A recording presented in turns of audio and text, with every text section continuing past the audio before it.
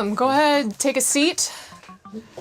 We ran out of office space here, so we're making do. Listen, I don't know if anyone's kind of told you what we're doing today, but we're just gonna have a chat. And honestly, I would prefer to call you by your real name, if that's okay. Oscar? Yeah, Oscar Canelis Colocha. Actually, no, we're just gonna stick with Maxwell. Okay. Listen, I know that you auto-dub a lot of your content into English. Are you planning on doing that for this interview?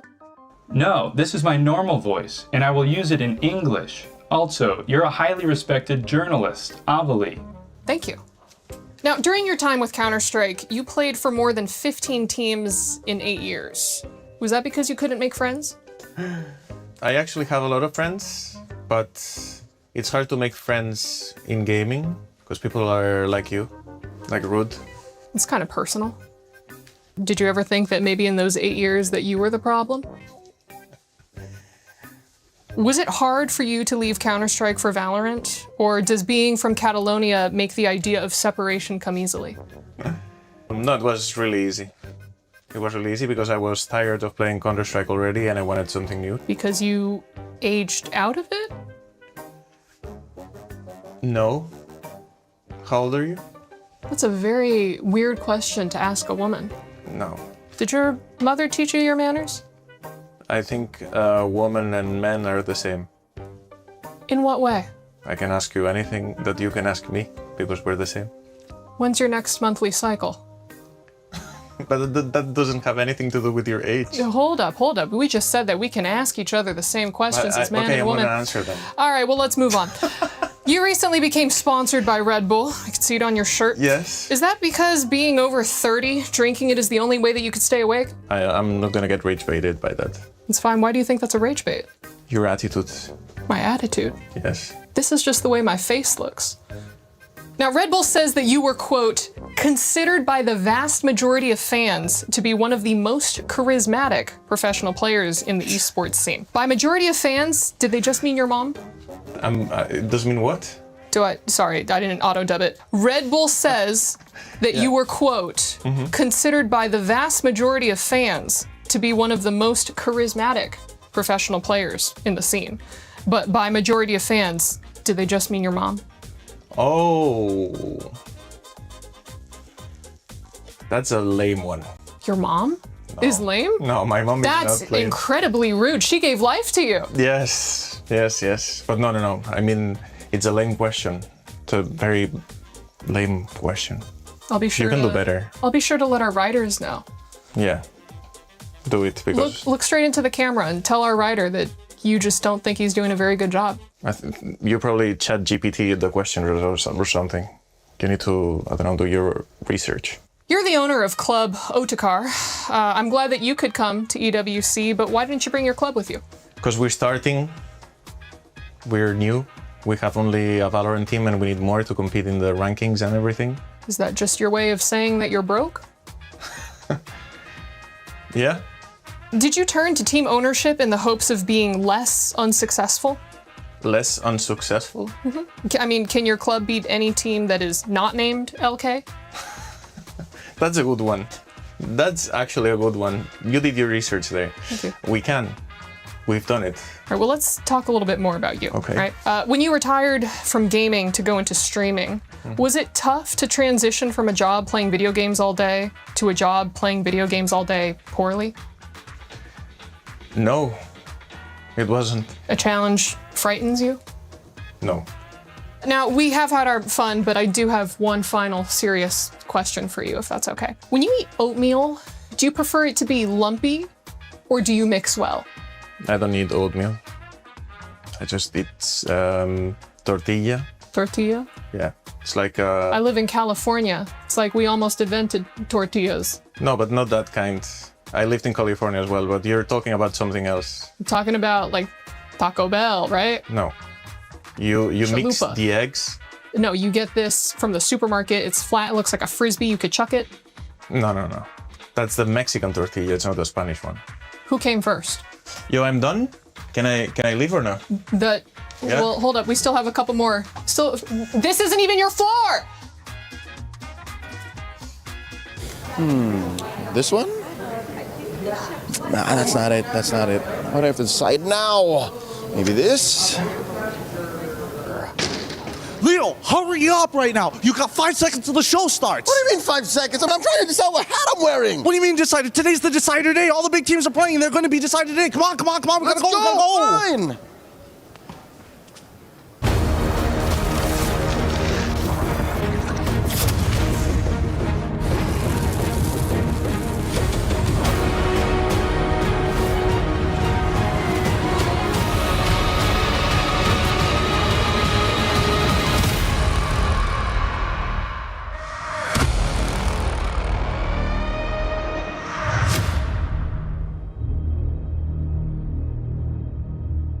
Welcome, ladies and gentlemen, to today's Sports World Cup. Today is day 2 of the MWI.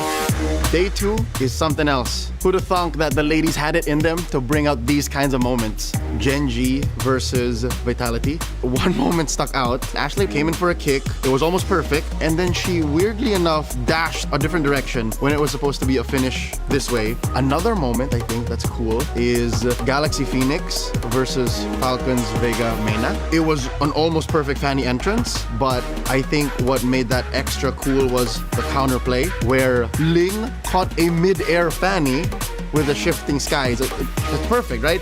Shifting skies, and then the Sora came in and served up so many kills to So we're finally up to day 3. 4 more slots in the knockout stage. I'm definitely excited for Na'Vi versus Genji. This is a dream match. Also, I'm looking forward to Virtus Pro versus Seita, because Seita opened strong. So something tells me there's something more to this team. Day 3 is a must watch, because we're gonna be giving the final 4 slots in the knockout stage to those who earn it.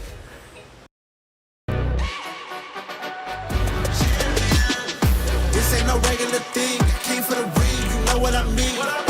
You see my name in the lights, better get right, I'm champion.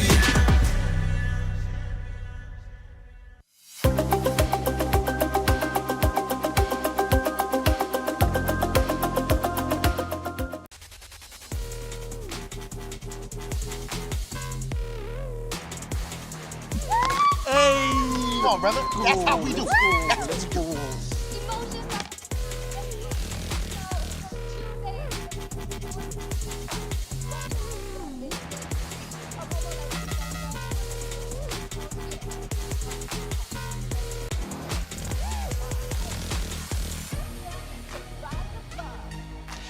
Everything counts indeed, Cheryl. Today, every single match will be tournament life on the line. We'll have a lot of keys crushed and a lot of keys surviving to go for day 4 playoffs. Every single match is important. Today, it's about who survives.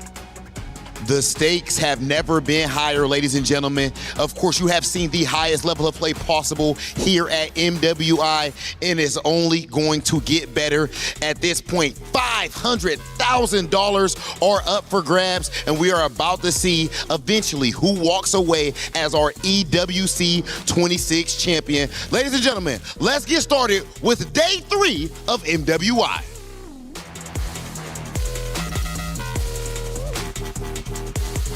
And welcome in, ladies and gentlemen, to the 2026 Esports World Cup. It's day 3 of the MWI. We have a couple more decider matches, and then we move into our knockout stage. Single elimination, 1 life to live, or your key is crushed. You want to be champion, you got to make it through the gauntlet. It's never easy, but being a champion never is. Welcome into the studio. I'm Taylor Reflections Nova, Brigitte, LaFell.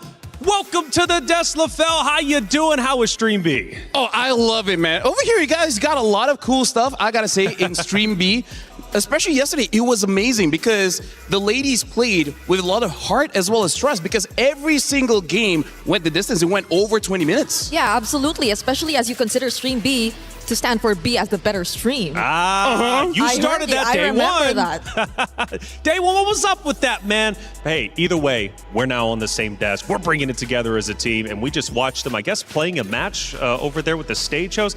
You know Cheryl won that, okay? Bottom line period, smacked up Rob and Damascus. Today's going to be a great day, though, for sure, even for our first matchup that's going to be starting. But let's recap at least the past couple of days, because we've had some great matches, and I want to start with the biggest one that we had with the biggest storyline. It was Vitality versus Gen G. This matchup was historic. Of course, grand finals from last year. LaFell, it was, of course, Vitality getting the win, and they did so in a convincing fashion. The question now remains, who are the contenders to challenge Vitality? Actually, I feel like that was a very good match for Gen G because I feel like that exposed a lot of the mistakes that Gen G really did. And I feel like they have to go through this for them to eventually become champions because in 2025, they start off very shaky. After a good loss against one of the Na'Vi teams, they started like, you know what? Now we know what's wrong. They fixed it and went all the way to the grand final. So I think that was necessary for them. Ooh, that's tough now that you mentioned that because we're assuming that this was a better spot for Gen G and they are going to go up against Na'Vi later on today. So that puts Na'Vi in a position which is equally as dangerous because they too, I think, have just very recently discovered what really works for them. And we're hoping that we see it continued and maybe not a bit too experimental in this very crucial match. And Bree, obviously, we'll be taking a look at our schedule in just a little bit. A lot of great matches to take place. However, we need to catch you up, especially if you're just joining us for the first time, because there's been a lot going down. Check out the recap. Says Magnifique. Bonjour, welcome. This is the morning here in Paris. I'm having coffee alongside with Athena, which by the way, you look amazing. How are you feeling? It is an amazing day. I feel excited, especially it's a day 3 for MWI. Yeah, not gonna lie, this feels like a date. Either ways, yesterday was amazing, at least for Stream B. The girls, they played with heart, with passion, with trust, because every single game of ours, Athena, 3-way elimination, it went over 20 minutes every game. When there's love, there is also heartbreak, right? But once we went over to Stream A, we had quite a few surprises. We were able to finally see the Ling and Fanny showdown from Fa and Nara. Quite an awesome surprise for a few of us who were waiting for that Assassin Jungler matchup. Well, we still have more games for today. We'll see who advances to the knockouts, but for now, we're gonna enjoy our coffee. Au revoir.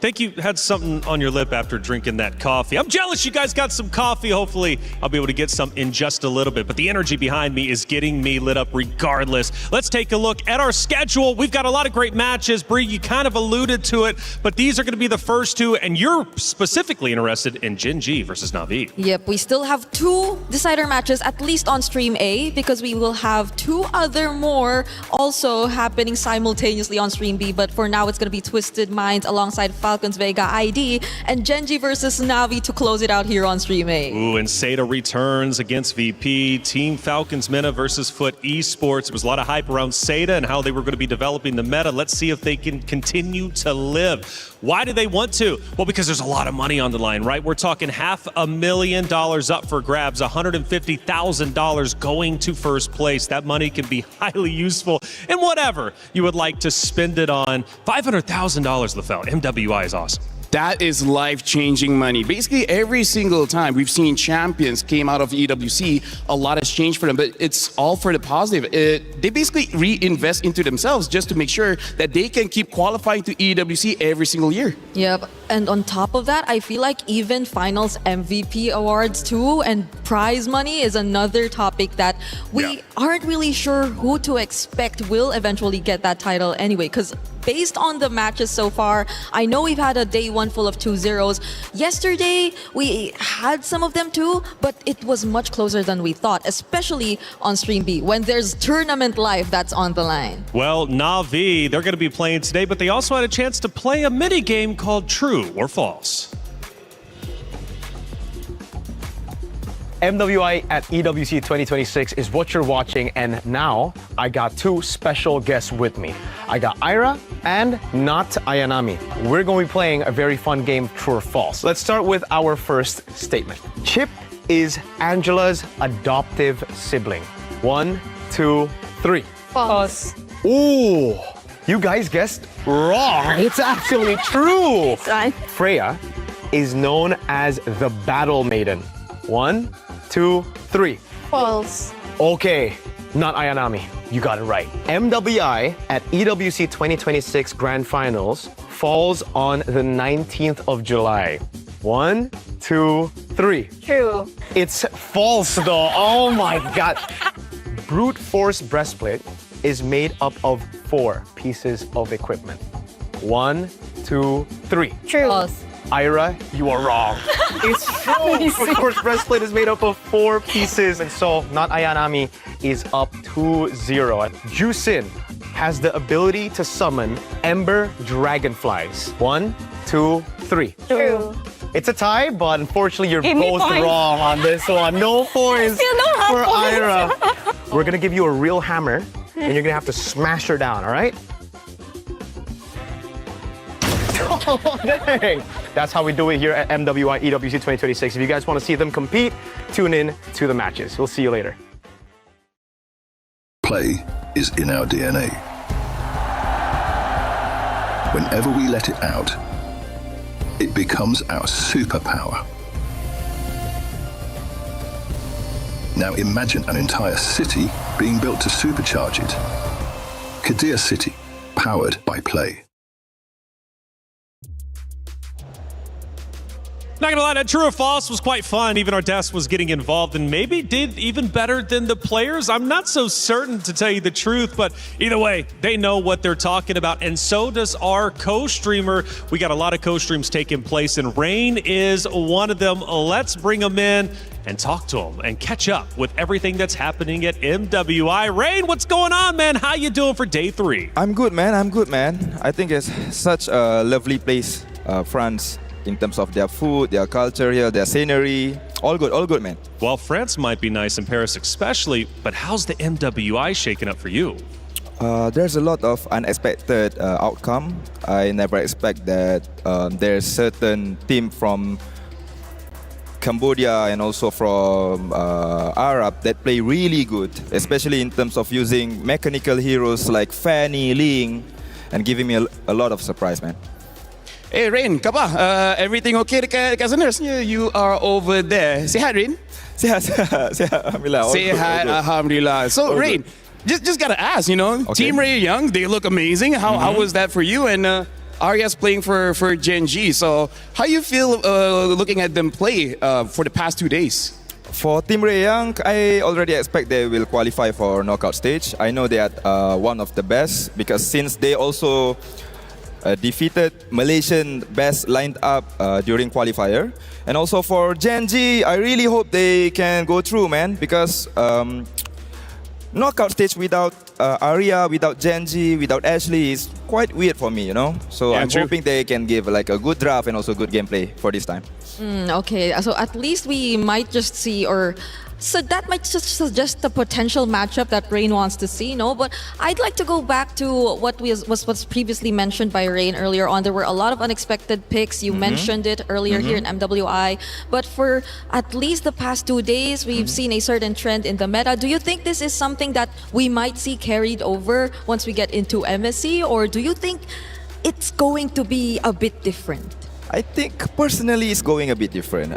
For women's scene, I noticed that most of the teams give priority towards comfort hero or comfort picks. But for male team, most of the teams are really comfortable with a lot of heroes and can play counter draft really good. But I'm not saying that women incapable playing mechanical heroes, okay, but it's just in terms of data, they just playing heroes that really the identity of their own team. There are teams that play hero like Assassin, but there are also certain teams that playing utility jungler. Well, Rain, it's a pleasure to have you, of course, in the venue. You're going to be watching MWI, and I'm sure we'll have a chance to catch up with you in future days. After all, after this, we still have 2 more days left for the knockout stage. Hey, if you guys didn't know, EWC has the Creator Program, and it's super cool, and it gives you an opportunity not only as a competitor, but a creator, or however you'd like to get involved. More in depth with EWC. This is a brand new thing. It just started this year, and it's quite special indeed. Your EWC journey starts here join the Esports Foundation. And hey, you get a lot of prizes as well and some merch. Who doesn't love that? They'll set you up. And that's the beautiful thing about it. You join the creator program, you get involved, scan that QR code, and they'll give you everything you need potentially in order to obviously be the best creator you can possibly be. And of course, being a part of the Esports World Cup is one of the biggest honors that you could possibly have as a competitor. Hey, Rose, I hear you're catching up with some of the competitors. Who are you running into? Bonjour, everybody. Good morning. As we enter day 3 of MWI, we are here with the girls as they are arriving in the arena. And oh, the first team I am seeing is Twisted Minds.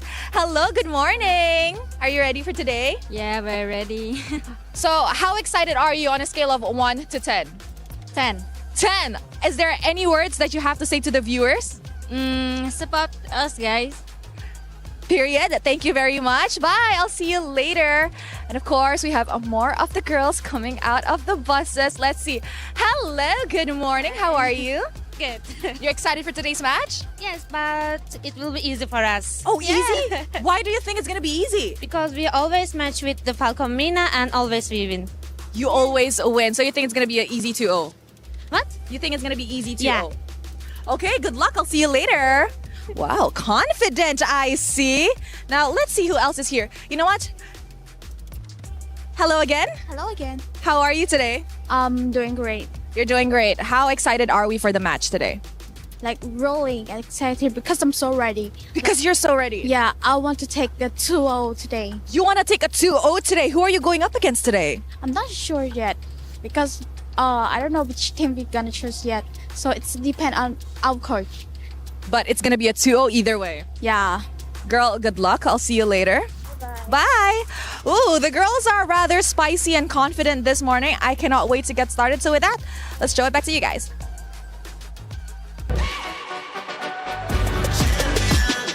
This ain't no regular thing. Came for the ring, you know what I mean. You see my name in the lights. Better get right, I'm champion.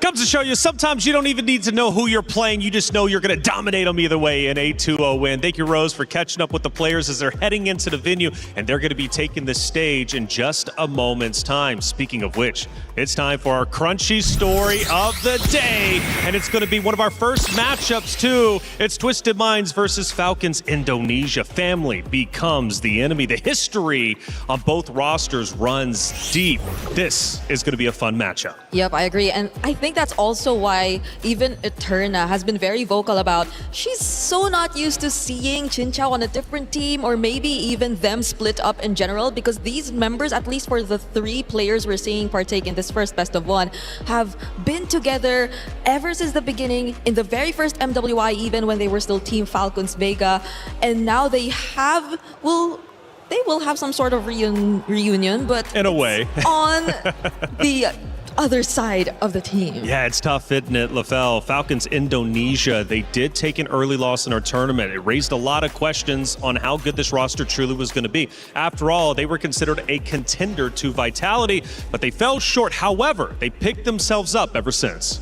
And I feel like if they're looking at the matches that Twisted Mind has, they have one common ground, which is Twisted Minds always win, I would say, this first 2 minutes all the way to the 12-minute mark. But then all of a sudden, they give over the map to their opponent. So I feel like for Twisted Mind, they gotta fix that. If not, they're gonna fall against Falcons ID. Yeah, the big story again, when family becomes the enemy. Chinchao versus Maylane, they will face each other and only one side survives. So adds even more layers, right? Only one team can move forward. Who's it gonna be? It's up to them to decide. Not gonna be an easy matchup at all. And Indonesian representation on both rosters. Now here's the thing, honestly, this is something quite interesting for a Twisted Mind because Maylane is known as an assassin player, but so far she's only been using tanks in the jungle. And Chinchao is really moving away from the meta. She has an amazing carry, but she even brought a 1-1 into the game. So I'm really looking forward to see if they will play the same or just against Falcons ID, they'll change it up. Gotta change it up though. Bree, what do you think? Well, Team Falcons ID, for sure, they've already changed their very own play styles. I think in the first day, we got to see them be I think a bit more confident with the more high skill ceiling or demanding lineups in terms of execution. But when we saw them come into their second series and simplify things a lot more, that's when execution seemed a lot better for them. That's when they were able to play the better early to mid game. And that's where maybe we see some of the contrast, because if Twisted Minds tend to be shakier towards the mid to late portions of the game, then Twisted Minds or Team Falcon's ID, I think, are a team that you should watch out for when it comes to the late game when they get their snowball. And I'm going to add some more layers to that in just a second. But for all of you guys out there, hey, it's Rhino Day. Brand new interactive effect for Rhino Day is available now. Check it out and join the celebration. Get involved. Hey, we got some great stuff coming your way, especially for you MLBB players out there. And again, adding more layers. So Twisted Minds so far in the club championship race have yet to get any points. They're currently sitting at 0. This is a valuable opportunity for them to stay alive and get closer to getting the first club championship points for that roster. Now for Falcons, obviously back-to-back champions in the club championship race for EWC 2024 and 2025. But they're a little bit far down than they probably want to be. So for the club championship race, LaFell, this matchup matters. Oh yeah, for sure, because I really feel like for both teams here, Falcons ID as well as Twisted Minds, it's like having seen them backstage, they're really trying to balance out having enough pressure so that you're playing with focus in the game, but at the same time, not too much that you overthink it, because that is something that the players do where it gets too intense that they start to, I would say, have brain fog in the middle of the game. Yeah, fortunately though for Team Falcons, right, in terms of the club championship, they will also have Team Falcons MENA still fighting later on for another qualification match. So I think this is a day where Team Falcons fans really want to pay attention to. Absolutely. Team Falcons fan, you got to send them your energy because they're going to need to build up that spirit bomb because things start to get real. Now, I mentioned that Indonesian pride represented for both rosters. And when we specifically talk about Twisted Mind, they got Coach Nasdux, and he has the understanding of the Indo region. Do you think this is going to be a big buff for Twisted Minds? Not just that. Yes, they have a good idea of what Falcons ID want to bring up, but I got to bring up a name called Sa. She's the mid laner of Twisted Minds, and I feel like she helps the coach so much because her hero pool is so wide. I believe she has 7 to 8 heroes in the bank, so the moment the coach sees a weakness in the draft, Sa is going to be the one to exploit it. So I'm really looking forward to see what kind of hero Sa in the mid lane will be using. I agree, because it's not like she started with the more meta picks and then eventually revealed to us more of the unconventional mid lane picks. She started strong with the likes of a Kagura and the Lilia to introduce the hero pool that seemingly is a huge threat for Twisted Minds. So now that we are in that position where you really don't know what to expect from Sa and the rest of the members, I think there's a slight advantage as well on their side, aside from the Indonesian coach also being familiar with their playstyle. Because again, it's a reunion. So definitely Mei Lane, Chin Chao, they pretty much know how Violet is playing. So if Saw's so good, I believe on the opposite side for mid for Falcons will be Livy, if I'm not mistaken. So how does Livy counter Saw? How does Livy pull herself up and outperform Saw in Twisted Minds? Personally, for me, you got to ignore Sa because Sa will try to catch you, but your target should be someone else. I feel like if Livy is able to take out Chincha, that would be a great help for the team because yesterday at the second turtle, usually the gold lane don't join, but Chincha did, and she immediately almost wiped out her opponent. So you got to look for someone else. Don't look for Sa. Sa is going to be too difficult to handle. What about our jungle battle, though? You got Melon going against Zev. It's past versus present, and it is a little bit deeper than just, okay, I'm going to play my opposite jungle competitor. No, because of the history they both have, I feel they're going to give 150%. Yeah, that's the thing. That's why we're interested to see if they're sticking with the heroes that they've used in their previous matches, because if then so, it's going to be a utility versus assassin matchup that's pretty much going to happen.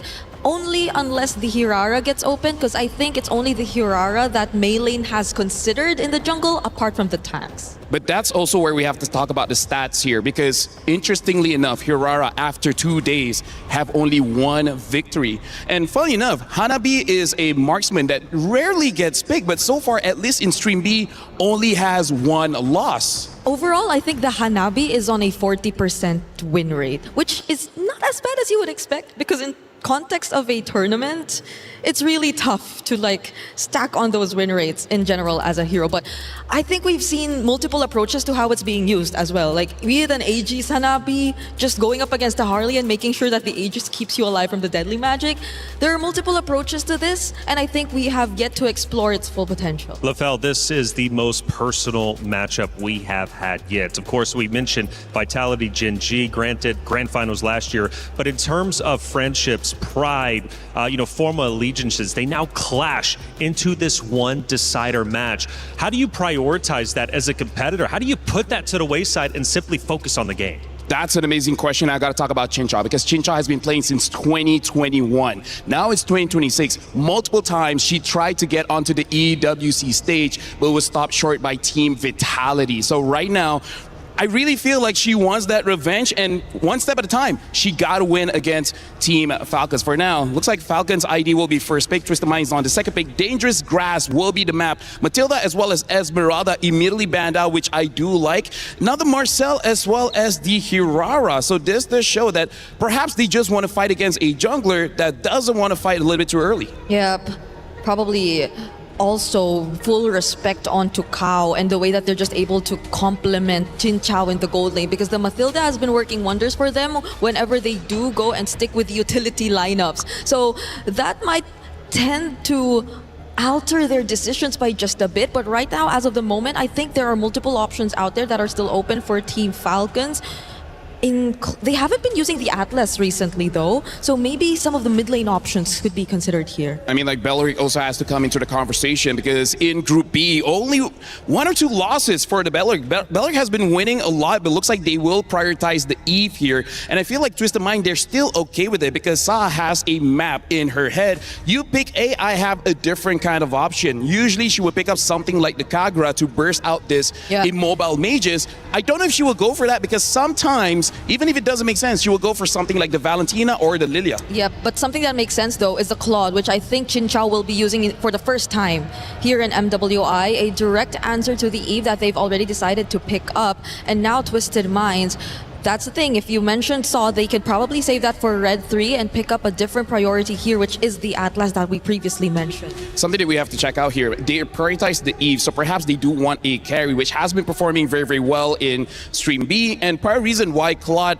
hasn't been prioritized so much. Another pick later on could be something like the Hive. I would not like a Hana Beam, maybe blue 4, blue 5 is fine for now. I think they got to pick a jungler. I mean, they did ban out the Esmeralda. I don't know if that has something to do with it, but carry, I think, definitely the better option since Twisted Minds usually does go for the utility junglers. So you're expecting the more beefy heroes to eventually come out here in the draft, but they instead prioritize the Sora first, and there you go, they lock in the carry. I feel like the Sora was to deny a potential Gort pick, and I feel like the carry was to potentially deny a Barats. And like I said, they're going to pick up the Valentina here, going to have a lot. But here's the thing. You don't know if it's going to go mid or the EXP. So far in MWI, we haven't seen the Valentina go to the EXP just yet, but now they have that option. That's true. Daisy has been very flexible on the EXP lane, already using even the damage type of EXP laners or even the Soras. But now, I think it's going to be a much better position now for the Valentina Atlas because they've already taken out the Belleric. So that's one huge answer already taken out by Twisted Minds. Yeah, so right now, honestly, Twisted Mind, they got to respect this carry. Carry has been a monster here in MWI. We really have to see where this Valentina is going. If she's going to the EXP, I'm looking for something like a Farsa that can burst carry out very fast. If not, something like a Yuzong, something like a Benedetta, which has been going on pretty well in Stream B.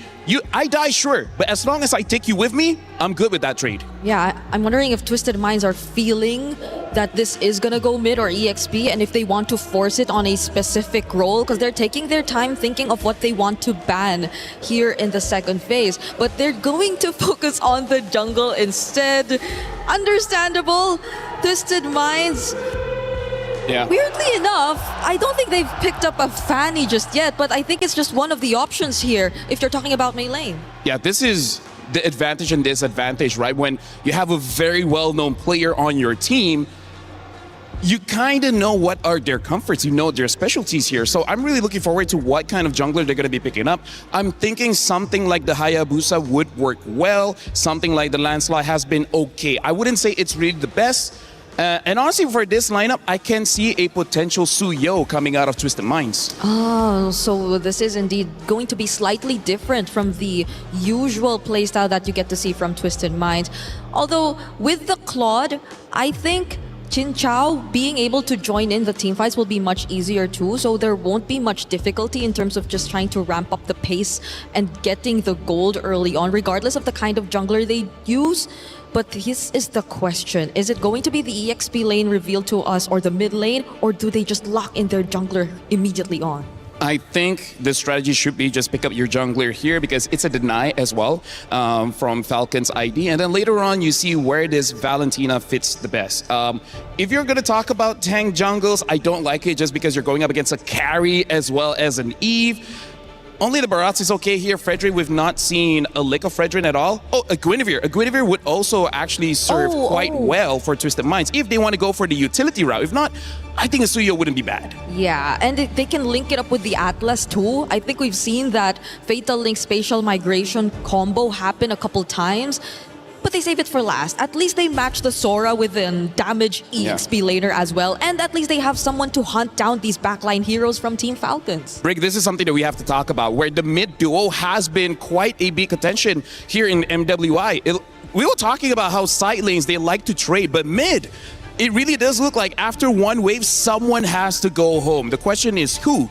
I wonder if with this Yuzong, there might be an early rotation into the mid just to make sure they have that priority. Yeah, because we don't know what kind of roamer Team Falcons actually are going to pick up just yet. Remund, there have been instances where they do pick up the Hylos and the Belleric. Which both been banned? But are both banned. The Hilda feels like it's not an option you could immediately go for just because you don't know what kind of jungler Twisted Minds is actually going to consider just yet. But if they really just want to take out the option of an assassin, which they don't because they go Gatot Kacha and Harley to finish up their draft. I feel like they pick up the Gato Kacha because you need a hero with Revitalize just to make sure that you don't lose out in those mid trades, which so far has been very, very important. If they want to go very aggressive in the mid, I really feel like something like a Suyo or a Guinevere would work out very, very well. Looking at the lineups here, it does seem that I would say it's a skill matchup for both side lanes, the EXP as well as the gold. So I feel like for the first 2 minutes, not much will happen.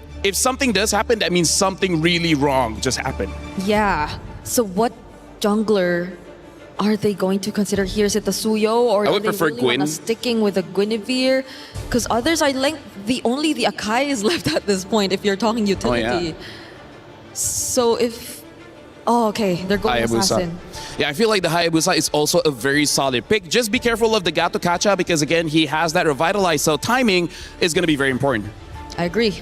This is going to wrap up our lineups. It's Harley and a Hayabusa going up against each other. A lot of iframes on the line. When family becomes the enemy, what do? Do you focus on the history and let it affect you in the game, or do you put it to the wayside and destroy your opponents? This is going to weigh heavy on the minds of Twisted Minds and Team Falcons Indonesia. As they go toe-to-toe, the history will ignite. The players are ready, and it's time to get into our first game of MWI Day number 3. Athena, Gideon, take it away. Thank you so much, Reflections. We come into our very first series of the day, and a banger series as well, with both compositions designed to attack your opponents with wombo combos, to attack that back line. It's going to be a skill matchup like LaFell said, but Athena, look at this. We're finally here. We're looking forward to seeing some flashy clashes as early as possible here for both Team Falcons and for both Twisted Minds. And looking back, we've mentioned that this is kind of a mini reunion, right? But that reunion wouldn't be stretched so far because this is still a lower bracket matchup between them and also a deciding match. It's really important that any one of these teams are going to be closing out the series 2-0. But for now, let's see how this early game is going to progress with so much on the line. behind. The pressure is on, especially when we start looking down at the gold lane. Jin Chao versus Liv. So far, we're already seeing Bargain Hunter being taken by Liv, confident that, hey, I'm going to get my 3 items faster than you. So far, we've seen a lot of teams do this as well on the gold laners. It's all about balancing out as much as they can. Plus, they want to compensate that fast aggression that Twisted Minds might do against Team Falcons this morning. But now, for Raimundo, it's all about protecting the jungle for Seb as well. But that wouldn't be the case, as Maylin will still be able to pick up some of those jungle creeps in the process. Beautifully done. Beautifully done. When you have first rotation and priority from the EXP lane, you can make these aggressive motions. With a small camp already done, Zev just hits level 4 just on time. But if you look on the opposite side, Maylin just has a lot more EXP and gold to work with in her own jungle. So we need to see the response from Falcons, because it looks like it's on towards Daisy's side. Okay, there's kind of a bit of a reaction here for Sev and Violet, but it looks like for Twisted, you're just waiting for an objective to actually spawn out, and it's all about maintaining the tempo, not yet really the diving in here for Twisted Minds, but still, it's a Raimundo and Sev in the vicinity of the neutral objective. Let's see what Sa is going to take. It's really important to have the correct ults for the right situation, and so far it's a 50-50 with both sides controlling 2 opposite ends of the turtle pit. Maybe it's best if she could copy or be in the vicinity where Liv is at, and that is exactly what she's doing. But no, she is going to copy Violet's ultimate rather, but still, it doesn't make sense. She slowly backs away. Maybe it's all because Melee is still not ready yet. Falcons here still focusing onto the turtle. Seb will be securing that one. The box is here, and it's going to be a takedown immediately onto Livy. Free hit here for Twisted Minds. Follow up instead here for Falcons, and they get a double kill as early as possible here for Violet, and not stopping there, forcing out the flickers, immediately taking down the jungler. That's too much of an advantage here for Falcons. Zero hesitation from the side of Falcons. Zero hesitation from Violet. A really good way to zone out Maylin, who can close that distance and hop into the pit if she finds the angle. So far, Falcons have controlled this very, very well. They've already forced out a bunch of battle spells from the side of the Twisted Minds. And at this point, Daisy just trying her best as Zev is getting chucked down. Okay, that's a hefty amount of damage that Daisy is inflicted on, and Violet yet again with a kill. That is immediate. That is immediate annihilation here for Team Falcons, and it's quite looking good. They're preventing the snowball. They're preventing Maylin to actually get those numbers rolling as fast as possible. Now, there are bigger things happening in play. All these early game deaths coming in from Daisy, it's going to start affecting the mid and later stages of the game. Daisy is not going to be so strong enough to be able to one-shot some of the backliners. Zev is probably the only one, but even then, you're going to need that Petrify, which is coming up in 2 seconds. For now, another kill should be happening here. Fatal links into the next, but again, out of position and no control over the goal to support. Okay, that is kind of tricky here for Twisted Minds. There are a lot of mishaps happening around the map. Even AOG committed here for Raimundo. Jin Chao definitely will survive, but at what cost? She is kind of delayed in terms of the XP right now, and even the gold shields has already been kind of staggered over here for Team Falcons. Now, we also have to take notice that Twisted Minds really doesn't have the capability to assert their dominance yet, all because of what Daisy has gone through in terms of the aggression here for Raimundo and as well as Violet. But now they try and level things up here onto the mid lane. How? Okay, just on standby, reserving the Frigid Breath if ever, and Team Falcons yet again starts off with immediately getting a neutral objective yet again. Now, finally, Black Dragon form early as they're going to make the attempt on towards the turtle, and now RWM! Okay, neither can trust this one. It's still Seb securing the neutral objective, jumping in onto the backlines is Violet and Raimundo. What a double initiation onto the members, and the jungler yet again caught in the crossfire. Even with Shadow Kill, I think that might be it. It is early double kill yet again for Violet. Daisy trying to run away. After the Guardian will miss out. Daisy trying to run as fast as she can, but the Void Crystal and Void Blast will be enough to ensure a kill for Falcon. Good flicker coming in from Livy, just a little bit off, just a little bit more damage to secure it, and Livy is willing to sacrifice her defensive tools for this upcoming fight. Keep in mind, in 84 seconds, the next neutral objective will spawn, and we have yet to see a single tower be destroyed 5 minutes into this game.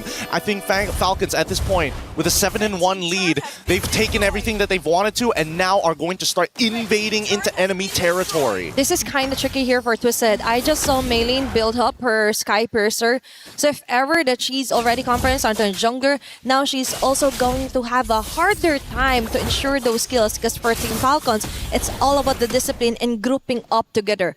They are built for that, especially with the box that Vivi can create with her real-world manipulation. Look at how crazy this goal difference is. 1.8k for an EXP laner of Violet's caliber. 5-0-0, having the perfect game and making sure that they are blunting the tip of the spear that Twisted Minds needs to be able to get into that back line and threaten Liv and threaten Zev. At this point, I think that Twisted Minds, either they figure out a way how they want to progress this fight, or they anticipate Raimundo catches. Oh, yet again, what a great catch here for Raimundo, forcing out a shadow here.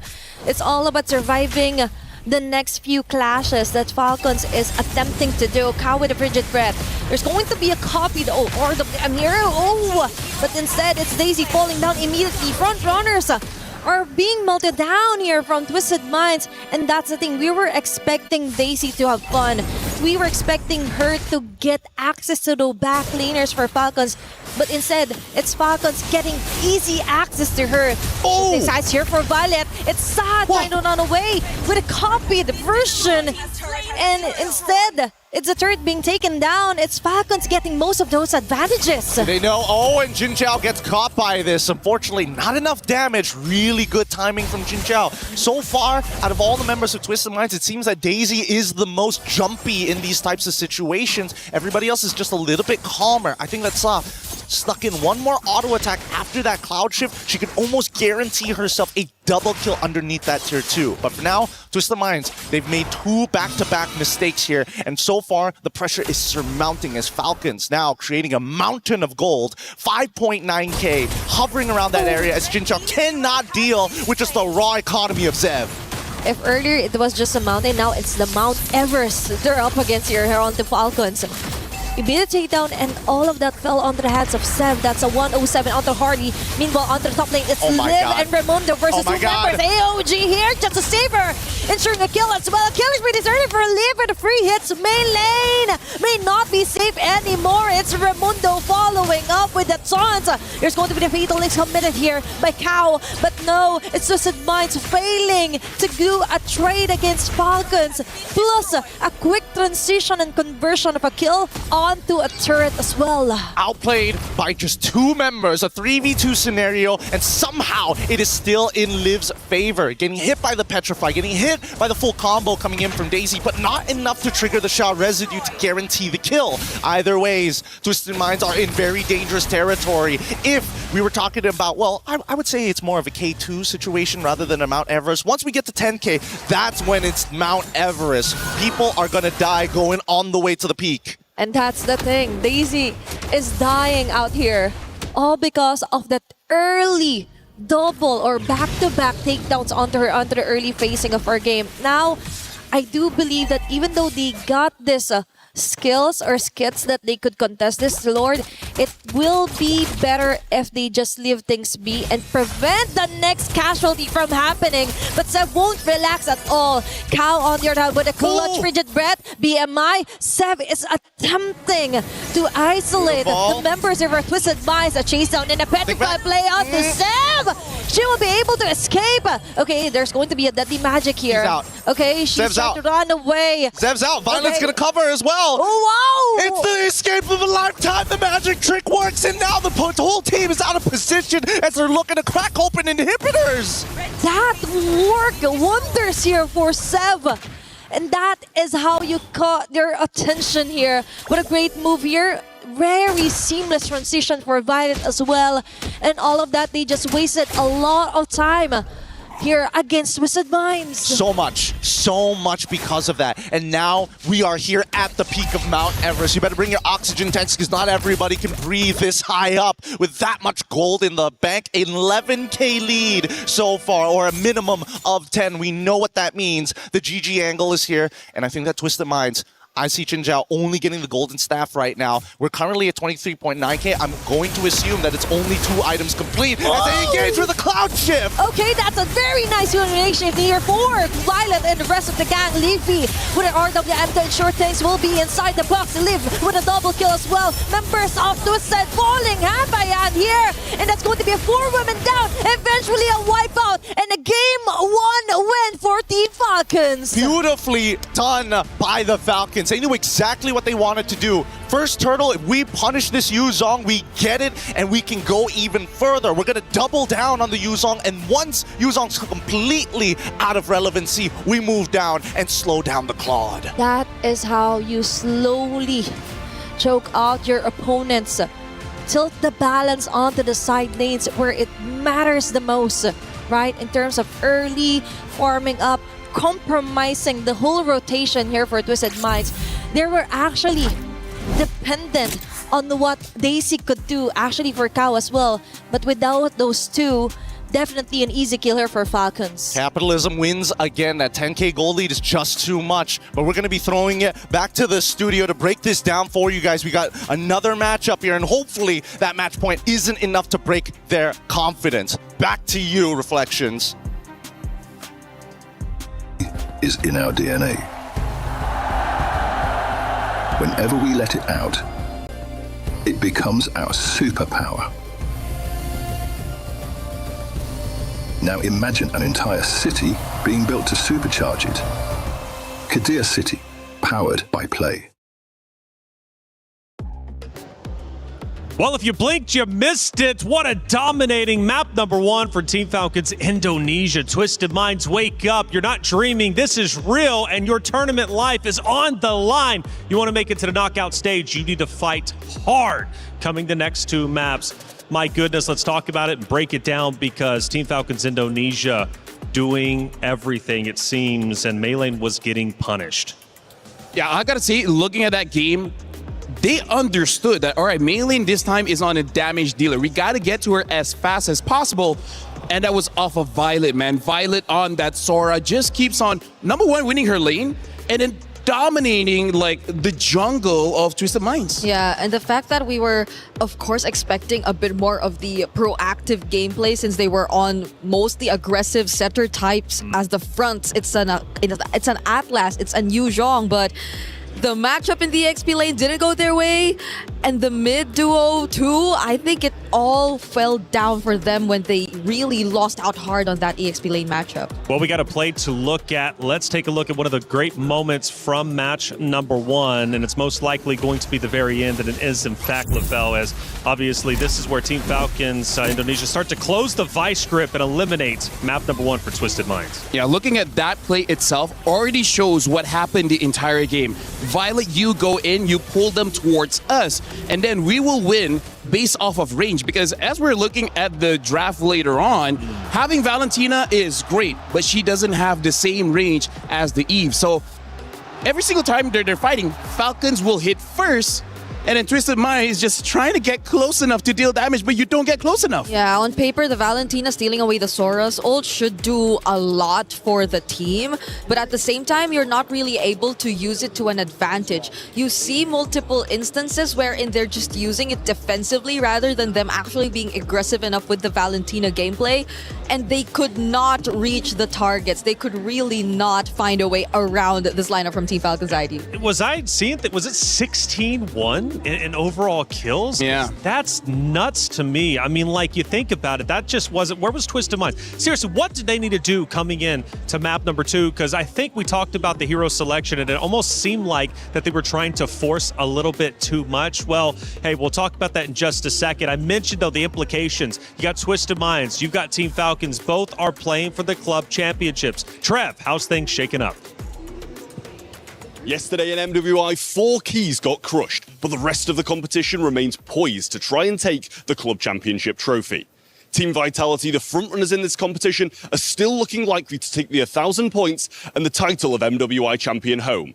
They faced off yesterday against Gen G, which was a rematch of the grand finals of 2025, and swept them clean down to the lower bracket. Today, Genji will face off against Na'Vi, who have been looking incredible in the Club Championship after a big win in Fatal Fury last week. Virtus Pro still hanging on to their last life, and the same can be said for the two Falcons team. After heavy investment, it doesn't seem to be playing out the way that they wanted. Stay tuned for more in the Club Championship.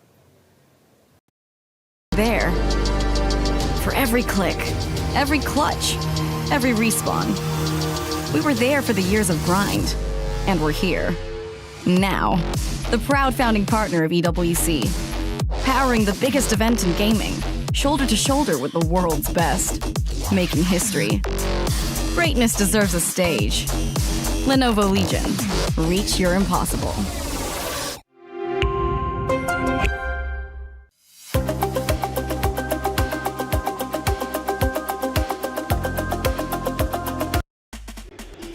Well, Trev mentioned it. For some of these orgs, it's a heavy investment into the games that their competitors are playing. This is no different, right? Twisted Minds, Team Falcons, both tried to gain the club championship points. And for Twisted Minds, again, they currently sit at 0. Twisted Minds need to stay alive here for the hopes of a Twisted Minds club championship race moving forward. It's only week 2, it's early, but you fall too far behind, you'll just simply never catch up. Now, going back to the hero discussion, you mentioned something that I found quite interesting. For some of the hero picks, you mentioned it was an expression of skill.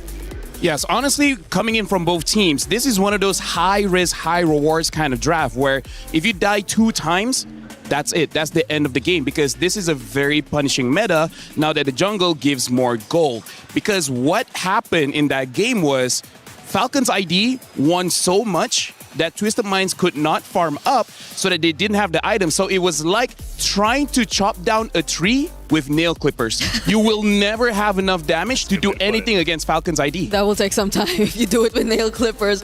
But that's, I think, also on top of the fact that we felt a bit more of an adjustment from Twisted Minds, because we're more used to seeing them play the utility type of approach. But I think Falcons ID just did their homework so well too. The Mathilda ban hurt them so much in a sense that it kind of made them hesitant to just prioritize their utility jungler overall. And at the same time, them picking it for last, resorting to an assassin, and having to also pay attention to Chin Chao, I think they had to do some certain significant adjustments from their end. And I got a key talking point I want to bring up to both of you out there. But for all of you at home and also in the venue as well, check it out. My Champion Pick. It's here. 2 champions, 1 game. My Champions Pick event is now live. From July 27th, submit your predictions for the MSC and MWI champions for a chance to win 50,000 in-game diamonds and MSC 2021 and 2025 tournament skins. Don't forget to leave your picks under at MLBB Esports for even more chances to win. Lock in your champions now and cheer for your favorite teams. My Champion Pick now live. Get involved. It's some good stuff coming your way. Now, again, going back to the hero selection, again, it was a bit drastic. I mentioned the coach, though, for Twisted Minds, knowing the Indonesian playstyle, coming from Indonesian himself, of course, players also represented on both sides. Do you think he tried to get a little bit too tricky, thinking like, okay, I know the mindset of the Indonesian team on the opposite side for Falcons Indonesia, but maybe he just did a little bit too much? Indonesia as a region, they're a very fight-heavy region where it really is very, very short games just because you win the first 3 minutes. After those 3 minutes, it's very hard for you to make a comeback. So I think that's why both coaches tried to draft a little bit more risky and kind of hope for the best. I want to see them pull that back just a little bit and try to help out Chin Chao just a little bit more. I feel like she can get more help. She could eventually get them the W. A bit more for Twisted Minds, I feel, because again, we mentioned how risky these lineups already were, and the fact that they are both very team fight heavy lineups. They do really like to brawl. The moment that they lost out big on that early game, on that EXP lane specifically, then it was very difficult for them to scale back into a position where they could just really constantly fight back. How do you deal with Violet? Because she was disgusting out there. Absolutely nasty. Violet, even within the first 4 or 5 minutes, up to 5 total kills. She's clearly a problem. I feel like they're going to change just a little bit on the strategy, because what happened in that game was that the mid duo tried to make sure that the mid duo of Falcons ID does not move. I think this time they're like, you know what?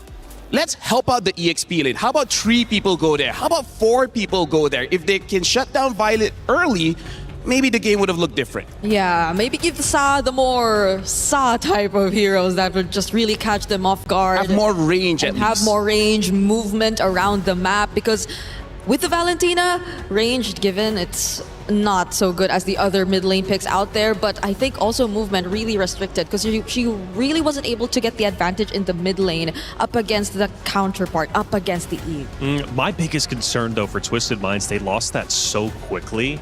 Now they're immediately going into map number 2. The regain is going to be so hard. This is something that I have to talk about because in Stream B, even after losses, Chincha was smiling, having fun, same as Maylin. And this shows their veterancy, right? They've been here since 2021. They've suffered losses before.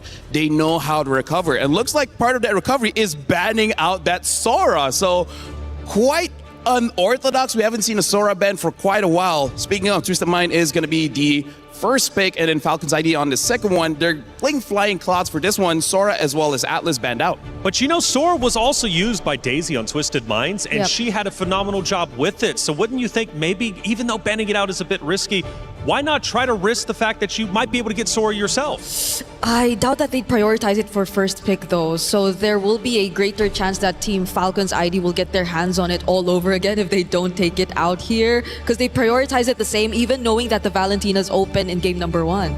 The other possible answer might be this time, maybe Daisy has to go for a tank, like a proper tank, so that you can actually have an assassin in the jungle. Because again, the EXP needed farm, right? The mid needed farm, jungle needed farm, gold needed farm. So losing 1,000 gold kind of feels like losing 10,000 gold. And because they went with an Atlas, which is a setter type, which is more like a bruiser rather than someone who could... Less of a bruiser rather than someone who could just keep standing in front of your way. He doesn't slow down their rotation. No, if he tries, he'll die. Yeah, so that's why I think there has to be some adjustments, because the EXP and the Roamer definitely are the anchors of the team if they just really want to spread out the gold that way. And by the way, you mentioned over on Stream B, they were smiling after a loss. I just saw a smile there. So Twisted Minds is coming back into this. They're feeling good. They are not fazed by that early loss. Because I feel like they understood why they lost, right? Like that's part of the reason why they're still okay. It's like, it's something you can solve. It's not something that they're too strong. It was just our mistake. Yeah. So now the Marcel gets open. Oh, Marcel. Okay. This is gonna change things quite a bit because we barely see it open here in Stream A. But the fact that Falcons ID have already secured the carry yet again, I feel like this is gonna be a staple in their lineup up against Twisted Minds. And now you might want to think twice about what the option in the jungle is going to be again. Brigitte, I really feel like carry is going to be a big priority in MWI, maybe even MSC, because carry counters so many meta picks right now in the EXP as well in the jungle, where before this, we hope for Gord to be that tank killer. Now the job goes back to carry, which, you know, is why she was designed the way she was designed. Yep. Oh, the Paquito gets picked up. So Twisted Minds are still going for a... This is going to be Esme. Okay, this is going to be Esmeralda fighting against Paquito, wins the lane, as well as the counter is not there anymore. I don't see why not pick up an Esmeralda here. Yeah, at least for Twisted Minds, though, they revert to something that's more common to them. It's the utility lineup and a damage EXP. So maybe just maybe Daisy gets a bit more comfortable here. But again, the presence and possibility of a direct counter to her lane. That's what we have to watch out for here in Red 3. Does Falcons ID do finally pick it up? Or do they just really want to play confident and show us something else? Yeah, I feel like the correct answer is going to be Esmeralda, but hey, like you said, maybe they want to go for a very different direction because maybe they want to pick up the jungler now before it gets banned out. So yes, they do pick up the Esmeralda. So now let's talk about what Twisted Minds really need. They have burst, they have crowd control, now they need consistent amount of damage. Something that Chinchao used before was the 1-1, but I do not think that will be a very good pick here. Yeah, I think on paper you would want to go for the Claude since you already have to answer the Eve, not directly winning against the carry, but that's pretty much a given considering the way the meta works right now. And you need a bit more of shred and DPS, as you mentioned, because you have an Esmeralda on the other side. Yeah, and now look at this. They're batting out the shred. They're batting out the Gord. So this Esmeralda will eventually become a very big problem because even though the Claude builds Demon Hunter Sword, it's going to take some time for you to take out the shields of Esmeralda, especially because you have a Paquito, you have an Akai. They're going to give shields over to this. In fact, even a Marcel, right? Every member of Twisted Mind has a shield that Esmeralda can absorb. So the likes of a Claude might not have enough damage to even break the shield. How deep can Sa's hero pool go too? Because we've seen like attempts to even use a Lunox to answer against these kinds of tanky heroes, but does she have it in her pool, and will she be comfortable enough to play it? Arguably so, though. I think she will have enough space. She's paired up with a Marcel. They also have the Akai on their side. She will have the brilliance to temporarily keep herself safe. But range might be another issue for Twisted Minds if they do decide to go for the Lunox route. I've seen a Lunox in Group B, but that's from Foot Esports playing it in the gold lane. Sorry, not Foot. MIB are lost. Oh, yeah. Yeah, so now, are they going to fully commit on banning out catch heroes like the Cho as well? Oh. The Kimi gets banned. I was thinking of the Kimi as well. Not an amazing pick against the Eve, but if you commit to maybe second item Sky Piercer after 3 stacks, you should have enough damage to deal with the Esmeralda. But I wonder if the Kaja was banned out here because we're already assuming it's an Akai jungle. Part of the strength of Kaja. Remember how game number 1, Falcons completely control the jungle? Yeah. Kaja is amazing at that. You know, the passive as well as the basic attack can steal many camps away. Oh, yeah. And again, there's a carry.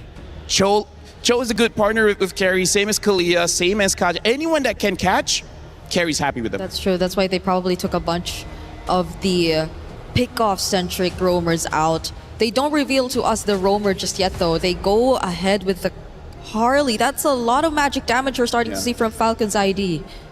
I feel like Harif will have enough burst, actually, and ironically enough, to deal with Esme. But again, it's so risky. But that's the problem right now. Every single pick for Twisted Mind is pretty risky, so they still go with the Claude. They're going to try to roll with this again. The mid is going to be the most important one. You need some kind of burst so that your early game is not as difficult compared to game number 1. Because again, this is tournament life.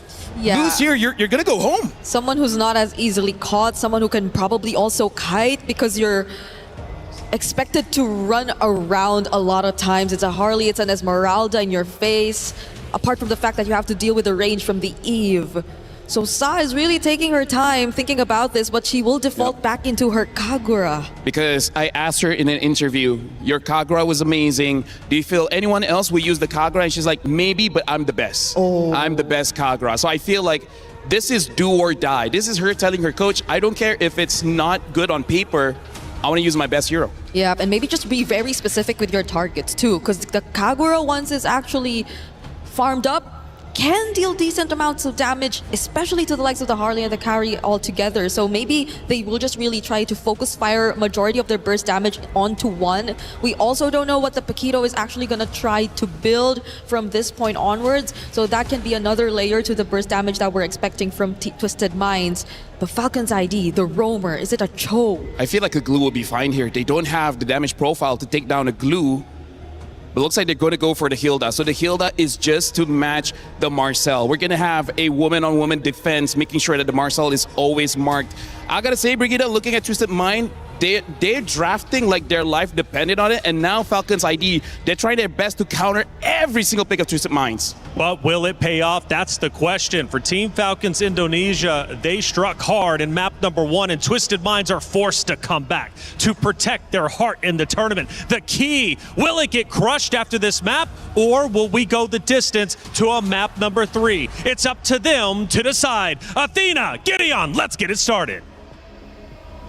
Thanks so much, Reflections. Also, big ups to both of Fel as well. Breaking it down perfectly. So far, this game is really going to boil down to how those first couple of minutes is going to go. Because, man, Team Falcons with a draft like that, trying to cover every single position is kind of wild. It looked like a chess match, actually. Answering each and every move that we've seen Twisted Mind try and take. Actually, for the Kagura, I'm a bit concerned. Although it's all about the mechanics and the pilot, right? That's true. It's all about who uses the perfect timing as well here for Twisted. Immediate Insta-punish. interception here for Twisted Minds and a punish onto Zeb. First blood here for Cow and Daisy. Violet might fall as well. It's Daisy right up front. They're so with smart. an early double kill. They're so smart! They're so smart! This is the first time we're finally seeing the counter jungle actually happen. You're predicting your opponents, giving them no information, walk up to try and invade, and instantly body slammed into them. And you've got a Paquito who's strong at level 1 to make that happen. That was great. And now Litho for free. Great minds do think alike. And now it's Cow on to Livy and Raimundo. Now we see some action. Now we see the countermeasure that Twisted Minds change from game 1, now reflecting heavily onto game 2. So good. So very, very good. This is the best start possible that we can see from Twisted Mind's side. However, it's not over just yet. Just because First Blood was given over doesn't necessarily mean that the entire game is over. It's just going to be a little tough for Zeb to come back into it. And I think Violet, unfortunately, just does not have the base stats to contest with Paquito until first items are purchased. Yeah, and it's actually one of the analyses earlier onto giving Daisy a hero that could actually withstand and do some action. And now it's up to main lane to actually try and bear some of the responsibility to setting up bigger and better team fights here for Twisted Minds. And now onto the top lane is going to be Chin Chow yet again being targeted. There's Seva onto the side lanes. Very nice BMI out here just to disengage. Yeah, they didn't see the BMI, unfortunately. They could have waited just a little bit longer just in case it times out and see whether the mistake was going to be made. But with the Deadly Magic already gone and information on where Zeb is, this should be a pretty free turtle as Raimundo opens up the map to see Kao. Okay, Violet is there as well. They're still waiting for that big square, that big RWM that TV might do, but instead they just focus on trying to level things up here for Twisted, not giving them any more kills than necessary. Oh man, the turtle already slain and Zeb in position to try to make another attack and another attempt on that top side. Mid gets attacked instead as Twisted Minds are sending the reinforcements. Okay, now they react. It's Chin Chow yet again being left defenseless. Even the Deadly Magic committed. BMI just enough of a shield to get back and survive. And now it's Cow living some of those frame moments with a chucking shot, but all is still good.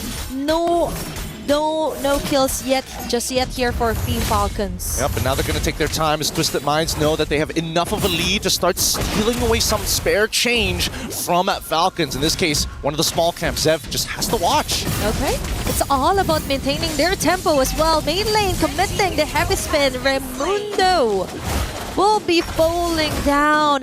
What a smooth transition for game 2 here for Twisted. Yep, Raimundo a little should be careful here because at this point Twisted Minds, they don't mind just ripping the ult. They don't mind just finding even more picks. They already have the lead. They're not going to play from behind. They're showing that they have enough dominance to play ahead. Can Zev steal this away in time? Zev does not have retribution just yet. Okay, she's just rushing through everything.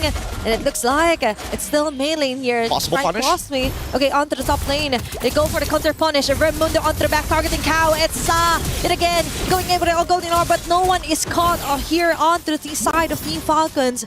But yet again, what a great answer. Trying to push back a little against Twisted. A slight adaptation. Oh, the ENG overturn connects, and now the Blazing Duet in the back line! Chin Chow does a great job to committing a damage, but still isn't enough to actually turn it into a kill. Now, across the map, there was also an attempt here for Team Falcons, but unfortunately, though, it doesn't succeed. It doesn't still equate onto any kills.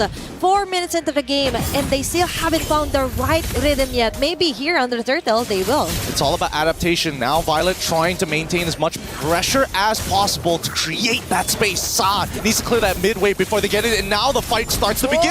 Oh, now it's Raimundo forcing out Daisy. Misposition here for Twisted Mind. Still, it's Sa follow up closely with the Thrasho and Samey umbrellas being thrown all over the bush.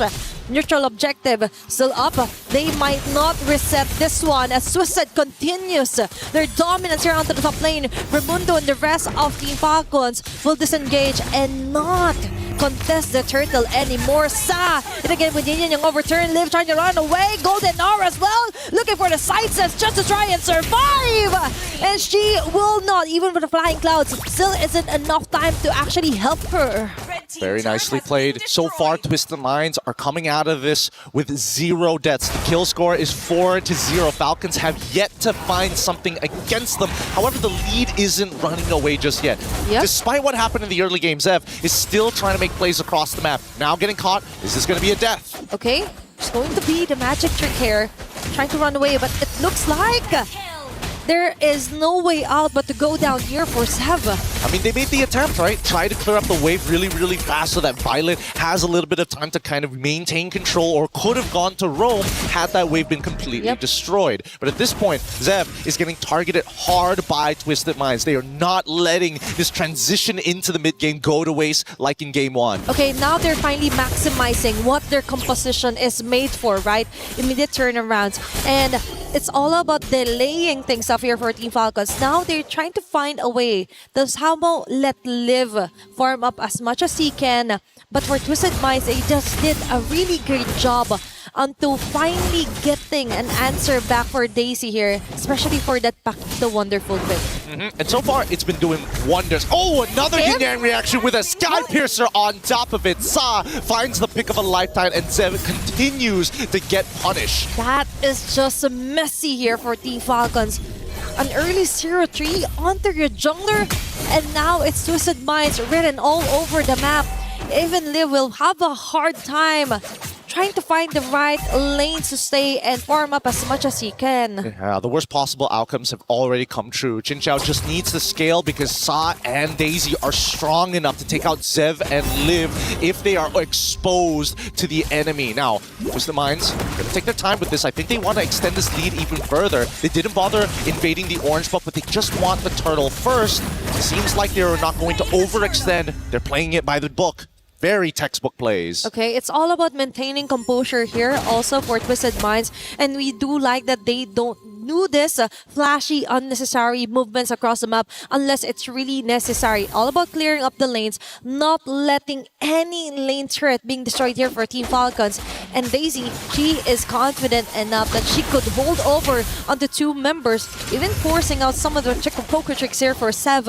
And for Twisted Minds, if ever they committed, they were ready for any rumble. They were ready for battle immediately. It's a gradual climb at this point. 4.5 is starting to come into dangerous territory for the Falcons. They have yet to find anything. Not a single kill on this game. Not a single turret on the map. Yet they understand one thing. We can scale. We just need to hit our item power spikes. How do we stop the bleeding as they now try to intercept this dive? Okay, now they put some pressure onto Raimundo. Heavy spin will miss out most of the heroes here for Team Falcons. But now Livy is trying to find a way to alleviate some of those pressure. But it's going to be at cost of her own life. Chin Xiao and the rest of the members of Twisted Minds still got a better trade onto that one. And now they continue.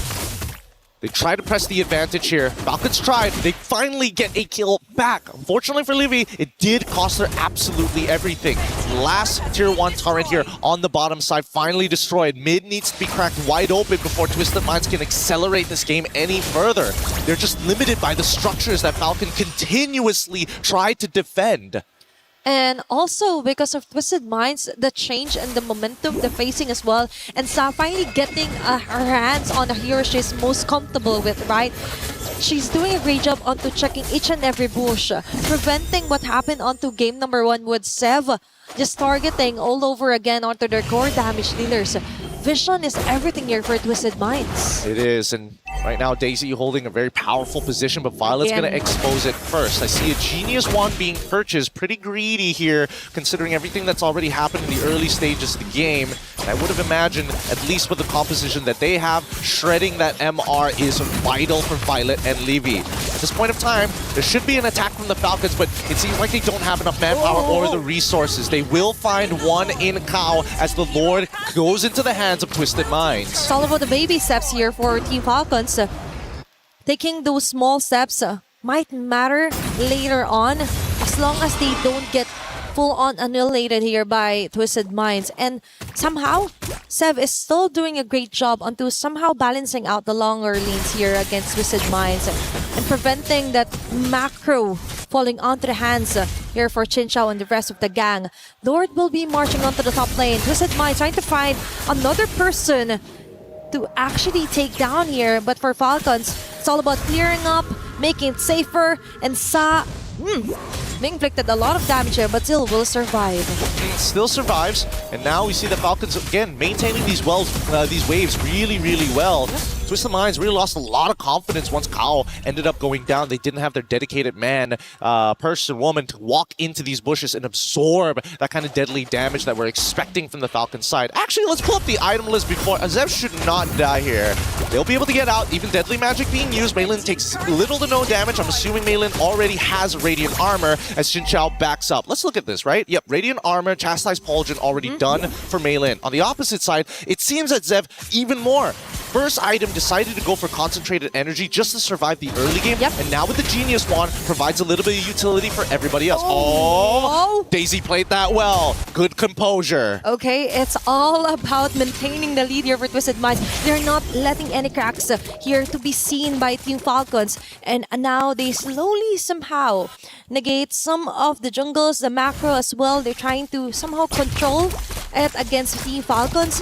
But for now, it's still Sev focusing onto the small things here onto the map, trying to and get a single person out of Twisted Minds. Raimundo for the follow-up! Immediate shutdown onto Daisy. They've got a plenty bounty right there here for Team Falcons. Now it's next on line. Flicker as well committed just to try and escape that one. But no, it's Livy with a shutdown kill. Haven't seen here for main lane. Trying to corner up Livy, and they will do so with Chinchao with a double kill. It's 2 onto 3, and Sev will get those numbers as well. And Team Falcons kindly get a very beautiful play here. Chinchao forced out onto her Flicker. Now we see some action happening here on the map. Really, really tough for Chinchao especially because again, you're coming to the point of the game where you already have your Trinity items. It's just maintaining the Art of Thievery stacks on top of the Golden Staff stacks. Daisy nearly one-shotting Zev, but the counterplay is just too much. Just like predicted by our studio, Violet on this Esme is a problem. Just let her cook, right? And she ate well enough to actually absorb some of those shields. Not some, most of the shields here from Twisted Minds. And now for Team Falcons, they were just waiting to pounce on their prey. And now finally we see the tables have been turned. Now they got the chance to take down an objective, and then top of that, a possible takedown yet again. Ramona onto Sa. They're forcing out Twisted out of their position. Chinchao goes in with a blazing do it. Immediate shutdown onto Sev. And they go in and take the Lord as well in the process. Liv and the rest of the gang tries to go in with a trade-off just enough to finally get an advantage. Shutdown immediately on the Chinchao. They continue here on the purple buff side. And it looks like for Twisted Mind, they got a Lord, but at the sacrifice of 2 members. Yeah, not 100% sure how that was going to start playing out here. Fortunately, if Chinchao survived, I think there was definitely an opportunity for Twisted Minds to take this back. But look at the gold lead, despite getting the Lord, despite doing everything correctly, minimizing the damage, Falcons still walk away positive despite that. That was a very smart move actually here for Team Falcons, just waiting.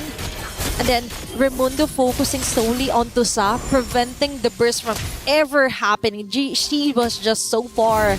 And even though Chinchao was has managed to actually reach Sev and the rest, but one thing is for sure, the rest of the gang, they were willing to take the risk and they took it. That is a high reward play here for Team Falcons. And now it's Violet being targeted. Even if Rhetoric was committed on her, but they were not successful. That is huge info here for Team Falcons. Just not, unfortunately, just needed a couple more attacks coming in from Chinchao, which is the main win condition so far for Twisted Minds. If you look at the items and already max builds are starting to come. One last item to complete the full set. A Winter Crown coming in from Chinchao. We're expecting Twisted Minds for the upcoming fight to try to get Falcons to gather together to get a maximized Blazing Duet, and hopefully that's going to be enough to bait out everything from the Falcons. That's the thing. Now we have to solely focus onto when and where Chinchao could possibly come from, because she is the most crucial piece alongside with Saa. And Raimundo is just doing a great job onto spotting out those two critical members here for Twisted Minds. And looking at the Dabijet ranking, she is the key to all the fights that Twisted Minds would be able to win onto this clash. They're really struggling. Again, only Chin Chao can technically do relevant damage to this Esme, but now they're trying to defend themselves as the Conceal comes out. All this for a tier 2. You can see how the tables have shifted from a dominating early game from the side of Twisted Minds into the mid game, where Falcons use their experience to hold on to the economy and stop the bleeding. This is a really great showing of veterancy, not only by the Falcons, but creative adaptive plays from Twisted Minds, because now they've hit the second roadblock. The first one was preset from game number 1. Coming into this one, we need to see them do it on the fly without the help of their coach. It's all about maintaining the pressure to stop the bleeding, right? And that is exactly what Falcons did. They didn't let it really roll over here onto Twisted Minds. Instead, they still continued onto their day jobs, which is to farm up Sev as much as they can. Let Liv take most of the farms as well when it comes to the minion waves, and now they focus onto getting Daisy out of position. That was a really close call here for Sev. Now they come back. There's a positive position here for Team Falcons, and they could attempt another gank if ever, but Twisted Minds, they're just not letting things go walk by. This is so good. Falcons know how to get the attention of Twisted. They show that Harley in the mid lane. Yep. Twisted continue to respond to it.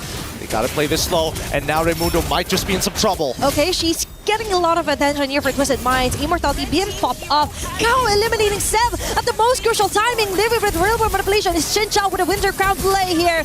Beautiful blazing duet, but Liv is still alive and will be able to take down the first damager here for Twisted Minds. Stacy, on the other hand, will get the trade off, but now it's main lane locking in closely here on the members of Team Falcons, and Violet is the only woman remaining, and Twisted Minds one onto that clash and will be able to secure a Lord. One simple mistake. Liv just needed to buffer the flicker as soon as that heavy spin connected the very first time before she gets pinned against that wall. You gotta be a little fast on that one, and Liv right now needs to do so much work, because for the rest of the team to peel for her, they have to put their bodies on the line. Liv tried to be the peeler with the RWM, and guess what? Chin Chao already one step ahead with the Winter Crown. And now they're looking to somehow compromise some of the jungles here for Team Falcons. What you've mentioned, that was beautifully played out here also for Twisted Minds. Very smart targeting for Mei lane, and Cow directly assassinating Sev started everything, and it all fell onto the hands of Twisted Minds. Now the Lord will be marching onto the bottom side. Now this is where it's going to get a little difficult here, because Twisted Minds don't exactly have the greatest ways to zone their players off without having to commit really big ultimates. And in this case, it's that heavy spin, unless we see Daisy flicker, which isn't up for another 36 seconds. Yep. But they're making it worth it, right? For Raimundo, oh my god.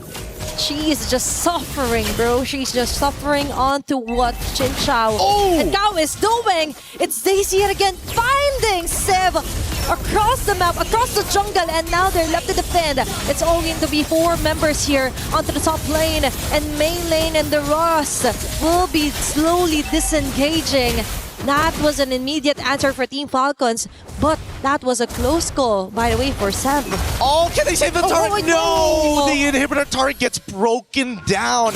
Even if it survives at 1 HP, at least it would have prevented the ever-constant flowing wave from Twisted Minds' side, and a long wave, the long lane of which Falcons must consistently deal with. Look, Lord is spawning 75 seconds away on the bottom side. It's so far away to deal with, and they really need Violet to open up that map, because nobody else can do it, not even Raimundo anymore. She isn't, right? She is not really enjoying her time right now, because for Team Falcons, that's halfway across the map, and you wouldn't want to waste a time for Violet to just clear off the waves. You want her to be present when it comes to crucial team fights. Now we see her purchasing the Winter Crown as well. Wait, we're seeing a movement from Twisted Minds. It looks like they want to invade on the top side to maybe try and go for an intercept onto Violet, but they've already spotted this out, right? Raimundo, great positioning here to give the information necessary. Falcons ready for the counterattack. Okay, Raimundo still is baiting her ourselves here.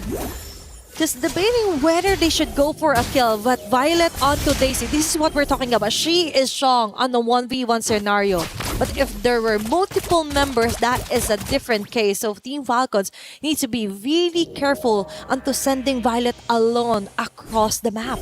Falcons, again, that counterattack, had it happened at the 40-second mark of when the Lord was going to spawn, they probably would have their ults back up for when the Lord actually spawned to fight once more. But it's just too risky. It's 15-13 so far, and Twisted Minds, both sides are all at max build, with Twisted Minds with a little bit more economy to start item swapping in the middle of these fights. We'll see whether that's going to matter in just a little bit, because you can tell Falcons, they're the ones who have to press the charges.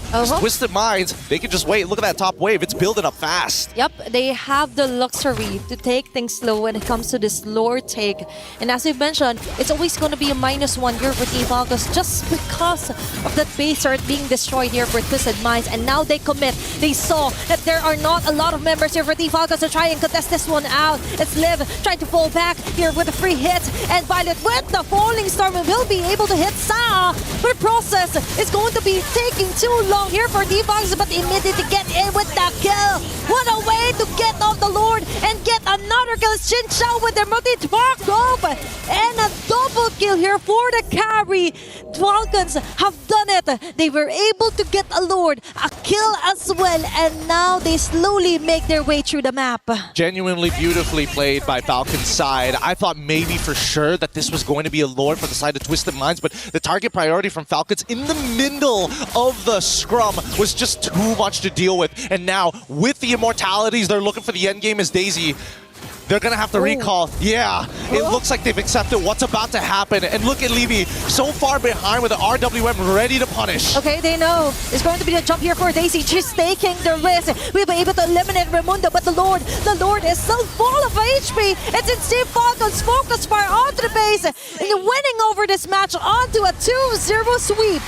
From deadpan silence to all smiles on the side of the Falcons. What a difficult battle this had to be for the Twisted Minds. They were the ones who were leading the charge. They were the ones who were setting the tempo. But it was Falcons' experience and, most importantly, their patience that got them through these hurdles.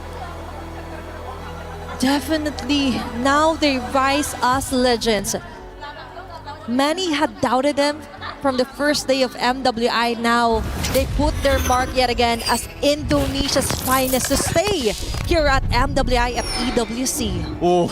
What a game. If this is what we're expecting from our very first series, I don't know what's in store for later on today. The quality is already going up, and we are seeing some high-level ideas being implemented here in MWI. Let's look at this replay one more time here at the end of this match when we were looking for that closing moments. Both Daisy and Sa desperately trying to not only clear this wave, but they needed to pull the Lord's attention. And unfortunately for the Falcons, they said, no, we will not let you aggro the Lord. We will not let you distract our minions. And they made sure, hey, we're not baiting this out. We're playing this good and honest.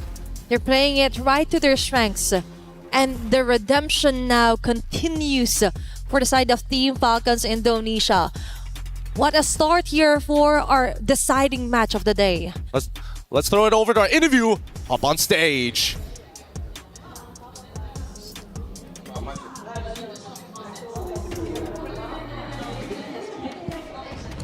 From your former teammates?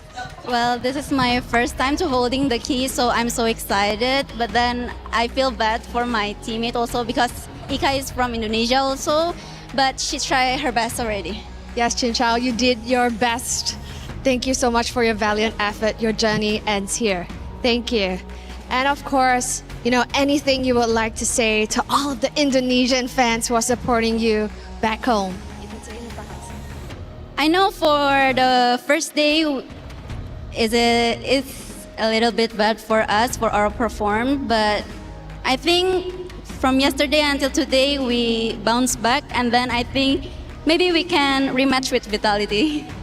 Yes, and with this win, congratulations, you have made it to the knockout stage and extending your tournament life. Falcons Indonesia.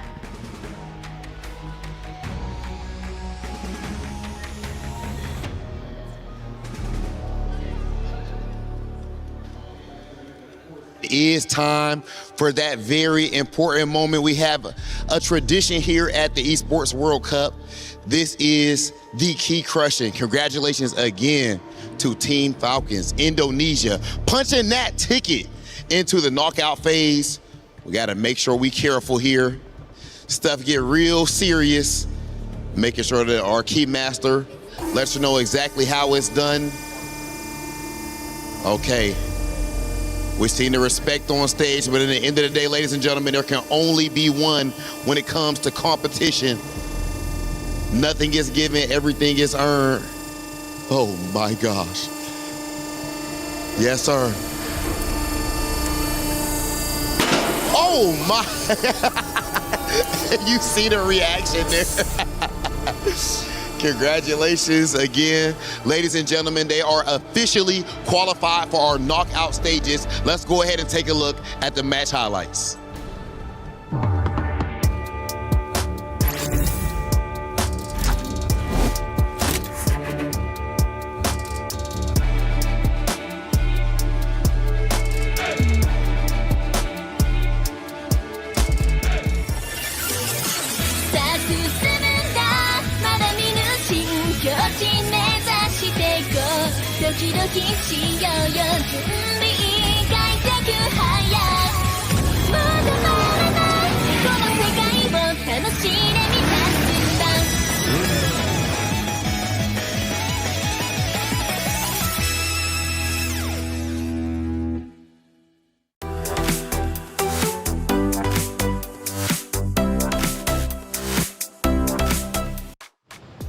Well, the first key on day 3 has been crushed, and let me tell you, that key put up a fight. It was loud indeed, but at the end of the day, it's the reality of EWC. Twisted Minds, unfortunately, will not be progressing to the knockout stage, but for Team Falcons Indonesia, a clean sweep of 2-0 puts them in an excellent spot.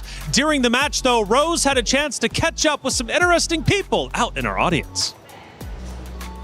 We're having fun here in Paris, but I do have a few questions because it is an interesting match right now. We know that Falcons ID is going up against Twisted Mind. Now, I'm pretty sure Funi is split because if you guys remember, Funi used to play in Falcons ID, but her sister is in Twisted Mind. So how are we feeling about this matchup? Actually, right now, I'm very nervous. I'm trembling nonstop. Oh my God, I almost cried. Oh my God. Okay. Yeah, I can feel you're nervous. Yeah, but yeah, Funi, does this match makes you feel sentimental? Yeah, I mean, on one side, it's my sister, and on the other side, it's my ex-teammate. So, of course, I feel a bit sad.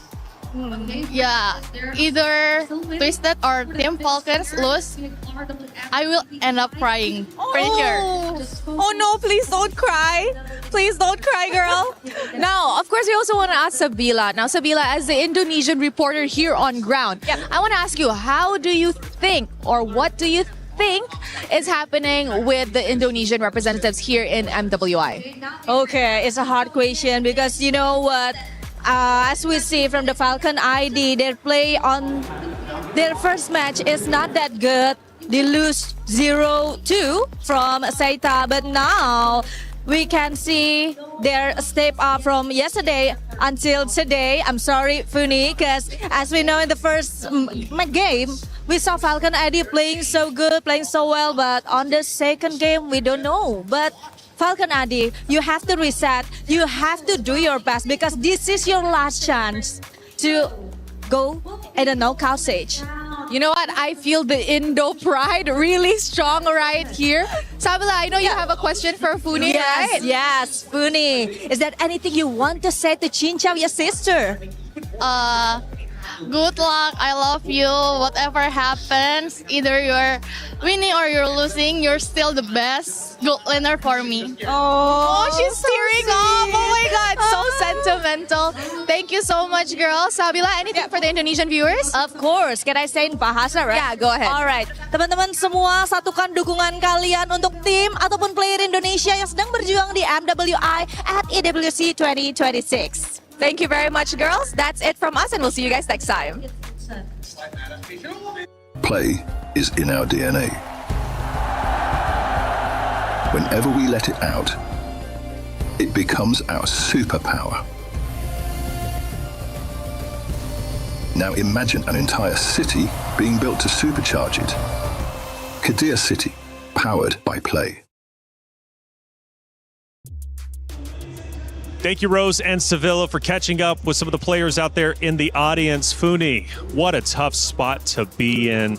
The tears were flowing. My heart breaks. The story that she has being out in the audience, having to watch those two teams. What's the story behind that? It's so tough to be in her spot because, again, as previously mentioned by her, on one side, it's her sister who's fighting. That's why you see her tearing up just a little bit when she had to give her final message. But on the other side, she had former teammates. So she's very much familiar with the competitive scene. She's been playing in Indonesia for a while now. She knows for a fact how competitive it can be and how much of an achievement it is to be here in MWI at EWC. So I can only imagine how she feels for her sister because she's already made it to this point where you only need to win one series to make it to knockouts, but you have to witness her lose it out in such an unfortunate manner after dominating the game for so long. That's why we framed it family versus the enemy. It's tough. It is for some of these matchups. I mean, it goes deep, especially with the history between certain rosters and teams and maybe even some people on our desk with some upcoming matchups. Let's talk about some actions throughout, though. Game number 2. Man, it was tough to watch. It really was, because Twisted Minds, at least at the start, were at the 4-minute mark, LaFell, and I felt like Twisted Minds were off to an excellent start. It was perfect. And honestly, Taylor, that's why it hurts.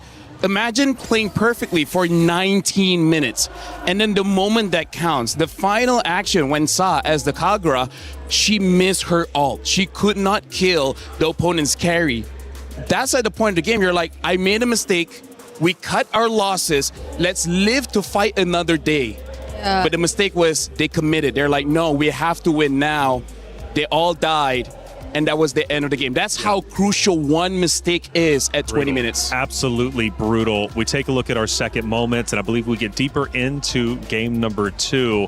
And this is where things might start shaping up for Falcons Indonesia at the 12-minute mark. Now, Bree, from this point in time, it's still relatively even. I believe Twisted Mind still has maybe a little bit of a lead, but you can tell Falcons Indonesia are creeping up. Yep, this is a moment where Chintrao was actually still able to find the way around the objectives, but it was where also Falcons ID were gradually being more confident in just trying to fight back against these objectives as well. And that's when I think they've also acknowledged themselves that we're a scaling lineup. And for the longest time, indeed, Twisted Minds have dominated it because they've done it through sheer burst damage. But it also can arrive to a point where they too can rely on their sustain. They also can rely on their raw damage in order to fight back. And that's where I think we got to see them on a much more equal footing, where decisions really made a huge difference in the latter portions of the game. And LaFell, we take a look at our third moment of the game. We get deeper in, and I think this is when you really start to notice and showcase Falcons Indonesia could pull this off. And this is where the mistakes really start to show. If there were 5 women there, they could have protected their base. They could have extended this and then maybe end in the next fight. But the fact that they committed earlier on, at that point, once they die, I think every player from Twisted Mind, they knew it was over. But even one mistake, right, which can catapult and snowball into ultimately a loss. During the hero selection, though, we did notice that Falcons quite literally picked just to counter the Twisted Mind setup. Do you think that late game setup with their picks ended up playing more of a role than we thought? Oh yes, 100%. And especially because Falcon slowed the game down.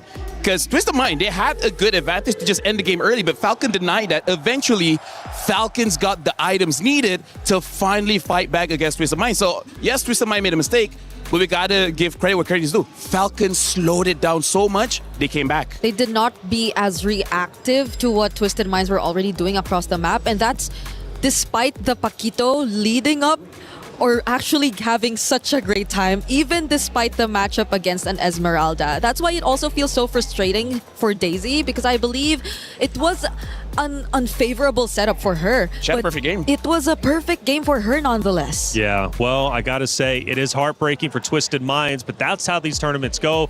Again, like I always love to say, making it to this stage is a massive accomplishment in its own right. Shout out to Twisted Minds for being one of the best teams out there when it comes to the MWI. Now, the question is, how do you be cool? I actually don't know, and Damascus, from what I'm hearing, you're going to teach me? What do you got? Au revoir, gentlemen. I heard that today you guys have been a banger, so I'm gonna teach you how to be cool in MLBB. So make sure you guys get this correct. Y'all ready? Y'all ready? How you feeling? I'm feeling phenomenal. I don't care how you're feeling. All right. This is the first question. Vengeance. What's a vengeance? A vengeance? Revenge? No, it's when you get killed at the beginning and then you just kill them back. No. Bro, what are you talking about? No, it's a skill. It's a skill. You know. Oh, like a flicker. Exactly. It's flicker. Stop. He pretends he knows words. He does not. You don't know what a flicker is. Bro, I know MLB. Bro, what are you talking about? I'm gonna forgive you. I'm gonna forgive you this. Okay, what's an inspire? It's easy. What's an inspire? An inspire? Yeah. Martin Luther King. You're not wrong. See what I'm saying? Yeah. It's a character's trait. Like there are tanks and there are inspired characters. They inspire the others. You know what? You're the They kind give of people buffs. that make my mom cry. All Oh right? my- This is not being sorry, cool. Mom. Okay, you know what? Last one. You guys have to get this because you guys have been hosts, right? Yeah. After a passionate game, you see the players standing up and then shouting to the opponents. What do they say? Bang, bang. No. Why are you laughing? Bro, it's Mobile Legends bang, bang, bro. No, they shout. I love. You know what? I'm done. You guys are hopeless. You know, I hope someone else can do this because I'm out. Bro, we wanna See me on the goal lane, bro. See us in the goal lane, brother. Yeah. We gonna remember this when it's time for vengeance and we inspire on the goal lane.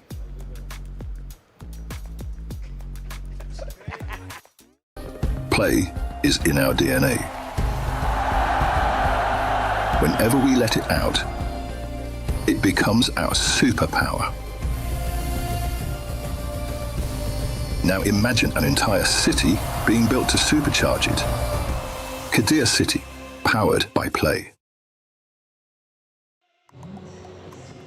LaFell, I'm not going to lie. At one point, I got pretty scared. I thought you were going to take them both down. Dude, they were hopeless, man. I tried my best. Hearts out to them. You know what? Briggs, maybe you have more patience. Maybe you could have made them more cool. I don't know how else to explain vengeance and inspire, though. Like, I think you're the best teacher to do that. Well, you tried. I tried. But honestly, they're very, very cool guys. You know, hopefully we get to hang out, but just not play MLBB. Give them a second chance, if you will. I have faith in them. I think they can learn how to be cool. Hey, Muton's got a special message. Let's listen in.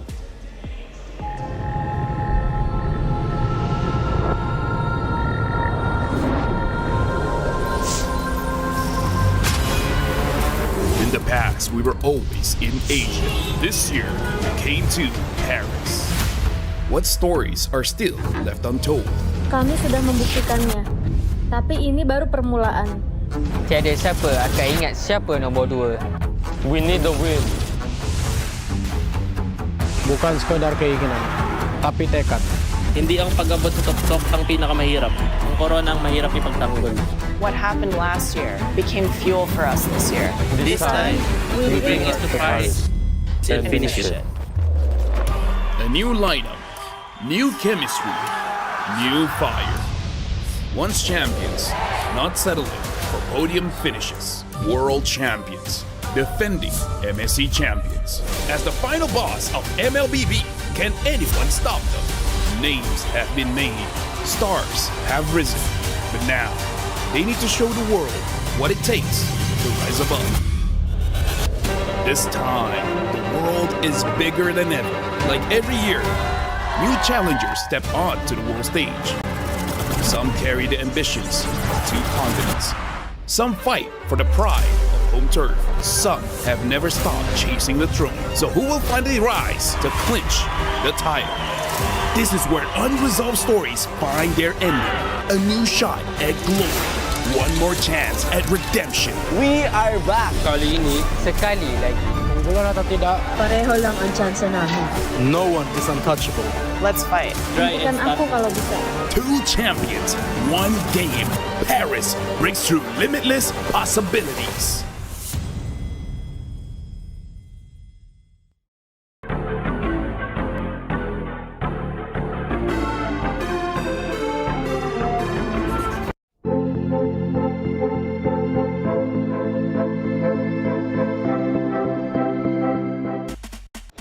I don't know about you, but I'm pumped up not only for MWI, but MSC as well, taking place here in Paris, France at the Esports World Cup.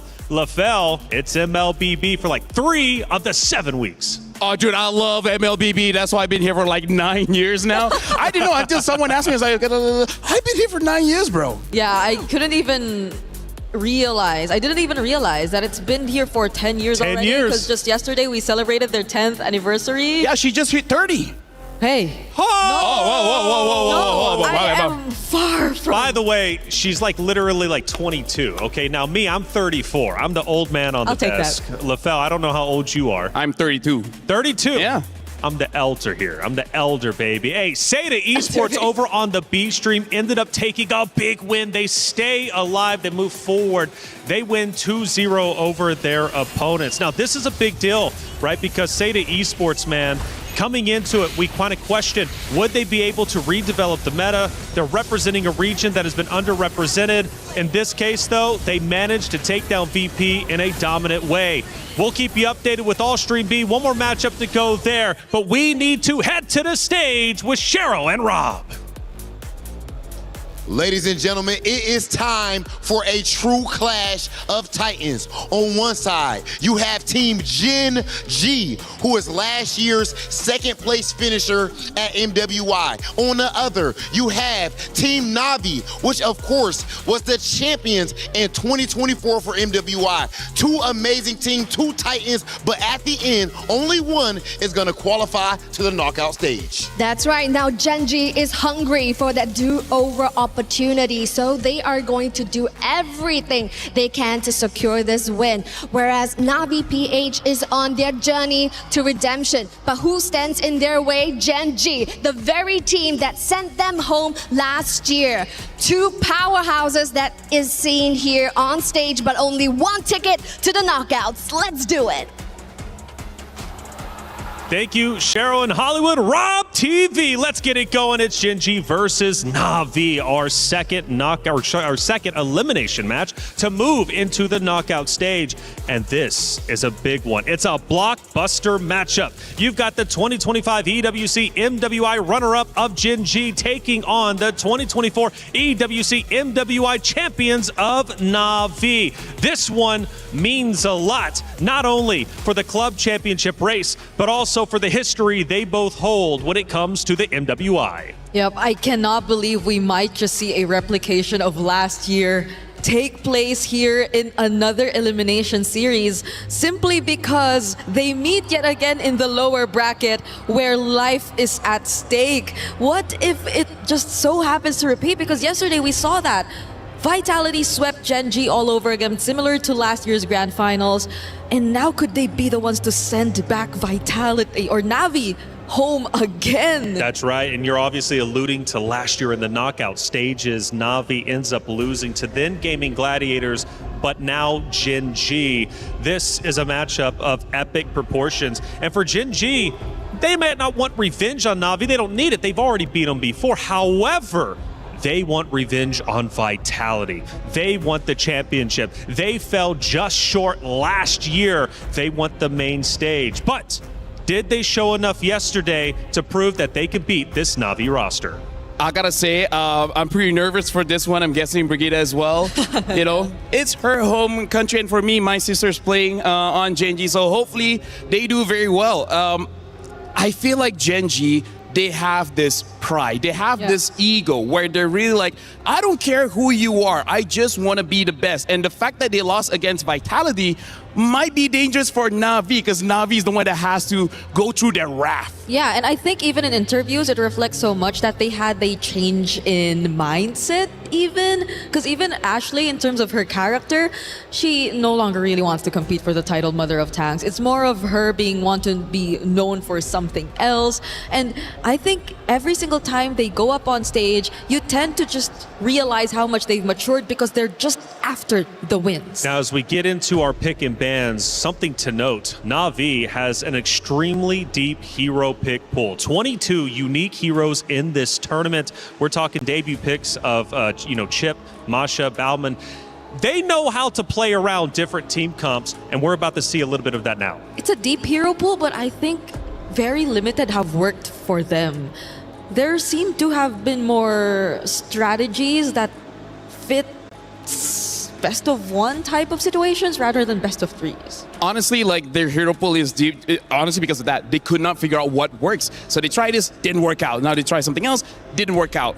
I gotta tell you, Brigitte, Mirai is kind of like a talent manager. Right? Because we want to get into the studio, right? Imagine if we didn't have our tags, right? She has to be the one showing her tags so that we can all go in. A lot of teams have defeated Na'Vi by taking Mirai out first. So without her, no one from Na'Vi could advance forward. So I wonder if Gen G will use this information to take her out. I believe that's one of the reasons why they pick up the Belleric first. Because with the Belleric, Na'Vi won their very first game yesterday. And now, I gotta say, Bricks, this is already an anti-tank meta, anti-tank lineup coming in from Gen G. Bring out the Lilia as well as the carry. Yep, and it's great ways to punish. If ever Na'Vi do overextend or put themselves in positions that are not favorable for them, but could they be playing it differently this time? It's a Freya XP and a Granger that might just want to be a bit more safe because you have distance, you have range, but the Granger isn't the most meta of gold laners currently. In this situation, it's not too bad because out of every mage in the game, Lilia has one of the lowest HP pools, so it's easier for you to stack up on the Sky Piercer. Yeah, and it seems like they just want a different route in the gold lane matchup. I'm not so sure the route is okay or not. Let me be very clear because Na'Vi, every single game they play, they change the strategy. They play global ban without playing global ban. Yeah, this is why I think even a lot of us are really searching for that identity of what does really comprise of Na'Vi. What does Na'Vi I have the answer. establish in terms of their identity? Honestly, their identity is number one, help out the mid duo first. That's step number one. They need to survive. Mirai is such a playmaker. And then number two, get not Ayanami on a hero like a Masha, like a Benedetta, like an Esmeralda, someone that can dive all the way deep into enemy territories and take down their damage dealer. She might die. Honestly, she might die. Okay. But the team is okay with that. So it's more of a glass cannon situation for Kamikaze all the way. All right. Because I think a lot of times too, whenever we see Na'Vi on the defense, it's not like their gold laner or mid laner really goes down. It's just that they're forced to play from behind because their frontliners are always being punished or taken out every single time, which in this scenario hopefully is not just Mirai, because Keishi did pick up the Baksha anyway. Yep, let's look at the bans here, by the way. Gen G already banned out 2 EXP laners, ban out the Paquito as well as the Phoveus, and then 2 roamers here with the Atlas as well as the Matilda. Na'Vi finish out their bans, Marcel, Hirara, Esmeralda, Akai, as well as the Sora. So they're really targeting Arya as well as potentially a tank jungle from Rui, bringing in that Akai. I think that's a very good idea, kind of forcing out Gen G to use a damage dealer in the jungle, which I gotta tell you, it doesn't look like a very good assassin jungle matchup here. If they have a Bellman, Gen G might survive this draft. Yeah.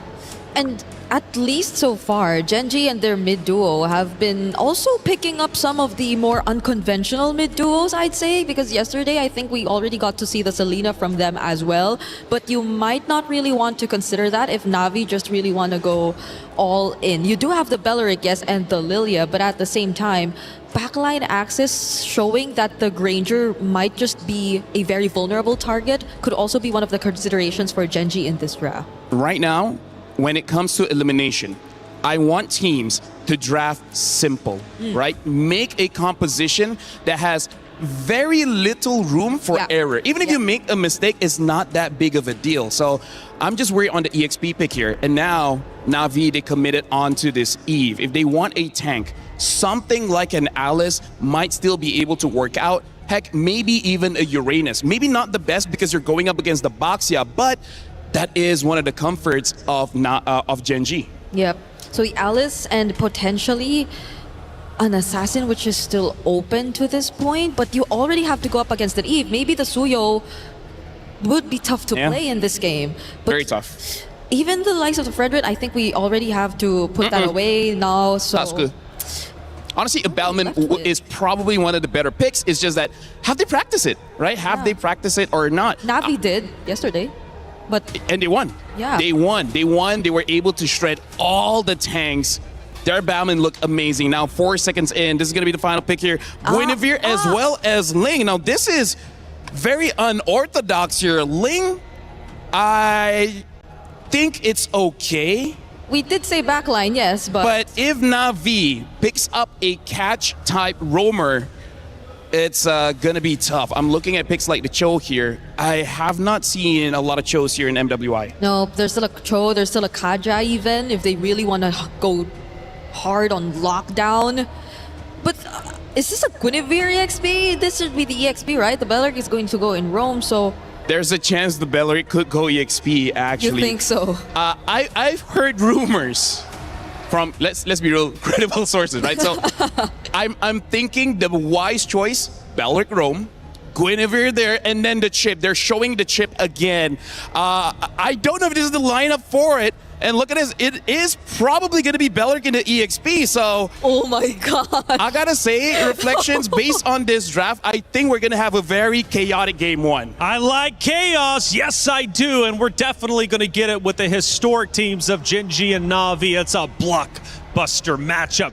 History between the two, not only in terms of their accomplishments in the MWI, but also last year in the knockout stage. But who gets revenge and who wants to move forward to the knockouts? We're going to find out very shortly. It's Genji versus Na'Vi. Athena, Gideon, take it away. Thank you so much. Once again, we come into our second best of three here today. And this one's going to be a little spicy. We got Ling already showing back up here on day 3 of MWI. But this is going to be a make it or break it for either one of these teams. Momentum starts here. First team to get that match point so far, based on how the MWI schedule has been going. The sweeps are prominent. For Genji so far, we've seen them kind of react onto the draft, but a very credible source out there for Lafel with Arya using the Beleric onto the XP. Something quite refreshing, although it's not really on the standard that we've seen here so far for MWI.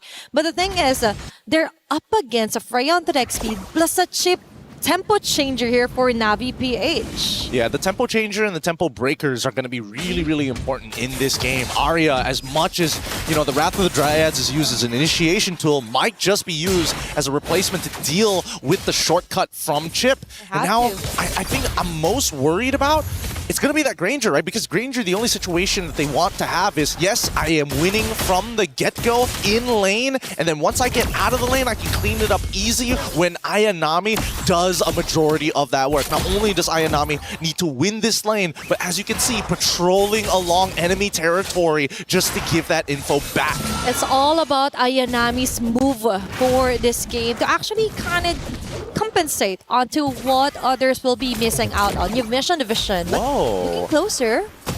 Actually, looking closer to this, the pathing coming in from Ruyi is very interesting. Starting on the bottom side, small camps, taking another small camp, and then instantly going to purple buff before coming back to orange. Oh, and it will be... Ashley's fine, right? She always had her spatial migration. Also, still had that flicker as well, expecting nothing. And now look at this. They invade once more, and they see 0. All they see is one small camp, and Ling is nowhere to be found and already at level 4. And that's the thing. That is how you somehow improvise a plan if you're the Ling, right? Because it's always going to be you invaded all over again. But the thing is that the neutral objective will be safely secured here by Navi PH. They didn't want to go for the contestation. They don't want to put anybody's lives at stake here. As long as nobody dies, it's totally fine. But the invade from Kenshi, as the small camps are the first to actually spawn. Look at the opposite side of the map. This is a set play from Gen G so that they can set up and not let Rui get disturbed. But now Navi, they figured it out, and now they've adapted. One camp down unless Retribution is used here by Rui. Oh, that's a Retri activated here for Keishi.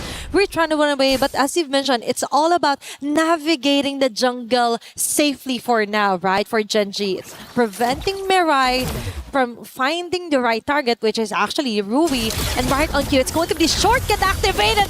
And as I mentioned, it's going to be forcing out the Tempest of Blades here for Rui. Tempest of Blades right there going in. Is going to be Rain with the RWM, not Ayanami, going wild. There are not a lot of kills. Actually, 0 kills at all from that initiation. It's just a purple buff being contested. And that's bad enough, especially when you're on a Ling. Ruyi will have a little bit of downtime and doesn't necessarily have enough energy to go back and forth between lanes to search out for these finishing kills. However, not Ayanami has done a very good job of relaying the information. A great play from Navi PH, finding the little pockets of space in enemy territory, figuring out what Gen G were trying to do with the jungle path. Plus, it's a good idea also to kind of brute force her way, especially as she didn't get her ulti at time, right? When the purple buff was kind of contested. Now we see some reactions all over the map here, some visions for Mirai as well. Looking forward to more clashes now that the shortcut has been activated here. Plus, another neutral objective we're keeping our eyes out on. Now, the scary thing right now is the fact that Ashley can only do so much against that shortcut in comparison to Arya on this Belleric. So Arya somehow not only has to clear the lane a little bit faster than Ayanami, but may have to sacrifice her lane a little bit more during these neutral objective fights. Okay, it's all about getting the better trade if ever. It's now Mirai again with Ton onto Ashley as well. RWM, perfect timing here for Rian's first blood. Not Ayanami jumping on the line of fire here for Rui and Ashley. She's keeping it at bay. And a fresh objective take here for Keishi. Ashley left defenseless even with the spatial migration. She will go down, girl. Missed opportunity with the Wrath of the Dryads. Could have knocked up 2, and now it's going to be an ever slow bleed here. This is the traditional tank v assassin matchup. It becomes oppressive, and Gen G knew that the early game was going to be a little rough. It is. So now they follow suit onto somehow managing some of the lanes here onto the map. But for Navi PH, they know they just have to interrupt, continuously interrupt Ropey in the process. Even forcing out the Tempest of Blade just to try and survive. Rian getting the numbers rolling. Her Granger is looking quite good here. And Arya is just all over the place. She has to be at 2 places at a time right now. It's a losing situation for Arya at this stage of the game, right? Ideally, Gen G wanted to stay as even as possible to Navi. This is not their other item power spike. Sayori already is, again, getting zoned out in a majority of these fights, and now finally putting the influence onto Panda. Even the gold lane isn't safe anymore. And a waste of a Rain of Dryad. And a big info here for Rain. Although Panda 1 will be able to get the kill, a jump and a space of negation. Veteran to climb onto Ashley, not Ayanami from the back with the Valkyrie descent.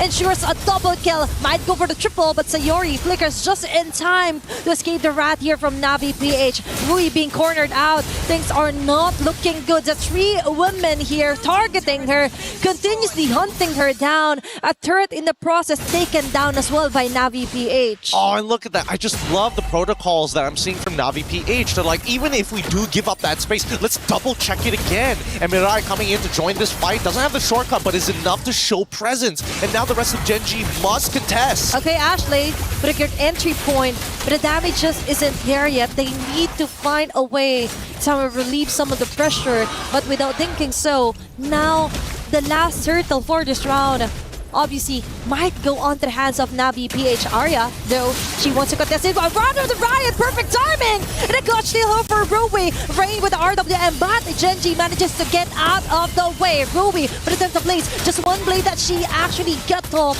And that is going to be a chase down kill here for not Ayanami. Considering everything that has happened, pretty good overall. Like, Rui still, despite... Oh, hold on. Oh, that's an immediate takedown onto Panda 1. But she will do. She will survive it. And that is quite scary now that Navi has tempo and at will, they could actually go on for team fights. Yeah, this 3.7k lead is starting to expand very far out of control as Ayanami is becoming a legitimate problem. The lane that was supposed to be controlled by Arya was going well at beginnings, but after this point, 3 turtles, it's not looking that great. This mid game is going to be very vicious as Ayanami now controls the entirety of this bottom side, and they're even going for a lane swap from the side of Gen.G. But at least we saw some great catch here for Arya, right, with the Wrath of Dryad.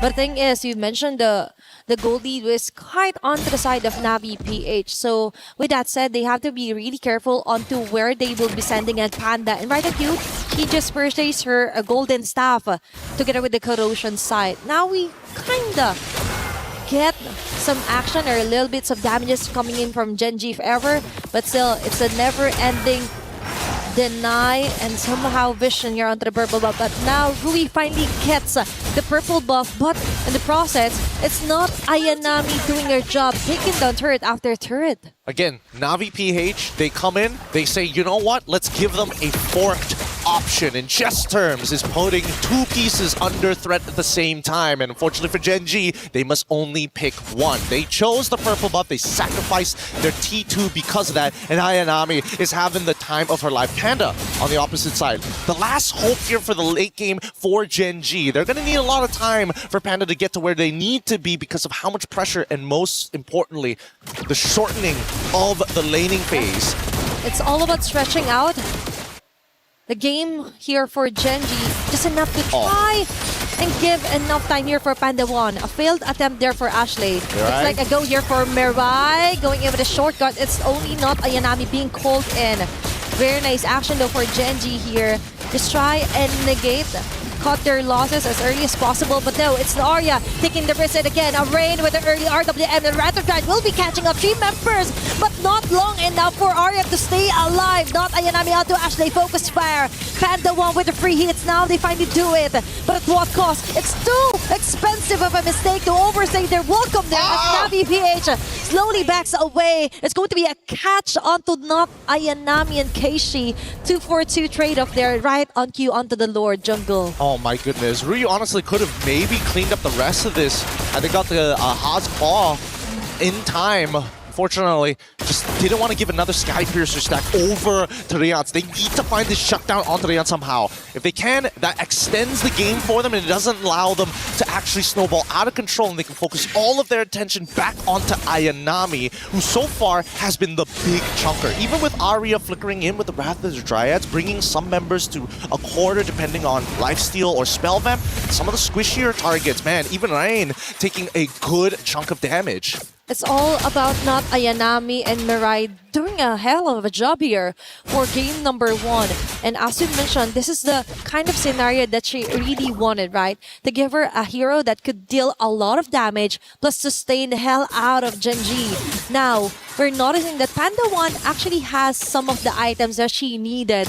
Now, it's all about positioning. And the position here on the Lord is actually more so onto the side of Navi PH, but for Gen.G, they're not letting go of this long push onto the mid lane. Nope, they don't have to do much. They're gonna try and threaten the T1, but Navi is still trying to set up this fork. Getting a good push on the long lane is gonna force Rui, the fastest rotator they have on that team, to go and respond. And that's going to be quite a sacrifice here, because Navi now knows that it will be possible to try and catch a member here for Gen.G. Nice touch onto Ashley, but not Ayanami again with a chase down. Ashley's down, KG with a follow-up. Panda 1 already taken down. With those bullets hitting on the right target.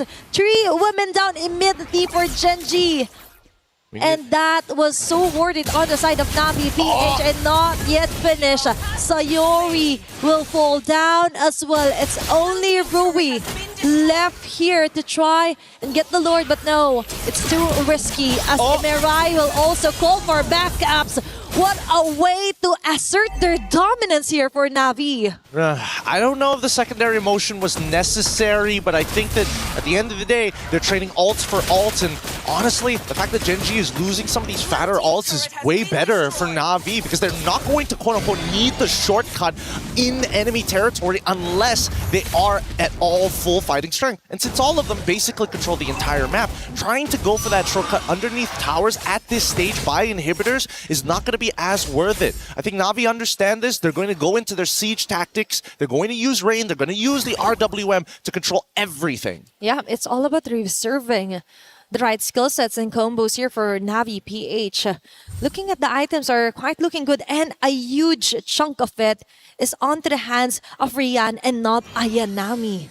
Yeah, and the worst part, Ayanami, with these 3 items already looking to get some anti-heal on top of that, like the sustain is looking super good. It is. Fortunately, if they keep on chunking Ashley out, they're not going to have a secondary anti-heal user other than Sayori. And even then, Sayori can't deal with Ayanami alone. She can find the right angles as of the moment because Mirai and Keishi could actually pin her out of the crowd. Aurora WM ready again for Rain. A perfect opportunity for them to annihilate members here for Gen G. There's going to be an answer back here for Sayori. Double kill for Rian, making it a triple. Now they're chasing at Sayori. And Rian with the maniac. What a way to open up the base here for Gen G. Yep, now looking to close out this game. They've got a mid-wave to work with, and Panda, the only one alive. Unfortunately for Panda, she can't use any AoE other than the spinning light wheels. She will try, but the Lord-empowered minions are just too much, with Rian zoning her out single-handedly. With each Rhapsody, this game closes out 17-5 in favor of Na'Vi PH. A shot at Navi's redemption. That is exactly what they have in mind, what they have in store. And they finally did it here onto their first game on a very crucial deciding matchup. Really, really difficult to deal with overall, man. I mean, when you're playing Ling into these types of tanks, it's you're hoping to stay even, if not get a little bit ahead of this Boxia. But these set plays coming in from Na'Vi, the fact that they understood that the importance is not about how many camps that this Ling steals, it's about that purple buff from early to mid. It's all about limiting the lifeline here, right, for Gen G. And they hella check out all the objectives here for Na'Vi PH. Yeah, but that being said, a lot to think about. But we're going to go on a short break, and when we come back, more Mobile Legends action.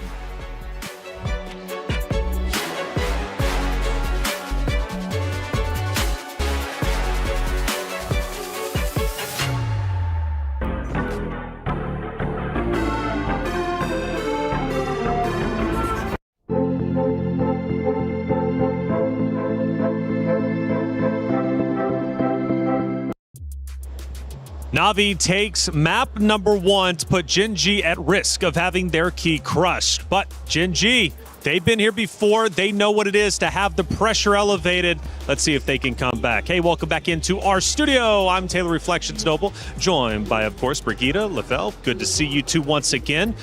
First off, to open up the section, Beleric and EXP for Gen G. It was a risk, right? We knew it was. If it pays off, excellent play, but it didn't pay off. Yeah, but the question is, why didn't it work out, right? Because here's the thing, Beleric is a great hero, but he is slow, right? So that was a mismatch, because that is a situation where you're on a racetrack where not Ayanami was a sprinter and Arya was a strongman. It was not close when it comes to what they're supposed to do. Yeah, because even for the composition of Gen G in terms of the engage, it's mostly on maybe landing a spatial migration or two onto specific targets of Na'Vi, but the ultimate that you expect from a Beleric seems like it's more of a means to just respond to what Na'Vi might do. It's more of catch to the dives, and we saw it happen multiple times, but in the first few moments that we did, during those crucial times, Arya wasn't really able to be present because, as you mentioned, it's a pretty slow EXP laner if you're expecting a response from. And we have a couple of big moments from that map number 1. We take a look at least at our first one. Now, one of the things, Lefel, you were educating me on, Gen G, early game, right now, they just want to stall. They want to get into that late game because of the hero composition.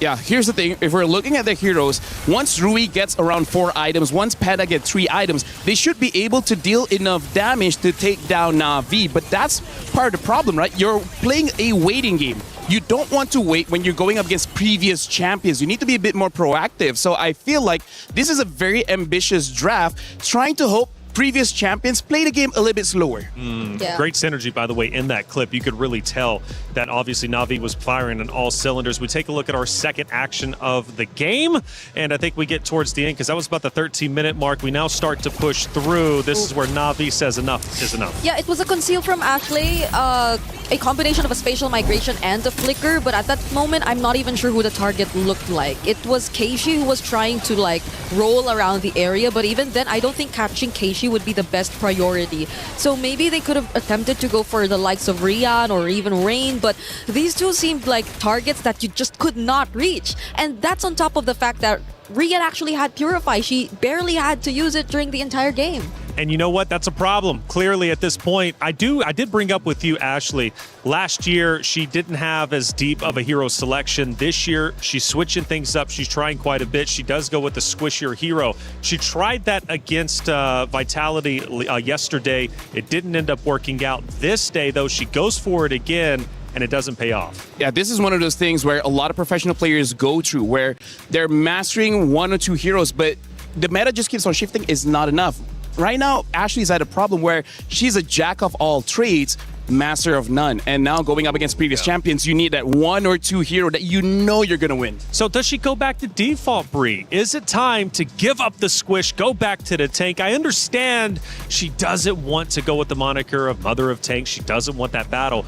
But if it worked before, it didn't get a championship, but it at least got them to grand finals. Yeah, but what does work for them? Because their only wins have been on a Minotaur. The moments she tried a Cho or a Selena, more single target type of roamers, it didn't really work out. So is it really the tanky tank that maybe they have to default back to? I feel like if they want to play a safer game, then maybe they can try to opt for that. Because if we're keeping things simple, then that might just be the way to go. Yeah. Hey, check it out. Esports World Cup is a lot. We're talking 7 weeks, 24 different games, and you all need to keep up with the EWC app.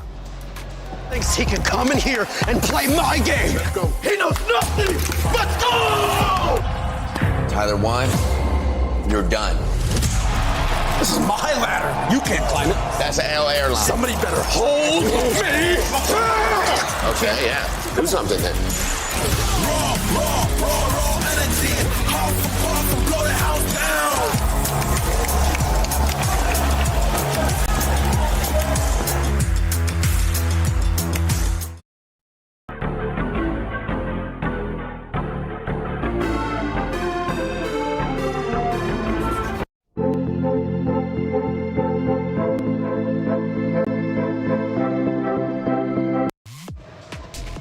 Leaving off into the EWC app, we were discussing Ashley on the tank, going with more of the squishier heroes. I questioned, of course, should she go back to default? Bree, you gave your answer. LaFell, you also want to give your own.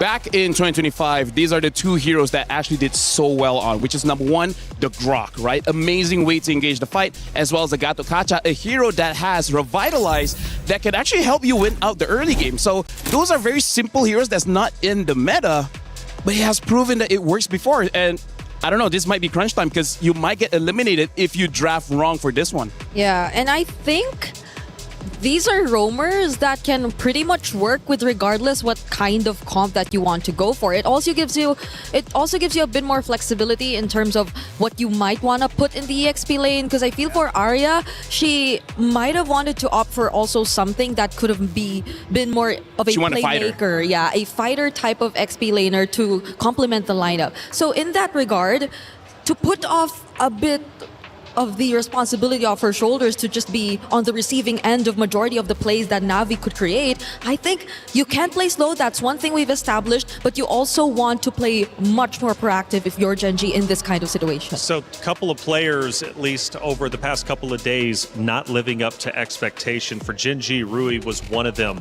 After map 1, how did Rui look?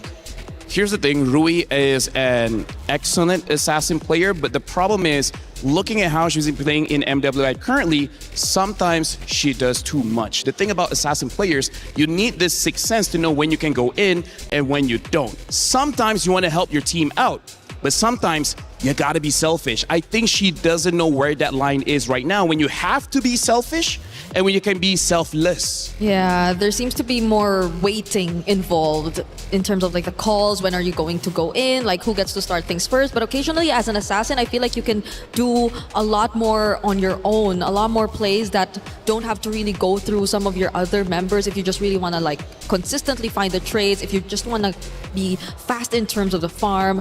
But let's see if they actually try to address that issue heading into game number 2. They're going to have to. I mean, you got 5 players, and sometimes you need a dedicated IGL or a vocal figurehead to let you know when it's time to get aggressive or pull back. And in this case, Rui could clearly benefit from that. Who is the IGL for Gen G, and who should be the shot caller and truly be leading the charge here? Because Ashley gets a lot of attention, but who else could be vocal? Usually it's Arya, because Arya, she is honestly she did the job of Ashley before. She's a roamer, and even on the national team when playing SEA Games, she got the gold medal as a roamer, as a tank main. So part of the reason why she used Bellic on the EXP. So if Ashley is not having a good time, the weight goes over to Arya's shoulders as the one making the calls, making the decisions. Yep. We saw that in game number 1 too. I think there were a couple instances where Arya just decided to go in, try to find a setup with a flicker, Wrath of Dryad on the Belleric, but the question remains of whether or not Gen G were already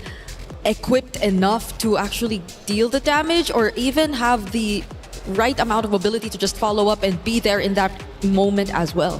What does it mean for Na'Vi right now? They're up 1-0. They're about to potentially defeat the very team that knocked them out of MWI last year. Na'Vi hasn't been in the winner's circle since 2024. To now be at the precipice of righting their wrongs, defeating their boogeyman, they got to lock in. I think it means a lot for them, because based on what they've been able to show us in the first 2 days, you could say, have not been meeting as much expectations. They have been playing a relatively slower game to what you expect from former champions of the first ever MWI, and they had some changes, yes, but I don't think we're able to see the full potential of these roster changes just yet. I'm gonna dive just a bit more deeper, and I feel like this means so much more specifically to not Ayanami, right? She's been in this roster for the longest time. Back in 24, honestly, she was one of my MVP candidates for that tournament, MWI. And here, starting off this year, she had a very bad start, right? Yeah. She played the tank in the EXP. She could not do anything. The moment she changed back into the fighter, she found her groove. She found her identity. She found the win. So I feel like as much as there's a lot of emotional weight on Na'Vi, I gotta say, not Ayanami, I feel like she feels it the most. We felt it too, not Ayanami. We felt it in that Freya game. The way she just constantly went for the chase against members she just spotted out. Against Ashley, I think, to be exact. That she never let her off whenever she did find her. And I think it's also an upgrade in some way.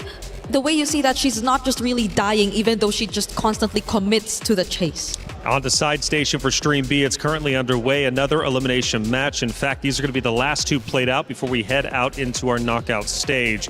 It's Team Falcons Mena going against Foot Esports. Team Falcons Mena take map number 1 in sensational fashion.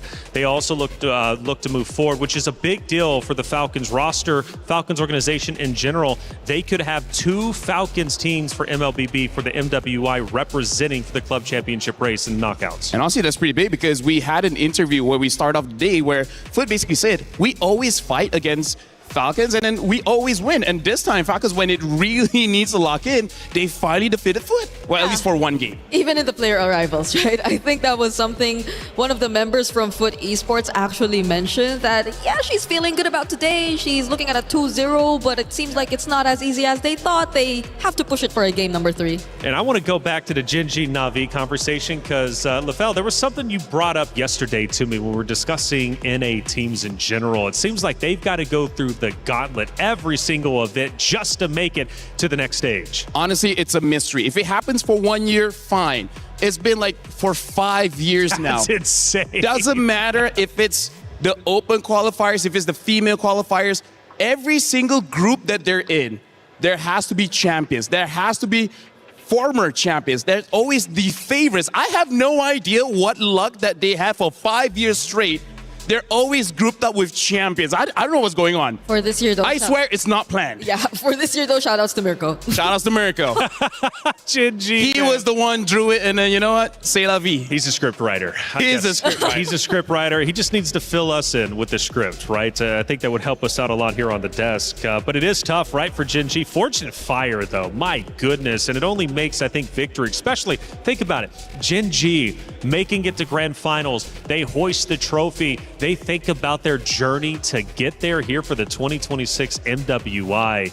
It'll make victory all that sweeter. I gotta say, Gen G, they sacrificed a lot. They spent quite a good time flying from North America to boot camp in Malaysia just to train so that you can face off against Indonesia, Philippines, quite strong regions in preparation for MWI.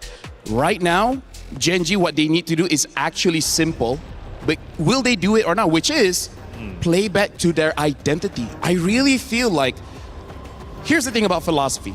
You're condemned when you are alive, because when you are alive, you have freedom. When you have freedom, you will have to face your own consequences. It's not on other people. So with with a lot of options for Gen G, they got to strip some freedom away and just be like, this is what we're good at. We're going to stick to it. We're not going to go too crazy. Brother, I'm going back into VOD. I'm writing that down. I'm putting it on the wall, okay? We're talking bars from LaFell. We got our pick a band starting back up. It's a big moment for Gen G. This hero selection is going to mean quite a bit. And the big question I have is, Ashley, where is she going to decide to go? Squish she one more time? Does she go back to what we know works, which is the tank? Let's find out. I would also be on that same page of hopefully Ashley just goes tanky frontline setup kind of roamer for the team. The Guinevere is, yes, a setup type, but it's not the tankiest of roamers available out there,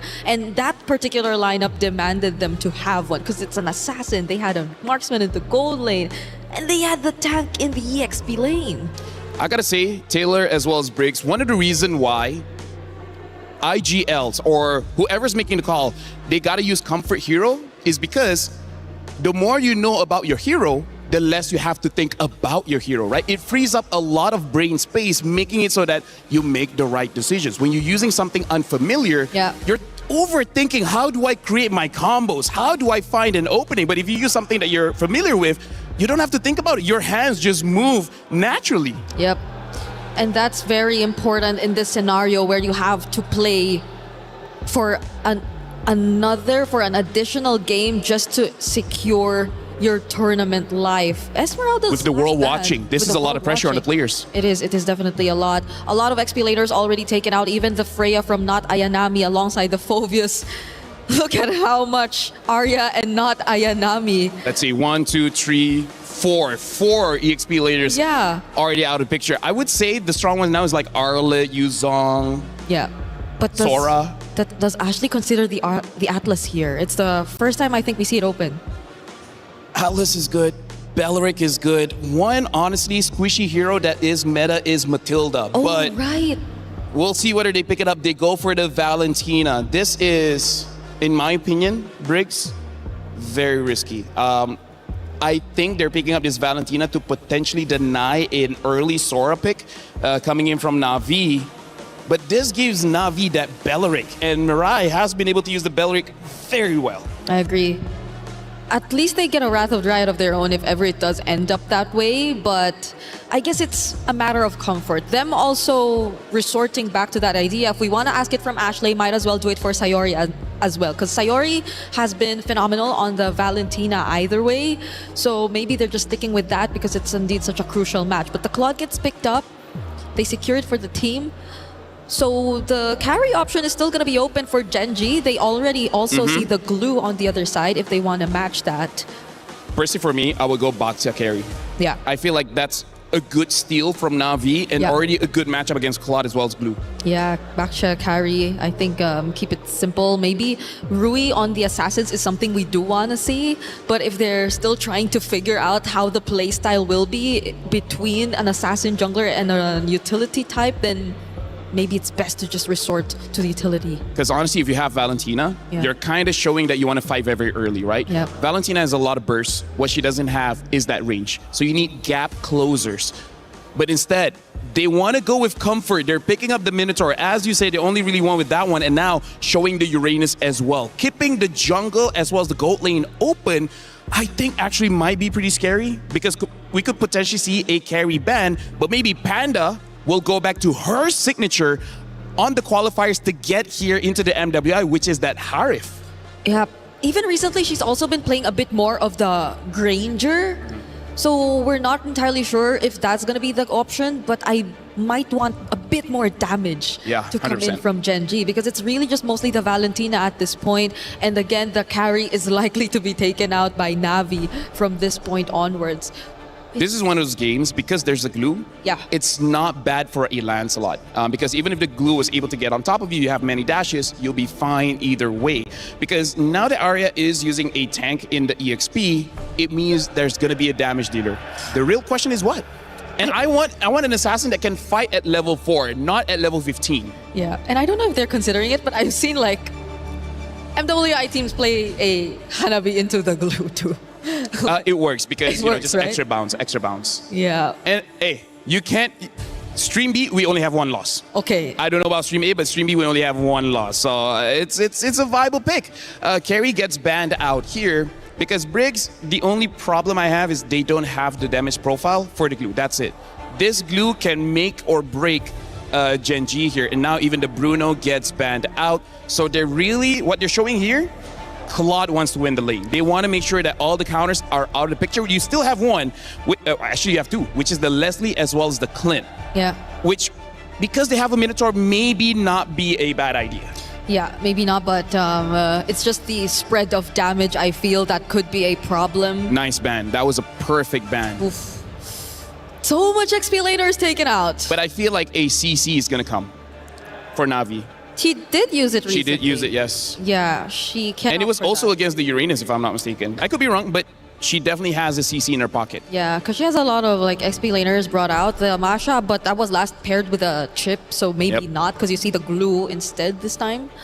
So it's up to not Ayanami as well as their mid laner Rain to pick up their heroes at this point. Honestly, if they want, Izushi would be not bad. There you go. Izushi is picked up. It's a good counter towards the Minotaur as well as the Uranus. And it's an okay ult for the Valentina to steal, but not the most game-changing. It's not. So the question remains, do they want to go Leslie Clint and more linear type of damage for EXP or for gold lane here and Panda? Or do they consider some of the more unorthodox? Because this Uranus Minotaur, just by looking at them, feels like you're meant to be safe, right? Gen G has a lineup that says we will live forever. Yeah. Right? It will take us 1 week to die. Yeah. Right? They have a lot of heal. They're going to build Flash of the Oasis. If they haven't Hanabi, actually it makes a lot of sense. It makes a lot of sense, right? Makes a lot of sense. But the same as the Clint, same as the Leslie, heck, maybe even the Moskov. So they pick up a Suyo here. And now they pick up a Harif. So right now, Briggs, this is 100% comfort. Yep. This is less about the strategy and more about trust. Yep, we're not even looking at hero synergy anymore, I guess. It's just really them individually doing their thing and being comfortable in the heroes that they use. So it's just the EXP lane for not Ayanami that we're looking at. Majority have been taken out. CC is still there. The Fove is also gone. Technically, you can go for something like a Lapu as well.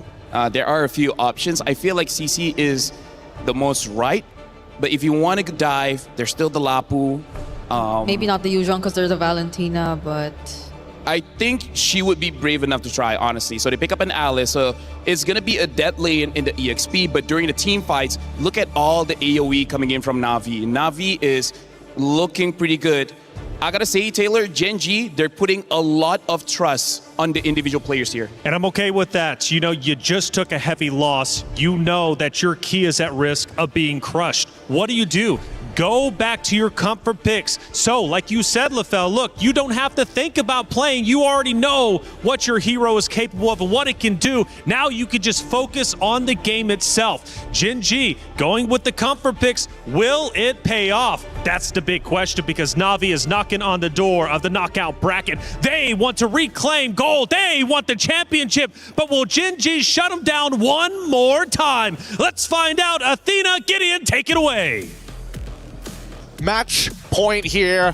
And Gen G trying to find the equalizer to turn it into the game 3. So far, Na'Vi PH has been playing real good, but this draft has been interesting. When you thought they were not going to give a good ultimate to Valentina, right at the very end, they get the Throne of Ruin. Okay, that took quite of a U-turn here for the draft for Na'Vi. But for Gen G, that is quite fortunate, right? You finally get something that is very useful in terms of flashes here for Sayori. And speaking of the comfort as well, sticking to what you know best, even with your eyes closed.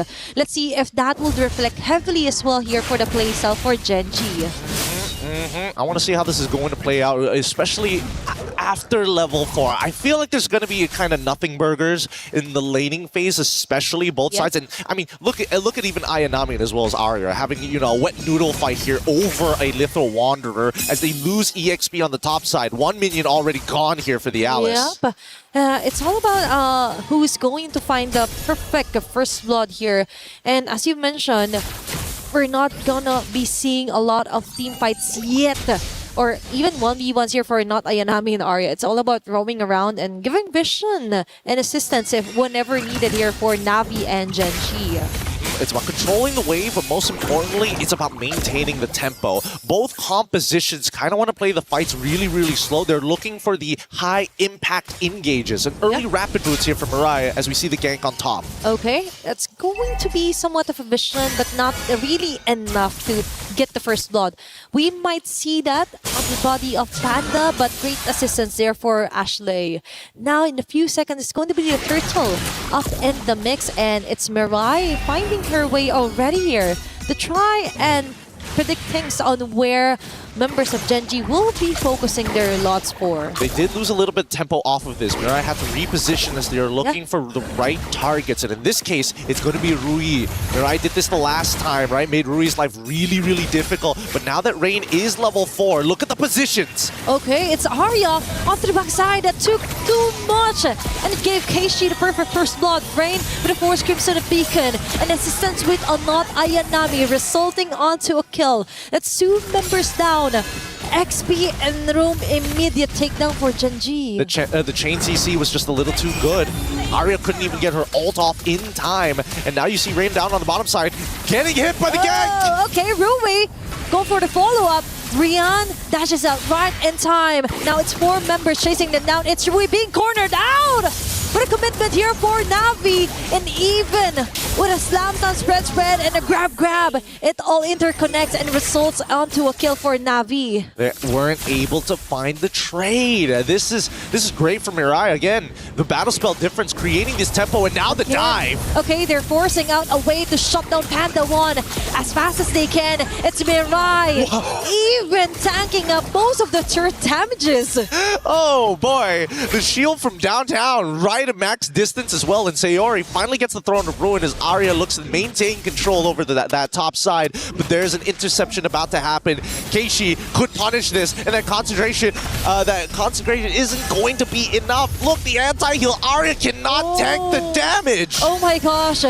This is kind of heartbreaking, especially for Arya. To be punished like this onto the early parts of the game. Could you imagine that? She still survived though. She played it as well as she possibly could. Waited till the very last second, waited for Ayanami to try and commit to the Throne of Ruin before committing to her mobility skill, knowing that at any point Keishi could try to go for another shield unity. Either ways, play perfectly well despite the scenario. It's all about surviving first. Then we see a plan formulating for Gen G. And as you mentioned, it's all about the mechanics too on what Arya could maximize with a hero such as Uranus. This is quite different with what we're used to seeing for her. But let's see, for now, for Na'Vi PH, also taking their time before the turtle responds, and Arya just goes in with a cut, same as not Ayanami. Now, they slowly make their way downwards towards where the turtle will be respawning. Look at this. The rest of Gen G now looking to kind of set this up, but Rui has been completely zoned off as Mirai. Nobody can really stop Mirai from zoning him out. Okay. And once he gets his ult on him, even worse. And now I think that Gen G just has to back away. Okay, there's going to be another turn of ruin here for not Ayanami. 2 members caught in the crossfire. Ashley falling down. Immediate response onto Arya. She will go down. Double kill for not Ayanami and a turtle for Navi. This is starting to look a little unwinnable here. Mirai gets to do literally anything she wants. Walk in, pull out a target, still not die, tank the damage and still be relevant. She's everywhere all at once. She's super glue at this point. She is a great provider as well. Like if Navi PH points to anyone, Mirai could get that. Mirai will give that to them. And even onto their own purple buffs for Gen G, they're not even able to even get that. They're gonna have to pray here a little bit. The Navi makes the mistake, and unfortunately, it's just too tough. Rui even has to commit the retribution as well. They're unable to peel it off. I think that at this point, Ruyin as well as Sayori need to kind of work together to give that opportunity to kind of set the pace, right? Make sure that Mirai is CC'd enough so that Rui can actually get in on these fights to get the damage down. But still, it's such a big floodgate to get over. Okay, it's all about changing or spicing things up here for Gen G. Because remember, it's still the early game-ish here for both Navi and Gen G. Although technically speaking, there is a lot of advantages. 6 minutes in, turret destroyed, multiple objectives secured, plus the jungle camp being invaded is just too much for Gen G to handle. Although there's still a sliver of HP, as you mentioned, in the body of Sayori and Rui going hand in hand. But that is if they're not continuously being hunted down by Mirai or even not Ayanami. Yeah, they're gonna get dived under this tier 1. Whatever happens, will happen. And it's Ashley moving forward, not Ayanami again! With a perfect flicker, Torn of Ruin, and Mirai from the back, just soaking up loads of damage that Gen G is trying to show over here onto Navi. Padawan was able to let her Zaman Force build in, but not enough to equate onto a kill. It's still Navi getting a great team fight center here against Gen G. The mechanics are starting to deteriorate. Sayori, unfortunately, just didn't flicker forward. Used the Throne of Ruins. I guess they gave up on the fight before they made the call, and now the Zaman Force out onto not Ayanami. Okay, she will technically still survive, but no, it's going to be a chase down here for Sayori. A quick start here, and trying to regroup things up, freshen things up here for Gen G. A start is still a start, but now that they finally get a purple bomb, it is the turtle that's going to be traded for here for Navi and Arya. Arya wants to buy some enough time, but no. It's Navi just securing the objective clean and square. Yeah, they just have to scale Panda up. Everybody else has lost their relevance in this game. They are giving their bodies up, and luckily, I think that unless they find a huge shutdown, and even then, it's on right now, the majority of the lead is actually onto Kenshi and Mirai. Yes, Mirai will give you just a little bit of oh wait, actually Mirai is overscaling here, making a little too much money, in a matter of fact.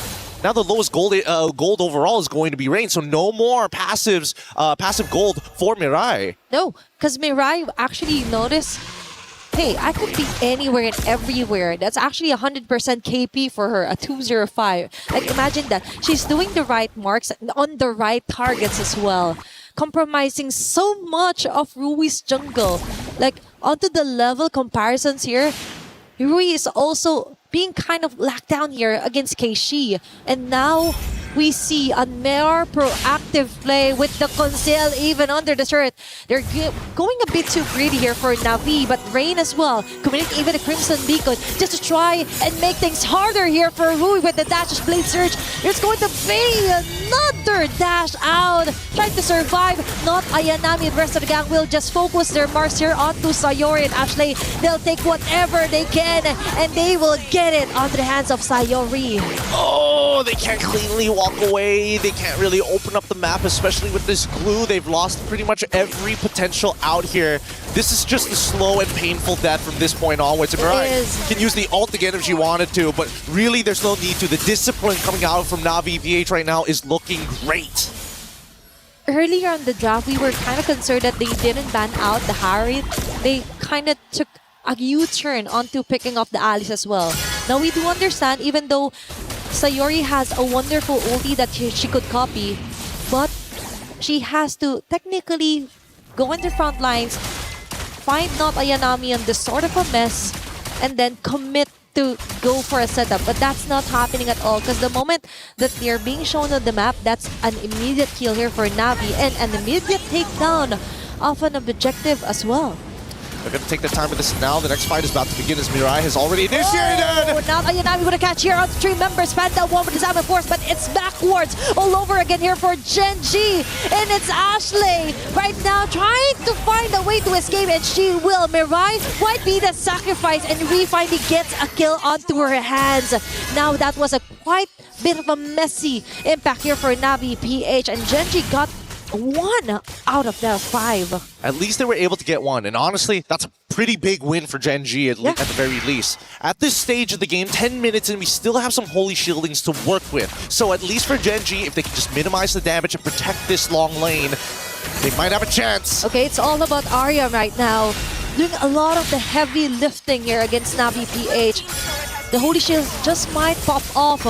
It's going to be a risk here for Gen G, and right on cue. They were able to melt down the Lord, but a costly advantage here for Navi PH. Oh, no, it's not over just yet. There's still the second wave of Lord and Power minions, and you can see Mirai on Patrick's skin showing off why she is not just glue, but super glue here as they conceal and force the play underneath their turrets. Okay, that is quite scary for Patrick going in with the conceal play as well. They just wanted to scare off some of the members, then finally get a base turret out of Gen G.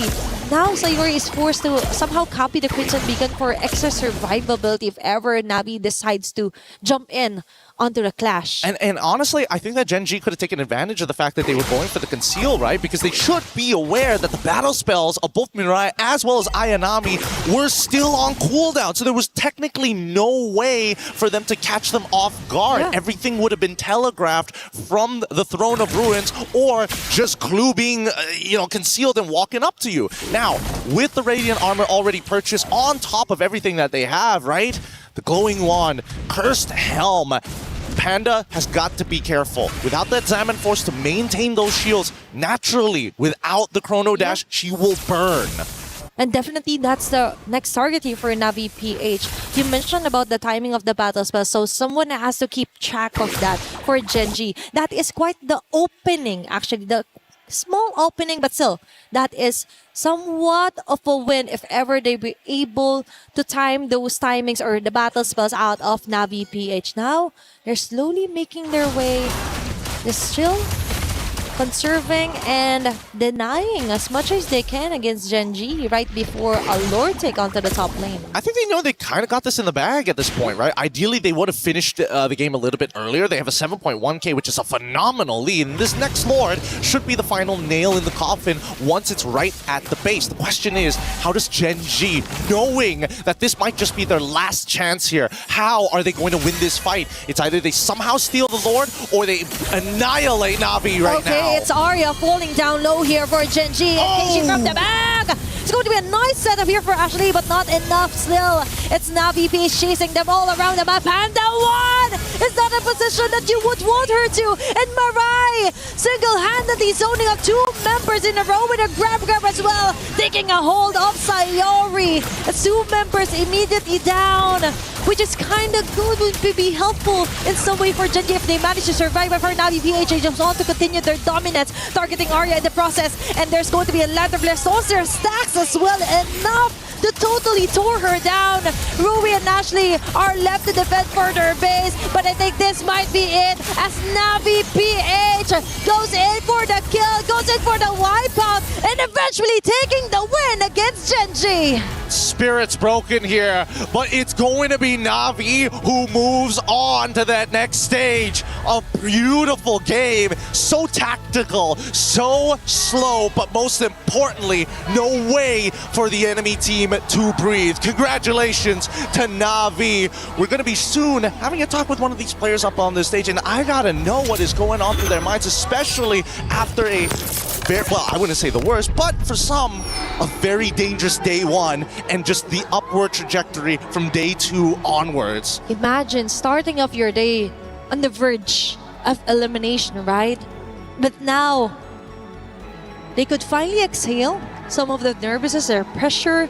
But so far, quite a sad day here for Gen G fans out there. But let's take a look back here onto our STC replay on what happened onto that final moment where Navi PH totally ended that round. Well, let's go straight to our stage here. We gotta see how these players are gonna go, because again, this is a devastating moment. Let's go up onto the stage for the crushing.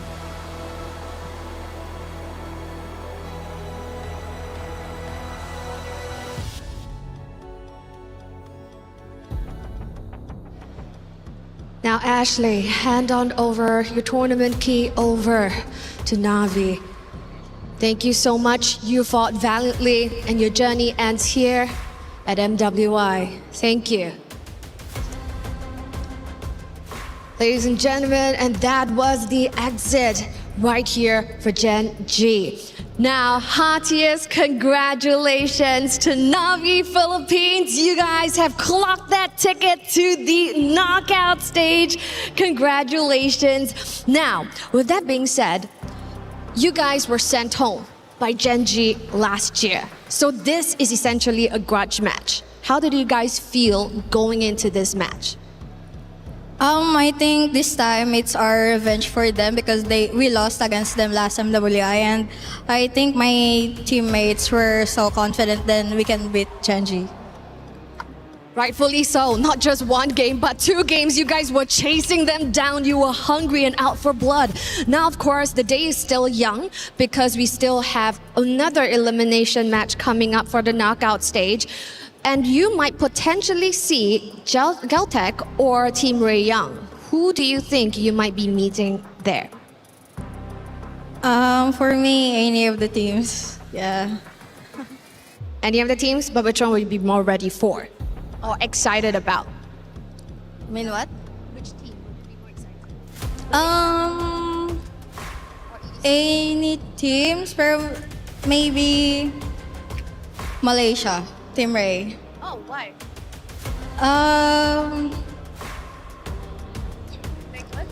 I think we play good against them. All right, so we're excited to see how that pans out later. But take your walk of victory and please claim your prize of this key that's about to be crushed. Take your walk of victory. Last year's runner-up key is about to be crushed as Navi took the run back and ran away with it. It is time for another key-crushing moment as the dreams of the NA region are getting shattered and evaporated. As always, you know the drill. Or can I call this a drill if it's not a crushing moment itself? It is time for the key to be set and to be absolutely destroyed. Unfortunate for last year's runner-up, but Gen G out of the tournament in the hands of Navi. It is time to go for the security check as always, as the key is now ready to be absolutely punched up. 1 key less in this tournament as we're getting close to our knockout rounds. Ooh, this actually sends shreds left, right and center. Another team out of the tournament, and of course once again congratulations to Team Navi. You guys will be back later in the tournament. We wish you the best of luck, and of course after a brilliant victory it's time for you guys to celebrate, take a rest and be back after with hopefully another shattered key between your hands. Without further ado, let's take a look at the highlights.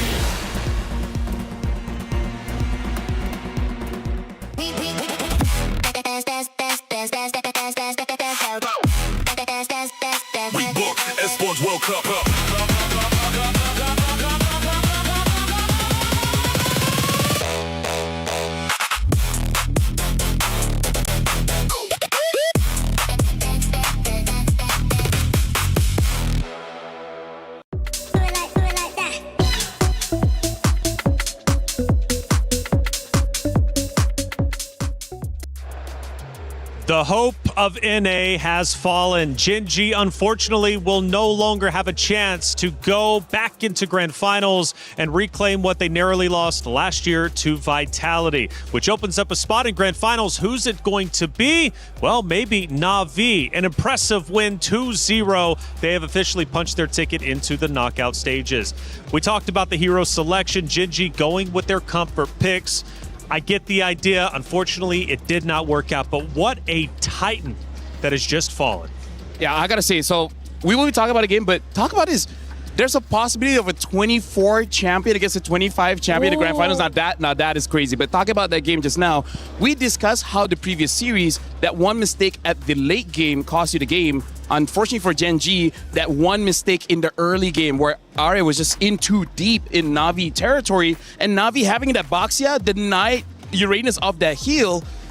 That was the mistake that gave everything to Na'Vi. Yeah, it's understandable. You expect the Uranus to just be very aggressive in the lane, potentially go for those early cuts, but it's different. Now you look at Na'Vi and their lineup, they're also very tanky dudes who are just prepared to fight you on in the early stages of the game. And it just snowballed into more and more kills to the most unfortunate targets. I think Rui followed next after that kill onto Arya. So these two anchors already falling down meant a lot for Gen G. It was Na'Vi taking the win. Let's take a look at their path to victory through our first moment. And we're deep into the game at this point now, 10 minutes in. You can already see a goal disparity between the two. Na'Vi at this point already has a severe lead. I would say this is actually very impressive by Gen G. I honestly thought they would have been wiped out, but somehow, some way, they were able to kite long enough that they're able to kill Mirai. And honestly, I think at that point, they were like, hey, maybe we can win this, but 7,000 gold is just too hard to keep up. Yeah, Gen G had multiple instances wherein they just really worked together to keep each other safe. It's surprising, although that's not the kind of mid to late game you want to see from them, because again, evidently they were on a Suyo, they also had a Harith, which I think they also really thought hard about, because that's where their main carries are going to revolve around. But the fact that the ones who were supposed to protect their carries already fell in the early stages, it hurt them a lot and it was hard to come back from. We have one more key moment to victory. Let's take a look, obviously, as Na'Vi starts to again close that vice grip, taking down Gen G. Ultimately, we're now 13 minutes in and the troops are pushing forward. This is where Na'Vi was being very patient. They understood the intentions of Gen G, which is Gen G tried to take a surprise fight against Na'Vi around that Lord. Na'Vi smelled it a mile away and just waited for Gen G to expose themselves and then go in and then fight, because they know they had the advantage. At that point, there was nothing Gen G could do. Yeah, it was a very honest lineup too for Gen G. You could see the kind of plays they would go from for a mile away. You know that it just should be typically starting from Ashley.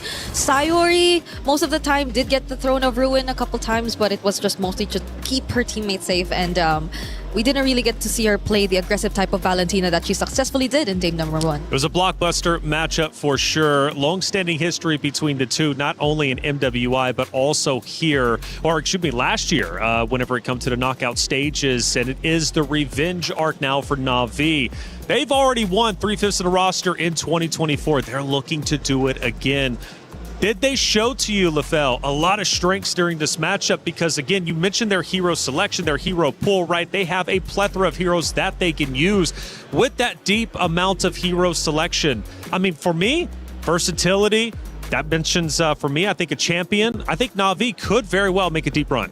They showed improvement, and that's very important because they started off looking very shaky. A lot of their fans showed doubts, like, are we sure this is the Na'Vi that we thought could be champions? This is nothing that we hoped for. But then, day 2 of MWI, they started slow, but they got there. And today against Gen G, they look like they're in 2024 prime position to win it again. Man, and also, too, for Gen G, losing out on this means they don't get club championship points for that organization. But Na'Vi potentially does, and they need them because last year they had a storied run. This year, they want to do the same, and this is one step forward in the right direction for this Na'Vi organization. If you had to give an MVP to one of the Na'Vi members from those two maps, easy. Who would you give it to? Easy, not Ayanami. Game 1 on that Freya, always give pressure towards the damage dealers. And then on that Alice, how many of those setups was like highlight-worthy, TikTok-worthy highlights? Those were amazing engages by Ayanami. Plus the game-deciding play also, which happened in the first few minutes of the game, was all because of not Ayanami. It happened in her lane. It happened towards her counterpart, which was Arya. So I think it's very well deserved of her to get the MVP of the series, if ever we did have any. Not Ayanami getting a lot of attention, not only in our content pieces, but also out there on the stage. And now things start to get real. Up until this point, it's been double elimination, but now we're moving into the knockout stages. What does that mean? In the knockout stage, the stakes escalate with every single step. Teams start in a best-of-3 quarterfinal before advancing to an unforgiving best-of-5 semifinal. Teams who fall short of the grand finals will be granted the opportunity for a podium finish in the third-place match. Finally, the top 2 teams battling for the title in the best-of-7 grand finals. In this single elimination format, every match is do or die. On the world stage where dreams are shattered and history is made, a monumental $500,000 prize pool and crucial club championship points are on the line. But only one team will rise above. In the first of 2 MLBB championships at EWC, who will be crowned the queens of MLBB? 2 champions, 1 game. This is MWI at EWC26.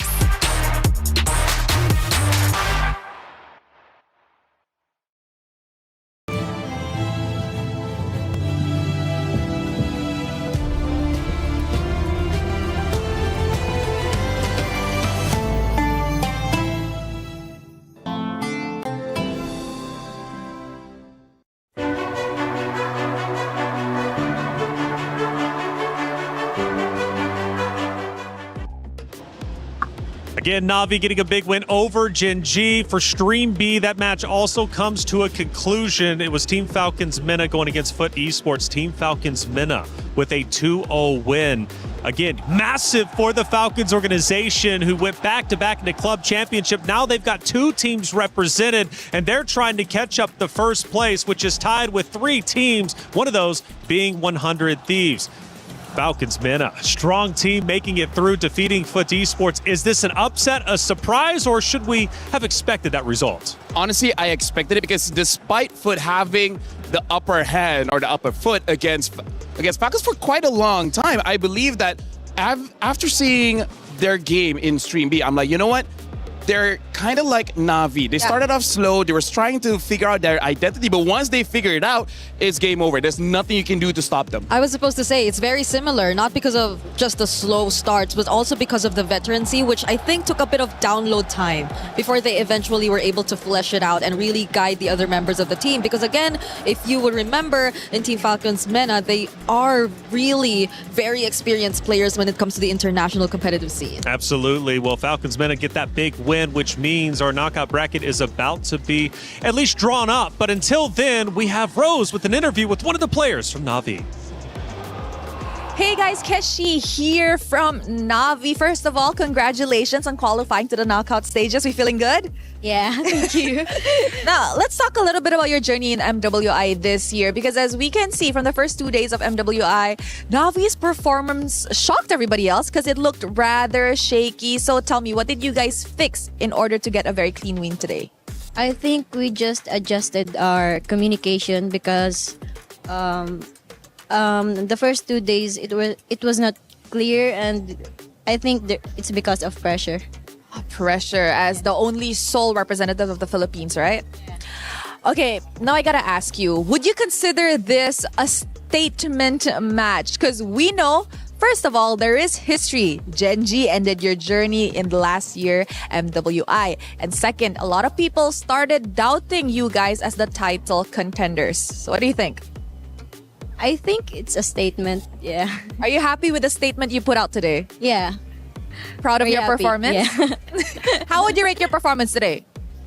I think 10 out of 10, but there's still a game later, so we'll see. All right, we'll see. And you know what, Keshi, since the Filipinos are in the knockout stages, is there perhaps anything you'd like to say to the Filipino supporters back at home? Thank you for supporting us, and continue supporting us for our game later. Thank you, Keshi.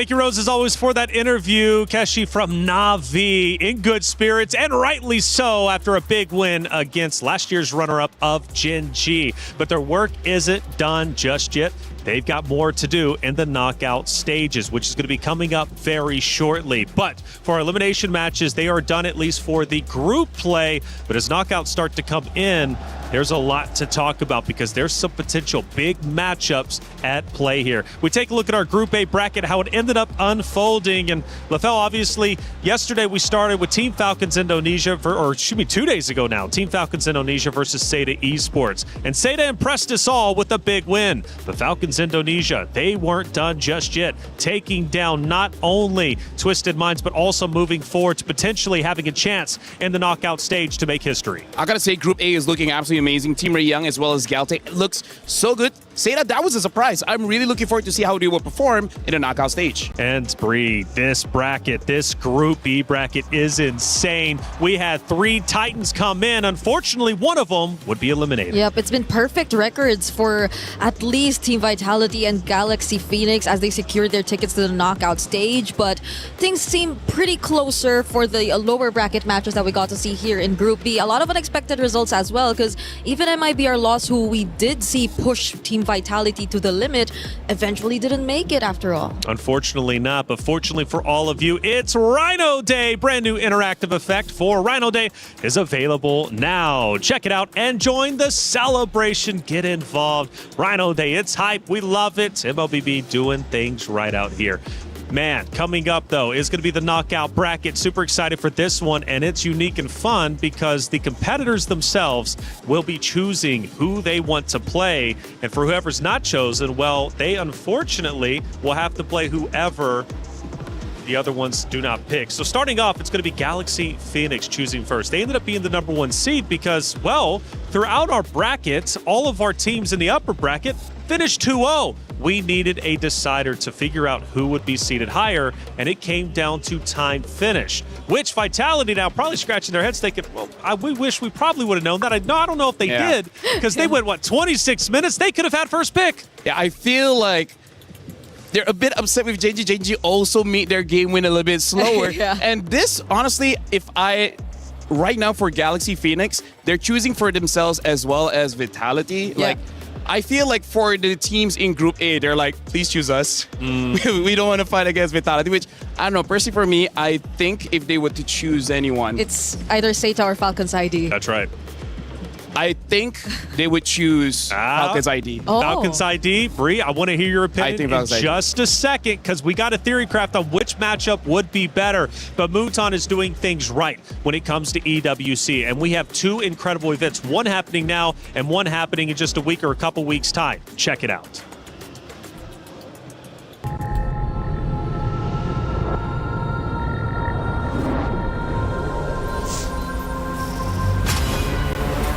In the past, we were always in Asia.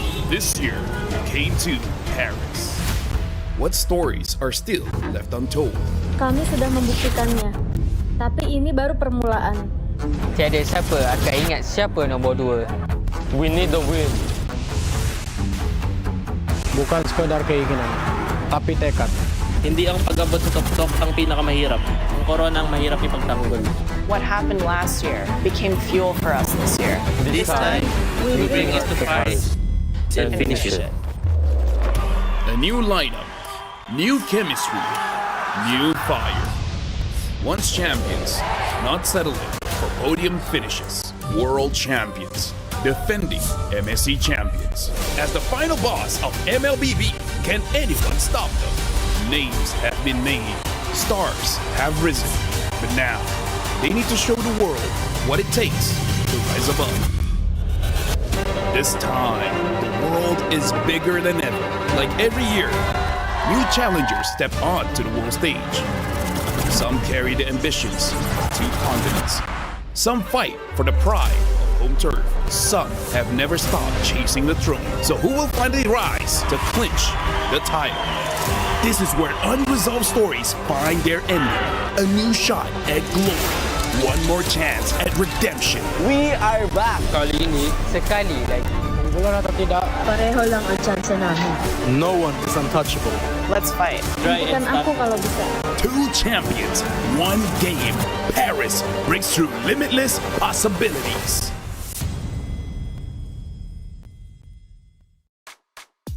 It's MLBB for the next 3 weeks, and we love it, and I know you at home love it as well.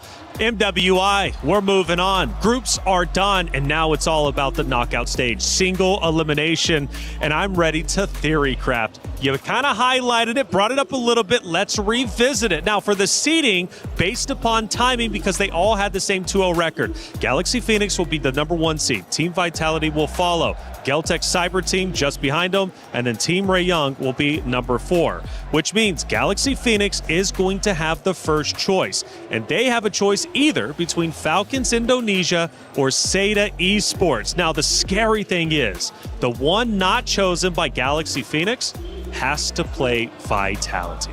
Actually, now that I think about it, it's better for them to go up against Seda because Falcons ID, Vitality, they're from the same region. They have a lot of information with each other. So I feel like the smart move would just let them play because you would get so much information out of that. Oh, that's true. And I believe it could be somewhat of a double-edged sword if you have very limited information about Seda overall. But at the same time, you might just want to risk the edge of having more experience compared to a newly coming region to the competitive stage of MWI. And you got to think for Falcons Indonesia, though, if they are chosen, one of the things, Galaxy Phoenix matchup will be taking place first. Oh. So Falcons Indonesia goes from matchup straight into matchup. Now, talking such a short time period, Lefel, how do you prep in that such a short time span? Because, man, you're going from a match on B stream straight in to the main stream. Honestly, it's quite weird, but some players actually prefer it just for one simple fact, which is you got your warm-up. Because some players, if they play and then 2 hours, 3 hours of doing nothing, they just start to slow down. So some players is like, yes, we are good now, let's just go now. And instead of thinking about what your opponent is doing, just focus on what you're doing. And then after game 1, hopefully your coach can figure out what to do game number 2. Yeah, at first it does not seem as favorable. It comes along with being in the lower bracket and having to survive through all those elimination matches. But at the same time, especially if it happens in the same day, might as well just keep the ball rolling because you've already started playing anyway. Hey, the comms are flowing, and Sadia had a chance to get our listenings from day number 2. Let's hear what the competitors were saying during their matches. Hey guys, Sayori here from Gen G, and she looks rather upset after the loss up against Navi. So let's talk a little bit about the game first of all. I know you guys came in rather confident, especially because you guys were the one that sent Navi home last year. What happened? What fell short in today's match? Honestly, we did come in confident. We knew that we could beat Navi, but I think just in game, I think how we usually play just didn't it just didn't go into the game, and maybe communication was off and our play style, because this was not how we usually play, and we know that we're way better. So yeah, I understand. It was just very disappointing that we did lose. Yeah. I understand. Losing is never easy. So I want to ask you, throughout your journey in MWI this year, and you know what, throughout your journey, throughout all MWIs over the years, what is the biggest key lessons that you always take home with you? Honestly, I think the biggest key lesson is that, honestly, me and my team and everyone else can always push to be better. Since I saw during this MWI, there was a lot of upsets at the start. So there's not ever just one person on top. You know, anyone can take the crown. So yeah, there's a lot of contenders this year. Yeah, nothing is impossible. So what's next for Sayori? Honestly, I'm not really sure. We have to stay tuned. I'm very confident with my team. We are very close. We've been playing for a while, and with the addition of Rui as for this year, but it just really depends on the direction of everyone else. So yeah, I'm just gonna follow. And you know what? I think to wrap this up, since a lot of people were definitely rooting on you guys as a title contenders, is there anything at all you want to say to your fans out there? I just want to say thank you for supporting, and hopefully you'll see us next year playing other tournaments. But yeah, we'll come back way stronger. I hope to see you guys come back stronger next year. Yes. All right, guys. Thank you so much, Sayori. Thank you. Thank you, Rose, as always, for the great interviews, getting the coverage out there with the players where they matter most. Gen G on their exit interview, still in high spirits, it seems. They want to come back even stronger next year. Yeah, I always feel sad when I see teams have to exit without them playing their best game or without them being able to play the kind of play style that you know they're used to playing. And it's unfortunate it happened to Gen G, but I'm glad to hear that they're just looking to come back stronger the next time we see them. Yeah, we don't want to lose them, right? We definitely want to see them come back. NA needs a solid representation, and Gen G is that good representation. Hey, like I said, throughout day 2, there was a lot of great comms, and Sadia had a chance to listen in. Main carry guys, nice. Carry no flick. Satu je. Dah guys. Jessica. Jessica. Aku sakit. Nice go guys. Dah, gak usah. Dah. Tekan korang tu. Dah. Ni. Aku cari nyawa. Aku cari nyawa guys. Carry. Nice bro guys. Thank you guys.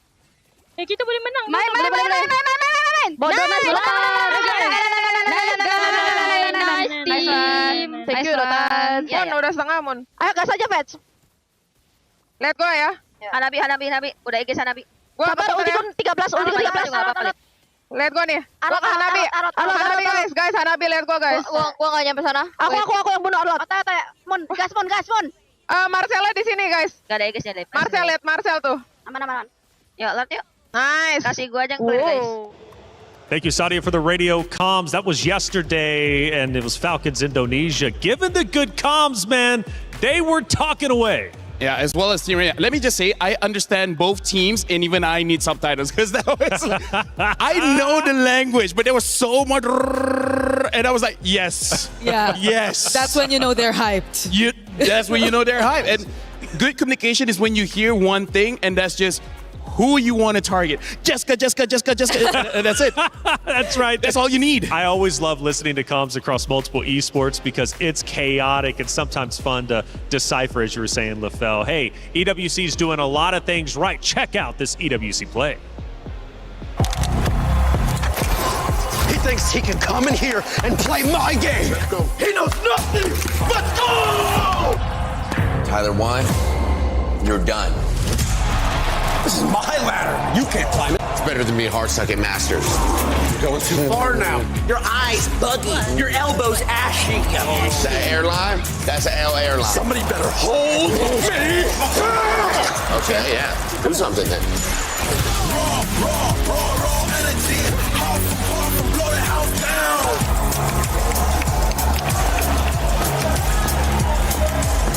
You look nervous.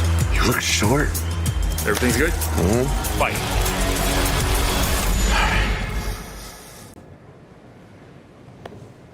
Okay.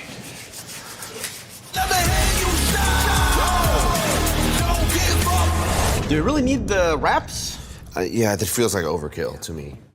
Body was built to move. Not trapped at a desk in one singular posture for 12 hours a day. It's time your chair evolved. This is Secret Lab Titan Evo. Ergonomically engineered for you. Gamers, hybrid workers, artists. Backing your every move. The knockout stage draft is just minutes away from taking place, where the opponents get to choose their opponents. It's going to be a lot of fun, and the stare downs are going to be entertaining for sure. Still, though, we need to discuss the other side of the bracket. We talked about Galaxy Phoenix, whether they play against Falcon Indonesia or Seda Esports. They have that choice. The other gets to play Vitality. But on the other hand, Geltech Cyber Team comes in. They were the number 3 seed, but because of where they were in the groups, they get the first pick. Falcons Mina or Na'Vi. Those are the two choices. I know, Bree, you look like you're in pain. I'm going to give you a second to maybe think it out a little bit. How about you go first? For me, it's easy. So how about you go first? I am having a hard time. I can see that. It's easy. I am having a hard time. Like, I do not know if I want Na'Vi to be up against Geltech or if I want them to go up against Team Rain. Oh, okay, that's actually a good point, Right? because honestly, for Geltech, I know the best choice for them is Falcons, Mena, Vega, because their playstyle of Kyoe playing those assassins is better against Falcons, where they sometimes put yourself in a situation where you can punish. Compared to Na'Vi, Na'Vi doesn't really make a mistake that gives the map to the opponent. So if I was Geltec, I know who I want to go up against. Yeah, but that's not good for Navi either. It is what is it, you know? Yeah, because they're going up against Team Ray if ever that does happen. And Team Ray were the recent, or not them, but their region has been recent champions of SEA Games as well. They've been performing really well. And it's just like a rivalry between MY, PH, ID all over again. Who would Team Ray Young want to play though? Like if they obviously don't have a choice here, but if one had to be thrown their way, would it be Falcons Mena? Would it be Na'Vi? I'm gonna be honest with you, both of them just come off a hot win. Na'Vi just looked incredibly strong taking down Gen G. I don't want to play Na'Vi under any circumstance.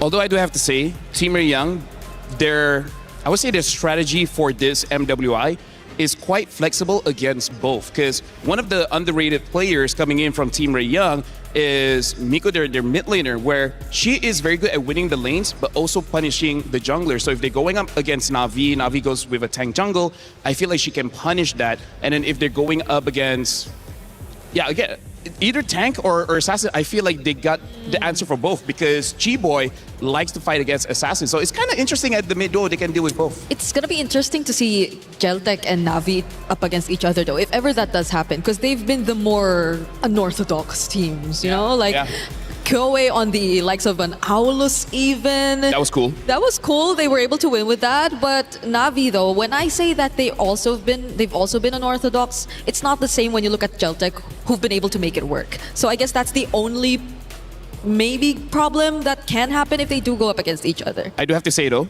Geltec on that game with the Aulus, it was a 24-minute game, and they won 5 minutes of that game. And if I'm not mistaken, they got a triple kill early. That's why they won the first 2 minutes. And then lost for 19 minutes and only won the last 3 minutes. So it's a good pick, but they lost for a long time. Okay, so you're never really sure, but regardless, I think them picking their matchups will all be equally as interesting. And they do get that choice, which is super unique, by the way, in like format tournaments. You got to think about it. You're walking up there, you're looking at your opponents. You've got 2 keys to select. Which one do you want to crush the most? Because it is single elimination.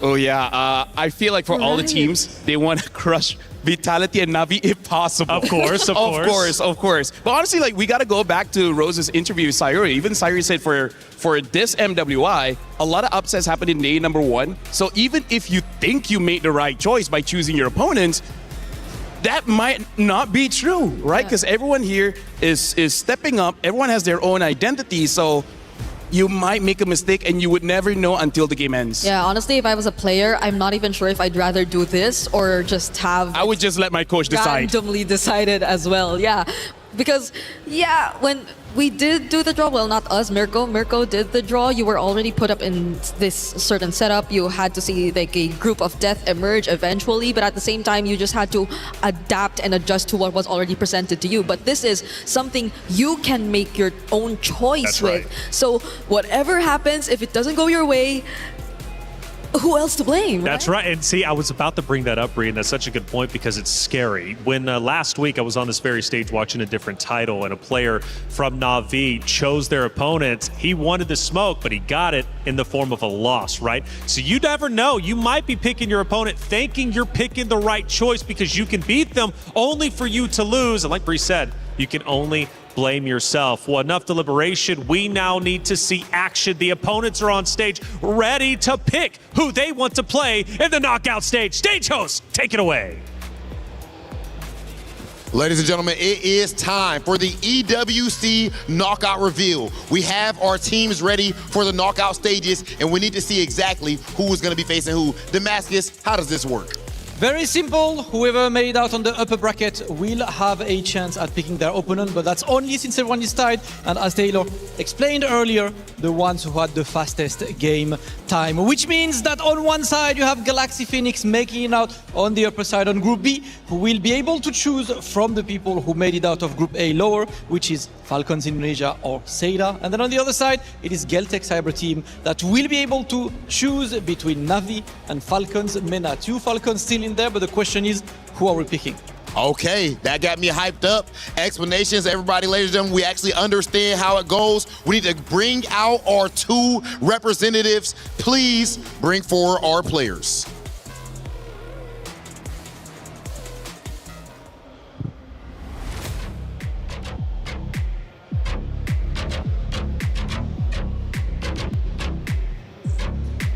Okay, first, Team Falcons coming to the stage. Of course, qualifying through the loser side, and now they wait to see their fate. Who are they going to end up facing in the knockout phases? And that is the question, and of course, they are coming next to another team, a team that they faced earlier, a team that made a surprise at the beginning, representing the regions of China, Team Seda, pulling up. And of course, they will be there to witness who is going to get picked live on that stage. Yo, Seda already threw down a gauntlet earlier, as you said, showed us the big time upset, or so people felt like. People thought it was an upset. Seda is working at this point to show everyone, nah, it's no upset, you're just late to the party. We've been here. Absolutely godlike squad right there, standing next to Falcons. That said, I believe we do have our next team ready. Next team ready, of course, it is the other Falcons, the MENA representatives. Of course, we said it, there are 2 Team Falcons moving forward, and Falcons and MENA being represented. They are on the other group, so they won't be a Falcons versus Falcons match just yet. But the question is, are we getting picked, Rob, as always? Okay, in a situation like this, Damascus, do you think that all of the teams here have certain teams that they're hoping to get picked by? Or is it like, hey, it doesn't matter who it is, I'm ready to cook? I mean, Vitality is not picking. I don't think anyone want to face. This is very true. I don't think anyone want to face the Queens right now. Speaking of Vitality, we do know, that, of course, that Vitality is our last year's champion, but back in 2024, this next team was the one to win it all. Navi coming to the stage. Navi, a tough out for anyone, but will one of these teams be bold enough to make them their choice? Of course, and without further ado, we are ready to welcome the team captain for Galaxy Phoenix, who will get to choose between Falcons Indonesia and Seda. This is the big choice, Rob. Remember, it is single elimination after this, so you only have one chance. Whoever you pick is potentially going to be your final opponent. Okay, yeah, I'm ready to see it. This where that drama at right here, Damascus, okay? Making that choice, technically, picking a certain team could be taken, that team could take it as disrespect, brother. It can make it a little bit personal. You had the chance to fight against someone else, but you chose me. And it looks like we will be making our choice right now, I believe. All right, it is time.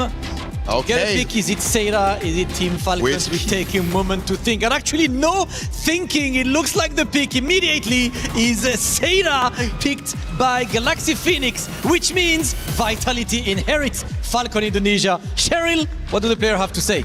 What an unexpected matchup. This means that there will be an Indonesia versus Indonesia in the quarterfinals. So, please tell us, why did Galaxy Phoenix pick Seda, even though Seda actually won Team Falcons Indonesia? Maybe I like them. Oh, you got your eyes on them. Now, how is China feeling about this matchup? 现在你们感想如何？这次的比赛？我们现在的感想就是非常开心。然后，因为我觉得对我们来说，比比赛输赢更重要的是享受比赛本身。They are very happy about this pick, but win or lose, they are very happy to be here for the competition, to experience as an experience. So yes, this is your first matchup for the quarterfinals of the knockout stage. We have Galaxy Phoenix going up with Seda. Oh, that's a banger. That's an absolute banger right there, Damascus. And I like the interview as well. Wholesome answer coming from the side of Seda. But we've seen a whole lot of confidence in that pick. I love to see that. Stingy with words, but the confidence definitely shows. And on the other side, as Cheryl said, it's a full Indonesian match with Vitality taking on Falcons Indonesia. But on that side, it is enough as we have to move to the other side. And it's now Team Geltech Cyber Team going to pull up to select between Navi and Falcons Mena. And Rob, I've got to say, you and I love the drip. I absolutely love the Geltech drip. Oh yeah, I need one of those fits desperately after this. That is an elite fit, if I've ever seen one. Yes, and we are immediately picking Team Falcons Mena. We do not want to face Navi just yet. Geltech picking Falcons Mena. Team Ray Young will be the one to face Navi. And Cheryl is with our players on the stage. Now this is going to be a very exciting matchup. Now I have to ask Team Falcons Mena, is there any comments about this matchup? Are you guys excited about heading into this match? Yeah, of course we are excited and good luck for you guys. Anything you want to say to them? Nana. Nana, okay. Fist bump, and we will lay it all over at the Land of Dawn. Fist bump.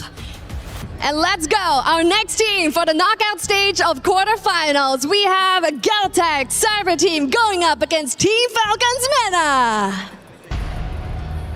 This is what we want to see, and with these picks being done, all 4 matches of our quarterfinals are now set with the big bracket on display. And to take a look at this bracket in detail, I would like to send it to the studio. Taylor with our experts in there. What are you guys thinking of that bracket?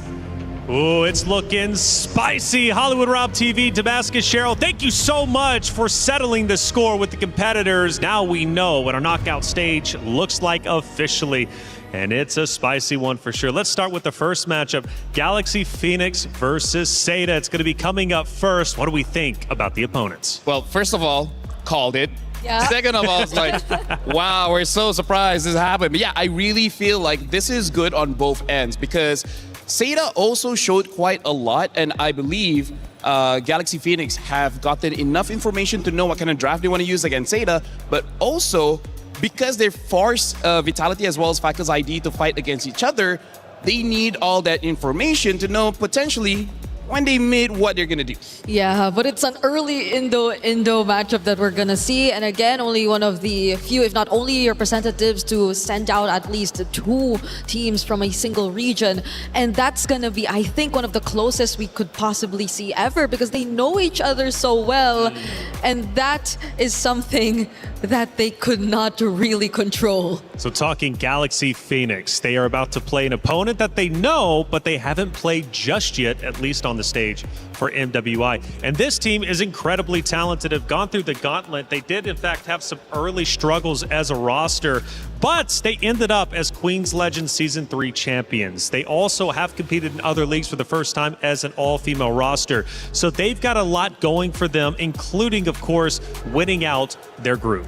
I gotta say, Galaxy Phoenix, it's like they're masters of rock, paper, scissors because their jungler is able to play tanks, able to play assassins. So when they know who they're going up against, they're able to change either rock, paper, or scissors, and it's on to the opponents if they can fight back on their lineup. Yeah, they have so much heroes too that not necessarily are out of the meta. So I think that's one really good strength that you can look at when you talk about Galaxy Phoenix is the fact that they have such great mastery over the heroes that are actually relevant in our current time. But strength versus strength in this matchup, because let's not forget, Seda Esports was developed specifically for the MWI stage, which means they've done their research. So when you talk about a deep hero pool for the side of Galaxy Phoenix, Seda equally also has the same.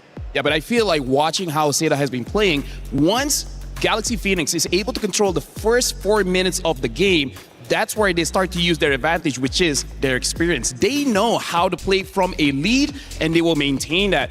Compared to Seda doesn't always look that well when they're losing by 1,500 gold, 2,000 gold. So if they can get onto that first win condition, they're already looking pretty good. You know who Galaxy Phoenix has, though, that Seda Esports doesn't have? Is Fa. And we were screaming her name. Fa was going off just a couple days ago. She's incredible, and Seda's got to deal with her. Yep, Seda, especially as mentioned here by Lavelle, may not seem the cleanest in terms of the executions when we get into the mid portions of the game. So I think it's crucial that in this matchup against a team like Galaxy Phoenix, they're always remind themselves of housekeeping. Like they cannot let go of the most basic fundamentals when it comes to the game. Let me just say, Fa is a mercenary. She is precision as a person, because going up against Na'Vi, she only targeted Mirai until there's nothing Na'Vi could do. So as long as they know who's the right target for Seda, I will feel bad for whoever that is, because no matter the pick, either Guinevere, either Ling, Hayabusa, Yisashi, I really don't care. I think she will get her target. Let's find out if she does. She's a serious competitor. I love that you call her a mercenary, and she absolutely is a mercenary. Look, Seda, though, again, not to be messed around with. They are truly phenomenal and absolutely insane. Obviously, that matchup is going to be coming up relatively soon and first, but the Vitality was just shown on screen just a second ago, and Vitality has to go against Falcons Indonesia. Another big matchup. Gotta say, man, I'm a big fan of Falcons Indonesia and the way that they continue to play and face adversity. But Vitality, come on, they are the queens after all. I mean, like, not only are they great mechanically, but they can get into the heads of Falcons ID. Yeah, and if I'm not mistaken, I think the revenge storyline continues because Falcons ID in the recent qualifiers that they had for MWI 2026, I think barely got to get a game against Team Vitality. They went up against each other in the upper bracket semifinals, only to get dropped down to the lower. But the moment they meet again in the grand finals, they got the exact same result. You know, I'm so encouraged, though, from Falcons Indonesia to improve from day one. When I was watching them as a contender, we set them up as the top dogs. And while they finished 0-2 defeat, I was like, well, that's not what I was expecting. But they've come back stronger than ever. But there have been questions about Vitality and if they still look as strong as they did last year. And a lot of that comes from that MIBR loss matchup. I gotta say, even though I saw that matchup, but Team Vitality is like the final boss that when they die, they get resurrected, and then they have more layers of HP, and then after they die again, they go to the next phase, and then you're like, when is this going to be done? And then you're trying to get a health potion, and then they just take it away. They just evolve. And Bree, speaking of evolving, Geltech Cyber Team, they chose their opponents, and it's Falcons Mena they've got to go against. Now, Falcons Mena just came off a big win, so they're feeling confident going into their matchup. Later on today, mind you, we've got 4 of them. We're starting off with quarterfinals. We will finish them all here on this very stream. Falcons Mena is going to have a long day. The Geltech Cyber Team has been a big surprise in our tournament, and they have looked stellar. I agree. The way that people have been awaiting this comeback, again, we have to remind everyone that Kyoei, I think one of the star players that we've constantly been highlighting, took a bit of a break from the competitive scene. I think that was exactly 3 seasons of Lady MVP before she eventually got back. And it took her exactly 3 seasons as well to get back here to the MWI stage. But that showed significant growth from these players. I gotta say, Kyoei's Hero Pool is amazing, but this is where I want to talk about their coach, Osprey, because Osprey has been in the MLBB scene for both the men's division as well as the women's division for a very long time. If there's a Mount Rushmore in ECA, he's gonna be there. His picks are unorthodox, but on paper, they always make sense because he's like, this hero can counter this hero, even though it looks like it's a funny pick, but when you see it in action, you're like, wait, that makes sense.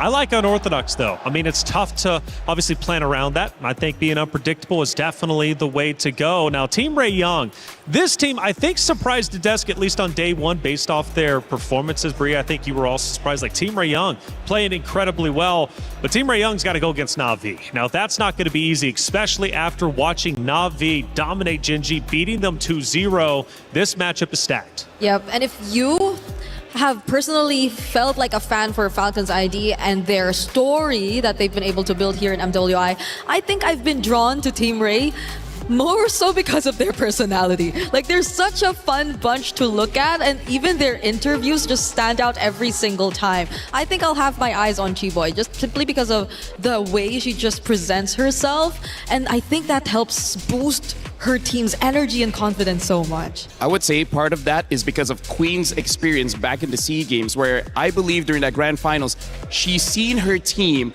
when they are like so stressed, so worried about losing, and at that moment, they're like, you know what?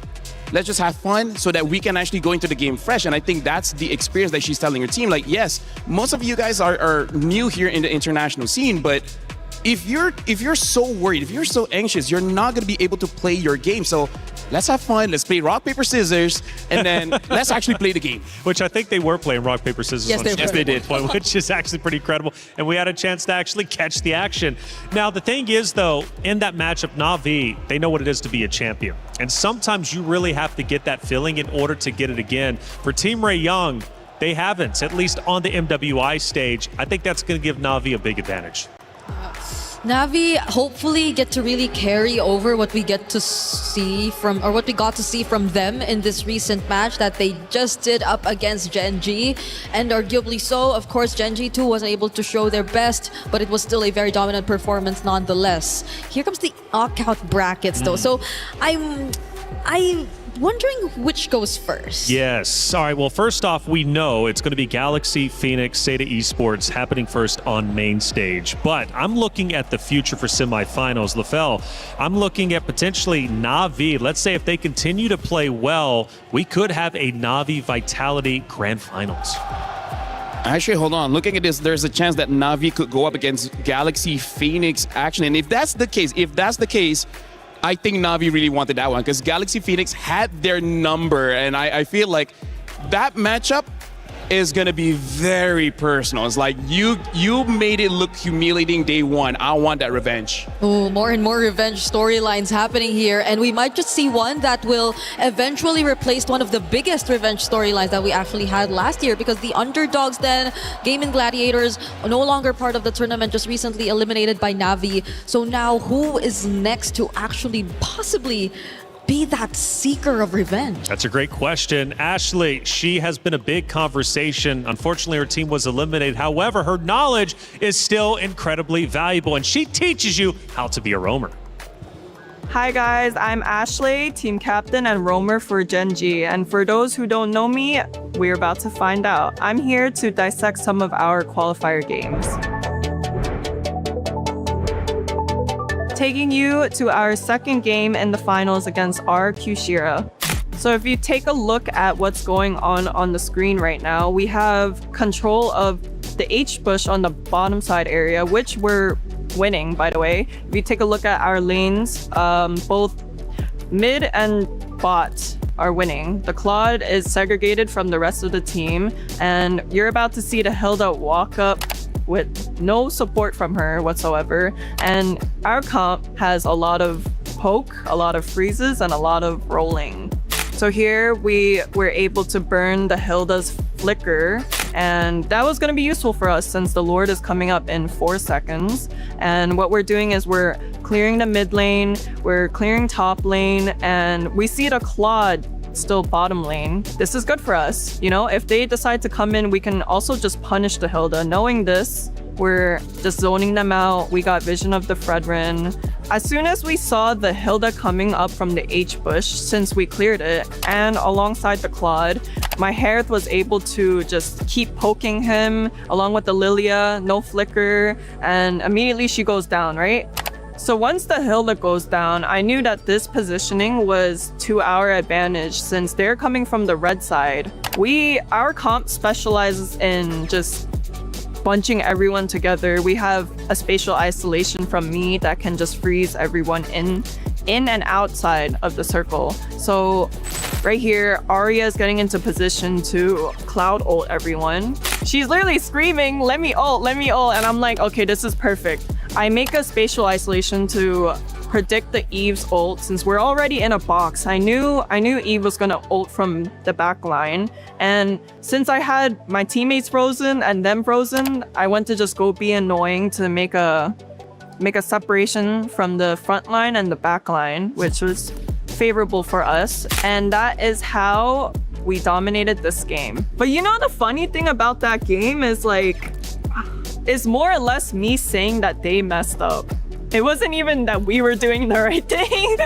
That wraps up our dissection for my games, and if you guys would like to see some more gameplay, please tune in to our MWI matches. Play is in our DNA. Whenever we let it out, it becomes our superpower. Now imagine an entire city being built to supercharge it. Kadir City, powered by play. It's still day 3 of MWI, but now we move into a new iteration, our knockout stages. The competitors chose their opponents. Did they choose an easy route to semifinals, or did they choose their undoing? We're about to find all that out and more as we head to the stage with Damascus, Hollywood Rob TV, and Cheryl. Ladies and gentlemen, it is showtime here at the Esports World Cup as we are about to get rolling with our knockout stages. Right now, we are about to find out who is going to step one step closer to lifting up that trophy and being the best MLBB women's team in the world. Yes, sir, Rob, it's time to be excited because it is the knockout stage right now. Every single match means tournament life on the line. So without further ado, let's welcome our first team onto the stage. They made their way through the upper bracket. Make some noise for Team Galaxy Phoenix! Galaxy Phoenix does not know the taste of defeat. This team has come here in their first international event, but yet they have not just looked like contenders, they have played like one of the favorites, of course, fighting out of Cambodia, and they are trying to make history here at MWI.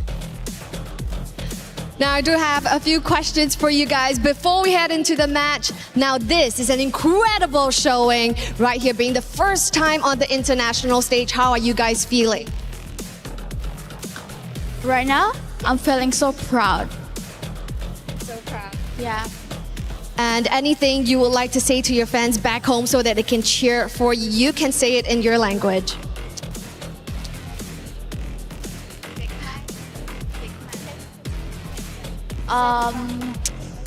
Yeah, nothing else. Like I don't have nothing. Like I don't have a lot to say, but I'll try to fight for the nation. National pride is on the line. Is there anything you would like to say to your opponents before we head on over to the battle station? I just want to say that good luck with your match. All right, good luck, and we will have another exciting matchup. Please head on over to your battle stations. Thank you. Okay, ladies and gentlemen, now please welcome to the stage their opponents, Saito! The team representing China, the new project, they entered the stage in an incredible way by the big upset, sending Falcons Indonesia straight to the lower bracket, fell to Team Ray Young, and then redeemed themselves against Virtus Pro. This team has been ridiculous, and when they win, it's always a 2-0. China's proud representative stepping up to the stage. 恭喜中国来到 knockout stage， 有什么想要对你的对手说的呢？ Is there anything you guys would like to say to your opponents?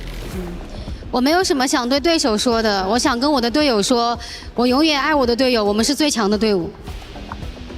They said that they have nothing to say to the opponents, but she just want to say something to her teammates, and that is, you know, they're the best and they can do it. All right, so thank you, and please head on over to your battle stations. Now, this is a curveball that we did not see coming. Immediately after selecting their draws, they are going to play the match. This means that both teams are going in essentially blind, and this is what it takes to be the champion right here at MWI, because to be the creme de la creme means you have to go in prepared as always, and this is match 1 of the knockout stages. Over to you. Cheryl, Hollywood Rob TV, Damascus, thank you for setting the stage and as well for the interviews. The players are ready to go and they're about to get it underway. It's Galaxy Phoenix versus Seda for our first best of 5 matchup. It is single elimination. You only have 1 life. You lose, your key is crushed. You move forward. The championship is that much closer. We've already talked about these two wonderful teams. Let's break them down just a little bit more. Now, overall for Seda, biggest surprise we had, looking at the roster, Miss was supposed to be there, but Miss hasn't been there to my knowledge. It's been Fanwa who's been the sub. However, a sub that has led Seda to where they currently are. What do you think about that, Bree? It's a very explosive sub at that. I think her being the roamer and being one of the main leads in the team has really helped a lot. The way that they've actually been confident enough to even debut the likes of a Tigreal in their first series and be able to do so in a very dominant fashion, that means they're very versatile in terms of their gameplay, because even when you think that they are actually more on the unorthodox end of their picks, they actually can show you some of the more meta ones as well. They also have a really decent usage and mastery of the Belleric, as seen in their recent qualification match, in order to make it here to the knockout stage. I do wonder though, now that you're in the knockout stage, is the wild card play to bring Miss back in? We don't know why, of course, Miss was benched. Maybe it was a strategy play, maybe something else was going on, but it has led to a pretty fun conversation. I mean, like, because of the meta change, perhaps her hero pool just didn't suit the current meta. Good point. And by the way, can we just say this might be the start of a legacy coming in from both organizations, because they haven't really had much success so far in MLBB, but now they're in the knockout stage. Winning this one, every single win each organization has after this just cements their position in MLBB lore. That's an excellent point. I mean, for both, right? Really the first time showcasing what they're made of as an org, as well as players here on the international stage. And this is a big moment, and I love that you set the stage with that very statement, because that's what the MWI is all about. And in fact, what the Esports World Cup is about in its entirety. It's about making history. It's about cementing your name, not only in the history books for the Esports World Cup, but the history books of esports as a whole. And Galaxy Phoenix and Seda could very well do that. This is just one of those road stops that they have to get through to the grand finals.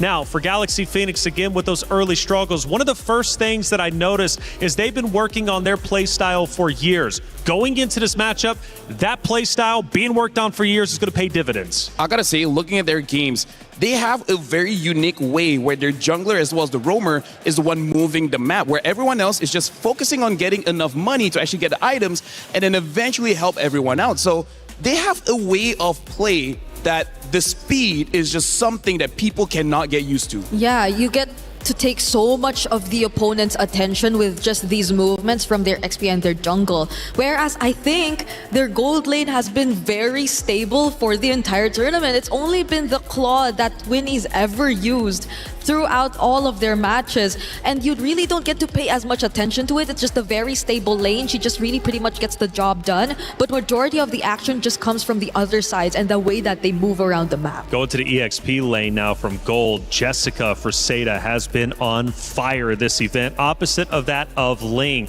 A power matchup for sure. Jessica, I mean, talk to me about her, Lefel. She has brought so much to this competition for the side of Seda, not only from the hero selection, but just from the slayability.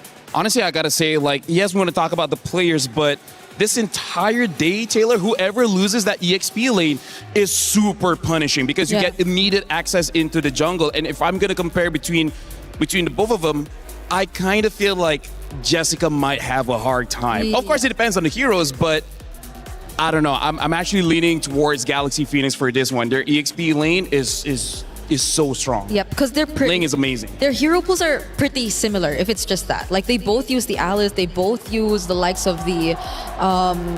No, it's actually just the Alice, I think, that they use both. It's their shared hero pool. But other than that, we see more flexibility from Ling in terms of how they're able to utilize it. Because if there's one observation we got to see from Jessica yesterday when they lost, it's the fact that she probably does shine a bit more on playmaking or heroes that just play for the team. There tend to be more miscalculations whenever you give her those less flashy kinds of EXP lanes. It's 5 players per team. All of them have to work together to win. But Fa is an absolute powerhouse. We mentioned her earlier. And from what I'm hearing, Lefel, she might be just one of the strongest junglers in our entire MWI event. Honestly, I'm willing to put money on that one, because honestly, Fa is an absolute mercenary. It's one thing when you're good at one hero.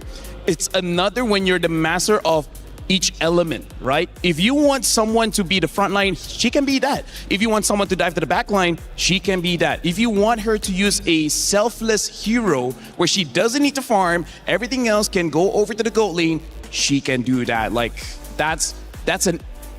I would say that's one of the kind of players that each organization after MWI might start emailing her. It's like, hey, are you willing to relocate? That's true, that's true.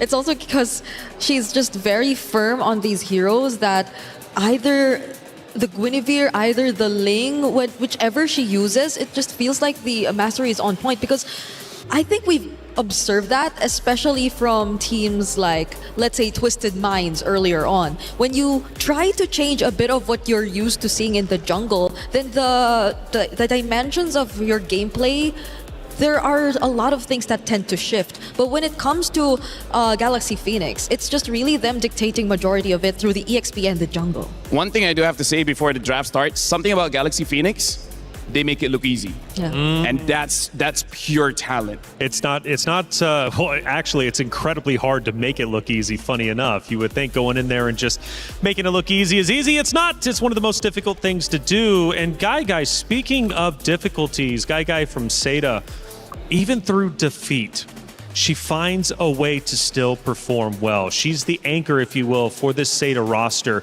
Guy is going to be the one, I at least think, that Jessica, Zhao, Name, Miss, or Fanwa, whoever decides to come in for this matchup, is going to be looking towards when things get rough. I'm starting to worry for her, though. Like, if it does so happen that Galaxy Phoenix tried to go for the assassin route and we see another Ling gameplay, wait, is she taking a selfie? Yes, and I actually saw them checking the heroes out as well. But I think it's less about the draft and more like, which skin do I use for this one? Well, you have to really pick the best skins. Yes. You're already in the knockout stage. Yeah, I'm not going to lie. Some of the skins, though, are incredibly funny. Like Patrick, for example, running around. Oh, yeah. Imagine losing to a Patrick. Yes. Guy would be furious. I got to say, Patrick running towards you at light speed is one of the most terrifying things you could ever imagine. And it's made a lot of Glue users happy, because Glue is actually one of the heroes with very few skins. Yes. And you get surprised because he suddenly receives a Patrick skin. Yeah, I can't remember if it was Vivian, I think, from Vitality uses Patrick's skin, which is like she already talks her trash and she's beating you with the Patrick. Just so disrespectful on so many different Only levels. in MLBB can you see Sasuke being afraid of Patrick. That's only in MLBB. The logic is a bit different here. Even AOT characters like Eren Yeager, I'm pretty sure he doesn't want to face against Patrick. I know. It's not like we get to see the Yin also played as much in competitive gameplay, but it's weird here looking at Patrick just dominating over everyone. But that's just MLBB, isn't it? It gives flexibility and the opportunity for you at home to pick your favorite skins and play the game how you want to play. Regional pride was mentioned during the interview with Cheryl and the Galaxy Phoenix ladies. Regional pride so incredibly important here. And, one of the players from Galaxy Phoenix saying during that interview, like, I'm just so proud to represent my nation, to be on this stage. I know it's not enough for her. She wants to be a champion, obviously, but making it to the knockout stages, representing your nation, LaFell, that is such a big accomplishment. Because if you ask any player here, their motivation for playing, their motivation to become champions, there's many different layers. You have layers on, they want to change their family situation back at home. They want to make a name for themselves in their own country, in this game. They want to help out their friends. In fact, some people here, they're not here for themselves, they're here for other people. So no matter who you talk to, there's many different motivations and every single one of them is valid. And that's why when we see losses, all of those hopes get crushed. But that's the reality of becoming a champion. You don't win by necessarily making a lot of friends. You get to win by crushing someone else's dreams. And at the same time, they had to crush the dreams of, I think, also one of the longest running representatives, if it's regional pride that we're talking about, because we're seeing a different lineup fielded here as representatives of Cambodia, and they definitely want to be exceeding whatever they were previously able to achieve. It hasn't been a significant finish in any of their previous MWI records, but now they're so close to exceeding all of that. Building a home, helping your family out, $500,000 goes a long way, and $150,000 for first place. That's what is up for grabs. We start our first matchup, our first pick and ban between Galaxy Phoenix and Seda Esports. Yeah, right now, honestly, this is a very interesting start here, break, where Seda is first pick, and yet they're banning out the Marcel. Yeah. That's kind of not a great ban, because you would want your opponents, Galaxy Phoenix, to ban that out. And now this is already a very big tell. They're banning out this carry. So expect a lot of front lines. I really feel like they're already building the draft just so that Link can have a good time in lane. Oh, but Seda too. This is a smart ban. Yeah, 100% smart ban. Respecting so much of what Galaxy Phoenix have already previously shown us too, I think the Guinevere is just a bit too flexible of a jungler to hand over to GXP at this point. I was watching that game where Galaxy Phoenix went up against Na'Vi.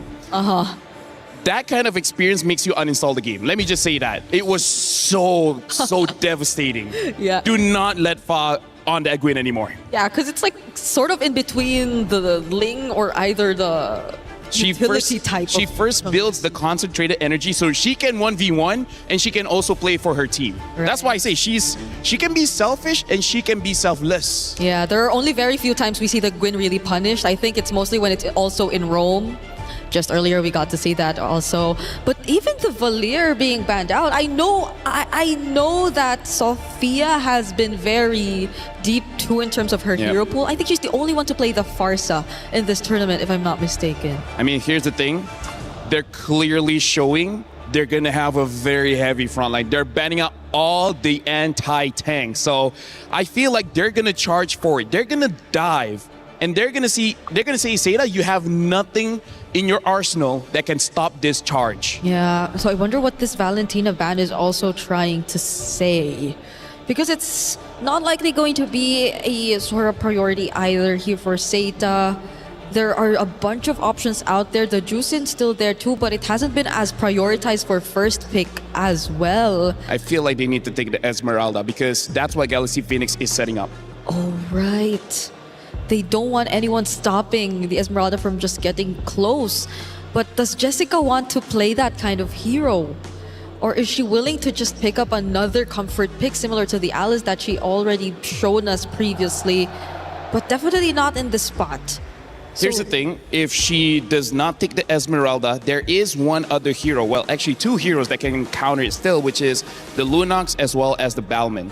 But also both are very niche heroes, and instead they go for the Harara. But I feel like Galaxy Phoenix, they are okay with this. You know, the Harara has been a safe pick for Seda Esports since day number one, and I feel like that's one that they're trying to force super heavy, especially given the new meta coming in, the buff. Jessica on Harara, she can pop off with this. It's a matter of how they're going to be able to counter on the side of Galaxy Phoenix. Yeah, but it's still a 50-50 in terms of stats, in terms of the win rate if you look at the Hirara, but it's a very considerable comfort pick if we're talking about Seda. Now they get the Claude. A lot of the roamers are actually available as well, such as the Atlas and Belleric if they already want to consider that. But knowing Galaxy Phoenix, it's been mostly just the Belleric, and there you go. They take it alongside the Claude. Yeah, still very strong opener coming in from Galaxy Phoenix. I gotta say, Seda, on this Hirara pick, I think Hirara is a good hero, but she's not a win condition. She enables a win condition, so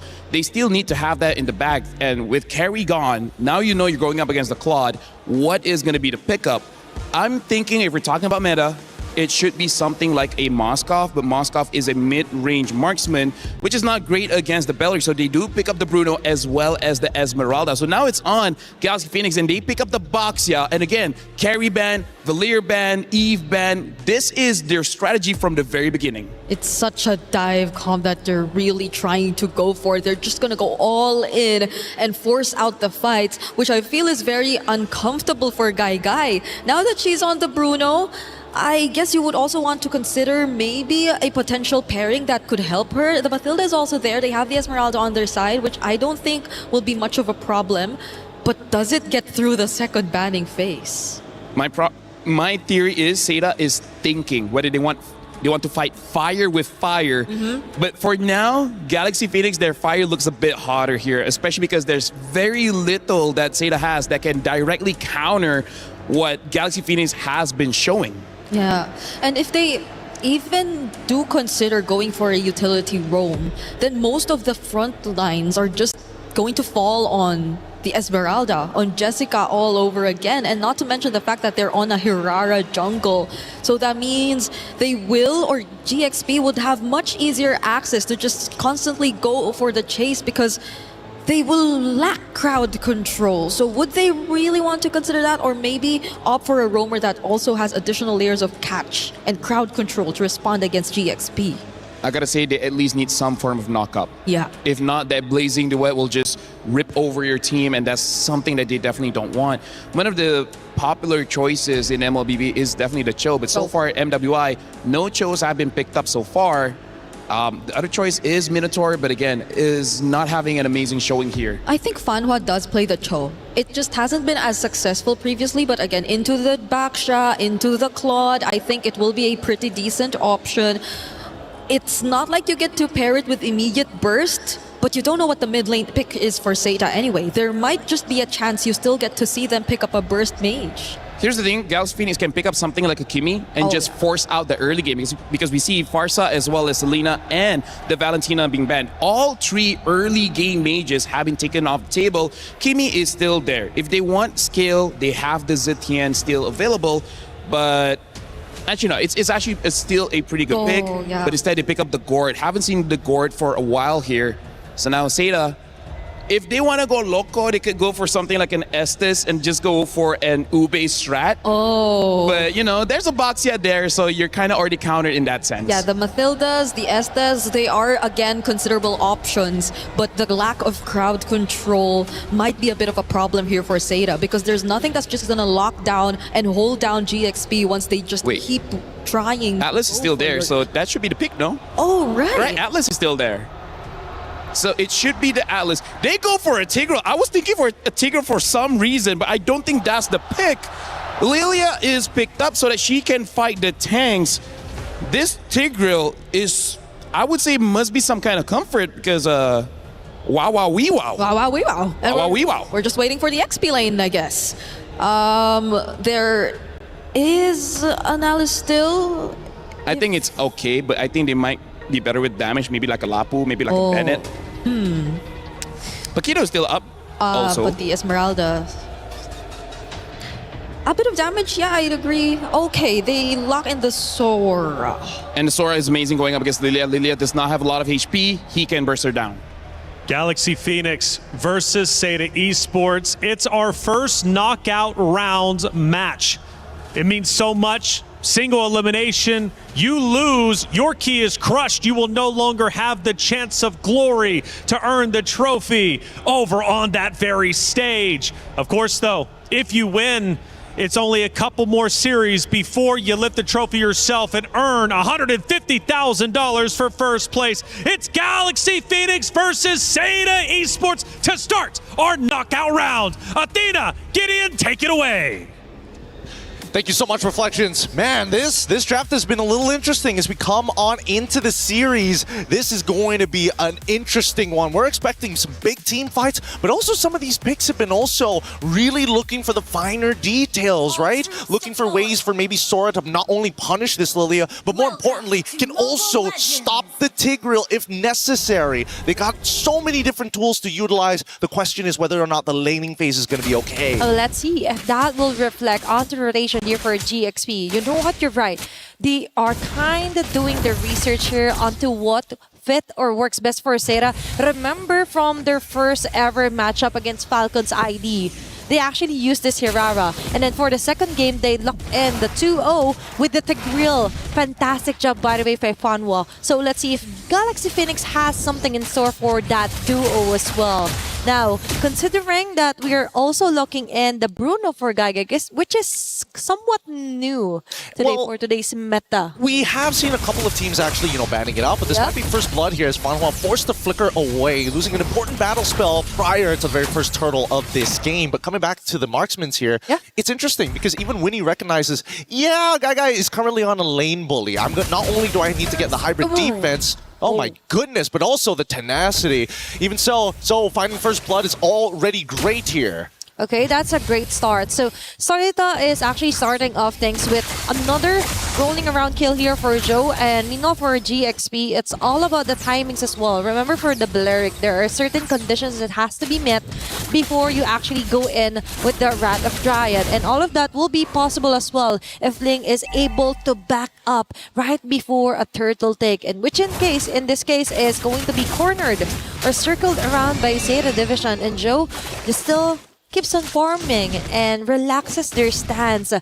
No asserted dominance yet, or no clashes being initiated yet here for Galaxy Phoenix. And it's very understandable. After finding that first blood, they know for a fact that Fa is unfortunately not at level 4 at the right time. Yep. So this is pretty uncontestable, assuming Seoul was able to find just a couple more camps to get to level 5. Even so, we're already seeing the first few movements, and Cloud Chip's out. Okay, Ling is risking it all. It's Fanboy yet again being targeted, and this time it's Galaxy Phoenix taking in the kill. Joe with a counter setup kill here, but Ling when you take it down. Meanwhile, that's too messy. Jessica was beautiful somewhere onto the back lanes. They just have different targets here for Zeta. Sophia, beautiful three-point shot with a Mystic Projectile over the wall to not only make Fa's job easier, but now this is a winning position. They just need to deal with Jessica. Okay, now they're hovering over here onto the turtle. It's Fanmo yet again with the position. She doesn't have her ultimate yet, so it's going to be GXP cornering most of the members here for Zeta, and Jessica with a jump will hit no one, but instead it's Ling hitting in the face here for Joe with a double kill, plus a perfect Mystic Gush to top things off here for GXP. They might as well just grab the turtle while they're at it. Yeah, you can tell that GXP is kind of nervous, and even Zeta, both of them are playing very anxious this game. The turtle contest was also a little weird. It was a little 50-50, and honestly, I think it's technically in Zoe's favor in the earlier stages of the game, having so many abilities and high base damages, out base damaging, unfortunately, the Baxia. It's 600 to 800, and now we're going to see Name in trouble. Okay, that's a forced Black Shoes onto Name.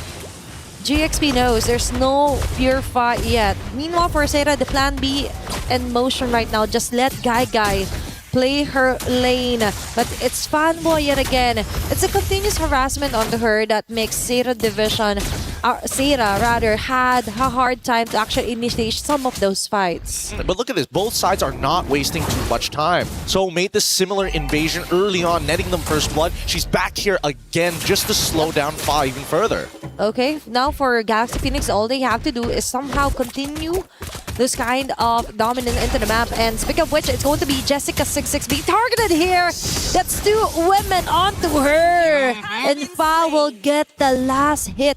Even one of the backbone here for Zeta is having a hardest time against GXP. Yep, this is the beautiful plays coming out from GXP. Very high level, showing presence down by the bottom side, already assuming after mentioning and also seeing Zoe on that top side. It's still a bit of a mistake and an overextension from Jessica. Even so, Ling is coming up big time. 3-1-2, gonna get plenty of money off of this. In terms of the side lanes and who's doing really, really well, it's Guy with plenty of money. It's Winnie with the EXP lead, but it's Ling really leading the charge. She is the master here onto the XP. Meanwhile, that is not going to look good here for Jessica26, and now Sophia initiates with the Mystic Gush. Lemas will with a follow-up right of Dry. There's going to be the taunt. Joe trying to run away with iframes. It will be enough, but sadly though, onto the top lane, they won't be able to try and contest their positions here onto the neutral objective. Beautifully played. Oh, okay. Really, really well played for GXP's side. Zeta tried an attempt here, but they don't. I think they need to understand that GXP's combination is very plug and play.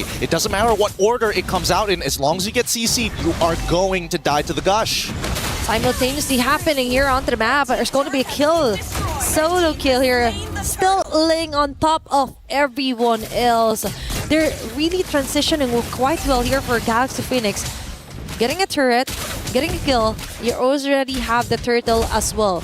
So now we totally see the importance of what it does to our XP laners when you're kind of bullied early facing into this game. I mean, when you make back-to-back mistakes, unfortunately, in that laning phase, that's when it gets really, really rough. especially when you go over to these neutral objectives and not find some kind of gold back for all of your contributions. Even so, GXP not going to completely let them go. Look at that, 1.6 to 700. But if we look at Guy's side, Guy, unfortunately, only 71. Not enough of a lead to become lethal just yet. Yep, and that full responsibility of the damage will fall onto her shoulders later on. But it's also Galaxy Phoenix to actually try and corner her out. They're trying to choke out most of the damage or impending damage as Sera could actually go in against Galaxy Phoenix. But for now, Silpha on to Fanwa. We haven't seen a great implosion play yet because she is just continuously being harassed here by GXP. She's actually getting targeted quite a lot by the poking damage. Oh, wait, Conceal coming through, targeting towards Ling. Probably not going to be a good idea, but here comes the cavalry as Fa going to initiate. Okay, it's Sophia yet again. A very great Mystic Projectile plus a follow-up Mystic Gush. Okay, falling down low air is Fanghua. No frontliners here for Zeta Division. Both are kept busy here by GXP. Meanwhile for Zhou, going in for another plan in action, which is to somehow push off some of the lanes against GXP. Overall, it's still a winning matchup here, but GXP, they got to be careful. Zeta, they already found their set play as they look for the second kill. Okay, Flicker was exhausted here by Sophia, but still, for Zeta Division, that might have been quite an opening or a small window that they could totally maximize before they try and contest this big objective. But it looks like Ling already has it covered. It's Fanwo yet again that she sees Jessica from the back. Will they be patient enough to wait for the perfect timing? Conceal play. But meanwhile, it's Ling taking down Guy. And now GXP finally gets the chance to actually shut down most of the damage dealers are supposed to be.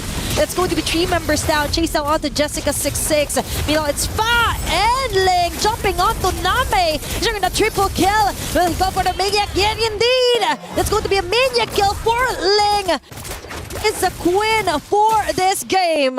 This is starting to get out of control as GXP have found their stride, and unfortunately for Zeta, communication is breaking down. Lilia did not have enough mana to have a sustained fight. The fact that you already saw Ling walking up into your backline should be the signal to back off. With that being said, the economy lead is going to be clear, 4.4k, and Zeta unfortunately can't make any invades happen to equal it out. Just when he thought that Guy will be one of the last resort for Zeta, she's also been targeted here for GXP, and you're right about that. You have to be more aware on where Ling, even Lama, is actually going around here onto the map of Zeta Division, Zeta rather, and it's kind of bit sad to see that 9 minutes in the game, jungle's already been compromised, and now Joe has to resort to somehow just clearing up the bits of the waves onto the sides just so she could slowly build up her stacks. Well, I mean, honestly, I think Nami should have just said, guys, we need to, it's either we delay this or I recall back and get my mana, because unfortunately, even if she does decide to use the black shoes, it's too late to get all of that health and mana back. But now, Rapid Giants into combo. Okay, that is just too much of a burst here for Galaxy Phoenix. Now they go in far onto Fun One. Nami tried to run away. There's no black shoes at all to save her. And it transferred back onto the damage onto Guy. She will be backing away. But Galaxy Phoenix got most of those kills. The Shui women down. Plus, they might even get a T2 onto the mid lane. Oh man, they've set this up perfectly. They can guarantee an inhibitor here. They broke the Holy Shielding, and now they're going to go for a little bit more. With this next Holy Shielding about to fall, they have perfectly set up the next potential fight. And it's going to be, I guarantee you, they're going to get this Lord. If Zeta can steal this somehow, that would buy them a guaranteed 6 minutes into this game. They've waited for this moment. For Galaxy Phoenix, it took years for them to actually perfect, to actually try and get the super team that they wanted, to put their faces, their team, and the MWI map. And there they have it. Very dominating win against Zeta. One of the teams who fought a way to actually win a fight against Falcon's ID. And now it's GXP asserting their dominance. looking at this one, of course, we see some clean discipline as well when it comes to rotations, plus the easy conversion of kill, then turret, kill, and then objective. Very clear attitude here for GXP. I mean, it's reflected by the score, 2-15 so far. It's just closing this game out. It's going to be a little bit harder than it looks, especially since Name is starting to scale and dealing with these waves well. So, fortunately, not going to get caught here, but they find Fanhua instead. Okay, Flicker. Fortunately, hasn't been activated here for Zeta, but they have another task in here that they have to melt down as fast as possible. It's going to be the Lord that GXP has and marching onto the bottom. So very nice of them to kind of delay things off onto the mid lane, even onto the top lane. Now the pressure is on. Macro control here for Galaxy Phoenix. Winnie onto the sidelines here, and Lemma with a Raptor Giant. Funnel immediately down. There's no more counterplay here for Zeta. All they can do is run away while Lane chases them down onto the back lanes, and Winnie goes over the Blazing Duet. The cherry on top, Galaxy Phoenix is doing it. Complete members marching in towards the base. It's Zeta trying to fight for their life here. Jessica and Joe Guy will manage to do that, but still, they're on the brink of losing here for game number 1. So close, but still, they can definitely still survive for a few minutes or so against GXP. Yeah, unfortunately, they're not able to cut through absolutely everyone just yet, and the spawn timers is going to allow the rest to actually come back into this fight. GXP could have forced the end there, but decided to take the safe route. This could be a potential mistake if Zeta is able to find a turnover fight, a complete wipeout against GXP to close out the game. I would say closer towards the 14 to 16 minute where the death timers are long enough for them to crush through 2 to 3 towers in one go. And for that, for Galaxy Phoenix, they just kind of want more cleaner and clearer assertions of clashes here. I think that if they're going to look for the cleaner and an assertive way to play, they gotta ruin the position of Sophia. But just like mentioned in the beginning, right, their plug-and-play combinations, now that all 5 of them can get involved, it makes Ling's job really easy. Instead of just, hey, I gotta go Cloud every single time. Not necessary if the combo actually lands. And now, let's see if something will finally land here for Zeta. But one thing's for sure, those bullets are gonna land onto the last bit of base hurt onto the top lane here for Zeta.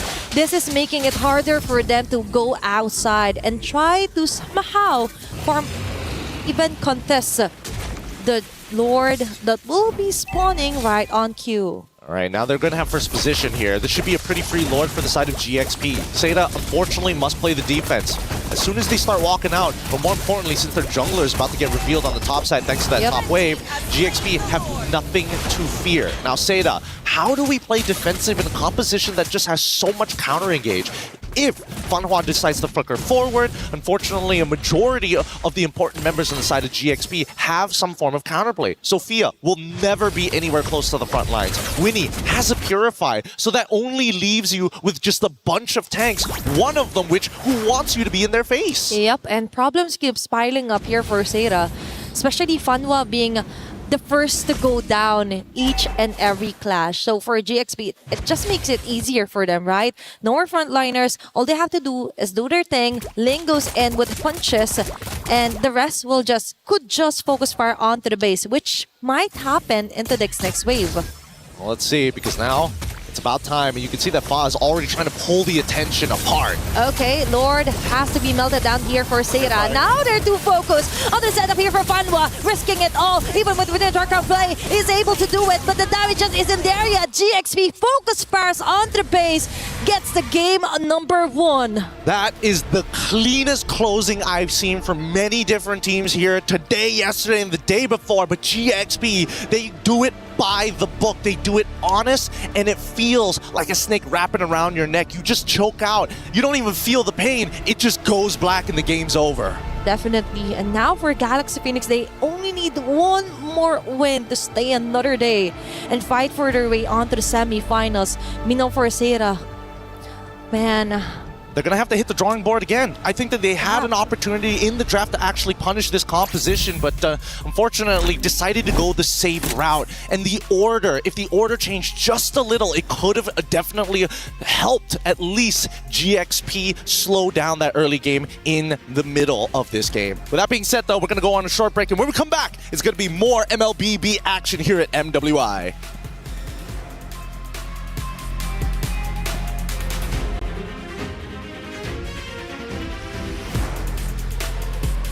A quick round indeed. We might get a 3-0. I'm kind of feeling it, but then again, Seda Esports has been known to come back and fight viciously in the future rounds after taking a loss. Hey, welcome back into our studio. I'm Taylor Reflections, Noble, Lafelle, Brigida. Let's break it down because from what I'm seeing and from what I'm hearing, Lafelle, it's Sora Day. I don't know, man. Starting the very first game of today, the EXP lane has been, I would say, the make it and break it for a lot of these teams. I mean, like, let's talk about this. Ling on the story with only one damage item. Just one.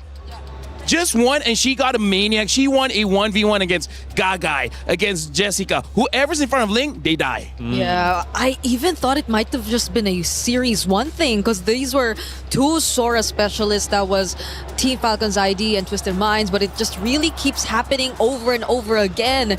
And that's on top of the fact that there was barely anyone to stop her from just going in. I notice it's all smiles on the side of Galaxy Phoenix. For the side of Seda, as we look in, it almost looks like misery and disappointment from that game number one. Nothing seemed to have went well for them. Nothing went right. They did have a moment in time towards the very end before the final push onto the base where they managed to at least stop Galaxy Phoenix at the 1 yard line. However, it only extended the time just a little bit longer.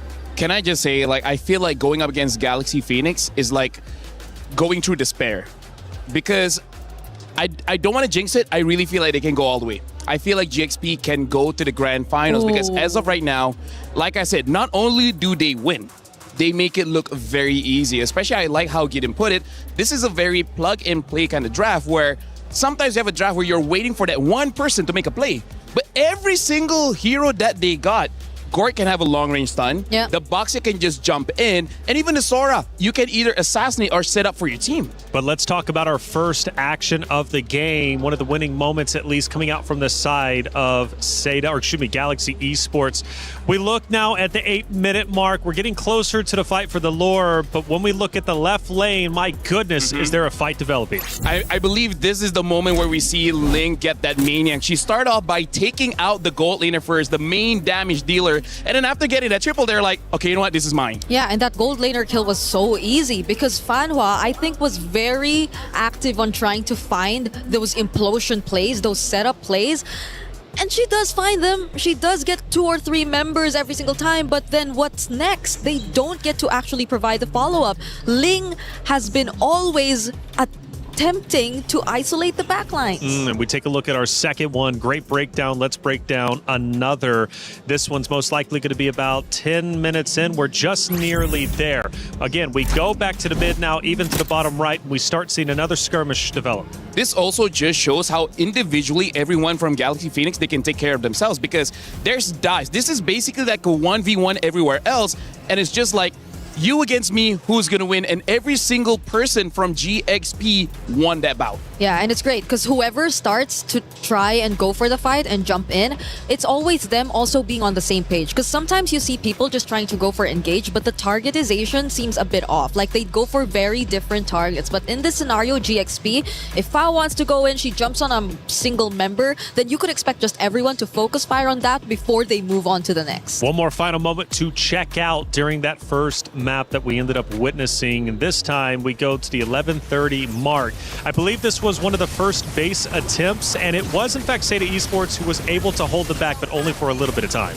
This is kind of showing how GXP, they're able to win by taking out all the firepower, right? Just like how Brigida has been saying, like, you can have a good setup, but without the damage, it really doesn't matter. It's like getting a bowl of ramen and then having no spoon or fork or anything. You're just worse. You're just looking at it. Give me 2 twigs. I'm still finding a way to eat it.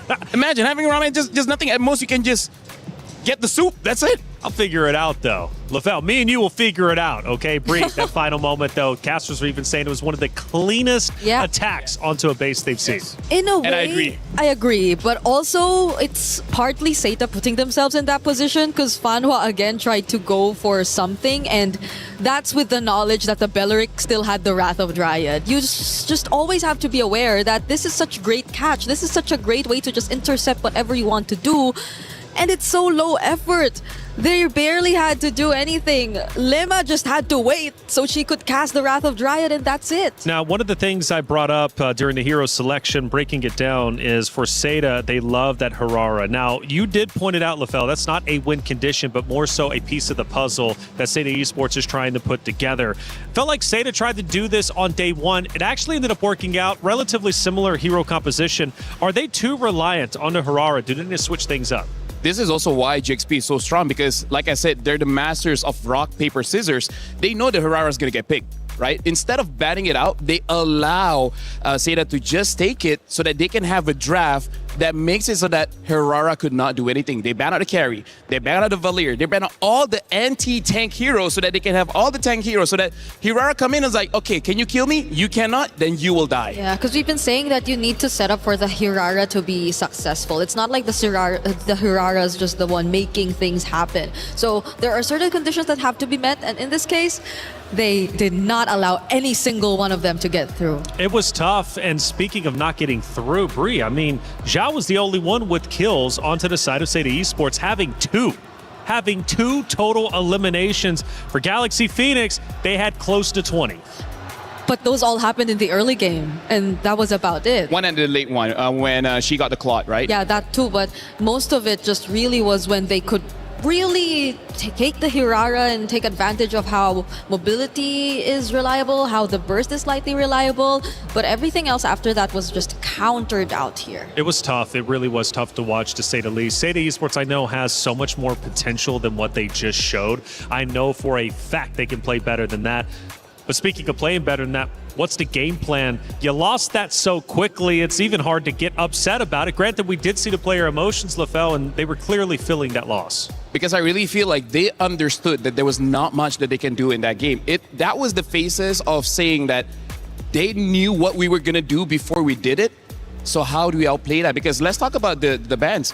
Guinevere, one of Fa's best hero, got banned, and she still had the Boxia. She will still have the Ling. If you have 5 bans for Fa, she still have a signature hero. That's why I say it feels like despair. Yeah, but I'm pretty sure they still have so much to pull out, and they're not even pushed to the limit. Like every single draft feels like they've just been expecting everything to come out, and they eventually get a hold of what they want. You know, coming into this again, and I keep bringing it up because I think it's such a cool story, Seda Esports was built for the MWI stage, but that means their hero pool as well. Do you think they're maybe overextending past their comfort zone and they're finding themselves trying to counter the heroes on the opposite team, but not really understanding fully how to play those very heroes? I mean, we're talking about how both organizations is trying to make a name for themselves because this is new. This is a new lineup built for MWI, and because of that, they don't have the experience of being pressured this hard. So I feel like, have they stretched themselves too thin? Honestly, maybe, just because now that you're in this situation, what do you do? This is scary, Bree. We go back to Flying Cloud, and Seda cannot afford to go with the same hero composition because we know what Galaxy Phoenix is going to do. They're just going to choose their own that just defeated them, and after such a heavy loss, going back to the same map, this could have devastating effects for Seda. It's tough though, because if they don't really want to overstretch their possibilities in terms of hero pool, then does reverting back to comfort also help them? Because their comforts seem to be really countered out well by Galaxy Phoenix nonetheless. That's a good point, but we just witnessed Gen G try to do that. They went with their comfort picks, and they unfortunately ended up losing. So it's not a guaranteed, but it is something that I'll still stand behind. It does help, especially whenever you're feeling uncomfortable going into the next map after losing in such a severe fashion. I feel like you need to find a good middle ground. Yep. Because like maybe 2 or 3 players need those comforts. The other ones need to be a win condition, right? They need to be meta here, because right now for Galaxy Phoenix, they kind of know the comforts of Seda, and they're just taking it all out. And this time, look at the difference here. They're not betting out anti-tanks. Now they're betting out burst heroes. So maybe they just want to show off more heroes. Just be like, hey, we got more in the tank. Hey, what if it's an assassin game this time for Galaxy think it might Phoenix, be. right? Because if they don't want these annoying XP laners to just come in, Well, the carry makes you think twice just a little bit because there is also a chance they took it out. But these are mind games. Like, Seda are probably not sure what the game plan is for Galaxy Phoenix at this point. Just give it the first 3 bans that they decided to show us. I feel like Belleric is a pretty safe pick because, again, that's one of the heroes that Lima really likes to play. Yeah. Other than that, everyone else has been so good. Belleric has been picked up, so now for Seda, the problem is they don't have a carry to really fight against this Belleric, so I don't know. Even taking away the Sora is so dangerous because the Valentina is still there. I agree. At this point, they just want to snatch away the Lilia, so they have to deal with less problems if a Belleric Lilia combination shows up again. But that's not the only thing you can expect from Galaxy Phoenix, because if they go all in on the more tanky heroes, then they might just also opt for the likes of a Jusin because it's also still open, so they have more ways of responding to it. But it's scary, but comfort is the game, I guess. They're showing comfort with the Sicilian pick, but that Sora early pick. A reason why we don't see Sora so early, it's so counterable, especially with that Valentina. So that's a risk, saying that I don't think you'll pick up the Valentina, and they don't. They pick up the Phoveus, but Phoveus is also a counter towards the Sora. And now that the Phoveus sees it's a Sicilian, it's not a Gord, it's not a Lilia, the Phoveus will be fine. I feel like Seda, they just overcommitted on that Sicilian pick, making it an easy Phoveus pick. Yeah, and you're forced to play slow. You have to play slightly slower than usual. You do have a Sora, but the fact that it's already countered out, then you have much limited movement across the map. And now they get the next best option, I guess, which is also the Claude. So not even the Sicilian is safe. You'd have to be worried about sudden entries from the Blazing Duet. The way that the draft has been shaping up, they even got the combo Carmilla as well as Cecilia. The way it's been shaping up is like Seda is running in one direction, and then Galaxy Phoenix is taking brick by brick, making a wall, making sure that you're gonna run into that wall. Because as of right now, Seda said, you know what? We are going for comfort. We're going for wombo combos. So just hoping for a very big team fight win, but that's one of Galaxy Phoenix's specialty, especially with that Belleric. I don't know if that's the best way to draft for this one. I hope Seda at least find some way to play opposite side of the map, because if they're just going really heavy on team fights and you're already forced to play slow, then that just really lessens your chances of being able to catch up to Galaxy Phoenix, because I just feel like Galaxy Phoenix are always going to step on the gas. They're not really going to allow Seda to play whatever game they want. At this point, Galaxy Phoenix is riding an electric vehicle. It's so instant. You just can't stop it, right? After the game, they'll charge it up. But during the game, it's all speed. Seda now banning out the Boxia. Very good ban, because as of right now, it seems like a different kind of dive comp coming in from Galaxy Phoenix. And Seda, I guess the flex here is Carmilla, I guess. We've seen it in the jungle. It could be Roam. What I think Seda needs is wave clear. If they have wave clear, they can slow the game. Exactly. No minions, no turrets destroyed. But what other good wave clearers is there? Right? They already showed their mid. They kind of showed their EXP. So now it's gold lane. Yeah, that's why maybe there's no quad. The Moskov, if they just really want someone to take charge of the lanes. I almost want to make a risky pick of something like a Granger, so that the early game is there, or a Harif, because I'm just worried the Moskov needs 3 to 4 items. It does. Cecilia needs like what, 20 minutes? Also because you're already forced to play slow, you're scaling in mid, so might as well go for an early game gold lane. They need some kind of early game. If not, this is gonna be super one-sided. So should they just go fighter sides and maybe like a YSS in the jungle to actually not balance it out? Actually not bad. Or fighter in the jungle. We haven't seen Lucas for a while, but Lucas used to be good during that time. And there's a Valentina option still, so you know what? You're right. Okay, they ban it out though. Maybe. What other picks in the gold lane here? If you want, I can see something like a CC. A CC gold. Wait, hold on. The Freya's actually still open. What the heck? I was looking, like, wait, something's missing here. Freya's still open. Okay. Which is not bad if Seda wants it. It's not bad. It's good. It's wombo combo everywhere. Phoveus kind of counters that Freya as well. Yeah. So like I said, Seda is walking straight, and Galaxy Phoenix is building a wall directly in front of them. Yes, that wall is looking a bit too sturdy now because Very Sega sturdy. is just limited in options. A Bruno will be the option. It's very scaling right now for Sega. And not a lot of wave clear. This is one of those games that either ends by 9 minutes or ends by 30. There's rarely any in between. Okay, shoutouts to our casters who are casting this game. Let's see if it does end less than 9 or maybe 30 if they get to successfully defend, because at this point, the Juicin option, it's just picked up by Galaxy Phoenix. They pretty much see what to A expect. Suyo maybe? Right Just so that you can be very, very fast? Honestly, they can pick up anything at this There's point. a Nolan Hayabusa too. or the Nolan as well, yeah. I think the Nolan too, just so you could just... Oh, they're the ones who go Yisun Shin.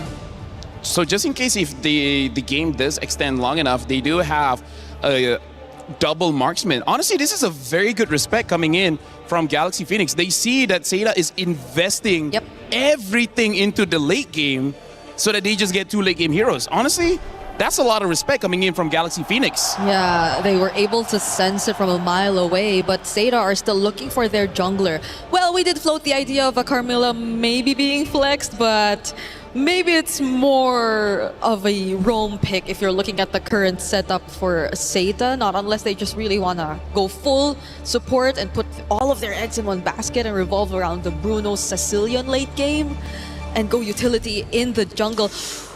Or wow. Okay. I feel like I want to ask the opinions of Gideon here because Export makes sense against the Phoveus as well as the Belleric. But hey, maybe it can work. Maybe it can work. Maybe it can work. Well, it's going to have to work for sure. Seda Esports built this roster specifically for MWI, and it's worked out so far. But is this going to be the end of the road? Well, they need to come back in the series. It's a best of 5 after all, and Galaxy Phoenix is already well ahead of the game, winning Game 1 in such a convincing fashion that Seda Esports now has to go for their comfort picks just to feel alive in Game number 2. It's Galaxy Phoenix versus Seda Esports Map 2. Athena, Gideon, take it away. Thank you so much, Reflections. And yes, LaFell, I will explain it in just a bit here because this is going to be an intense game. Not only were both sides looking for comfort picks, but Seda really going above and beyond in the second half of the draft to shake things up for the mid-trios. And I think that's where this game is going to come down to because level 1 is not in their favor when it comes down to the wave clear. Now, they both lost a concussive blast really, really quick. But that first motion gives Name the advantage that they were looking for and avoid the worst part of the early game, which was level 1. That is just the thing. They just want it to be in their favor when or where they want to decide to engage, right? And for Seda, with the export being shown as well here, Gideon, we have to dive deeper. But before that, for Kwanwa as well, going in with the Revitalize, now they slowly disengage from that independent team fight. Now, here's the thing. When you have your mid-trios battling it out, it's really a 3v3. However, if you notice GXP's lineup, only Lima, unfortunately, is the tankiest person on their squad. Sophia's not going to walk up too far without Lima, and Fa doesn't want to get close at all. Now, here at level 2, this is where Sophia can get really, really aggressive, but Seda want to punish this. They are taxing the HP pool and also using the waltz so that Fanhua can get really aggressive and still walk out of safety. Plus, the additional shield is really helpful for them when it comes to clutch moments, right? And it's all about surviving, not only here on MWI, but surviving the game first. Okay, 1 game at a time here for Seda.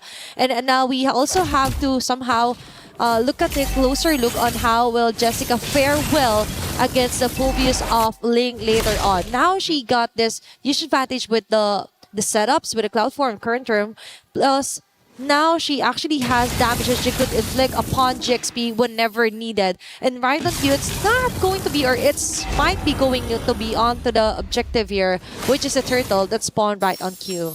I think step 1 for either one of these teams, they may want to go for this neutral objective, but they don't necessarily have to take it. Wait, turtle ball hits! Okay, they're turning it into the bait. Name almost falling low. It's going to be a Farag armor being pop up here, but the last Insanity. So with the first blood, it's Ling being the first blood against, of all people, now Seda.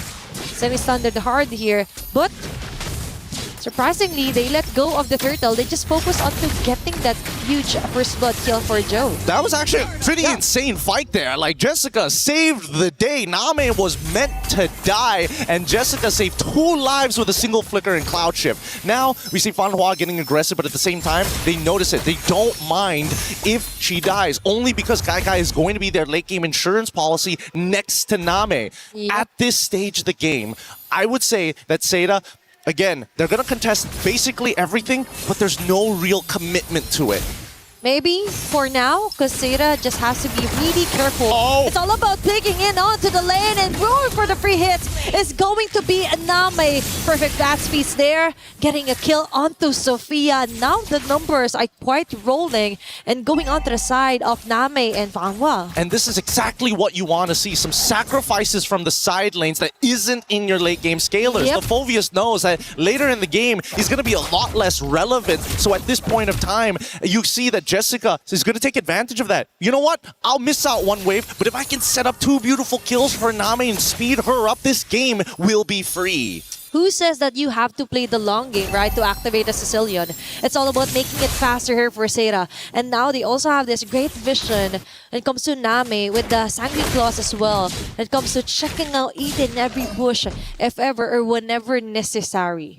Now, right now, what's really uncomfortable is that both Jessica and Ling are really good at this Sora. They should understand the mechanics well. But unfortunately for Ling, they need to make sure that Jessica doesn't really get out of this lane. Ling needs to keep Jessica here for as long as possible and tax her life total every single time she walks up to that wave. Oh, but that's the thing. Sometimes Jessica just totally lets go and doesn't even put so much attention onto Ling. She just wants to be there when a fight actually occurs here for Seda.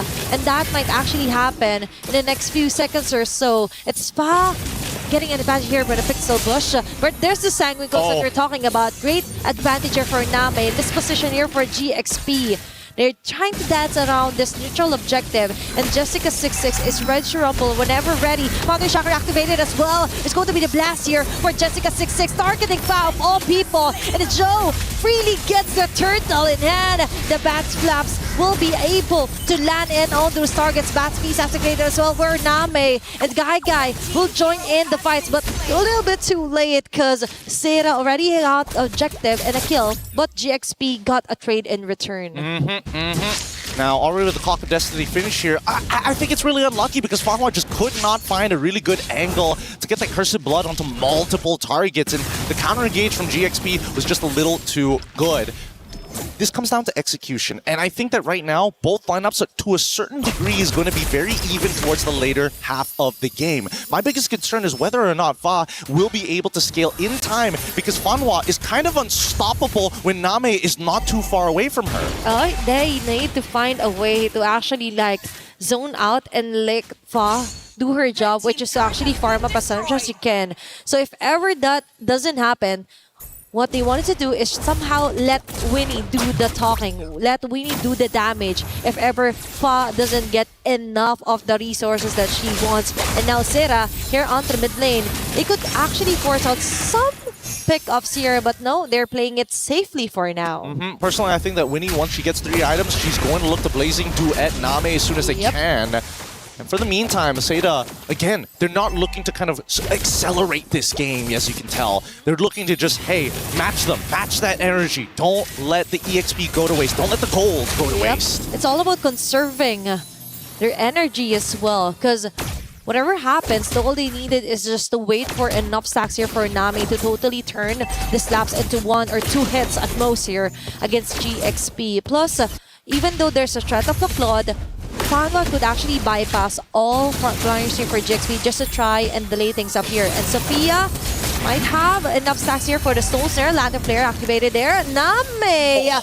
Okay, we see that coming.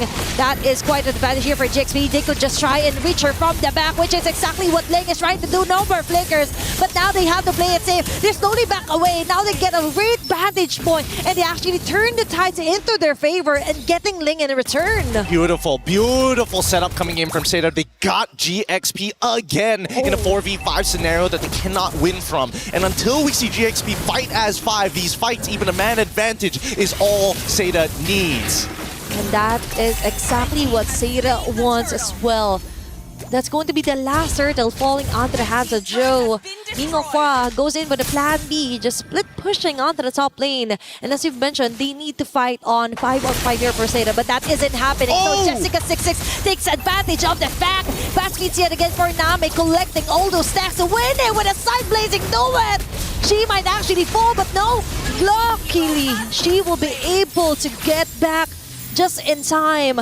But still, it's Ling taken down yet again by Seda. Good teamwork coming in from Seda. They had to make sure that the chain CC was going to be effective. I mean, yes, it broke a little bit, but it was enough to chunk down Ling enough and get Winnie out of there. Oh, that's a Crimson Mirror activated by Sophia. A slap is there, but Last Insanity committed here by Joe just to try and ensure the kill if ever necessary. Name with a bad speed free hit on the win. Finley, of all people, will be taken down. Flicker out here for most of the members of GXP. But still, for Seda, it's all about throwing the body Fanwa to get something more in return for Seda. Yeah, but the thing is, they're not finding any more moments. Now GXP is starting to get into a scaling, starting to scale up into this match. Endless Battle already purchased for Yishin Shin. It will be able to start sustaining and getting in and out of these fights more effectively while still maintaining high bursts. When we look at everybody else, Guy so far already with 2 very valuable items is looking to get that Malefic Gun to extend her range, and then the composition is complete. Yep, it's all about making Guy more dependable as well. Like compared to game 1, she didn't have enough time to actually scale up. Now she has the advantage. She has the position. Now they destroyed her onto the top lane. Controlling the macro as well is one of Seda's weakest points from previous games, but now they're also focusing on to balancing out waves. And with Winnie, on the other hand, she just wants to focus or force out reactions from Seda, but no, they have their own plan in mind, and that's to target Sophia. Still no flicker yet. They know that it's just a Crimson Beacon. Now they transition here onto the objective. They're also going to break the Holy Shielding on the top side with a slow pushing wave as they're about to fight. Oh, Jessica6 is forced out of her ulti just to get away. It's Ling onto the front line. They let go of the Lord. It said there's going to be a taunt. Fang will be securing the Lord on her way to annihilate members here for Seda. And now they catch them. Silas will pop of immortality. And Winnie finally gets an opening that she needs. It's Guy and Joe being left here. And Winnie ensures the double. Meanwhile, for Guy, she gets the triple in return. As Seda still got an advantage all over that messy clashes that GXP did. A 3 for 3. What? Hold on, no, Jessica in trouble. Unfortunately, no ult, and now it turns into a 3 for 4 in favor of GPX. Okay, now they finally get something more out of messy teamfights, miss initiations, and what mattered is that they were able to actually get an objective while they were doing so. They're going to keep on doing this, right? I mean, just look at the way that they're playing it, right? I think that the mistake here is the fact that Ling didn't immediately flicker onto Guy and trigger that passive. They needed that mini stun to happen to allow a cleaner way for Winnie to get in and apply that damage. Not to mention, got to stack it up. So again, communication starting to break down here, but it's not over just yet as they're about to dive. Okay, they're approaching Fanwa with a Dark Right Inferno pursuit, but Jessica6 goes in with a counterplay, but not enough to do so damage. But still, that is a kill here for Seda. Guy onto the front. They were able to take down Ling in the process. That's a 1-for-1. But Winnie just doesn't want that to be a tie. Ensures a third destroy onto the top lane. They're really good at their macro tank side here for GXP. It's actually really insane how good they are at making these macro decisions, right? They're not wasting any time, and Winnie knows that Zoe's got nothing on her as long as she has BMI. The only problem is Guy, because every one of those auto attacks, while Claude needs to get like 14 in to get that big damage. And, oh, hold on. Okay, it's still Jessica6 trying to somehow set up a play. Being forced out of their positions here is GXP. But still, Flicker activated for Sophia just to try and survive. I think at this point, Seda getting a little nervous here. Ice Queen's wand being purchased from Zoe. Now they can play the traditional front to back. The composition is already complete. They just have to fight 5v5, and it's the onus is on GXP to kind of break those boundaries. It might be a little bit hard, right? Because That Cursed Blood, it's just too dangerous. If any of the squishier targets like Winnie or Fa get caught by it together, I think that's game over. That is super risky here for GXP, and that's why they're really being careful where and when the target is being caught in a crossfire here for the members of Jessica26 and Seda actually wants to get a kill. Even the flicker for Name, but that is going to be an easy kill here for Fa. He definitely knows there's no more escape here for Name. Beautiful, beautifully played by Fa. Looked for the flank angle, was really, really patient. Unfortunately, Ling might have died there, but they were still going to risk it, especially if they find that shutdown onto Name. The slower Name scales, the better it is for GXP. Yep,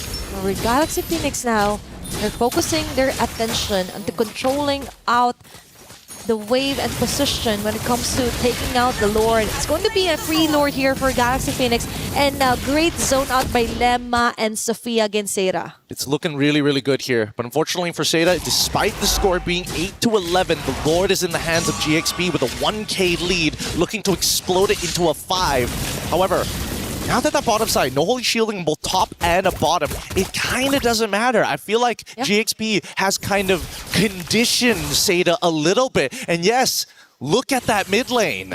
Oh, what the... Banban just lost her ult. Okay.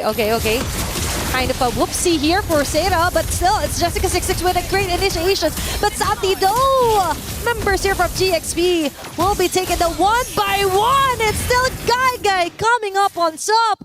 As you've mentioned, it's all about the free hits here from Guy. She is the woman that GXP has to hunt for.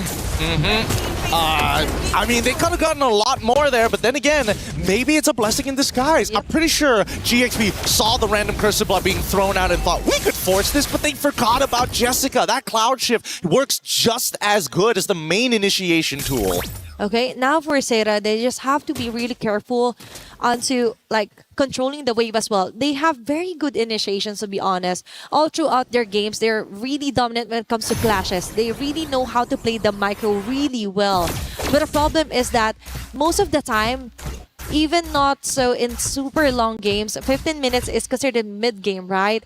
And they're already gotten their base rates already destroyed, but most of the opponents that they play against, and that is somehow frustrating if you're Seda, because you also have to double down onto watching out the long lanes here, but Lema instantly being bursted down. Okay, Fa was actually waiting for members here for Seda to actually exhaust all their ultimates. Last Insanity committed as well. It's Winnie being caught.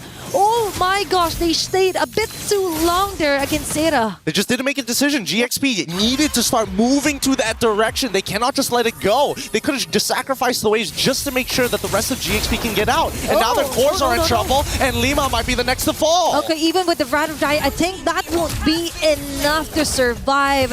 And it's still Name collecting all those stacks. Oh my god. Now it's Joe onto Fa, trying to run away. Immortality remove entirely. Last Insanity just to try and get away, and she will successfully do so. But Seda, on the other hand, will be punishing most of the members here onto GXP. Focus fire and actually destroying a base turret in the process. Okay, well, I thought maybe that flank was already looking so good, but the rest of the team, and especially for Lima, losing so much HP, just didn't have the right conditions. Now, both sides missing inhibitors. Seda needs to go back to clear up this wave and then look to contest the Lord. So right now, GXP gets first move to position for this Lord. Is nobody going to clear up that top wave? Thank God. Turnaround coming in from Lima. Okay, and that's the thing for Seda. They have to think of the bigger picture.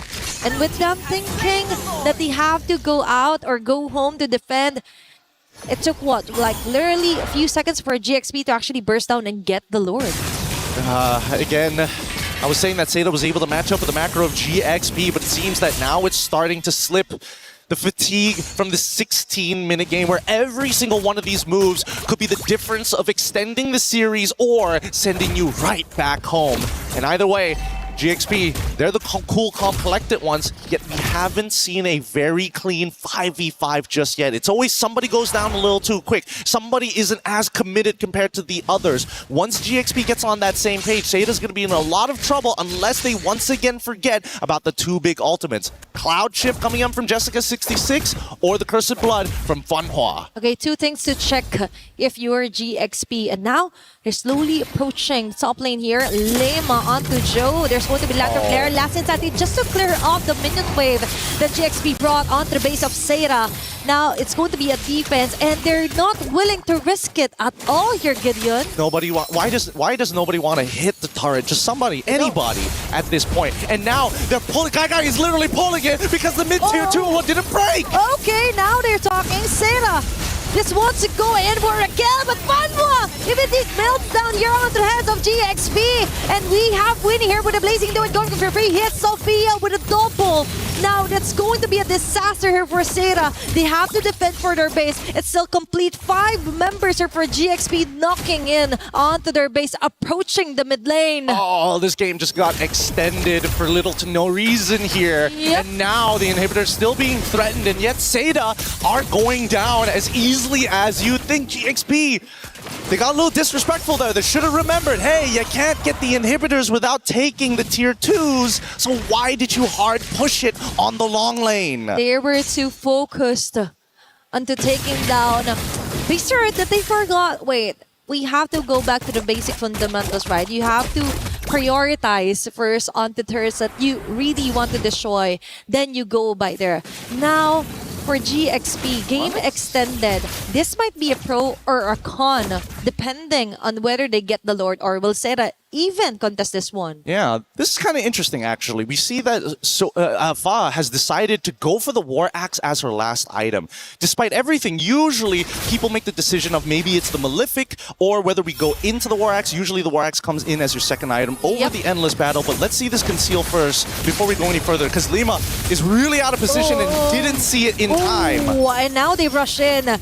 Immortality removed entirely just before a Lord take here for GXP. Although technically, she still survives, but for Seira, they have another layer of info that they have. But still, first things first, they have to clear off wave after wave before they try and position themselves into trying to contest this objective.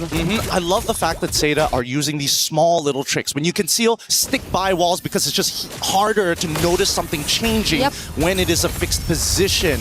But even so, they're still contesting for this mid spot here. Okay, it's Fanhua being covered here by GXP. Waltz in towards Name, and now they try and dance around this Lord. 9 minutes into the game, this might be the ending Lord that GXP needs. And oh no, Jessica6 is forced out of her ultimate. Wait, what? On the back lane, it's Fawn getting the Lord, and when he goes in with an entry point of Blazing Duet, Jessica6 might fall down. Yes, indeed. And Ling onto the hands out here, and Guy gets in with the multiple balls ahead, getting for the free hits. Seira is doing it. They want to survive, but wait, there's more. They have to go back. They have to defend their base, and it's Winnie on their back. That's 4 women across the map trying to find a way to go home safely to defend against GXP. This might be the first time that both Seira and GXP have been put in this position. This is the sloppiest we've seen. So nasty as they 5v5 around this Lord pit. A steal from Fa, but yet we are seeing that Seira are coming out of on top in a lot of these scenarios. Both the XP's down and one chance to survive. Okay, they still have the capability to extend this game. And an immediate shutdown onto Fa and Joe and the rest of the Gandes might just have it. They have it, what it takes just to try and survive for long. It's Sophia being targeted by 2 members. Even with the Lander Flare, I think that won't be enough because they are locking their sights onto her. And Guy still alive, still deathless by the way, onto this 21-minute game time. And there's a chance at the end of the game right here, right now. They got to deal with these waves. Let it push in just a little bit closer. They have to stop it right here at the inhibitor. If they don't commit to it, they're going to get cloud shifted. Okay, if they play it just right, they might be able to equalize this matchup. It's Lang and Winnie with the Blazing Duet with their ground. They just want to delay things up, but Seira just isn't having any of it. A minion wave will cross over, and it's Seira taking in game number 2. They extend it. They bring it to one chance, one more game to see Seda versus GXP. Holy! Both of these teams are pushing each other and are grinding each other down. Their plays are looking a little more sloppy, but at the same time, this is a new environment. No teams have pushed both of them this far, and they have so much to fix upon, not only in fundamentals, but just in the raw mechanics. It's a scary moment to be in here, because can you imagine the stress, the pressure, which is causing these consistent players to start deteriorating? We're going to take a breath here up on the table. We're going to be throwing it back over to Reflections at the studio. More MLBB action right after this.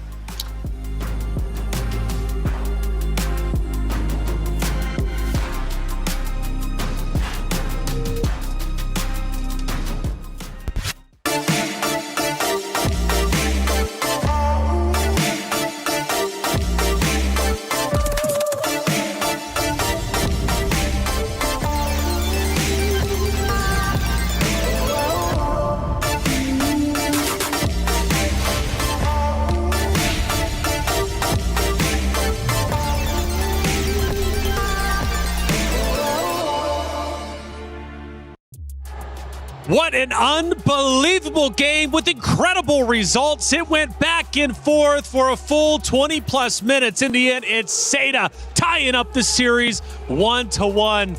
Bree, I thought you were going to lose your voice screaming. You were losing your mind. Have I not? Oh, did you hear that? I feel like I lost a bit of it just because of what happened there in that game. It's, what, 20 minutes long? We didn't hit your 30 minutes, but yeah, we were close. We were close. You know, it's funny, LaFell, you did say it's either going to be a 9-minute game or a 20-plus minute game. When I saw the 9 minutes, I said, well, we're in for the gauntlet.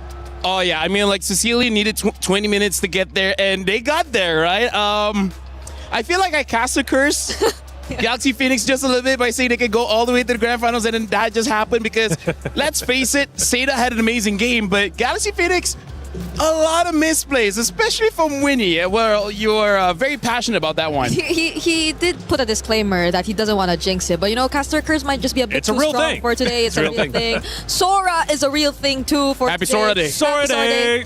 It's been, what, all wins for whoever gets the Sora here. It seems to be the cheat code. My goodness, though. Seda at one point fell behind, and I was thinking, okay, we're probably going 2-0 here, but through resilience, they ended up fighting back. Talk to me about that back and forth, LaFell, because, my goodness, felt like Galaxy Phoenix was winning at one point. Seda then took back over. Galaxy Phoenix had a very real chance to push the base. They didn't. They pulled away. Seda took advantage and ultimately won. That's a good question, and to answer that, they have different layers of damage that you can't defend against. Number one, big burst magic damage. Fovey is one of the tankiest heroes in the game. One hit, half HP gone. Yep. So that's number one. Gagai, big burst physical damage, right? So that also deals with the likes of the Claude. Yep. And then you have continuous true damage coming in from the Exborg. So they have ways to deal with the tanks. They have ways to deal with the squishies. And look at Jessica. Even Jessica, after that win, I feel like some tears there because she's like, serious emotions, man. That was a very hard game. Serious emotions. I mean, to lose how they did in map 1, Bree, right? Yeah. I mean, just such a convincing fashion. Zhao was the only one with 2 kills. That was it to like the 17 or 20 on the opposite side. Unbelievable results. Let's take a look at a couple of actions, and usually I set them up and I kind of have a feeling where they're at. I'm not going to have any idea who's winning in this moment. We take a look at it, and it could very well be Galaxy Phoenix leading the way here. So it is a little bit later on. We're now down to the 12 minute marks, and it is in fact going to be Galaxy Phoenix leading, but just slightly. Yeah, and it's where I think you start to feel the scaling come in. I know it's just a 12-minute mark, but Lemma and Ling were starting to feel it. If it weren't for those individual plays, I feel like Seda could have just went all in. And looking at the second moment, LaFell, we get down towards the end, and I'm hoping they show the base push that ended up failing for the side of Galaxy Phoenix that then forced Seda Esports to come back. We take a look at it, and that was a huge turning point, obviously, throughout this series. Getting now down to the 13-minute mark, we do see a little bit of a middle battle, though, taking place. Yeah, honestly, this is where we start to see the damage coming in from Name, the Sicilian, and that is why when they were about to push for the end, which maybe we'll see later on, I was like, I told the Brigida, I was like, I don't think this game is going to end. Because the way that everyone was positioned, it was a very good defensive position coming in from Seda. And then it turned out to be true. I got to say, sometimes I wish I'm not right. Yeah, because it all looked like it was towards the end, but then you gotta see the burst, you gotta see the damage, you gotta see the defense from this Expo, the Sicilian, and those were their timers. You gotta give it to them. That was a moment where they just could defend until the very end, and they did. They did indeed. Athena and Gideon were giving it their absolute all. We have a caster reaction. Let's listen in and hear how excited they were. The GXP brought onto the base of Seira. Now it's going to be a defense, and they're not willing to risk it at all here, Gideon. Why does nobody want to hit the turret? Just somebody, anybody at this point. And now they're pulling. Guy is literally pulling it because the mid-tier 2 didn't break. Okay, now they're talking. Seira just wants to go in for a kill, but Fanwa, if it melts down here onto the hands of GXP, and we have winning here with a Blazing Do It going for free hit. Sophia with a double.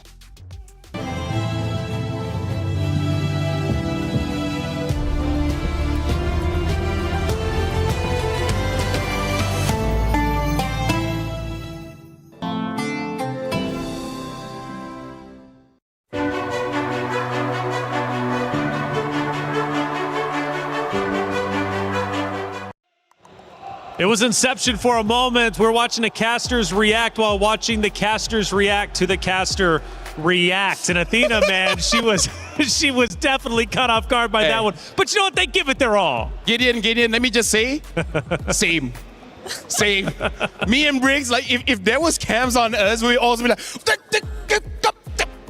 we're very passionate folks. You know, we love MLBB. Yeah, we love MLBB. And he's put a caster curse in game for 3 times straight in just a single minute. I don't know how that was possible, but everything just went the opposite way of whatever we said. We need an analyst cam, though, on you, especially when you start losing your mind. I didn't know what was going on. I actually went to LaFell. I was like, what is happening? Like, what? Honestly, it looked like she was having a seizure. She never does that. You've never been this passionate. I was screaming, yes. Yes. Galaxy Phoenix, she's backing them up, man, and she was excited to see them come back until it wasn't a comeback. Seda Esports, man, 1-1, all tied up. My goodness, do they look unstoppable. But I have to say, after what we saw from Jessica, yes, and her emotions, yes, we might really have to give it to them because they risked it. They risked it so much to go for a Sicilian Carmilla lineup to end or to get in that game. So, like, they went in with, I think, one of the strategies they've been trying to keep, but they were just forced to bring it out because they just desperately wanted to stay alive in this tournament. Look at that damage as well. Gagai did 123,000 damage, while Name did 105,000 damage. Sophia, funny enough, also did 105,000 damage, so that is quite a lot. But this just shows, as strong as the Sicilian was, a lot was on Gagai on that Bruno. So, and by the way, clever pick for that X-board, because I did not notice there was not a lot of bursts from Galaxy Phoenix to destroy the Faraga armor. So I didn't notice that. So honestly, brilliant drafting coming in from Seda. Yeah, because it seems like you're just so tempted to go for the juice, and everyone just seemed like they had to go melee and close towards the opponent so you could just freely use your lantern flares. But we're looking at Ling and Jessica. So much highlight on the EXP lane, at least for today. Whoever gets the Sora has a huge advantage. But in this particular game though, Ling, I think a lot of times Ling was just doing what the Phoveus would definitely do, but Jessica, for some way, found her way around it. If we're looking at the goal distribution, it tells the story of the game here, because we see coming in from Jessica, she took no goal from the jungle crease, meaning that she's always around the map, around the river, as well as the lane. Whereas you see Ling have to take some jungle crease, meaning to say that she was losing, right? She needed money somewhere, and one of the options there was the jungle.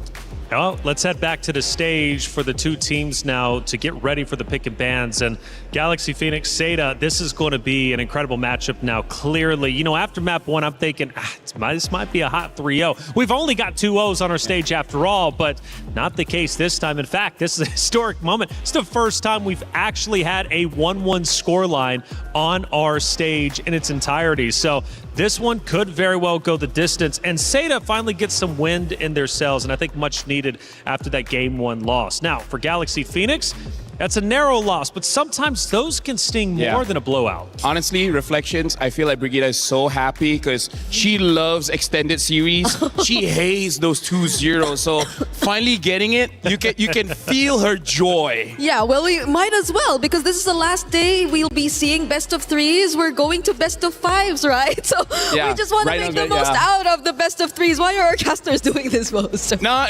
the casters are looking at us. We're looking at them because here's the thing. We have developed what we call what do you call it? What do you call it? Give me some philosophy. You've been studying biology, philosophy, biology, or anything, physics. Physics. We are in a different reality than most people, that we live amongst ourselves. So we share pain, we share joy. I'm looking at Gideon and I'm like, we've been at this together for most of our lives. He loves me, I love him. Oh my. And the world? Yes, we're both married, so it's okay. We can share. Yeah. All right. Well, hey, it's getting deep out here, guys. I don't know if you can feel it or not. We can say that because he can't fight back, so that helps. Find a that platform to sit on. It's getting deep out here. Galaxy Phoenix, Seda Esports, all tied up 1-1. As you mentioned, it is a best of 3, so it comes down to this final one. Remember, guys, single elimination in our knockout rounds, okay? So if Seda wins this, Galaxy Phoenix are gone and vice versa, right? So it's tournament life on the line when it matters most. And for Galaxy Phoenix specifically, to win that map 1 in such a convincing fashion allows Seda Esports back into the series. If they were to then lose this best of 3, have their key crushed, that map 2 is going to haunt their dreams until next year. Bree, I gotta ask. What? Seda won because of a cheese pick, a cheese strat. Yeah. Right? The Sicilian, the Carmilla, the Exborg. Do you think they can do that again? Because for some teams, you had a winning strategy. Sometimes you just want to go for it again, even if it is not the same circumstances. Now you be the analyst. Okay, for GXP though, I think they'll be more careful of how balanced their composition is definitely this time, because the lack of burst earlier definitely hurt them. The lack of range earlier definitely hurt them. They had to scale for both of their carries, and they might want to spread it out a bit, but it's another Flying Clouds map. Hey, talk about Sora Day, am I right? Sora Day. I was going to say, dude, we need a Flying Cloud at this point because we're tied up 1-1 on Flying Cloud. We need a tiebreaker. We're going to get exactly that. I'm excited for this one, man. 3 Flying Clouds to determine who moves forward and who goes home. You know, Gideon's favorite hero is Sora. Really? But the one above that is Uranus. Oh. He can't get over that hero. If he can pick it up, he would pick it up. He doesn't care if he has to use Uranus mid lane. He would. Like, he has a shirt saying, I love Uranus. Really?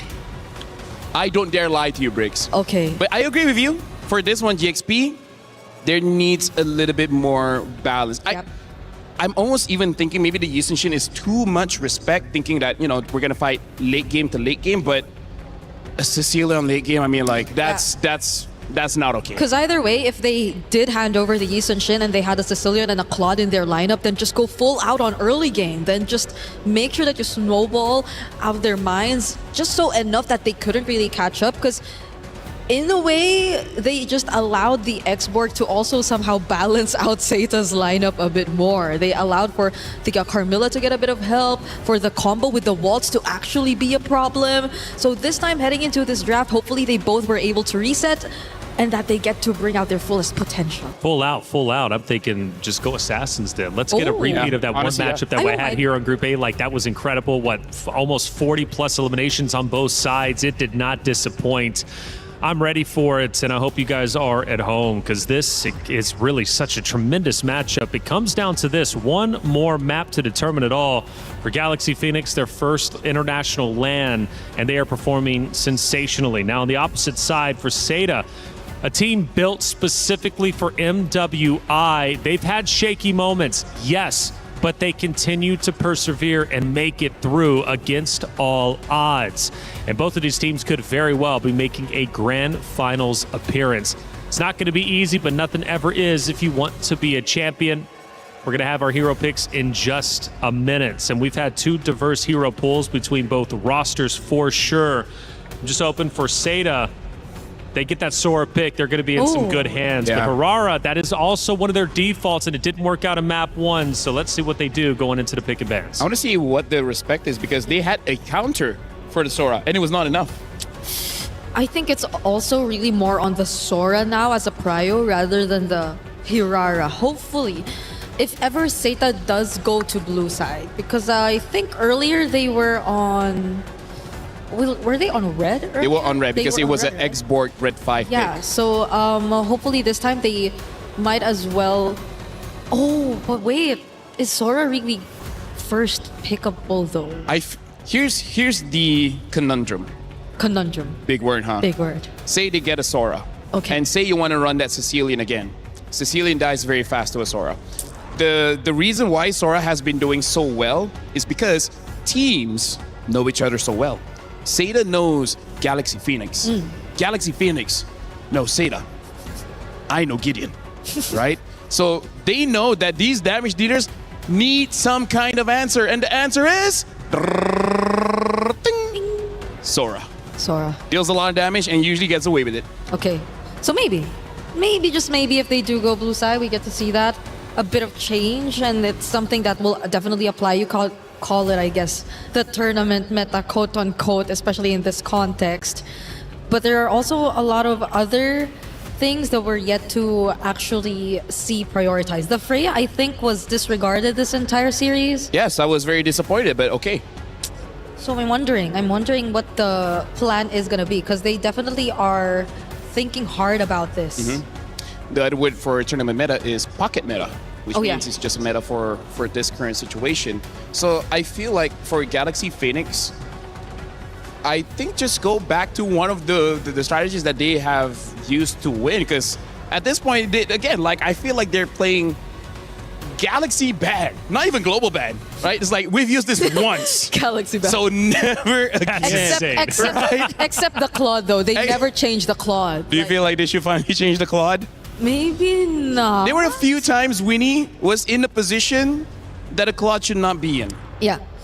But it's also maybe stemming from the understanding that once you push the waves against Team Seta, you just get such a huge advantage, because that seemed to be one of their biggest problems too in the previous game, in all their previous series. Yeah, the wave management is something that's lacking a bit. Actually, maybe that's also why they banned out the Moskov. They want to ban out hero that can protect the waves.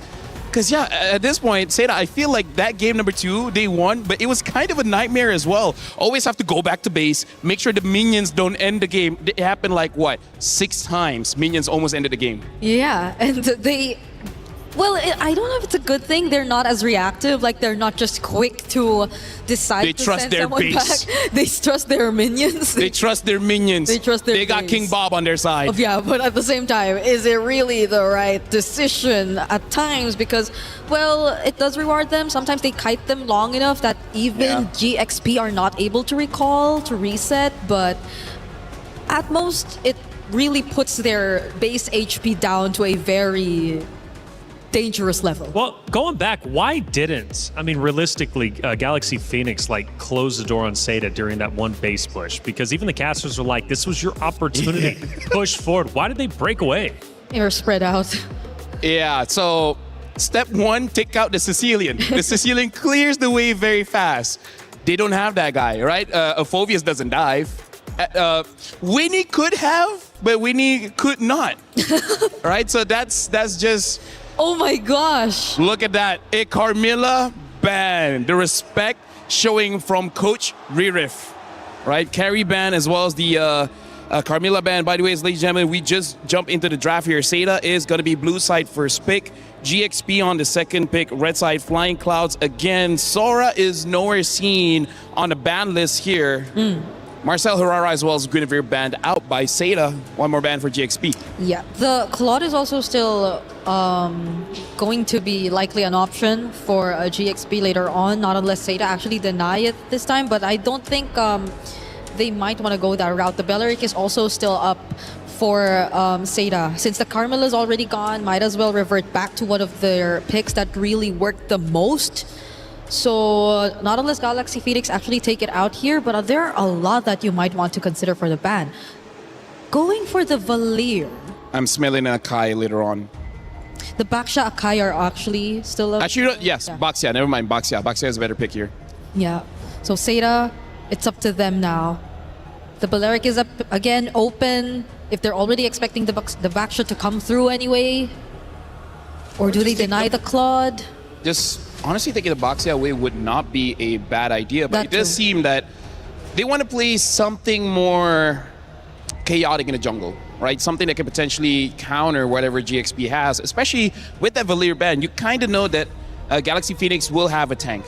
So they're probably thinking like, save the jungle pick to be one of those heroes that can deal with the tank. But instead, there you go. They're like, you know what? We're going to take the Baxia away. So maybe Galaxy Phoenix does have to take the Akai. If they are forced to take the Akai, I mean, they can take it later. Or, you know, Barat's Matilda, if they have that. Matilda is actually open. Up, Sora. So, Uh-oh. do they win? Uh-oh, that's based off of history, I would think so. What's the pick? I mean, Jessica going Baxia is quite interesting. I mean, she's gone Harara, she's gone Sora, now Baxia. What's the game plan, do you think, for her specifically? Number one, I feel like to take away from GXP because I think they completely understand that's what they want because the bans are kind of honest here, Brigida. Yeah. So at least they get to deny more of what was similar to GXP's Game 1 draft because that was just really them rampaging through the Land of Dawn, just making sure that they were all over Seda's map. So they do secure the Sora Belleric though, so I'm thinking the matchup. I kind of want Valentina. It's just that we don't know if Jessica can use a Valentina against a Sora. Yeah, maybe more on... Okay, so this time Seda gets the Claude. That's another thing. So does Galaxy Phoenix take the Bruno? I'm not sure if the Bruno is the next option. But the Eve makes you a bit iffy about the Harith, yes. If they want the Akai, they got to take it now. If not, it's going to get back. A Ling! Honestly, quite early. For now, I think it's a Lingable game. But there's some EXPs, there's some roamers that will make Ling's life a little bit difficult. One of them is the Fovea, so they take that out. Yeah, it's a very aggressive start for Galaxy Phoenix to go for the Ling and the Sora together. Well, they do get to take out some of the counters, however, but... By the way, for Seda specifically, this is the first time they've ran Baxia, Claude, and Eve. Those three have not been used in the previous two maps that we have seen just before on Flying Clouds. So they're going for something totally different and fresh. Oh, they banned out the Bruno, yeah. Hey, even they're like, hey, I know how strong a Bruno is going up against a Claude. There's still counters. There's still the Leslie. There's still the Clint. Wait. Oh, yeah, the carry's banned. Yes. Thank you for interrupting. Anyways, I'm just kidding.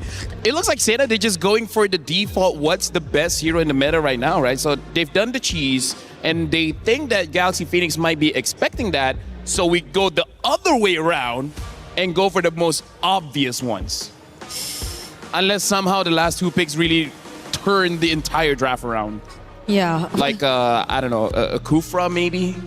I mean, you guys have seen it once. Yeah. Yeah. And against a Ling, maybe, but I don't think it's going to complement the draft as much. Like, you don't really get to see really pick-off-centric heroes just yet for Seda. There's a lot of damage you could expect from the Claude, but that's going to come in later on. Just stopping the Ling, if that's going to be the mindset for Seda, maybe, but... Let's see for now. Galaxy Phoenix have to yet pick up their mid lane as well as their gold lane. This is the first time they're not going to be on a Claude. Moskov is not bad, also an option. But if they just want a direct counter, having a burst heavy hero like Clint or Leslie would help. But if that's the option, maybe they'll pick it up later. For now, Brig, I gotta say, in MWI, there's not a lot of lockdown heroes to really deal with picks like the Ling. So maybe they just go for pure tankiness, right? Something like the Rizzler might be okay. And then in terms of the roam, the Atlas is still open. Oh yeah, honestly. I really wanted to see a pushing gold lane for Galaxy Phoenix. However, they stick with the Harith, so they might just want to take on team fight before those, or rather than the likes of the Moskov. Seda, now, again, you mentioned the Atlas. Yes, it is going to be available. Anything that can just really interrupt the Harris from freely using the Zaman Force, and maybe the dashes from the Ling, since the Phobius is also out. The Gatot is actually still there too, but they go for the high loss, a quick stun. Not the kind of idea I would think about lockdown. However, I do have to say the Law and Order is a very easy click stun. So able to stop the Ling long enough if they have the damage, which if 2 items honestly should be enough damage to, if not kill the Ling, make sure the Ling is no longer there. And the Benedetta does get picked up to deal with the Sora, so that's more of a skill matchup if anything. Yeah, so maybe more on the Benedetta actually being the help eventually later on, but mid lane for Galaxy Phoenix. So far, it's been a very flexible hero pool for Sophia. But considering this lineup right here... Don't you wish you had a Valier? No, they took it out. Yeah, but, that's what I mean. I agree. Valier would have been perfect here. What is it there? There's a Lilia? Honestly, Lilia is probably the best pick. It's just that Eve counters Lilia quite hard because the burst is quite a lot. So they go for the Farsa here. I gotta say, maybe not the very best because Benedetta, Hylos, as well as Claude deals with you. But hey, if you kill people early, then it doesn't matter. Yep, it's a Farsa Ling. It's been a while since we saw this lineup. Really heavy burst damage too. Hopefully they get the early game that they want. And Seda Esports for the first time goes with an entirely different hero pool for the third and final matchup to determine who moves forward and who goes home. Seda Esports, Galaxy Phoenix, an elimination matchup here in the knockout bracket. Athena, Gideon, let's get it started. Thank you so much, Reflections. Here at MWI, at EWC, things are spicing up as both of these teams are fighting for tournament lives. One singular game could push them even further for not only their own region, but for their organization. Let's jump right into the Land of Dawn here, because this is going to be another Ling game coming up from Galaxy Phoenix. And the last time we saw Ling on Galaxy Phoenix, we were looking at 30 points worth of kills coming up from Fa. And that's exactly what they want to somehow manifest yet again. To get the kills rolling, be dominant as ever if you're Galaxy Phoenix. And you're right about the Reflections that map 2 or game 2 might just be the nightmare if they don't get this last point against Sarah. And now they're taking advantage. Oh, Sophia stole away that one camp. Now Jessica has to give this camp over if they steal it away as well. And deny level 2, that's perfect. Can you get the small camp as well? I managed to share it just enough. And now Zoe is still level 1. Oh no, there's going to be a taunt here by GXP. They're trying to chase down Joe and Midget First Blood. They saw the chance, they took it, and they might go for a double, but nope. It's going to be Fa yet again, changing her mind. Fangua, just a little bit of a defend there and preventing from things from de-escalating here for Sarah. Beautifully played, beautifully played. A great response from both sides. The instant invade, the set play to try and take both of the camps. It was so close for being good, but unfortunately, GXP responded very, very well, noticing, hey, wait a minute, these motions are a little weird from the side of their mid laners, and especially their supports. Now, as this game continues to progress, and more importantly, looking at the emblems, nothing too out of the ordinary. This time, we have to keep in mind that Sophia is going to scale really, really well with that Weapons Master for the later stages of the game. You could definitely expect a change of facing here for Sophia, and they have this plenty of burst. So for GXP, it's all about the kills later on, and Seda has to really watch out for those kinds of setup here. Lemma with the Balearic as well did a fantastic job in the previous games as well. So for Seda, it's all about setting the faster flashes here for Fanwa, and now Sophia goes in with a feathered Earth Strike taunt as well. Definitely an easy kill yet again for Fa, and Joe taking out in the process. Now they smoothly transition onto taking down a neutral objective. Beautiful layered play coming in from GXP, but Jessica, Electro final blow and even Petrified to try to get a trade. Okay, that's too flashy of a move, but still, that is an easy turtle, a secure turtle here for GXP. Now, we might take a closer look later on onto the Benedetta of Jessica 6 on what she can do.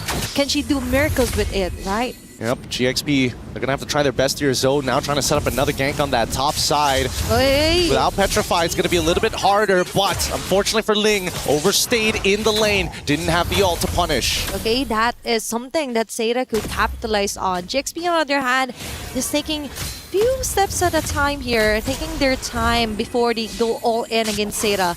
It's all about maintaining composure here for game number 3 because a lot of emotions were included for game number 2. Sophia carrying up the last bits of minions, just zoning up members here for Seda. And Pa yet again targeting Name. Tempest of blades, going for the first blade, second blade, third blade, and Lemma together with the rest of the gang will not be able to finish off and defend here for Pa. Better to overstay in my opinion here for GXP. Yeah, I can't understand. Why force it out? You already pushed them out of position, and at that point, you just need to get on out of there. And now looking at how this game is starting to progress, this is not going to be too great. Seda can actually bounce back because of that one mistake, and now the dive here on the bottom side. Okay, Winnie, just enjoying her Salmon Force.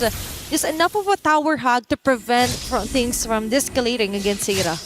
I do want to come back to the point that this is such a high-stakes game and the emotions were so incredibly high as well. Like Jessica, after game number 2, was already shaking off of that and now needs to play a high mechanic hero. It's not like Sora where you press a couple of buttons and you feel good about yourself. Benedetta's timing needs to be precise and sharp. You can have the biggest impact or little to nothing if you whiff all of your abilities. Did she have enough of a break to actually calm down her nerves and go through with Miracle Team's team fight setup play here for Seda? But for GXP on the other hand, I do understand there might be some kind of a frustration. There were so many missed moments.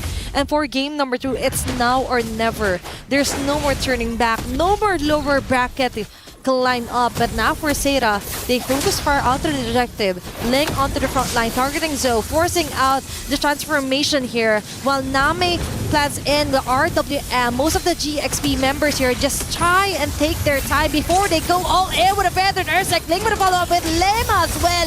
That's the Blades committed just right on track here, and Joe can do nothing but try to run away as the very passive here for Sophia will ensure that kill. All right.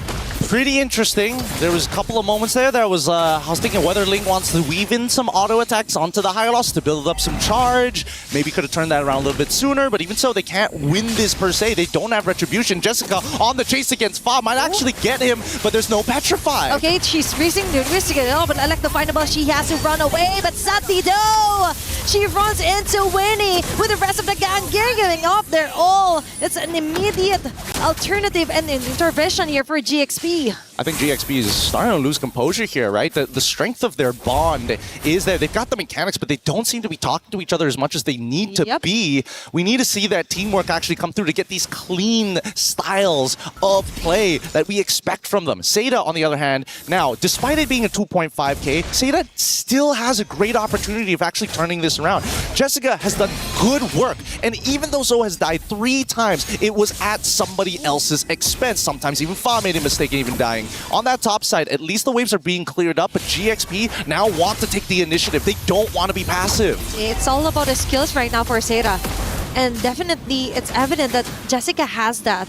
But now it's all about maintaining and trying to take control of the situation. Plus, also not letting GXP corner them out with the macro yet again. And now it's all about balancing out the waves, and Winnie is winning on the Gold Day matchup. That's 4 members of GXP targeting Fanwa alone. Doors Pathway just to try and disengage. Now she comes back. There will be quite a stun here, but Ling and the others will just slowly retreat back. Unfortunately, Ling doesn't have her flicker up just yet. I think there was a moment where they were thinking, if maybe I get the dash down, I could maybe flick onto like Name or maybe even Gai and try to trigger something, but didn't have the battle spell, don't have access to it. Fanwa does lose not only her ult, but also the Revitalize, which is pretty important because in the next 20 seconds, the next turtle is going to spawn, and she's going to have to wait another 23 seconds or so to get it back up in the middle of that fight. So unless GXP recognize that timing, they could maybe try and force this, but Seda want to take first position. Okay, it's all about them trying to capitalize on what Joe can do here with the backshot, right? They have this beautiful setup. They just can't seem to do it right for now. But for GXP, that is somehow, let's see, if they were able to somehow compose themselves, there were a kind of a bit of a messy initiations from Lemma. And speaking of which, she's going to spot on Fanwo here. It's going in. Okay, there's going to be law and order. Sophia with the feathered earth strike forces out Name out of position. Lema with a fragile giant. Ling targeting 2 members in a row, and Fa just targeted Name onto the back lanes with the Tempest of Blaze. Beautiful play here, chased down by GXP. Now we're talking. Now they are very disciplined and have this plan in mind, and the plan is to kill before taking down an objective. What an outplay coming in from Ling. The Wrath of the Dryads as a follow-up was already great, but that Wombo combo is what GXP needs to secure this Lord right here, right now, to start a bigger advantage. And they were 5k ahead. Now they're going to turn it closer to 7 to 8k, depending on whether or not Seda can stop this pressure, stop this momentum. They will lose some outer turrets for this, but how much gold will they bleed? For now, it's looking like too much, right? But for Seda, they have this Benedetta that could be one of the somehow tricky part here for Seda that could actually reach the backlines. But the problem is that they also have to ensure that someone is ready and willing enough to somehow clear off the last bits of the lane. Yeah, what a build. Hyper burst build. I haven't seen this in a while, in a long while, as a matter of fact. Heptacy's on top of the endless battle, making sure that if Jessica does find that backline access and able to close the distance, they might be able to one-shot target. But the ones closing the distance are GXP! With Ling yet again with a miracle setup, Winnie enabled to get those chrono dashes, the synchrovisions in. Now they punch in from the air. Fa goes in with a perfect timing. Tempest of Blades, getting gold of those Blades, eliminating 4 members. It's just Jessica 6 is remaining to defend for their base. Holy Shields will be popping off bottom and even onto the mid lane. GXP has their eyes on their prize. Clear the wave. They want to clear off the wave. They want to ensure a victory, and Jessica 66 has the proper kits to actually prevent GXP from actually ending up this game number 3. And that's a good thing about Benedetta actually building a lot of damage. It's moments like this, yes, I can actually deal with the waves more effectively rather than having to wait for my War Axe to give me the stats over time. I can clear it right now, and that's what Seda needs. Instant impact. GXP on the opposite side, they can take their time a little bit because they're still waiting for the big ultimates from the side of Seda. The RWM, maybe even the Glorious Pathway, but notice that they're putting a lot of their attention onto Zoe and Fanhua. Without that front line, you can tell that Seda kind of lose direction of who really is the anchor of the team. And keep in mind, it should be Name. And so far, Name is having a really hard time landing those beautiful boxes where she could catch most of the members for GXP. Sophia is actually doing a stellar job. In contrast with her feathered earth strikes, really right on cue, hitting the right marks, plus an additional finishing move from Fa, right? All she needs to do is come at the later time, finish off, get those skills running, and for GXP, it's kind of going more smoothly compared to what happened onto game number 2. Looks like they've got it all together for now. For now. The question is, when is it going to be enough to overtake it? It's 4-14 still with an 8k lead. The economy is in GXP's side. 3rd item already complete from Winnie, so that's her power spike right here. Unless Guy has 3 items, I don't know how they're going to compete. Let's see. Because for now, the action is, or maybe the plan is just to survive for now and just let Guy get last bits of the minion and try to buy enough time for their items to slowly catch up from GXP. They've managed to do that from game number 2, but for now, it's all up to Jessica 66 also to pull off some insane backline maneuvers against GXP to try and shut down most of the damages coming here from Winnie or either Sophia. Oh, this is interesting. Seda wanted to deny information. They end up showing down on bot side, and instantly GXP decide to rush it. Good informational play here from the side of GXP. And I think that Seda, they also recognize that this is not exactly the most contestable position. They don't want to group up against GXP. There's just way too many things going on with their composition. Lots of AoE see lots of way to finish them off, lots of way to hurt them before they get into the fight. So it's better, in Seida's mind, hey, GXP, you come to us rather than the other way around. Yep, it will save them a lot of time and a lot of heavy mistakes, if ever. Because if they force out and they make a slight mistake, that might be the end of it, right? A 12-minute game time, almost 9k gold lead. Jessica26 being spotted here by Sophia. Now she's forced to back away. With the dashes, it will be enough. But for GXP, this game is just starting to get even better. Now Fanwa, half an HP left as well. There's going to be distance here from Sophia and Ling as well. The Lord will be melted down. But this ensures a quick entry point onto the mid lane by Galaxy Phoenix. Good play coming in from Jessica, trying her best attempt onto Winnie, but Winnie one step ahead, already buffering in, taking advantage of the new patch and its control system as now the next fight occurs. Okay, they managed to actually go out of the ring. Whoa. Right here for Guy, and now they go in. It's Ling yet again, finding the right angles. Now they're risking it all with the RWM, but Fa, with a Tempest of they will be able to finish off 2 members, making it 3, a triple kill for Fa. 4 of them already low, put down to 20 or 10%, and yet Fa somehow taking turret aggro manages to survive through all the pain. It's not over just yet. Another feathered airstrike as this is the end game scenario. It looks like Galaxy Phoenix is willing to risk it all, years in the making, and they want to take this game. But Jessica26 and together with Joe, they want to extend this one. But Fa and the others just want today this game to end it to their favor, and they will successfully do so. It's Galaxy Phoenix taking on the win. Oh, Galaxy Phoenix 2-1, what a game! We finally get to see the full extent of this team when they're behind, when they're ahead. But with competitors, always comes the crushing defeat. And it hurts my heart seeing Seida, who put so much on the line here today. Blood, sweat, and tears, and yet it still wasn't enough. These last moments, they realized really quickly they staggered us too much. The death timers are too long. The impending doom is near. And my God, are we going to have some great competitors for our upcoming battles. But I can't wait to see these two teams maybe showing up next year once again to bring up their regions. Definitely a very nice and a very proudest moment here for Chinese MLBB to be put onto the map for MWI. All right, let's throw it up to the stage here to see the crushing.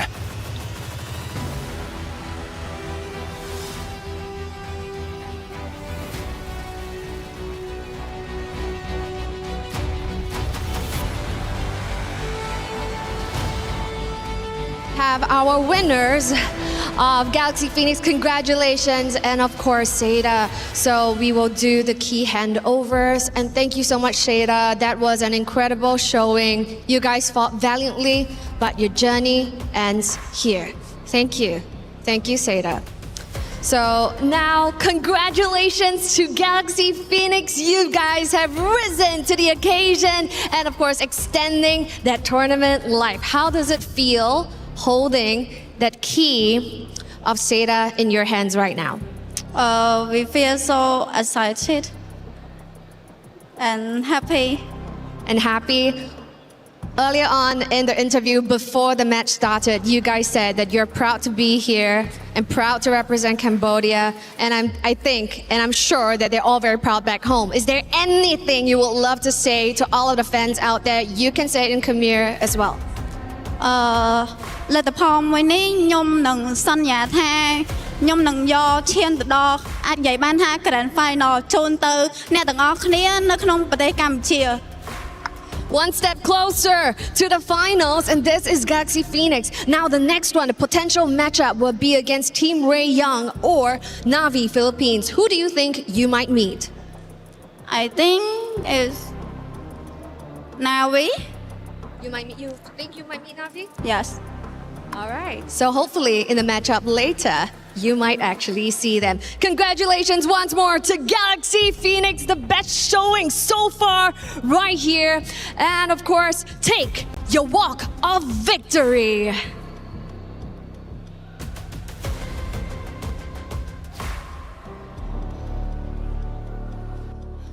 Okay, Galaxy Phoenix, phenomenal performance. Yet again, their first time at an international event. And this is how they decide to show up. You cannot make it up, ladies and gentlemen.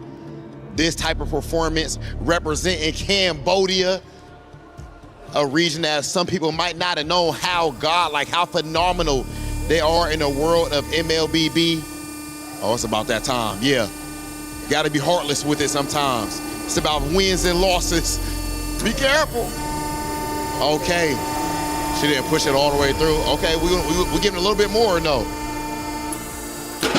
Oh, oh my goodness. Are you? It's okay. All right, ladies and gentlemen. The key crusher, it was so much right there. But ladies and gentlemen, that type of energy right there, that's what we saw in the gameplay as well. Congratulations again to Galaxy Phoenix. Let's go ahead and check out our highlights.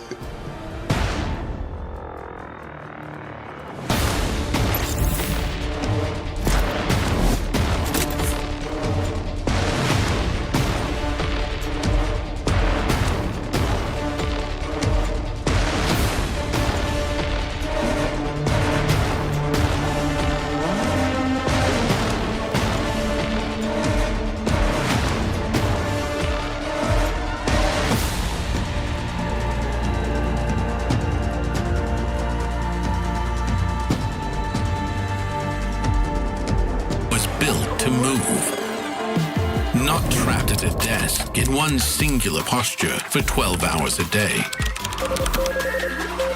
It's time your chair evolved. This is Secret Lab Titan Evo. Ergonomically engineered for you, gamers, hybrid workers, artists, backing your every move. On their very first international stage, Galaxy Phoenix gets the job done. It wasn't easy, however, it was our first ever third match in a best of three here on this very stage, but it was entertaining nonetheless. And one name that was being screamed, Bree, was Fa, the mercenary, making it happen. My boy, Fa. So talented. So talented. This jungler, I am now agreeing with LaFell when we say that she just might be one of the best that you have to watch out for here in this tournament. The mercenary, man. Like, she gets the job done, but shout out to Seda as well. That was an amazing play. Like, we can feel the emotions, even though, like, we're quite a distance away. Right. True wins, true losses. I hope they come back next year. You know, they were built specifically for MWI. They joined the stage. They made it to the knockout stage. That is a huge accomplishment to finish 5th through 8th, and one of their first appearances here on the international stage. You've got to give credit where credit is due. And you, like you said, the emotions, you could feel that from Jessica, especially after that Game 2 win. She really wanted it, but at the end of the day, it wasn't Seda Esports moving forward. But making it to the stage was a massive accomplishment. Shout out to Seda, Galaxy Phoenix, and shout out to Sora. It's Sora Day, and Sora gets the win again. 100%. How crazy that is this? What, almost 5 hours? I know. Of our show, and every single time Sora sees the Land of Dawn, he wins. More and how many flying clouds have we had? That's three here in the series. All three. More than the Esmeralda even, right? You were expecting, like, because of the adjustments, the Esmeralda to be the XP laner that's really gonna shine. I mean, she did a couple times, but today, why has it been always Sora? Sora has been making waves, the setups have been on point, and the matchups, they're always winning it out in the EXP lane. Seems to be the case. Sora, Grand Finals, you're a champion. That's really what it takes, right?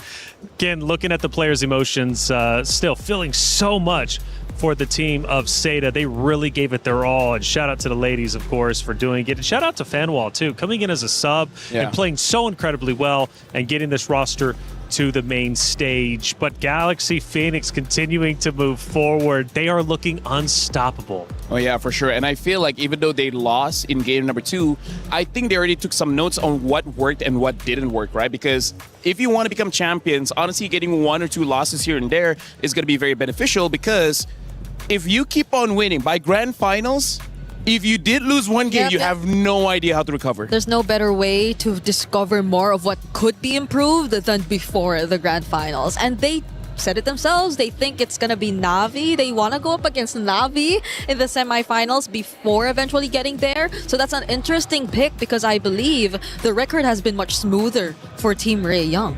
Ray Young has definitely been looking great. The record has been a bit smoother. However, it doesn't matter if it's smooth, rocky, choppy, as long as you get there. That's all that matters at the end of the day.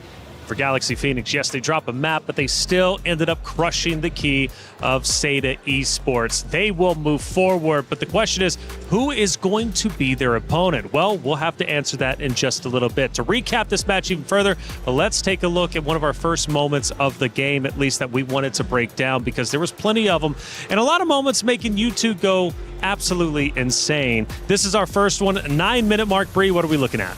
Okay, this was a moment where I feel like you get to see how willing they are to just go in for the dives and the setup you see from a Sora all over again. Just imagine that delayed Wrath of Dryad into the setup that was actually going to be the main center of attraction for this sequence.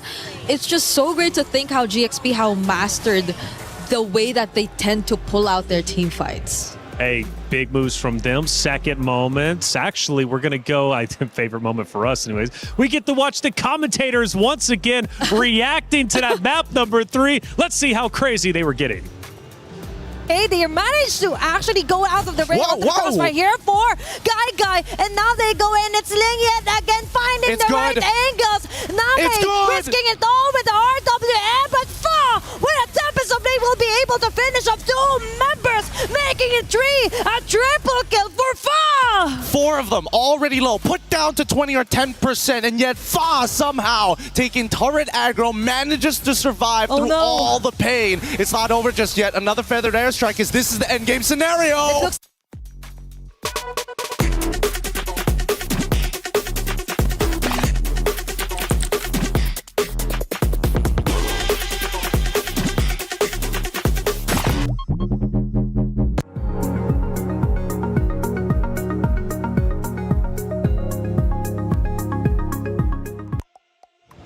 Pure passion, and this time I felt they were ready for the caster count this time around, because notice Athena was standing up. She's like, I'm not getting caught off guard again. I gotta say, Gideon is very expressive. Yeah, that's right. Like, whenever you see him, it's like his thoughts move faster than his brain really can process.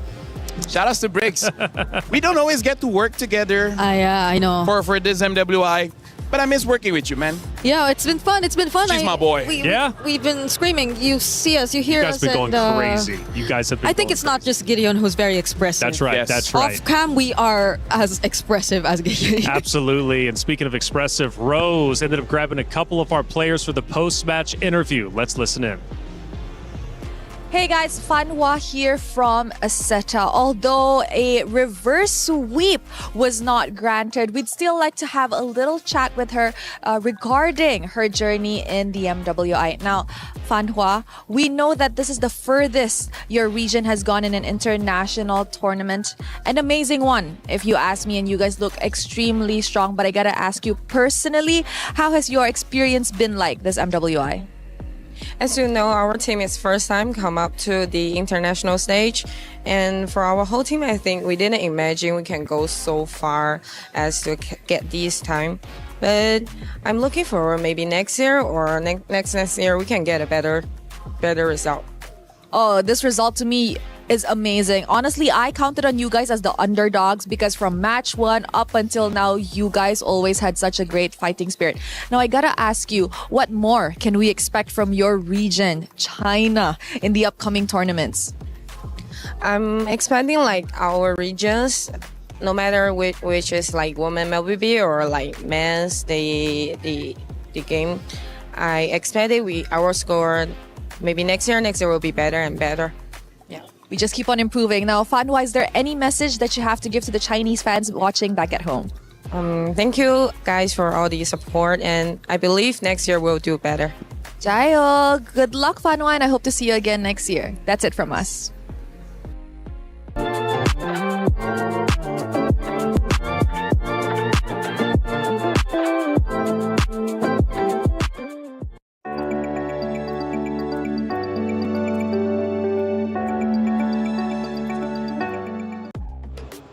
Thank you, Rhodes, as always, for the interview. Staying in high spirits is Seda Esports. They want to come back even stronger. This was just their first appearance. Imagine what they can do next time. I've got full faith in that roster to continue to be able to push forward and pull off incredible feats at the MWI. Hey, we've got a lot of watch parties taking place, a lot of coverage in general, and this next one is going to be special. It's Zay Casting. Let's bring him in, because Zay Casting is keeping all the coverage for the MWI out there for everybody involved. And I tell you what, it's been a great time speaking to some of these influencers. Zay, how you feeling? Yeah, I'm good, man. I'm good. How are you, man? I'm phenomenal, man. How are you enjoying MWI? I really enjoy it. This is my first time international experience as a official restreamer. So I really enjoyed it. I'm really thank you so much for this opportunity. Thank you, Mundon. Thank you, EWC. Thank you, man. And thank you, Zay Casting. Let me ask you something. A lot has changed. What do you think about the current meta? Current meta is, they nerf Fredring like Juriba Jungle, Basha. So I think it's nice. I like this meta. They can use Link. They play Link like Assassin are really good in this meta. I think So I really like it. And Sora also apparently has been tearing it up. Hey, Zay Casting, thank you so much for all your coverage and everything you do. The MWI will continue, but like I said, shout out to you, Zay, for being who you are as an incredible influencer, and thank you for the coverage and the watch party. Hey, check it out. My champion pick is now live. 2 champions, 1 game. My champions pick is now live from July 27th. You can submit your predictions for the MSC and MWI champions for a chance to win 50,000 in-game diamonds and MSC 2021 through 2025 tournament skins. Don't forget to leave your picks under @MLBB Esports post for even more chances to win. Lock in your champions now and cheer for your favorite teams. My champion pick live now. Get involved. I'm hearing Rose is also set up with yet another interview. Rose, who did you get? 2 Indonesians representatives going up against each other in this elimination match. This is Vival and Liv, and we're gonna have a little chat before we head into the game. Hi girls, how are we doing today? I'm good, very good. Yeah, I'm great too. How did you girls react when you found out it was gonna be an Indo-Indo match just now? I'm in shock, really in shock. Actually, it's as expected. Okay, now since an Indo-Indo match is happening very early on, is there anything that we should expect from the game? Is it going to be fun? Is it going to be long? What do you think is going to happen, Vival? I don't think there will be anything special. I think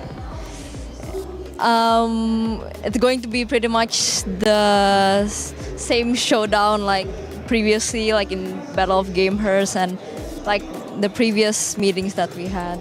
What about for the sides of Falcons ID? Aren't you guys scared? Because you guys played a game today. Are you scared that they will read your strats and everything? Maybe there will be a new draft, but then I'm hoping for a rematch. But I think it's going to be in grand final. But then we come out like now, today. But then, we'll see on the Land of Dawn. We'll see in the Land of Dawn. It is a very early matchup. So now the question lies on, what do you think the score will be? Let's start with Liv. I'm hoping for 2-1. 2-1. Okay. 2-1. I'm also hoping for that because since we are Indo and Indo are facing each other right now, we want to make this a very fun game for y'all. And yeah. Okay. I think it will be a fun game. Definitely one to watch. So any message to each other? Let's have a good match. Yep, good luck, have fun. Good luck, have fun. Very friendly fire over here. Nothing too extreme. Good luck, girls, on this match. And that's it from us. Throwing it back to you guys at the studio.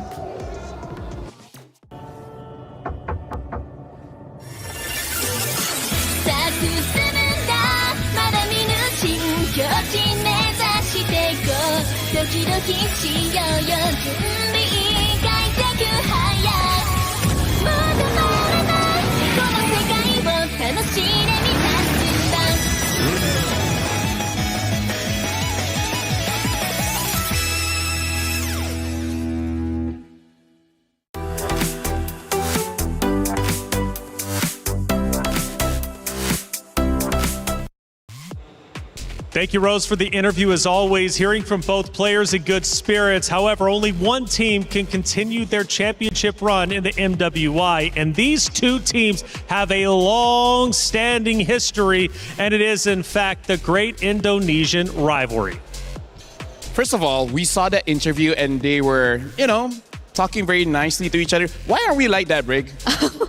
And when I say we, I mean all of us talents. We are very aggressive against each other, but honestly, one of the things that we heard during the interview where Vival said, I hope it's a 2-1, because I feel like in her hearts of hearts, she's like, not going to be a 2-1. This is going to be a 2-0. Well, I understand why the record has been that way. Very one-sided. For the recent qualifiers. And even if you talk about the rivalry way back, even when they had different names and were under different banners, it seems like that has been the story for them. That's why it's a revenge match again and again for now Team Falcons ID, because they're always yet to get that win against Vitality. It's going to be tough either way you look at it. Falcons Indonesia is going to have to fight hard, but Vitality, they want the championship again. Let's send it to the stage to get the match started. Damascus, Hollywood Rob TV. Cheryl, take it away.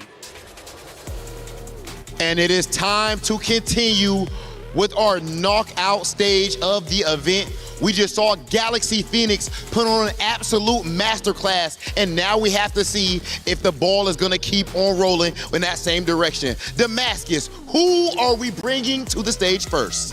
Hey, listen, Rob, technically they need no introduction, but we need to make some noise, of course, for the Queen. And I see the Vitality fans. Les fans de Vita, je vous vois. Est-ce que vous êtes prêts, s'il vous plaît? Un max de bruit pour Vitality! Team Vitality, simply put, the best in the world. They barely lose games, let alone matches.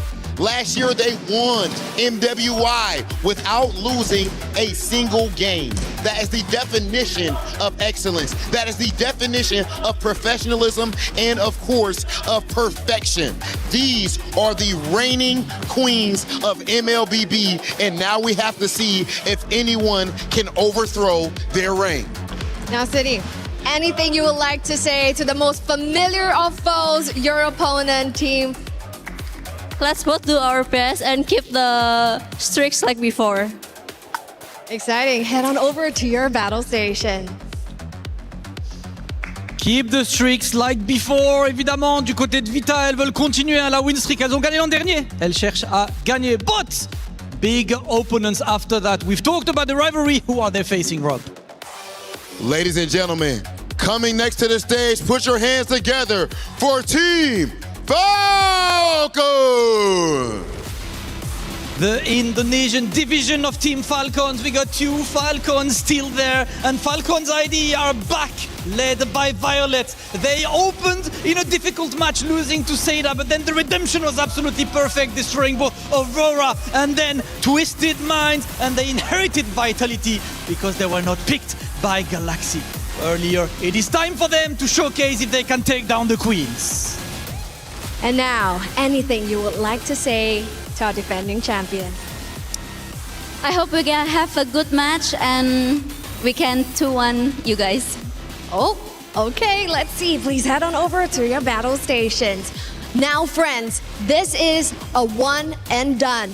No more extra chances, no more extra lives. On one hand, our defending champions, Team Vitality, has been having perfect streaks so far. Whereas over on the other hand, Team Falcons has been fighting from day one. One is well rested, one is relentless. But there's a bigger picture at stake. Organizations, club championship points. Can Team Falcons score one for the team? Or will Team Vitality take this win? This is the battle of the familiar foe. Ale, let's go! Cheryl, Hollywood Rob TV, and Damascus, thank you for setting the stage, and the stage is about to ignite. You have an Indonesian rivalry between two great titans, Team Vitality versus Falcons Indonesia. This is going to be a matchup, potentially an upset, depending on how it ends up unfolding. Now, these guys, these ladies, they have history for the longest time, and it dates back, I'm talking many, many, many, many, many days. In fact, I'm thinking 719 days in total. Last time they met was at, or at least for MWI, was at the EWC26 championship.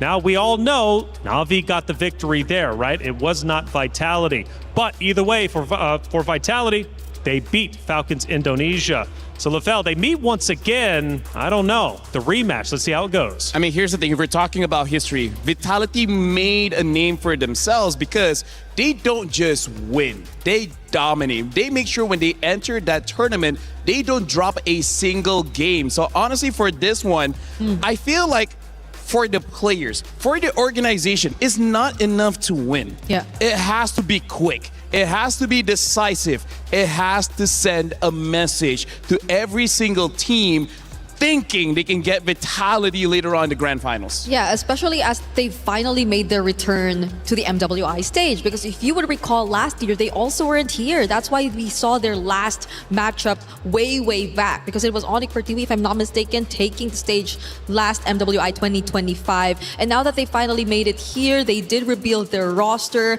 And they've shown up, even though it was quite a bit shaky in day number 1.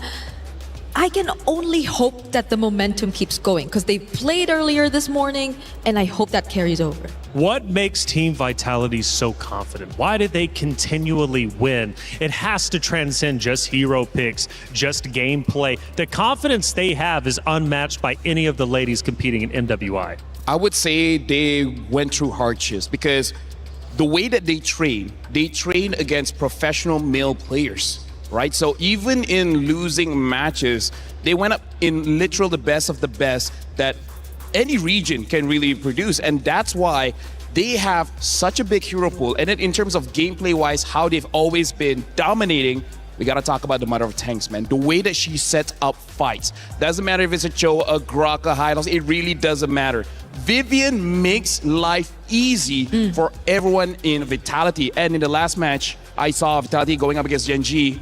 The Arlet of Fumi Echo, bro, that was popping. Yeah, and every single time you see Vitality encounter a slight mishap or a bit of a bump in terms of their road, which is always very dominant, which is always going their way, you just see them come back stronger and stronger. We saw this last happen MWI 2024. They failed to get the championship for themselves, but after that, eventually, they've been on a roll. You saw it happen again recently. When they played for Indonesia in the recent SEA Games, they failed to win that championship, but now they've been on a roll once again, winning the Battle of Gamers. They did not need to qualify through that. They were already directly invited, and even now, with such a strong start, they're on the road to replicating a flawless record yet again, dropping 0 games if they keep this going. And I love that you brought the Battle of the Gamers up. You know, that was season 2. They both met, and Vitality swept Falcons. You know, they swept them in a best-of-7 series. That is quite significant. Technically, this is a revenge from that very qualifier.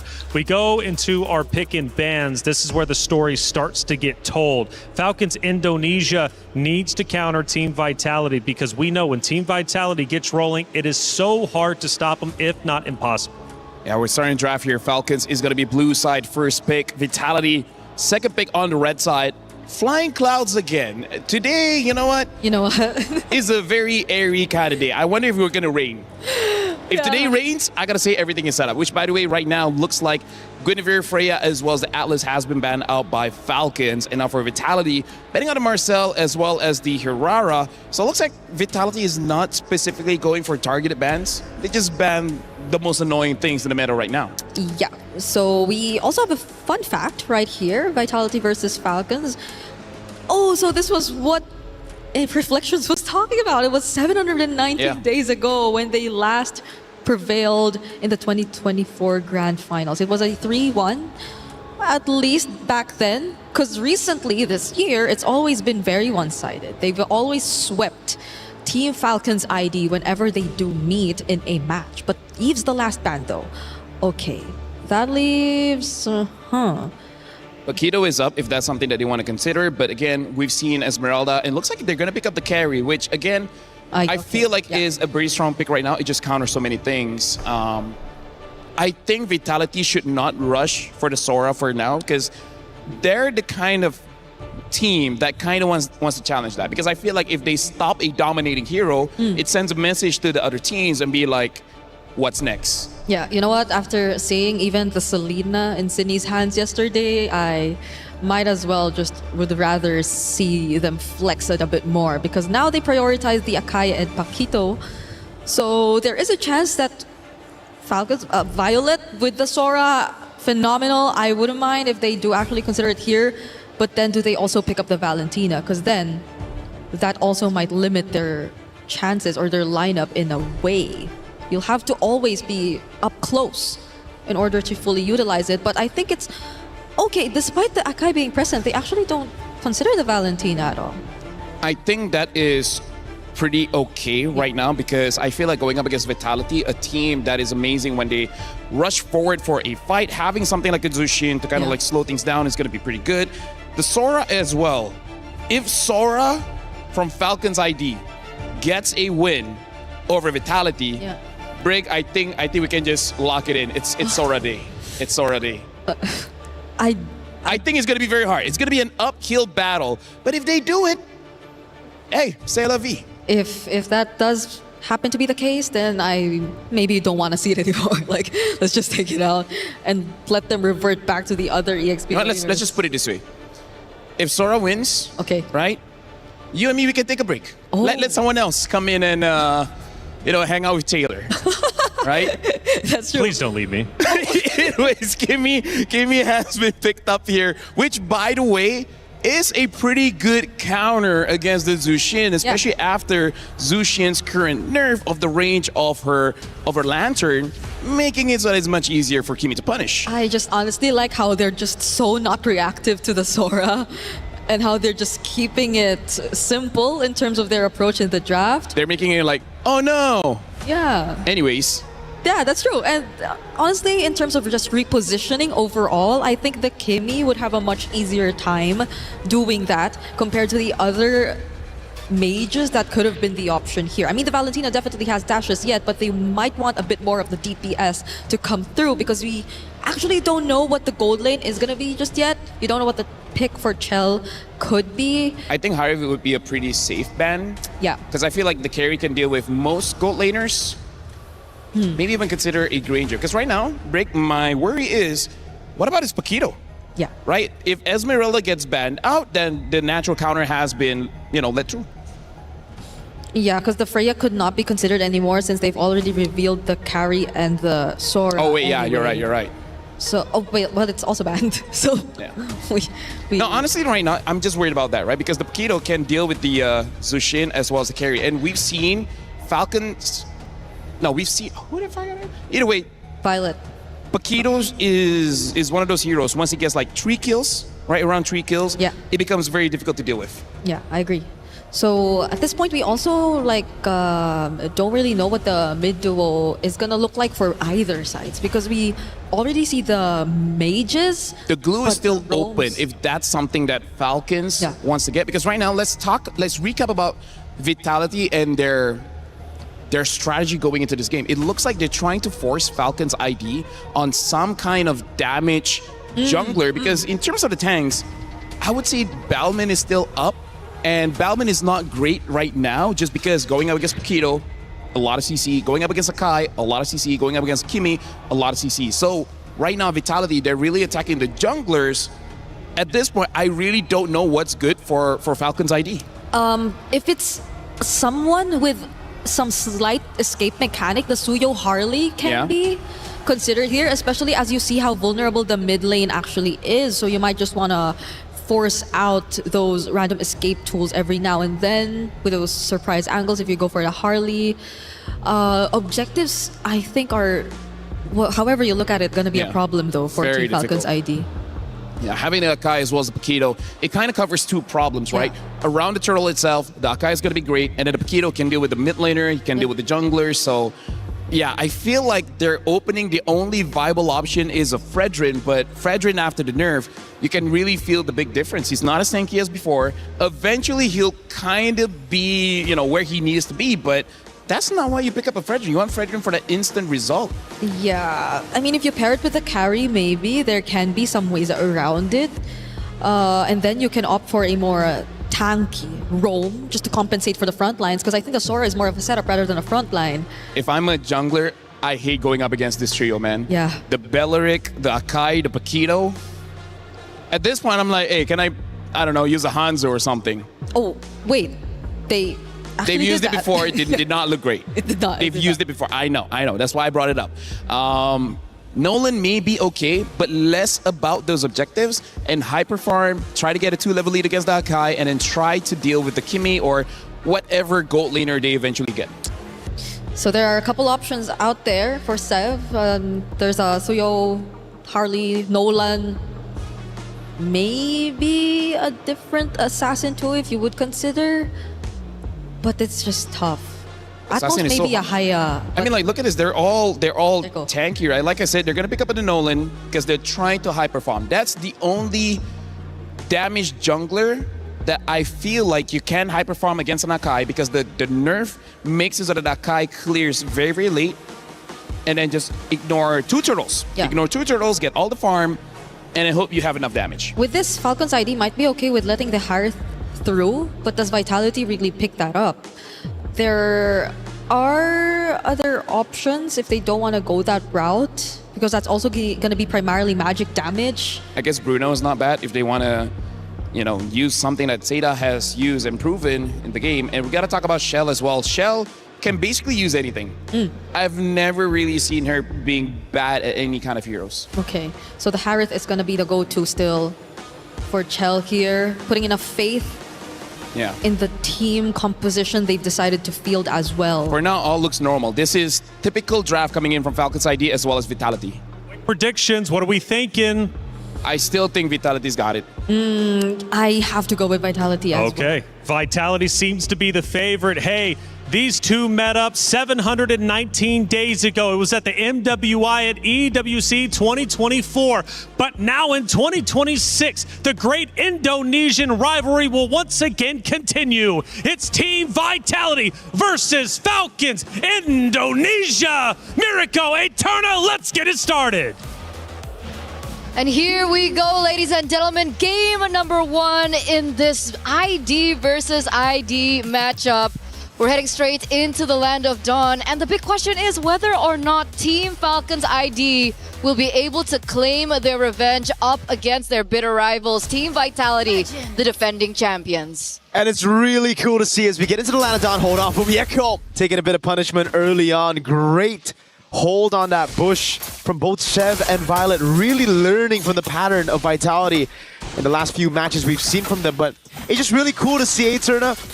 The last 2 years, it's been home court advantage for Falcons ID in Saudi Arabia. And now we see home court advantage for Vitality.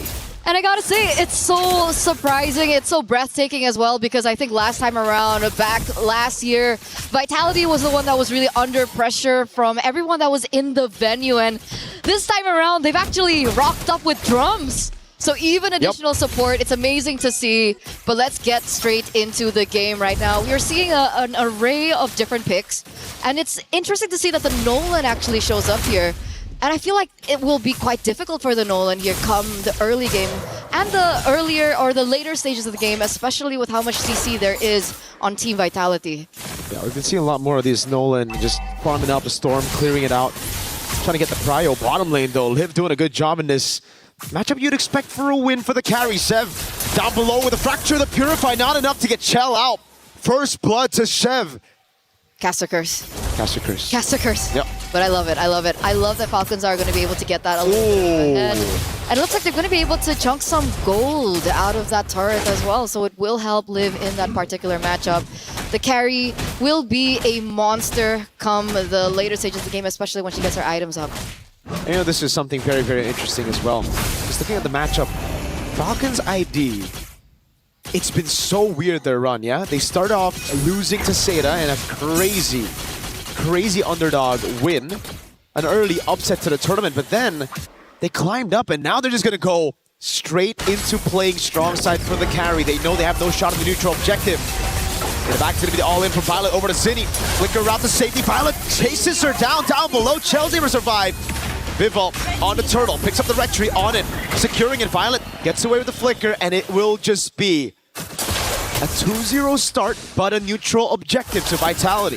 And I think that's something that we can expect, right? I mean, Falcons came in here, guns blazing, utilizing a Nolan in the jungle. Meanwhile, Vitality took a slower route. They picked up the Akai once again. I think it's one of the comfort heroes that Vival has utilized over the course of the years, especially last year. And that's something quite notable. And they're just utilizing it to get a little bit more pressure around the neutral objectives, and they've done exactly that. However, it looks like Falcons now are the ones holding on to the gold lead. It's a 1K now for them so far. And it looks like Team Vitality, though, are looking to find something else of their own. They're going in for the invade onto the enemy jungle. Yeah, one thing that they can do, but unfortunately for them, the Nolan can clear really quickly. Seb trying to cut them down. Vivian holding this position. Raimundo with a taunt unbreakable, forces the heavy spin out. The traction pulse locks Violet down.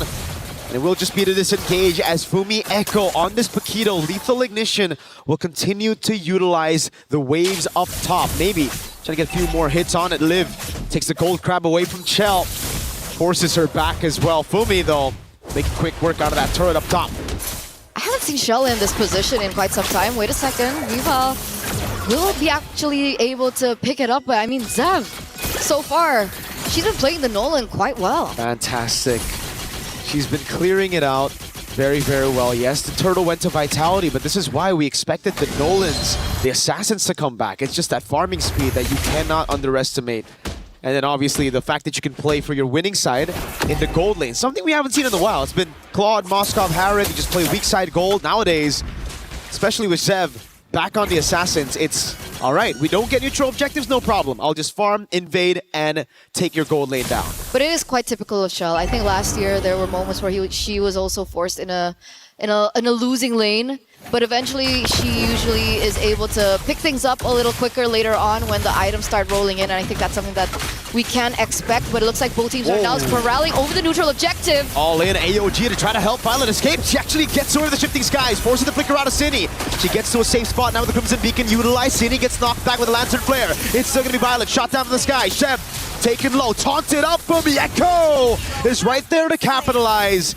And it's Vitality who level the playing field, 2-2 on the scoreboard. And there's the mentality, there's the experience flowing through for the defending champions as they are 2 men ahead. I don't think there's going to be a contest here. Team Vitality will pick up the next neutral objective. And they're going to stop there. They go for the quick invade there into the enemy purple.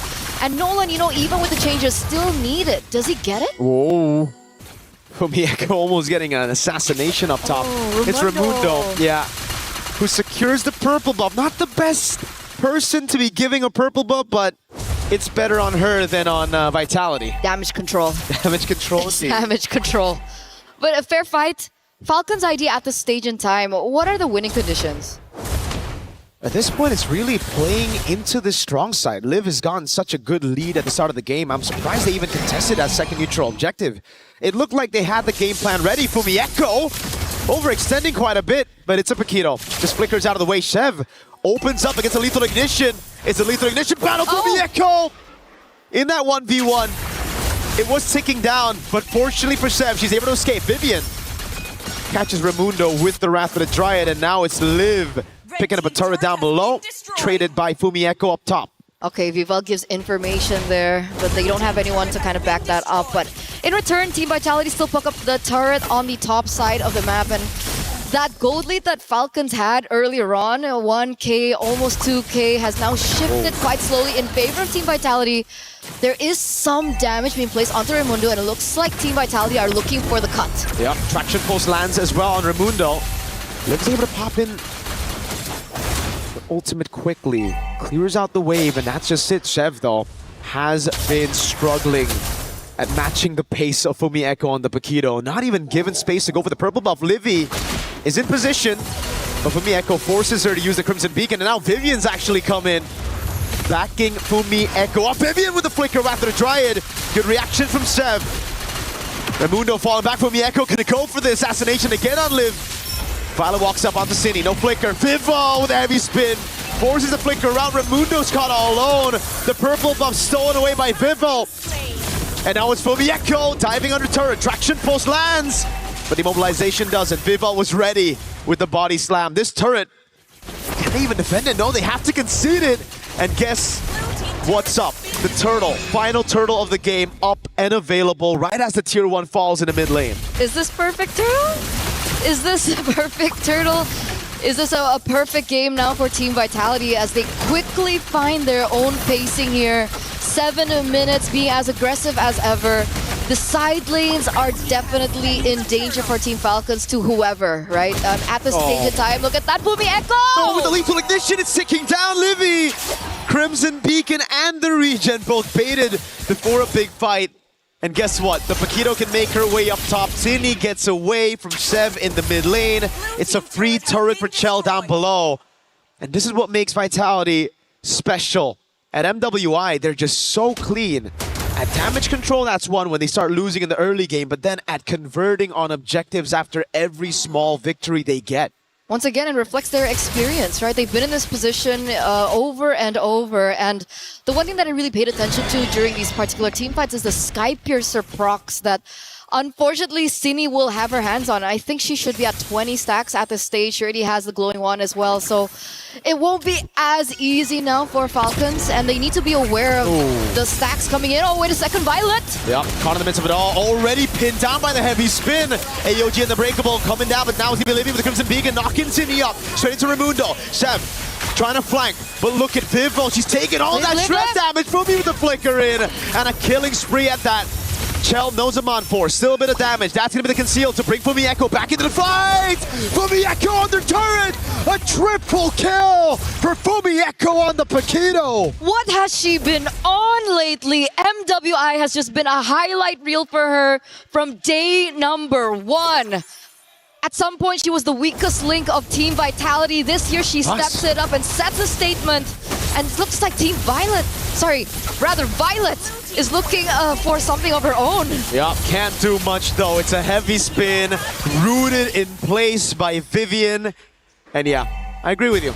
You know, earlier we've had a talk about jungle or XP. You know what? I might have to go back to XP now that Fumieko's pulling this off. 5-0-2 on the Paquito.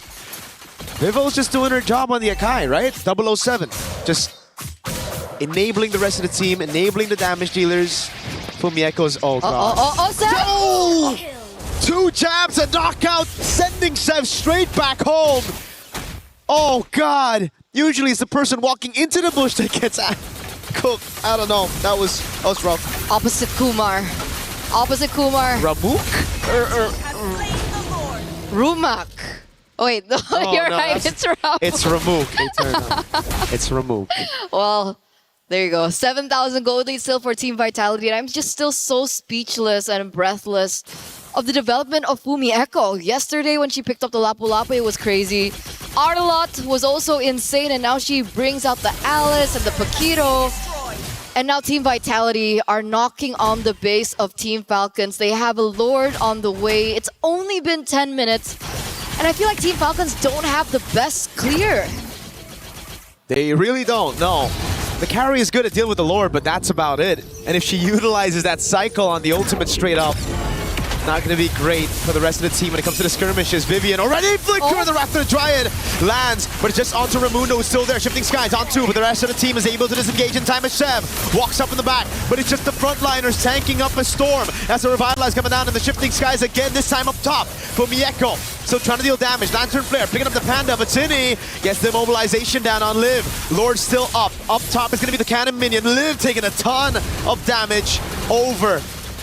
And they've cracked open the base already. Base turret number 1 taken down in the mid lane. They're going to try to push in these waves to get another top lane. Highest priority to get the far lane control. You always got to look at Fumieko whenever she's in a 1v1. Purify can't save her. Shifting Skies on 3, but it's only Vivian that gets brought back as Chell is kiting them in the back. Tini's kiting away right now as Liv walks up and gets the double. Fumieko waiting for the moment. Falcons have defended well. 1-for-2 trade, and they lose Cini in the process. So the stacks on the Sky Piercer are going to reduce quite a bit. They lose Vivian in the process, and they fail to take the side lane inhibitor turrets. Falcons I would say they walk away, and they walk away clean here, right? All they need to do now is try to find a moment where Liv can execute these team fights a lot better. I think spacing is going to be ever as important. Vival and Vivian, though, aren't going to be easy to push through. Wait a second, Shell! She gets taken out! Absolutely, Falcons know when to pounce. It's almost like they got that bird eye view of what's happening on the map. Chell took the purple buff, stayed a bit too long. Mount Fumieko wants to go for the punish. Order with a knockout strike on Zev. Good peel though. Fumieko thrown back again. That's gonna be a big shutdown for Raimundo. Violet jumping to the back, now jumping all over. It's the rest of the team trying to peel for her, but it's Violet over there with Livy to take City down. Vitality's crumbling the Lantern Flare to bring her back into Liv. All of a sudden, the game's back to level. That 8,000 gold lead now down to 2,000 as Zev will try to take the purple buff. Vivian, the mother of tanks, is able to save the purple, but that's about it. I don't know, Zev, because she made that move onto the purple buff, she needs to recall, and that delays this take for just a bit. That's true, but it does still surmount a comeback angle here for Team Falcons. The fact that they were able to get that move onto Shell, the fact that they were able to look for that opening, that was brilliant. Team Vitality, after that, they looked scrambled in that particular team fight. They lost Simi in the process, they lost a lot of members in the process, and now Team Falcons are the ones to pick up the Lord here in the 13th minute of the game. Wow. Wow, wow, wee, wow. Wow, wee, wow. Is that the new one? Is that the updated one? Could be. Okay, Falcons ID. Now let's see how they capitalize on the Lord. So far, they've been great at setting up ambushes. Just like this, just a bit of poke onto Vival. Straight to half HP. Chell's got to be really careful, man. Gank down below for first blood. And the second time around, it's just overextension of these guys. Baiting out the Purify. Good breath for the Dry to disengage, but now the AOG comes through. Vivian got knocked up in the Lantern Flare, but it's not enough as Fumieko makes her move into the bottom lane. Now let's see how Vitality deal with this. On the base they go. It's Fumieko taking the turret down, and it's a winning trade at the end. Falcons ID though with the Flying Clouds going in, getting the assassination with the help of Livy. So Fumieko here gets a taste of her own medicine, and then she gets ambushed.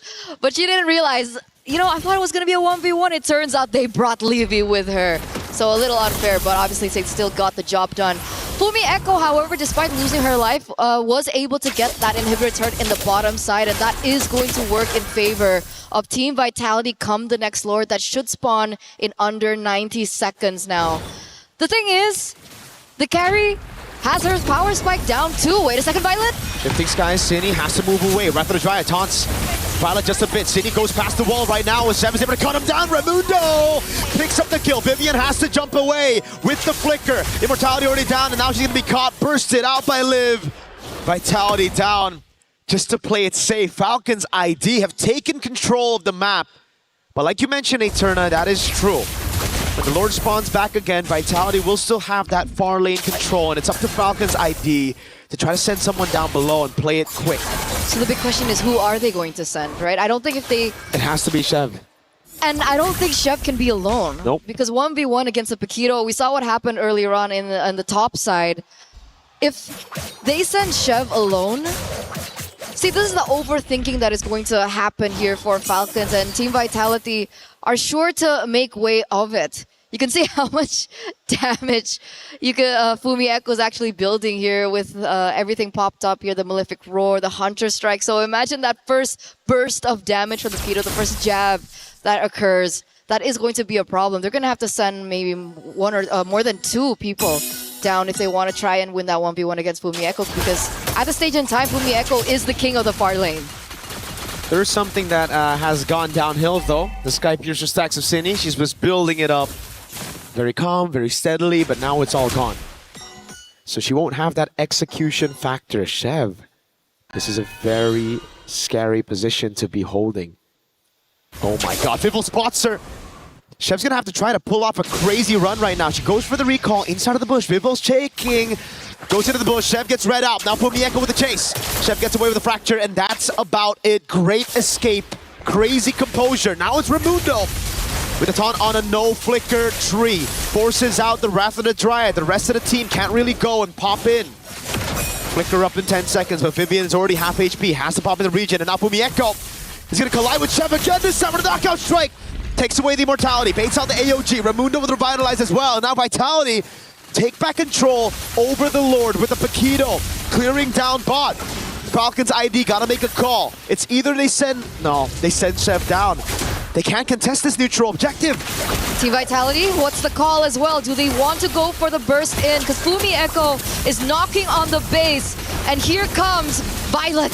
Shifting skies onto the back right now. They're still trying to gamble it despite having no jungler in the midst of this team fight. Violet buying a bit of time. Vivian getting caught already. Fumi Echo cutting the waves, proxying it all the way so that Falcons ID can't punish.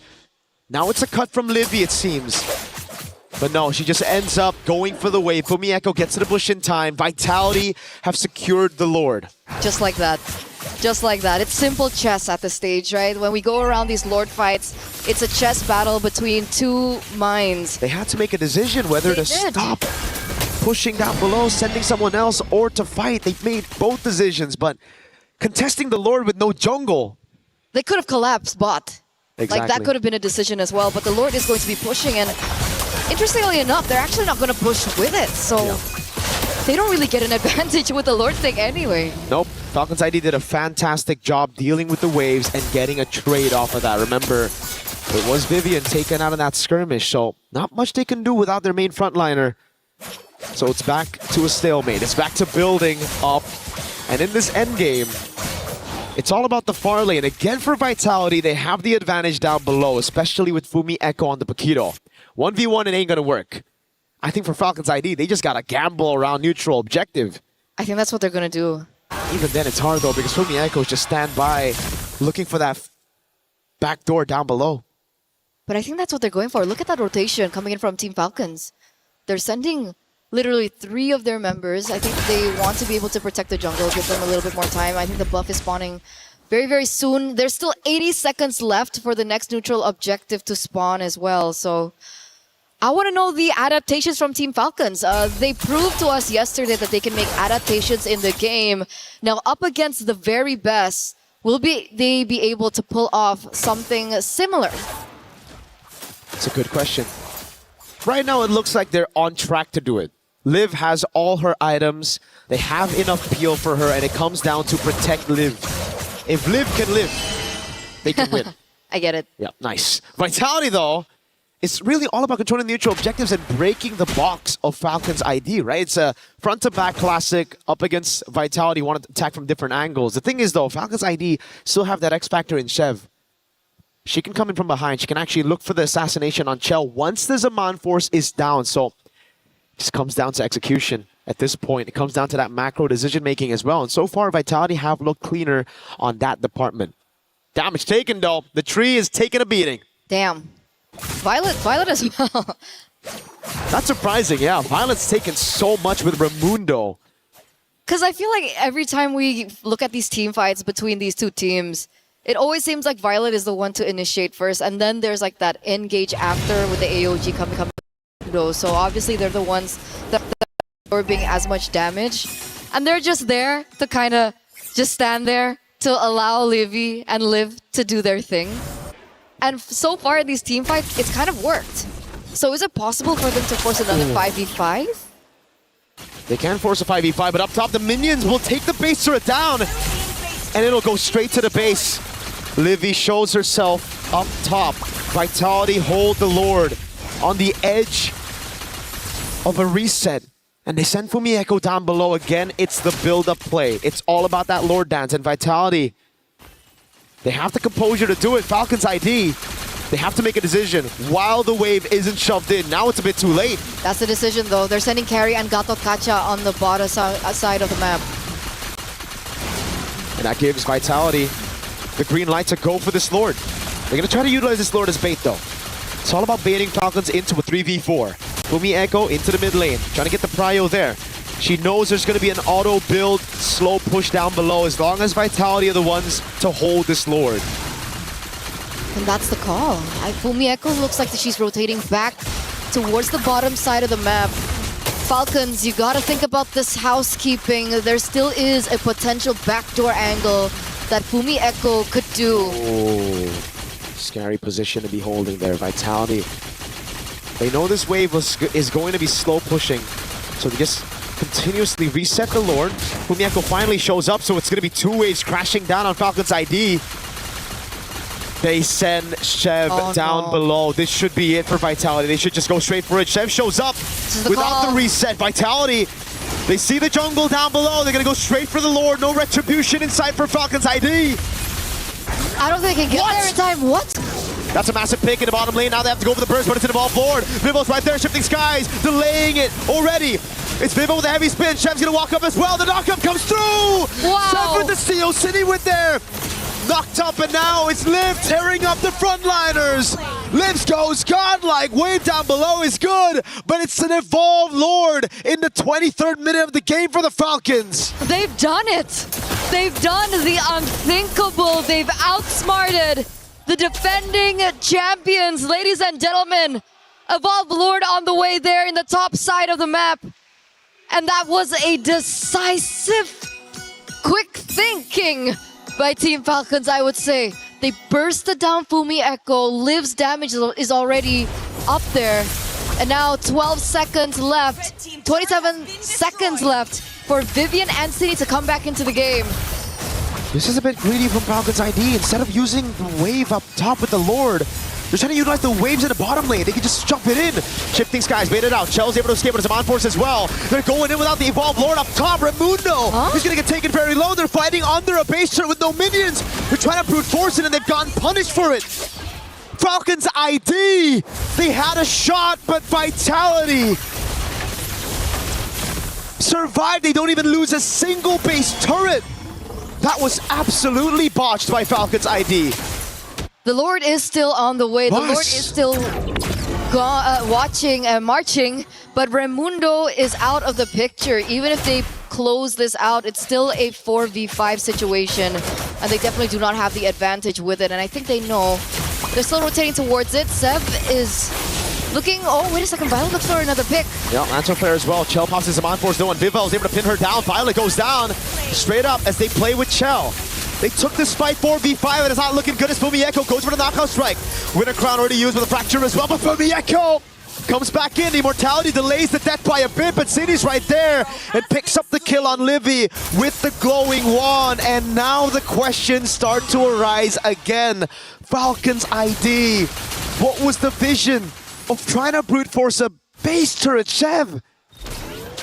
Now in the mid lane. They did it out of haste, and it did not pay off. And opportunities like that don't come twice against a team like Vitality. Fumieko now in a 1v1 against Chev. Chev fighting for her dear life, but she's gonna be sandwiched. Raimundo with the AOG, a desperate one at that. Now it's Liv. 1v3 in a defense. It's everything thrown at her. Just a cat and minion. City takes her down. Vitality take game one after a back and forth and a confusing Falcons ID call that will certainly send everybody in backstage of the locker rooms of Falcons guessing and wondering, what the heck was that call?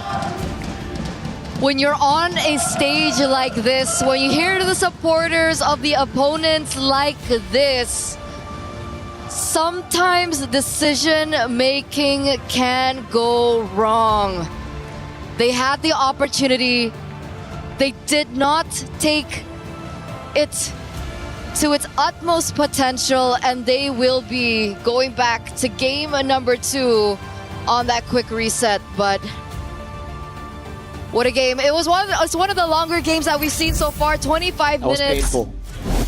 Definitely was. Hopefully Team Falcons can reset after that, because obviously there is still an opportunity for them. They were able to do it once. Let's see if they can do it twice here in game number 2 to force a game number 3 under their hands. But there it is, ladies and gentlemen. Thank you so much for tuning in for game number 1. It's been me and Miracle. We're throwing it over, and we'll see you for game 2.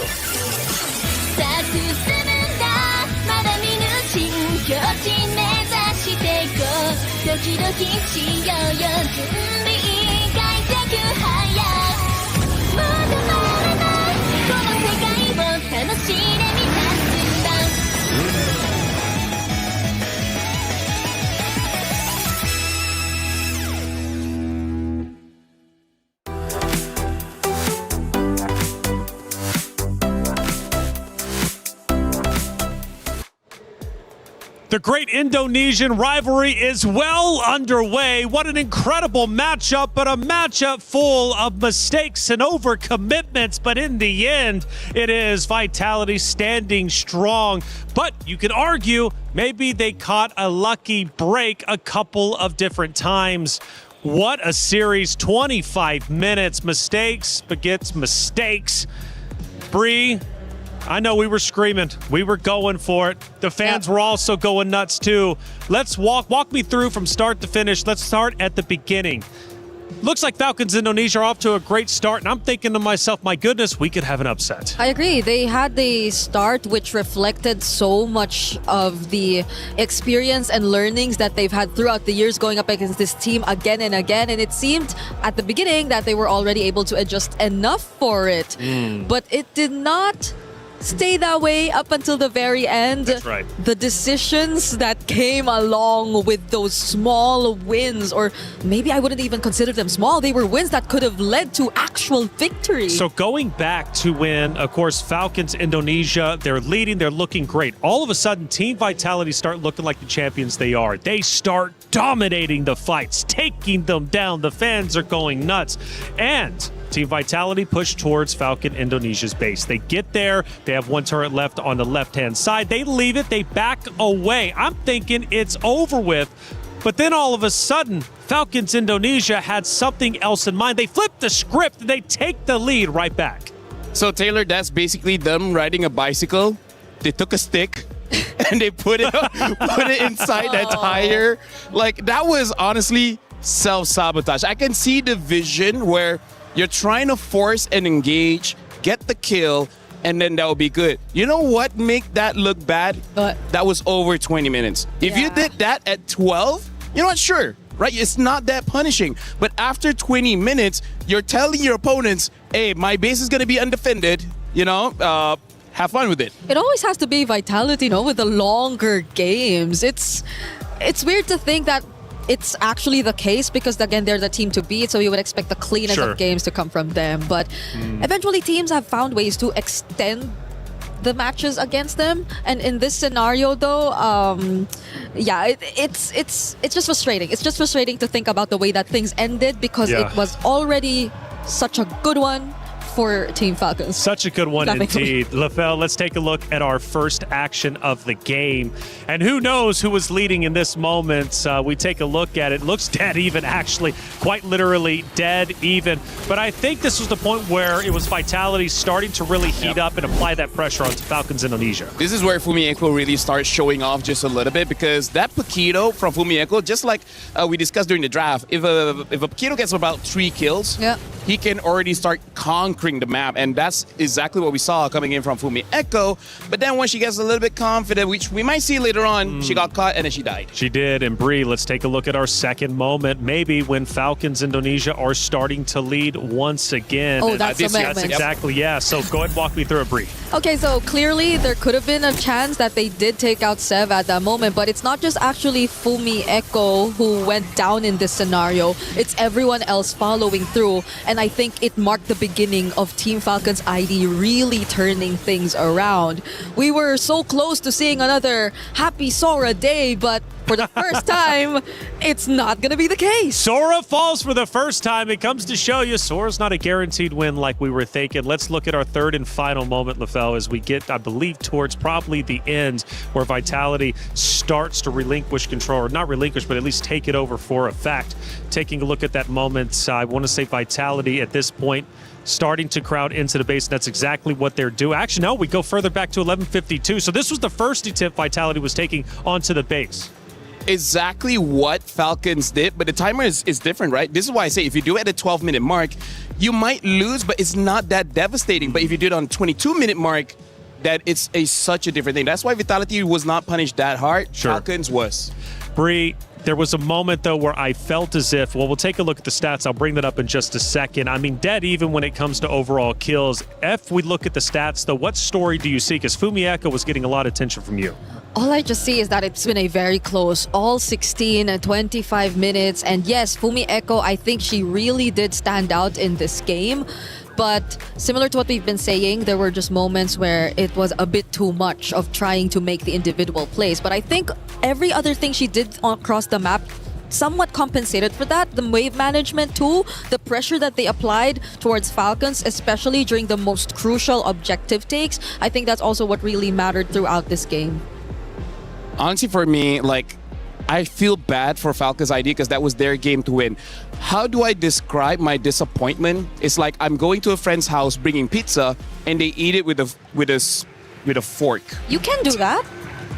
What? Eat pizza with a fork and knife? Would that really disappoint you that greatly where you're like, you're no longer my friends? Yeah. Are you going to end your friendship with that? I'm not Italian, but I'm pretty sure there's going to be a lot of angry Italians seeing you eat with that. But by the way, look at this. The rich guy, Zev, clearly able to get quite a lot of gold. The carry shell on that Harv, still dealing quite a lot of damage, around 39,000 per minute. And then Vivian, the sandbag. But Livy, the best wingman. Honestly, it's quite weird we don't see any of the EXP laners here because they played a big role in this game as well. Yeah, it's maybe we don't count them anymore after what we've seen today. You know, like they've always been stealing the show, and they've been taking these.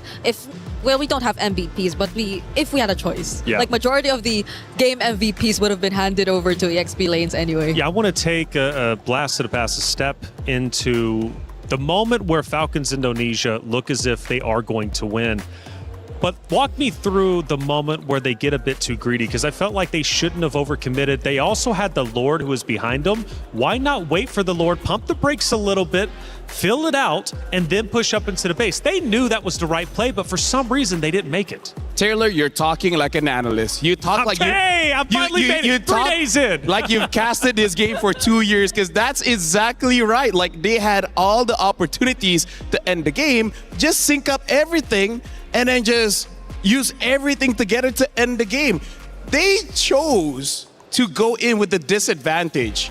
Now that's weird, right? What kind of analogy do I want to go to? It's like you go into your car knowing that you have no gas, and then still you want to go for 300 kilometers right. That doesn't make sense. You know what? That was actually much better than the fork and knife. I'll give you that one. That was a redemption arc. We need a 1 so that we can eventually hit a 10. You know, like, we need to ring it up. That's right. Now, Bree, it was wild though, because it's like Falcons Indonesia, pump the brakes. It's okay. Take your time. It had already at this point been 20 plus minutes, and you had Vitality by the throat. Vitality, in my opinion, I feel like they didn't really outright win that. You know, they got lucky for sure. They got lucky for sure, which makes the next map that exciting. However, for Falcons Indonesia, I always like to talk about the mentality.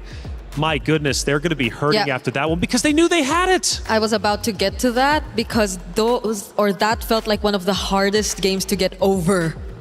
That kind of loss is the kind of loss that will take a bit of time to recover from. But again, they've been doing this for so long. Hopefully it doesn't get to them, because losing to Vitality, I guess, is something they've constantly tried to get through. And that's the key point there. And it's kind of akin to what I always say about being a champion. To be a champion, it's better to feel what it means to be a champion in the past. It's easier to win championships when you've already been a champion. It's hard to win your first ever championship. In this case, we're not even talking about the championship. We haven't even got there. But we're talking Vitality here. And for Falcons Indonesia to lose as many times as they had, and we're talking, honestly, I think it's hundreds of times in comparison over the time span of them playing each other. They finally got to the moment where they're like, oh my goodness, we can finally do this. And they just lost their minds. And it happens because, again, once you get over that hump, once you finally beat the boogeyman, it's like, okay, I know I can do it again, but you have to do it the first time. I gotta say, this is one of those moments where you get a bit superstitious and be like, there must be some kind of curse, man. How is it possible that you just lost that super winnable game? I agree. It's it's good to see that at least they somehow look recovered from that, based on at least their maybe body language and facial expression. Bree, the important thing is, though, is they didn't get dominated. They didn't just go in there without a fight. They genuinely could have won that. And I think for them, if I was their coach, if I was their mentor at IGL, I would say, you know what? Yes, we lost that. It's frustrating. But we could have beat them, and we should have beat them Let's repeat it and do it again.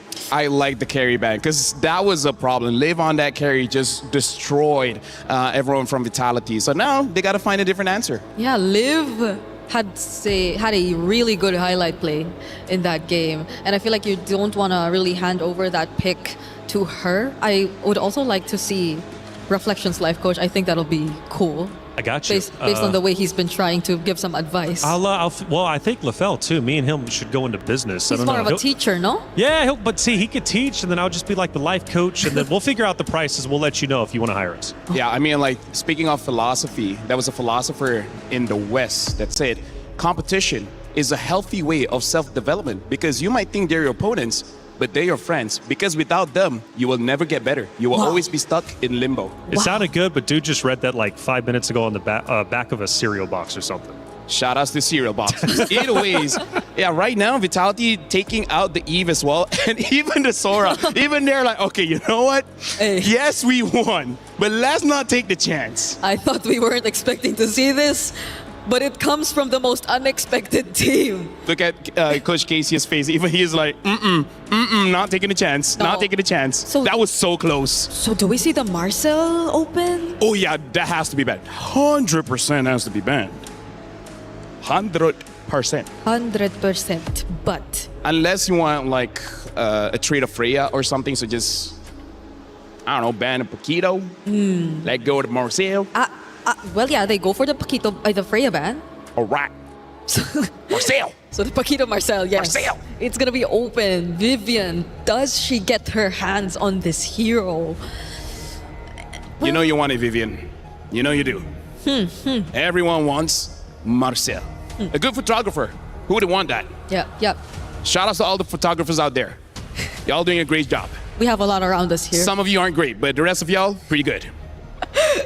So I guess if they do get the Marcel, the Bellert will also be still there either way. So I'm thinking if they really want to prio Paquito instead. Yeah. Esmeralda is still there I mean, as Fubi well. Echo was... Oh, well, okay. Esmeralda. Just get the answer. Yeah, because even going up against Marcel gives shields. Esmeralda are like shields. She's like, yes, give me all shields. Yeah. Especially now that the carry is not there.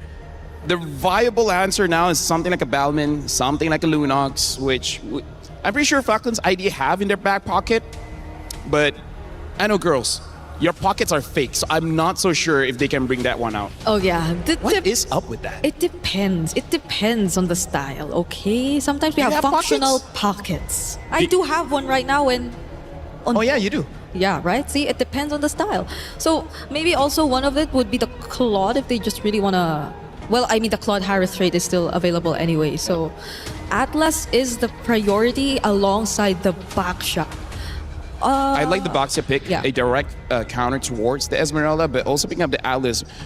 I don't know, it's like they're letting go of the Marcel. Are they too worried that the Marcel shield is going to help the Esmeralda too much? Because now there's an opportunity for Vitality to take it. And Esme Marcel, that's... the thing is, they already picked up the Atlas, so it's not like they're going to counter with an eventual Hilda or something, right? Yeah, so that's a lot of really good picks that could go over to Vitality if that were to be the case, but they just settle with a Claude for now. At least it's not gonna go over to Team Falcon's ID. Liv will not get her hands on that, but is it the roamer that they pick up here, or are they also just gonna be okay? Since they already pretty much see that it's an Atlas, they don't have to worry about the matchup. They'll just lock in another Akai for Vival.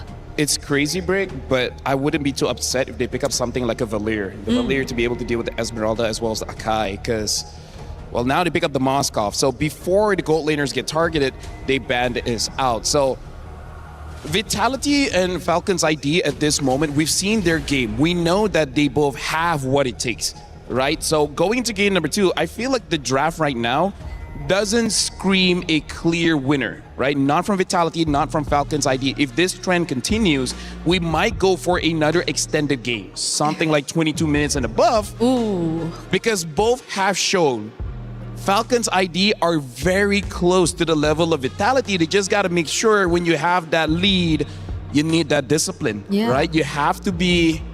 I know you're excited, adrenaline is pumping, but bring it down a bit. Yeah, and you also don't know what the mid lane option and pairing is going to be just yet. I believe there are still some very go-to mages that are available. The Gourd even might just be one of the options if we're talking about Shred, because you see how tanky these lineups actually are so far. You have Esmeralda, Akai on the other side, you have an Akai and a Baksha, so you might want to deal with it through additional damage, additional burst and Shred, and Gourd could be one of them, but does it get through? It's Vitality picking first after this banning phase, and so far they've just tried to take out more of Vivian's options through the Matilda.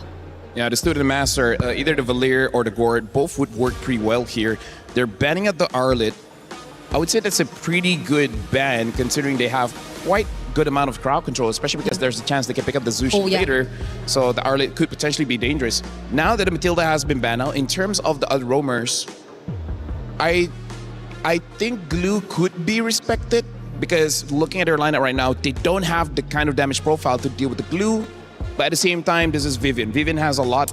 Maybe even ban out the Marcel just to not deal with that. Or still the Balearic, since it's Balearic as well, yeah. They could all just go in and just pop the Wrath of Dryad, so you already have direct answers. Plus, you could layer it pretty well. Again, we still don't know what the mage is gonna be. They're not paying attention to that. Oh, but yeah, Team Falcon's ID would not want that to happen.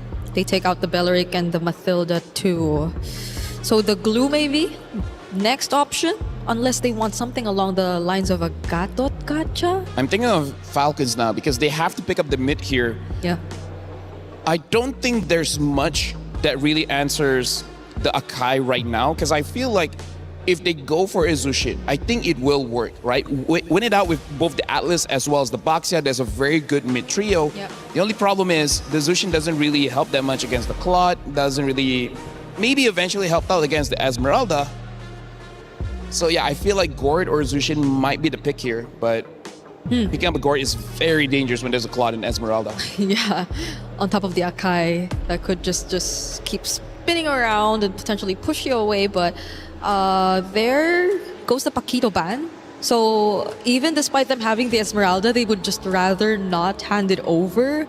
Benedetta is still available. But the damage XP laners too are still out there, like the Benedetta. I feel like Bennett should be one of the better choices now against Esme. What else? A CC is there if you want to go simple. Lapo too, if they just want to go for... Oh no, that's an Esmeralda. The matchup is not going to work. I mean, it's okay. Just you know, ignore the Esmeralda.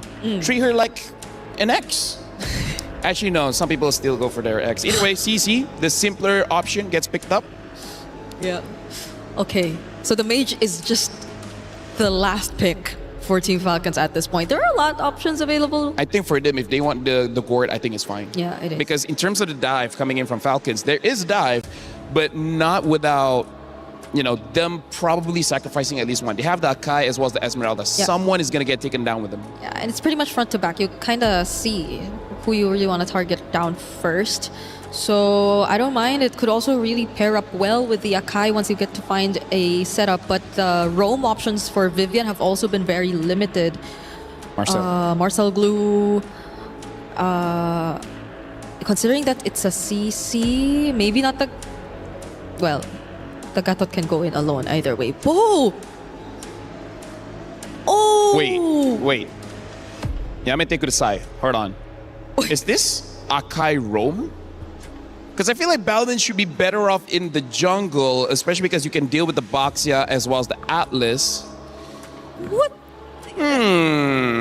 Or I don't want to hear an or. No. Balmond jungle. Okay, Balmond jungle. Okay, Balmond jungle.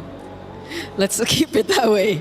Falcons, they definitely need the damage to come through. You know what? I'm okay with Gourd. Just kill the front line so fast.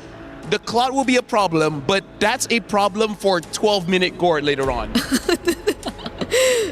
to 11-minute Gourd would be somewhat okay. But if not, what, huh? There's a... Okay. Yeah, Gourd. I mean, like, eventually the Cloud will be a problem, but hey, c'est la vie. That's someone else's problem when the time comes. See, I told you! No way! It's not Jungle Balmond. Wait, can't be Shell, Goat Lane, Balmond, no? Okay, no. No, wait, no. Yeah. You know what? How about we throw that? Well, not only did game one bring surprises, so did our hero pick for game number 2. Once again, we go toe-to-toe with Team Vitality and Falcons Indonesia. But this time around, Falcons Indonesia, their key is at risk. It might get crushed, and Vitality is looking to do so. Can Falcons Indonesia fight back, or will Team Vitality end it here? Let's find out in map number 2. Miracle Eterna, take it away. Everything is on the line here, Reflections. Thank you so much to the panel as we head over to game number 2 between Team Falcons Indonesia and Team Vitality from the exact same region. Indonesia. The stakes are high. Tensions are at the utmost peak as well. And obviously a very interesting draft coming through as we do see finally the Balman jungle here on Stream A. And I just gotta say, did they think it was gonna be Balman Gold? Did Brigadier think it was Balman Gold? No way, man. That's kind of crazy. Anyways, yeah. Balman in the jungle. I think we expected this as well, man. We got the crowd going crazy here in Paris for Vitality. And, man, I honestly think this is the composition to do it. It looks like they've covered all grounds. The Valentina to steal the Fatal Links away, and it's a massive threat to everybody up top. Violet, Chev, and Raimundo. Even Livy with a flicker.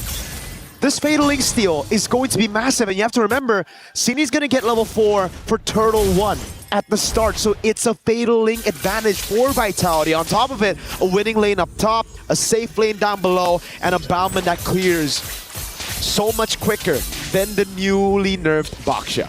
Which is why I'm thinking about the winning conditions for Team Falcons Indonesia here, considering they are the ones that would like to force this game number 3. We do see some active rotations here in the mid lane here by Chev. Look. But at this stage in time, there's nothing that they can do. Raimundo. Oh, shove it. Almost taking Raimundo down. Flicker out though. And look.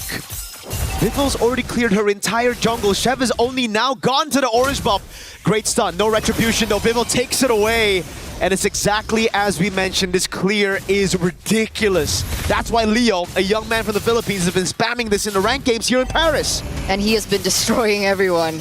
So with that being said, I guess the thing that they can fall for is the fact that they have 2 really strong backliners, right? They have Liv, they have Moskov, they have Levy as well on the gore. But wait a second, we do see Cine. Mystic Gush coming down right now. Vival's gonna get taken out. Vivian's right there, gets away, but Cine splashes her with damage. Now Fumieko in the midst of it all, trying to deal some more damage. Vivian with the flicker in. Sev gets ult just right in time. The Mystic Gush comes through as well. And they throw their lead early. Vitality going for a fight, completely disrespecting the strength of Falcon's ID. And here lies the loophole. Herein lies the moment that Team Falcons look for a moment of their own. The neutral objective falls into the hands of Team Falcons as they hold a little bit of gold. And it looks like they want to transfer this onto something else. Shell looks like she's in trouble. Yeah, she's going to be all good, but man, Cine taking away the Mystic Gush instead of a Fatal Links, that really stopped everything from happening, right? Like, they should have been able to lock these guys down with the Fatal Links. She instead went for damage. And you gotta understand, when you have Vivian on an Akai level 3, there's no one to set. It's a Bauman as well. The strength of a Bauman is that crazy clear, which she still has, by the way. She's probably gonna steal the lethal counter and the retribution. Fatal Links, there you go from Cine, but Raimundo is gonna answer with her own Fatal Links into the Mystic Gush. Good splash of damage. Vivil's able to survive. Fumieko trying to walk up with the falling Star Moon. But you can kind of see the idea of the composition coming in from Falcons, right? I know we've been talking about Team Vitality and how it looks like they have a superior draft in comparison. Wait a second, that's gonna have to wait because Liv now is gonna die. Yep, that's what happens when Vivian gets the heavy spin up, right? Before this, they lacked CC. It was up to Cine to get the Fatal Links, but now it's all good, yo. There's so much to work with. They do. They have the splash with Terrify. They have Vivian with the headbutt. They have Fumieko dead up top. I don't know how that happened. Chev, I guess just caught Fumieko lacking there, trying to go for a trade against Violet. She's got to be careful. Vivol, though, oh god, already a level ahead with the turtle on the hands of Chev. And 2 kills and 2 assists, and it's still Vivol. Yeah, it reflects the clear speed that you were talking about, that you were mentioning from Bauman, and it really is reflected into the game. And despite everything that you mentioned earlier on, it's still Vitality that also holds that gold lead, 1,000 and counting. The next neutral objective is going to be spawning into the game in under 10 seconds, and you can already see the setup coming through from Team Vitality. Vivian is in position. Raimundo is trying her best to give out information towards the team. But at this state in time, again, Team Vitality have so many resources they can utilize. Let's see the clapback from Falcons. There you go. That's a Fatal Link steal. That'll set them up in this fight. Remember, there's so many vulnerable targets to this Fatal Links. Violet's on a vengeance. Shevan Abaksha cannot walk up. If she walks up, she's got to choose between the heavy spin or the Fatal Links. Which one do you want to deal with? Raimundo pops in a perfect match. That's a free neutral objective, and Vitality will just take it and go back to their own lanes. And it feels like Team Falcons understand that, right? Yeah. They wasted absolutely no resources whatsoever. And they understand in a true 4v4, considering that, of course, Liv was still up top. With a second shell, still going to be able to get out of there, so no problem just yet. But yeah, back to that point. It looks like they're looking for a rotation of their own, looking for something that they can take over the map. I think Shev wants to rotate to the bottom side, but it looks like there's a pit coming from Vivian as well as Vival. Yeah, luckily Shev was able to get away in time with the shield unity. Liv up top though, going up against Fumi Echo. This should be okay for Fumi Echo. The rest of Falcons are planning something here. They know there's no Purify. Instant Fatal Links coming out with a perfect match and the Mystic Gush, but Fumi just runs out of there with a sprint. No Fatal Links to play for anymore for quite a few seconds, and it does seem like Liv is going to have to respect this. Falling Star Moon, Fumi Echo. Vival's also coming in to invade the jungle, and Vivian's already helping out down below. Vival. Now that's a lot of damage. No Spirit. Misery lethal counter forces the flicker. Down below, it's Violet who has to respect this damage. Purify coming out with a blazing duet as well to Violet. So low, SOD lands. Liv takes it. City comes around as well. That's going to be the pincer maneuver by Raimundo to get a pick on Shell. Not bad. Not bad by Team Falcons, right? They looked for a pick in the top side, it didn't work out. They instead rotated towards the bottom side, being unable to pick out Fumi Echo, and they get Shell in the process. One of the winning conditions coming in from Team Vitality, and they have successfully shut her down. And look at them looking for more. Purify out already. The Fatal Links knocks her up. No respect from Cine in the bottom lane, but Vivian's coming over as well. Vivian with a lethal counter. Not enough to take Shev down, but Vivian was on the case. Now it's the jungler down right as the turtle's gonna spawn. Vival has the river movement to rotate over, and it should just be a free neutral objective.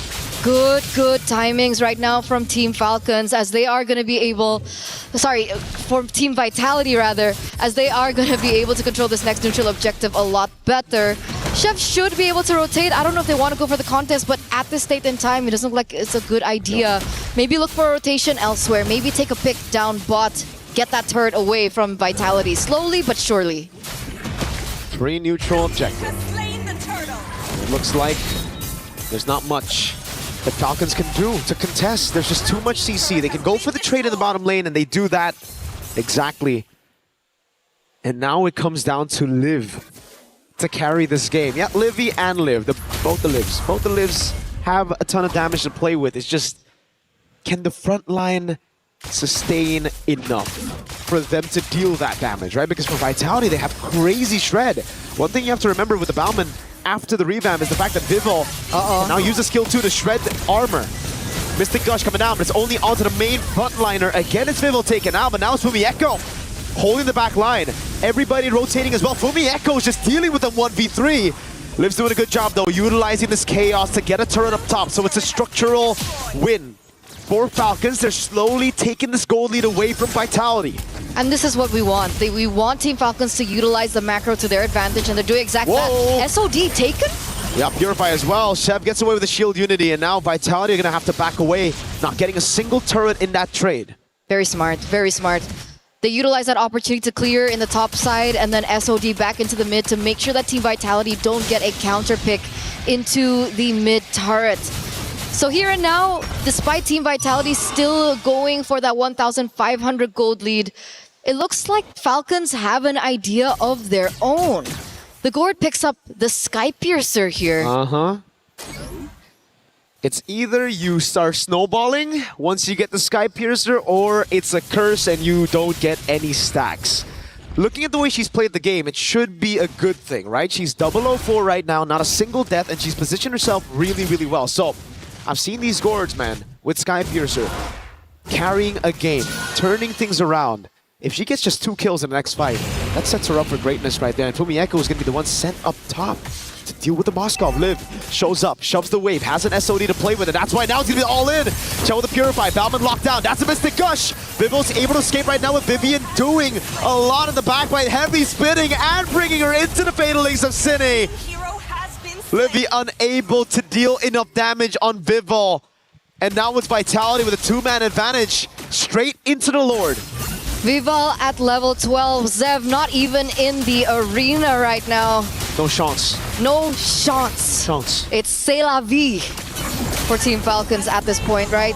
They are going to lose that neutral objective to Team Vitality. A 3,000 gold lead once again. Going to be marching down in the bottom side of the map. Team Falcons, though, they do still have that hope, right? Liv is still catching up to her items. We do see the damage dealt rankings here right now, and it looks like Violet is also on the charts. Yep. But it's the sisters who are topping the chart right now. Violet's doing a lot of damage at Liv again, waiting for that item power spike that should have hit now, right? That should have been that 3rd item power spike for Liv already. So we'll take a look at the item builds later on to confirm whether or not that's the case. It should be, yeah. Been farming up a storm the entire game. That is the 3rd item. So now we'll start seeing Liv deal damage. Good clear onto the Lord right now. They also have a Gourd. So now it's up to Vitality to start getting creative. Try to siege this base. Vivian trying to be creative, gets pincered. And the Holy Shield has already been procced. Up top, Tier 2 gonna fall as well. Tier 2 in the mid lane, the final one. Vitality have their sights set on it. And it's Chell sent over. Winter Crown for Fumi Echo to deal with that Mystic Gush if ever she gets caught in the pincer, and is a good take by Sev with the red tree. It looks like the defending champions here are covering all their bases right now. And Team Falcons, do they really want to experience this again? I mean, the qualifiers, right? They lost all their games completely to Team Vitality. And it looks like here and there, we do see moments of brilliance coming in from Team Falcons. We saw it in game number 1, and we do see it here in game number 2. And hopefully they find their moment. Hopefully they work around what's been thrown at them so far by Team Vitality, and they look for a moment of their own. Shell, is this it? Is this the moment that they're looking for? Purify's all up still. Vivian still has a heavy spin as well. That's why Raimundo is hesitant to use the Fatal Links. Now it's Cine with the Fatal Links over on Violet with a Vengeance as well. Fumi Echo, Conan's pincer, now lethal counter. Vivo takes her down, a big shove it. Raimundo, perfect match, trying to escape now, but the rest of the team comes over. And it's a big headbutt. But a good disengage by Falcons ID. Again, not the greatest of results for Team Falcons, losing Violet here. And again, more control over for Team Vitality as they are going to continue to look for more structures. You can see Fumi Echo already looking for a push and a control over the far side of the map, as they are going to be once again corralling over the Lord, the 2nd Lord of the game. As we take a look into the equipment, it looks like Liv is still working with that, right? They're staying with the Sky Piercer, going for a little bit more slow there with the Ice Queen wand. Hopefully it can be enough. Hopefully that can be something that they fall onto, but if and only if Liv can get a pick here, because we saw that additional item coming out from Cine. That's a Divine Glaive. So on top of everything that she's been able to do so far, she's going to deal even more magic damage into the Team Falcons. Not just from Cine, but also from Chell. She has a Wind of Nature now, which is going to be such a big problem to deal with if you're Falcons. You think right now you'd be in a comfortable spot to try to look for these 5v5s, but Liv, one of the main damage dealers, the main damage dealer when it comes to consistent DPS, she's gonna have to deal with Wind of Nature. She's building towards a Melfic gun, so she's chosen to go a bit more glass cannon, Liv. We'll see how that works out. Violet also with the Sea Halberd. Not much survivability, but a heck of a lot of damage to try to bait out these resources before the skirmish, but it's responded over with Chastised Pauldrons at the same time for Fumi Echo and Vivian. These girls know what the win cons are for Falcons, and they want to shut it down with these items. And she knows that in the grand scheme of things, she's going to be controlling the far lane a lot, especially as we get into the Lord dances. And in that 1v1 against the Moskov, that Chassis Pauldron is going to come in clutch. And here is the decision from Team Vitality. They're getting a bit desperate though, Falcons ID. Walking up aggressively. Perfect match already down. Cine stole the Fatal Links. Now Chell with the Blazing Duet trying to go for the shred already. Vivian with the flicker in and the heavy spin. Vivian is able to pick it up. Now the Fatal Links knocks Vivian down. The Fatal Links from Vivian. The SOD lands the Mystic Gush. Comes around as well. And it goes through the Wind of Nature. Chev frontlining now for Liv with a Melfic gun doing a lot of damage. Vivo has to run away. Vitality got the lore, but Falcons ID strike back with a fight. Livy looking for the Mystic Projectile. Can she find it on Fumieko? Yes, she can. Now she's tied up. Good sprint. Vivo gets a lethal counter to take Raimundo down, but it's Liv sieging these turrets out. And that's what we were afraid of, right? The Sky Piercer and the Divine Glaive now on top of that. Livy gets a stack finally, and she's going to be able to work with that. Two, rather, in that particular scheme of things. The Lord does fall into the hands of the defending champions, but Team Falcons are able to strike back by winning out the skirmish, the team fight. And that's all they need at this moment, right? They need to buy a little bit more time, and it has worked.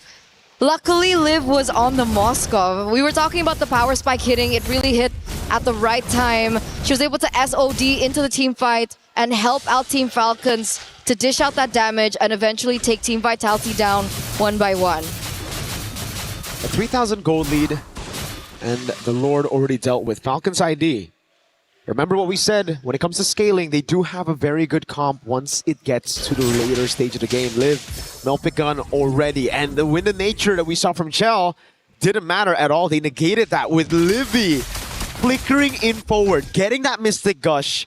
But I think it all started, the mistake, all the way from the start. Cine kind of panicked with the Fatal Links, utilized it just on Violet, and it gave the chance for Raimundo to walk up, to get the fight, and also for Vivian. After she's utilized the heavy spin, they can no longer take the fights against Raimundo on the Fatal Links. That's one of the best ways to deal with it, and without it, already used on the Lord earlier, they need to start respecting Falcons ID's teamfight threat. So I wonder what the adaptations that Team Vitality are going to go for. Are they going to try and work out that execution in these particular team fights? Or are they going to create a situation where Shell is not as vulnerable? Do you think this warrants a magic defense item? Uh-oh. Right now, I think Vivian needs a lot more magic defense. That's going to be the heavy spin already. Fumieko with the falling star move. What? Dives in onto 4. Sprints ready. Cine with the Fatal Links. Lands on nothing in the bush.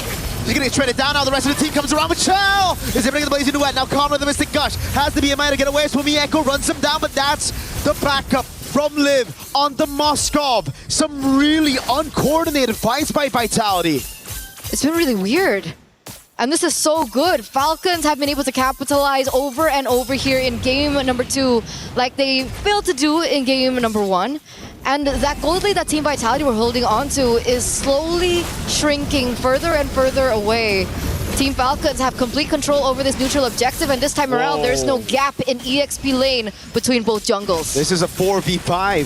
Cine's not back up yet. Fumieko, they reset the Lord. Falcons are afraid of that CC threat from Vivian. The decision is still to go.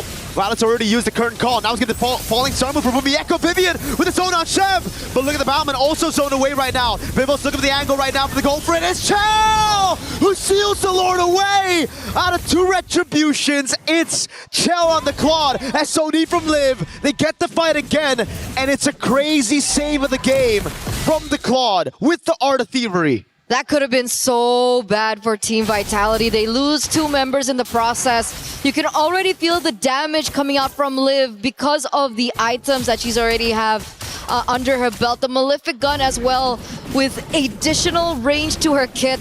You could even see Fumieko really struggling against the damage of Violet, right? I think the additional item of the anti-regen, the Sea Halberd there, really helped her out in that 1v1 against Fumi. And Fumieko's initial power, her strength that she had like in the earlier stage of the game has really been negated. She's so squishy now.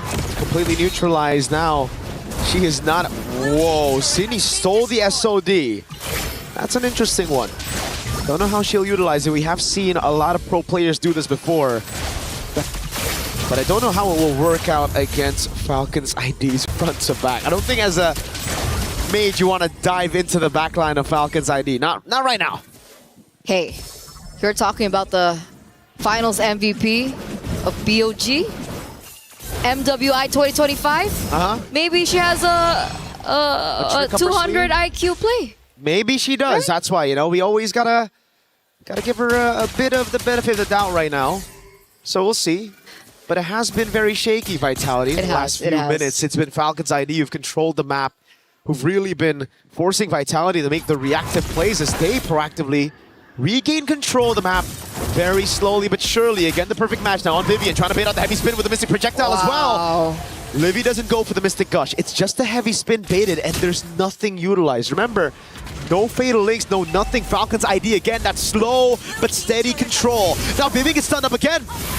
Not even necessary to go for the Mystic Gush. Vival caught him of it all. Now Fatal Links coming out as well. Fumi Echo dives to the backline with the Falling Star Moon. It's Vival losing immortality. She gets away in time. Chell with the Blazing Duet into the backline. Goes through it all. A shutdown from Chell. Caught again though by Violet. Pops him in the crowd. Fumi Echo against Lib. Pops in the Falling Star Moon. And now is caught against 4 members. That's the winning crowd for Fumi Echo. Can she escape? No, she cannot. Violet gets the double. And now it's up to Vitality to defend against Falcons ID 4-man siege. This is an N angle, ladies and gentlemen. 3 members on the side of the defending champions are down.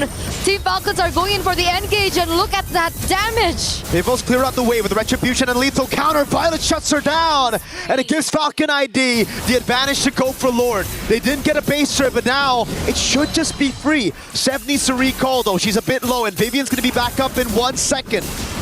It's so hard. These team fights are so hard now that we're entering the 21st minute of the game. Ladies and gentlemen, the power spikes have hit for both cores of Team Falcons, and you can see the damage being so difficult to control. Earlier on in that team fight, we saw that Team Vitality were looking for a way to shut Livy down. They were able to do that, but they did not recognize that Liv was also doing the damage. Meanwhile, Shell, she took one down. She couldn't take the other one down. Sydney was gone. And she's like, I'm gonna die here. What else do I do? What do Team Vitality do when they have to take care of 2 cores of Team Falcons? They gotta break that formation, but they tried it in such a weird way. The heavy spin was already baited, and again they went for a fight 4v5. Vivian was already dealt with. One of those big resources is already gone. Chell's trying to look for the angle, and Falcons ID have learned from their mistake in Game 1. That Game 1 could have very well been a Falcons ID win if they played with the Evolved Lord, and now they know what to do. They have crazy frontliners, and it's all about Livy and Liv to try to deal enough damage. Seb walking up with the Shield Unity. Raimundo as well, the perfect match. Vivian finds an angle to shove them all in. The Mystic Gush already stolen away right now. That's going to be the winner crown from Livy, but in the back line is going to be Blazing Duet. Livy caught, Fireball able to get the lethal counter, but Liv's just cutting them down with the spears. City caught by the Mystic Gush. Livy still alive. Fumi Echo's right there, and it seems like Falcons ID will take us to a Game 3. And we wouldn't have it any other way, ladies and gentlemen. This matchup has been nothing short of fantastic. This means that this is the first game that Team Vitality, the defending champions, have dropped this time around here at MWI after such a clean run so far over the past 3 days. Back in their qualifiers, Team Falcons were unable to get a single game. And here we are. And it's getting hotter and hotter here in the venue with both the Falcons fans and Vitality fans in the building screaming out, chanting their team names as we get into Game 3. So without further ado, we've tuned into Game 1, we've tuned into Game number 2, and we're gonna throw it over before we get into the 3rd game. It's been me, Mirko. We'll see you after.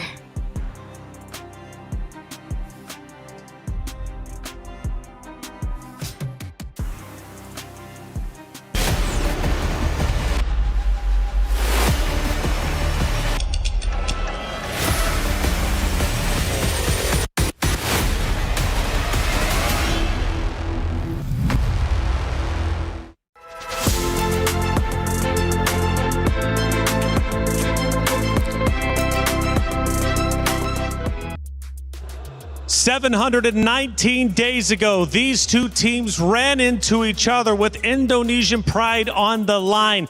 Now, 719 days later, it is Falcons Indonesia who finally get a map win over the Titans of Team Vitality. Finally, something might be happening, and Vitality is now at risk of having their key crushed and their championship repeat absolutely eliminated. Welcome to the desk. I'm Taylor Reflections Noble. Nice to leave for the first time today. Leo, first off, how you doing, brother? You all right? I'm doing well. Oh, yeah. Merci for asking. And I don't remember where I was 17 and 19 days back, but I do remember being in Saudi Arabia about a year back, watching Vitality run through MWI 2025 with a perfect record. Yep. So I know how historic today is that they finally concede a game, not a match, a game over to their rivals in Falcons Vega ID. But still historic. Naisu, we take a look at the match stats, and they tell the story. You go back even to game number 1, though, it was like, man, Falcons were so close to getting the win. This time, though, they did not waste the opportunity. They didn't at all. And I know for everybody out there, the gourd from Livy was great to see, but I think they had to come together as a team here because there was a moment, right, where they were struggling in the team fight. They really had to rely on Raimundo, Liv to come through, but the Sky Piercers from Livy is what I'm talking about, man, with that gourd. The big damn, Leo. Joseph, that's easy for you to say, given the gourd won.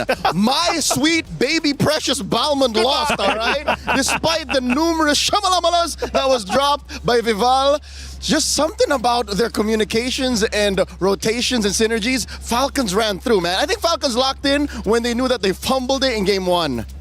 You got to imagine this too, man. This is a 22-minute, 34-second game. The first game was what, 25? 25, yeah. Think about the distance and endurance now that has tested out Team Vitality. I mean, that's the big thing here that I would consider because, yeah, like you mentioned, what is it, 719 days? That's right. And for a team as familiar with Vitality as Team Falcons ID, right. This is the team to do it.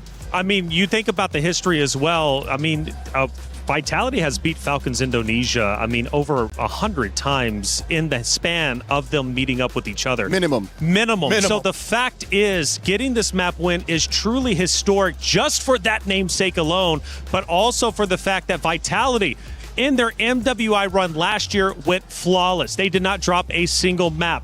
Here, they went flawless in their groups. Come to knockout stage, now they show that they can bleed. They nearly showed that against MIBR loss, right? That 26-minute game. But here we are. Falcons Indonesia now sending it to a game 3. But Leo, the thing is that still might haunt them depending on how this game 3 goes. Falcon Indonesia could have already won 2-0. Taylor, if there's something I know about Vitality is that they have the heart of champions. Nay, I think they are goddesses walking among us on the earth, tasked to take over the MLBB women's division. So with that said, I think in front of their biggest fans, again, they are home court heroes right now. That's right. Yep. Team Vitality is a French org.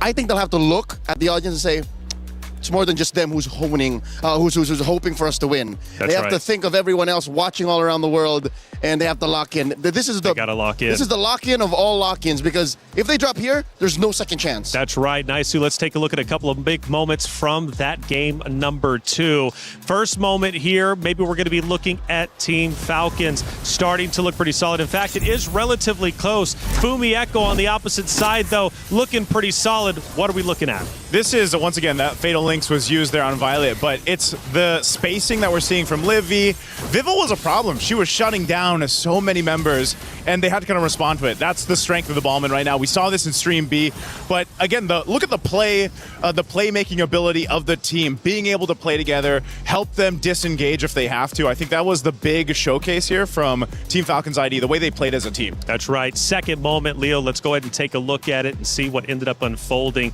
Probably going to be towards the tail end of that map number 2. We're now 17 minutes and 49 seconds in. We have a battle for the Lord, and I think this is the Lord that ends up getting stolen from Team Falcons Indonesia. It's a very good position that Fumieko found herself in, but I have to commend how ballsy Shell was, and I think that's what they needed. The fact that they just needed to send one member to be able to at least confirm the Lord, and it was off of a rogue Art of Thievery from McLeod. That doesn't happen, especially since there were 2 junglers still alive. But we take those W's whenever we can get them. Hey, casters, we were watching you the whole time. I know that sounds weird, but it's true. Let's see what the casters were looking like during those clutch moments. There's nothing utilized. Remember, no fatal links, no nothing. Falcon's ID again, that slow but steady control. Now Vivi gets stunned up again. Not even necessary to go for the Mystic Gush. Vival caught him of it all. Now fatal links coming out as well. But Mieko dives to the back line with the Falling Star Moon. It's Vival losing immortality. She gets away in time. Chill with the Blazing Duet. Mirko holding that mic like he's about to whisper sweet nothings into my ear. Sounding great up there with a Turna. Hey, I like that we got the little caster reactions. We just started that today, and I hope we get more, Leo. I wish we had those on Stream B. Yeah, the physicality of what we were doing. But here it's clear, it's intimate, it's personal, given that Rachel and Frederick are Indonesian. They've seen these ladies just bounce off of each other for years now. They do it now here in France.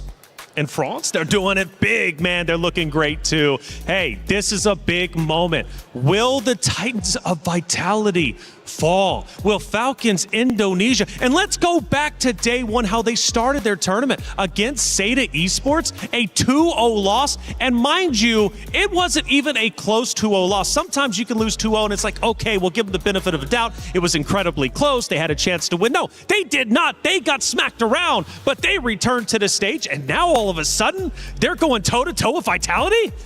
I'll say this, something that has been very apparent throughout MWI this year, 2026, the other teams around the world are catching up to Team Vitality. Sure. They've been dominating for so long, and something that you always have to pinpoint is, you know, when you're sitting at the top, eventually everybody wants to take you off that, that you know, target that hill. on your back. Yeah, and that's what's been happening here. And I think this is also a very apparent of the challenge that's happening for Team Vitality. But they have been very dominant for so long that eventually someone's going to catch up. And right now, it just happens to be on stage in this best-of-3 match with a familiar foe. Well, let's head to the stage. The competitors are getting ready once again to go toe-to-toe with each other. This is the battle for Indonesia. And who will end up ahead? Well, Falcons Indonesia, they want the glory. They want the championship. And if they do beat Vitality, there is a very real conversation that they, in fact, will be the favorites to win the championship.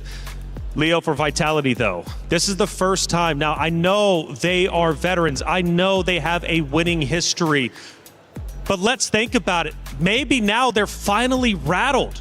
What was that? We just took a loss. We haven't taken a loss in the past 2 MWIs. What just happened? How can they regain? Taylor, it would be more than just a conversation if Falcons ID dropped Team Vitality. It would be a revolution. The world turned upside down. The favorites, the one who everyone swore has already punched their ticket to the grand finals, drops in the quarterfinals. Yep. I'll say this. Team Vitality, their wake-up call happened now, and they had a 5-minute timer to fix it. Team Falcons ID, as you mentioned, it was that Seta sweep. So they had, 48 hours to wake up and get into their playoffs form. Map reveal, dangerous grass. I think this is Team Vitality's chance.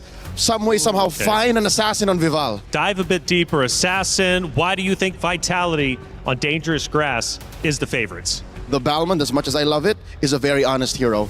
It just walks up to you and says, I'm going to stand my ground. It's up to the rest of my team to fix it. That's a 2-step, 3-step plan. In dangerous grass, if you can somehow get, what's the best assassin right now? Nolan? Ling? Maybe? Ling? One of those, you can shock your opponents into submission. That's my game plan for Team Vitality. I wonder if that's what's going on in Team Falcons ID's mind too. Leo, are you telling me a Ballman can't surprise him from dangerous grass and give him the shalom? I'll tell you now, I've tried. This is not the best plan. That's true, that's true. You know, yeah, maybe one of the assassin picks, maybe also the roam, utilizing the dangerous grass map. This says, I'm sure that's not it. The flying clouds are there, but if it is dangerous grass, that's one of the things you can play around. Obviously, the map there, the map space that you have to work on. These bans, though, pretty similar. I mean, the Guinevere has been popping off lately. The Atlas was a utilized tool that Team Falcons actually use in the hands of Raimundo, and she's not going to get that. So what are they planning here for that first pick priority? And by the way, boys, we are in fact playing on Flying Clouds. So we are finishing where we started this best of 3. Okay, that being said, allow me to double back. I was expecting DG, all right? Apparently we're going to FC. Flying clouds, it's all about fighting. It's not flying, it's fighting. It's fine. So I'm okay with a fighter. I'm okay with like a Boxia still open. Yep. Belleric, Esmeralda. I take it back. Honesty might actually be the best policy. So maybe there is a room. Honesty is the best policy for this one. First pick is what we're going to find out. The carry being banned out too kind of gives some insight on what Team Vitality might be looking to pick up here. But this is the thing, man. We saw so much variation with first picks over on the teams that competed on Stream B. And over on Stream A, I mean, that's basically what it showed us of the meta. It's very versatile right now. A lot of unique picks. But in this time, again, with two opponents who know each other so well, what is the plan? A Moskov early pick. We didn't see this at all in Stream B. It's been months since we've seen a first pick Moskov, and if ever, even in blue. It rarely ever happens, but what this sends over across the red side is, yeah, we're going to play for that mid-game power spike. We want some macro control. We want to split the map if necessary, and we're going to take whatever wins we got from game 1, how we won in game 2, and Vitality, it's up to you to adjust. For Falcons, though, they say, hey, this is our opportunity to strike. If it's been months since we've seen the Moskov, well, it's been years since we've seen Vitality bleed like they are. They're going, they're digging deep, and they want to win this. Goddesses do bleed. I think there's room for a Belleric Claude or Esmeralda Claude. No, Vitality are still sticking to their guns. Literally, this is the game 2 draft happening right before our eyes over again. I'm surprised they didn't want to go ahead and take the Belleric, at least for now. Best roamer in the game right now. Best roamer in the game. Esmeralda, best XP laner in the game. Yeah, and they're kind of sitting on those, holding it, because essentially maybe they just want to wait to see what these next two picks are from Team Falcons, because again, they could pick up one of the Bellerics if they want to, pick up the XP lane early on. There's so many choices right now. But here's what we don't know: where that Akai is going. Yeah. Flexible. It might have been an overcooked or shot over the moon type of situation wherein they forced the Balmond over into the Akai lineup, but now they can repair that. Team Falcons Vega ID pick up the Zushin and the Sora. A lot of good ways to start fights, to disengage, to again, one of the main strengths of Team Falcons Vega from game 2. You gotta admit, Joseph, they were able to pop that Purify. They popped that Purify. A lot of crowd control, and I think that's what bothered Vitality so much. They did. And in this case, even with the Jushin and the Sora alone, you know you're going to have to be making that decision. Do I bring that Purify? When am I going to go ahead and get that timing correctly? You have to. You have to. The first 3 picks alone are crowd control juggernauts. Yeah, even with a bit of a nerf on Jushin, like, it's still valuable. Yes, she's fallen in terms of pick stocks, but she's still there, right? She's still utilized with the beacon, the lantern, and everything else. The response right now is some crowd control of their own, an Arlott pick. I think Vitality just want to disrupt whatever momentum Team Falcons Vega ID has. So in their attempt to regain footing, to rebuild the path that they're walking to towards the back-to-back, they're saying, hey, let me just... they're kicking Falcons ID on the way there. Kicking the door. And they're going to kick the door with this long spear from Fumieko. Is it a spear that Arlott has? It's one of those weapons. Yeah, it's a spear. But this is a hero that Fumieko also has just made how many highlights on? You know, it's one of those mainstays. Making XP laner. Exactly. That I think she struggled to do with an Esmeralda, because if you're the Esmeralda, you're used to already be winning. Yeah. When you make it to the 15, 16 minute mark, you should be dominating. Earlier, she just struggled. She struggled because, and I heard Rachel mention it, it's the once the atomization comes into play, the halberd. Esmeralda, the halberd, that sea halberd, it's deterred at that point. It's negated, as she mentioned, and that's one of the things you have to look out for. You dominate the early game with an Esmeralda, now you don't have to, at least for now, because both XP laners on both sides are locked in. Rest of the bands, because the jungle, what's the jungle going to be for Falcons? Falcons can still play an assassin. It might be weird, but the roamer hasn't been revealed just yet. So with just one solid frontliner, and again, just investing in crowd control, you could still pick an assassin. Coach Lucky Boy has Coach Casius on the back foot in more ways than one, literally and in the draft, but who knows what's going on in this Indonesian mastermind's, well, mind. The one mind here. Now for this last ban coming out from Falcons, this really has to pinpoint potentially the mid lane, or they decide to take a another roam option out. Just because, again, you don't know. Keep that Akai where it is honest. going. Exactly. You know what? Oh, it's a Belric. Weirdly enough, I would prefer for that Akai to stay where it is, in Vival's hands. Yeah.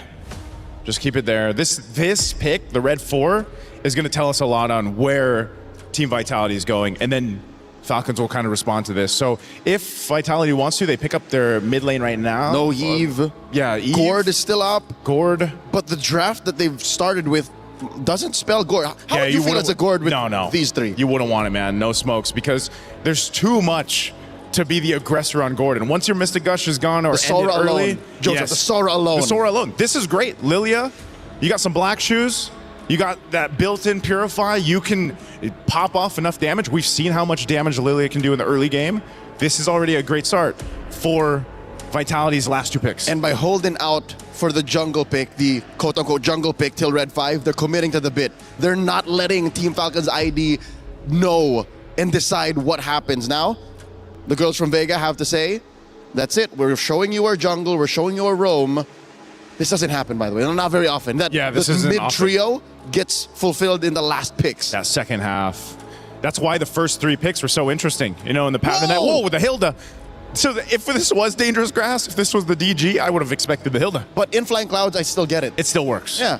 Even on the back foot, folks, being in Flying Clouds and playing a Hilda is a little bit of a blessing even when you're losing because you're able to Flying Clouds into the back line, get into a bush, punch back. Harley is the jungler of choice.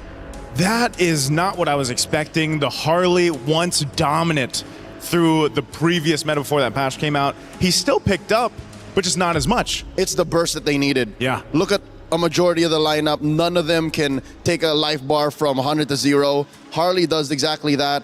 This is a very strong mid-game power spike team that Team Falcons have gotten themselves. Yeah, now this last pick for Vitality.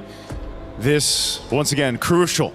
Down to 1 game. This pick will round out this composition. This is the prestige. This shows us exactly what Coach KCS has been cooking. Where does this Akai go? Ooh. It's a Cho. So it is confirmed a Jungle Akai. It's a Jungle Akai. You get the Cho. Imagine, it's only been picked 3 times so far for MWI.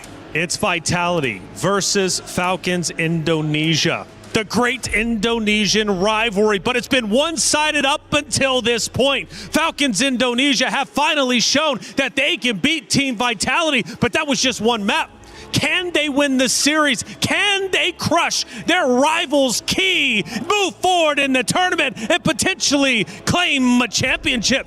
Let's find out. It's Team Vitality versus Falcons Indonesia. Mirko, Eterna, take it away. We are living in a world where the defending champions don't even get a chance to defend their throne. Ladies and gentlemen, 1 game away from elimination for both Team Falcons Indonesia and Team Vitality Indonesia. And I feel like for Team Falcons, after being absent last year, this is the statement that they are building. The statement that they're saying, hey, 2nd place, it's enough. Yeah. I really like the responses, by the way, from both these teams coming into it in the drafts. Falcons ID those last 2 picks. Fantastic. The Harley pick and then the insta-deny from the counter of the Harley, the Hilda, takes it away.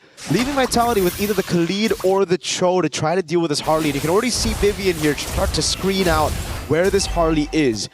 And that's all Vivian can do later on as well. It's all about Vivian trying to delay Chef. So far, doing a good job with the Jikundo and the Concussive Blast. Vivian takes the orange buff away early on against Sev. Oh no, Raimundo couldn't see where Vivian was. And it's such a big win early against a Harley. That's huge. That's huge with the changes of the battlefield adjustment. God. How much gold you get from the buffs alone, that increase of 20%. The loss of that at that is also going to put Team Falcons in a position to think, you know, hey, where are we going to get that gold elsewhere? City as well is also doing a fine job as opening the map. That's a beautiful thing when you pick up something like the Lilia. You can utilize your glooms to open up the map, give vision and information over the team. So it's not just solely on Vivian. That pressure slightly alleviated. You can see the pressure constantly here being placed down by Vivian. It's always about that. You know what? I like the Akai pick from last game, but this screams Vivian, the Cho, right? She can make so many plays. She can be everywhere all at once to cover up any of the missing links that Vitality need to, step up over. The mid prio already gotten Vival onto the neutral objective. No orange, but for Sev, so she's still level 3. This is free for Vitality. Turtle number 1, uncontested, just conceded by Falcons, and not a single way to look for a trade. Without level 4, Sev can't even go into bottom lane to take Chell down. Which is why she's resorting to invading the enemy jungle. She's trying to get Vivian, though, that lizard away, but she's gonna be unable to. Okay, she gets it in the end, but of course Vivian would be able to, stall that timing by just a bit, stall that rotation by just a bit. But look at them go once again. Big skirmish. Vival just pops in a heavy spin. Zev has already utilized deadly magic, so Vival can actually just constantly go and put in the pressure, try to invade the jungle. She's got to respect Falcons with their damage though. So it will just be the disengage for Vitality. They'll be happy with the first turtle and they'll play their game again. It's so uncanny, right? Because we think that because of how fast the rotations of the Harley is and how fast the wave clear, as well as, the creep clearing is, seeing Zev at level 4 compared to the Akai, who was nerfed quite a bit, by the way, at level 5, it's just something that you don't see every day. But Team Vitality, they know the scopes, they know the limits and how to execute it properly, and this is the situation that we are in right now. As they go for another invade onto Team Falcons, they're not allowing Zev a moment of breath and respite. It's the patience as well from Vivian not to just use that way the dragon straight up onto the first girl she sees. Removing the spin down, the Shifting Skies takes her away from the kick. Way the dragon to onto Livy. The SOD is accurate. Forces Cini with the black shoes now. Vival, no heavy spin. It's an all-in as Fumi Echo is able to dive in the final slash, and now it's going to be Livy with the Crimson Beacon. Cini's already gotten rid of Sev. That's both the junglers down, but look at Vivian and Fumi Echo working in tandem together to get those resets for Fumi Echo. Now again, it's a vengeance over on Livy. Vivian with a dive as well. Fumi Echo wants to dive. The Purified there. The Lantern Flare to bring Fumi Echo inside again. But it's the dive straight up to Cini picking up a kill. And then the wave shoved in as the turtle will spawn. Perfectly timed for Vival to respawn back in the game. Essentially, it's a 2-for-3 trade, a 1-for-1 trade earlier on as Fumi Echo gets that kill, but she has to give over her life for it. It looks like Team Vitality are quick on the second turtle of the game. Vival is still ahead by just a bit. Actually, Zev's caught up. So the setup is there. Let's see the retaliation coming in from Team Falcons. The retaliation is a trade up top. Remember the main carry last game, Liv, getting all the free farm and then building up to be an absolute menace in the late game. And so far, so good for Liv. Done a good job against Chell in that lane.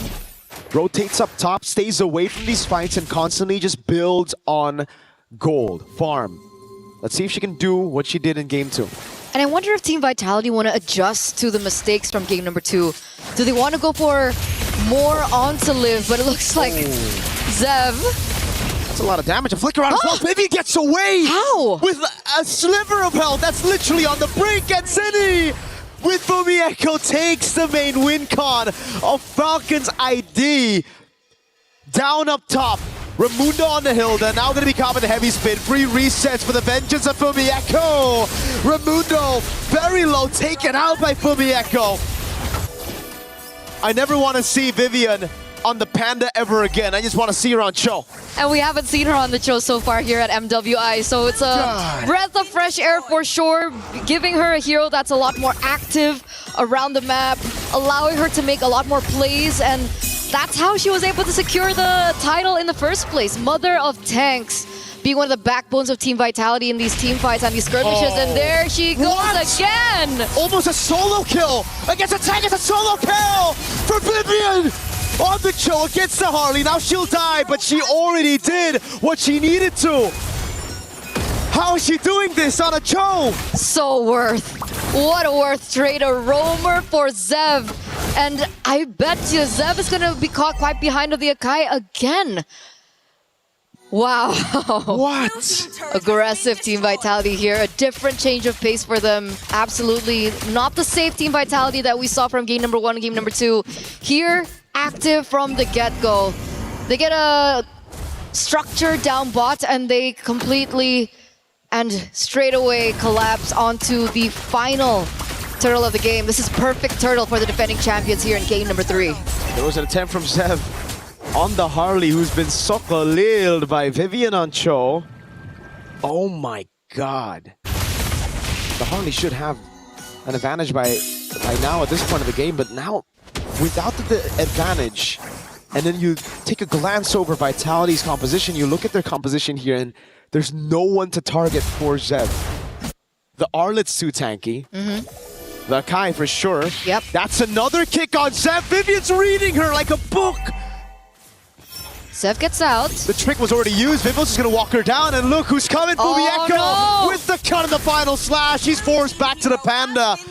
Vivel will happily collect that kill. Chell in the mid lane with the Blazing Wind, and also the BMI back baits them all into the rest of the team. And all this time used by Cine up top to zone live from the farm. Fumieko with constant pressure, not letting them back away for free. They're shutting everything down this time around. A 4,000 gold lead. Counting for Team Vitality up until this point in time, and they are collapsing once again. You can see the dive coming in from Vivian, but Team Falcons are quick to read it. Heavy spin utilized already. They are going to get a structure. They don't get a pick, they get a structure. And I think Shell is going to get another one up top. It looks like it's going to be 2. No heavy spin, but it's worth it, man. No retaliation from Falcons at all. Tier 2 up top, Tier 1 in mid falling. And look at Vivel trying to take it away. The purple buff gets taken out by Cine. Violet has to use the Shifting Skies, and again, oh, Vivian! Wait, the dragon kicks her away! Sev cannot move. The final slash finds Sue, and now Vivel is going to collapse under turret. Violet's going to be changed CC'd. It's Fumieko with the dive. Vivian wants a bit more, but cannot find it. They're going to go for the Tier 2 in mid, and I hope they call it a day. It's only been 9 minutes. It's only been 9 minutes, and they're this deep into enemy territory. They've taken structures left and right like it's been nothing. Vivian constantly being able to look for these opportunities from a counter engage off of Violet's initiation. And it worked. And the person that she gets out of everyone there was Zev again. Zev is not having the greatest of times right now. 0-4-2. 1 level below of Vival. It's going to be very difficult for them to go for the contest on the objectives. And once again, they're looking for some revenge onto Vivian. And she just recalls on them. When a choke can recall on the enemy jungle like that, and everything gets used with Vivian not feeling like it's a threat at all, that's a problem right there. Oh god. She's stickered. Zev, you don't have deadly magic. If Vivian gets a kick on you, I think Vivian knows. I don't think she knows. She would have already walked in the bush and looked for the kick, but Zev desperately wants to hold on to this position. Turret down below, already taken down. Vivian, again, just corralling over. Zev has a great position here, but Vivil's gonna walk up. And she finds her. Vivian doesn't have the flicker, so Zev should be fine. Maybe not. Maybe Vivian just wants to chase her to the end of the map. Hello? She's forcing Zev out of the fight. Violet with the Shifting Skies in the mid lane. Now it's going to be a 4v4 as the heavy spin gets used up by Vivel, but he won't be able to find a pin. Spear of Misery. Vivian's still chasing Zev. Up top she goes, running to the other side of the map, and there's no escape. This Cho is relentless on the chase. Finally, Zev gets a chance to recall. That was a good 30 seconds of just chasing one another down. And Vivian is able to actually, push out that top lane in the process of it. They're buying so much time. Vivian, again, she's not going to get touched here. They take a structure down bot. They're looking for the next structure up top. But even if they don't get the structure up top, that's already on the opposite side of where the Lord is spawning. And that means Team Vitality, once again, has the upper hand when it comes down to the Lord push. We've seen Falcons ID come back from this kind of situation. Actually, very much the same situation. Zev with the reaction already. As Vivian walks up, Violet though. Caught the Shifting Skies, the heavy spin as well. The final slash comes around, and Violet's going to be taken very low by the Blues. Taken out by Cine, who claims the unstoppable. Now it's Shell with the BMI forward. One thing's for sure. When Zev sleeps tonight, she's going to see Vivian on Cho in her nightmares. Again, it's Fumi with the stun. Vivian with the kick in the final slash. Just a cherry on top. Vivian gets another kill. The Lantern Flare doesn't deal anything on Vivian. And they're going to strip Falcons ID down to just the crystal. They took everything. They came in and they took everything. A 10,000 gold lead by the defending champions. It's looking bleak here for Team Falcons. And, you know, going back to what you were talking about earlier on, they were in a similar position as they were there in game number 2. But the difference is, Levy was on the gourd. This time around, Levy's on the Jushin. She doesn't have as much burst damage that she can utilize to the later stage of the game. Perhaps maybe if Levy had the Sky Piercer and she had stacks on it, I do see a world where Team Falcons can go for a comeback. But in this particular scenario, they're only relying on Liv. Vitality only needs to take Liv down. And for Falcons, they have to get everybody. They have a crazy read here. Oh no, Vivian. Hunting stepped away, the dragon lands and it connects Vivian! Trying to get the kill. It's gonna be Cine with the glooms. Oh, Vivian wants it for herself! A flicker and a Jeet Kundo to take Sev down for the 5th time this game.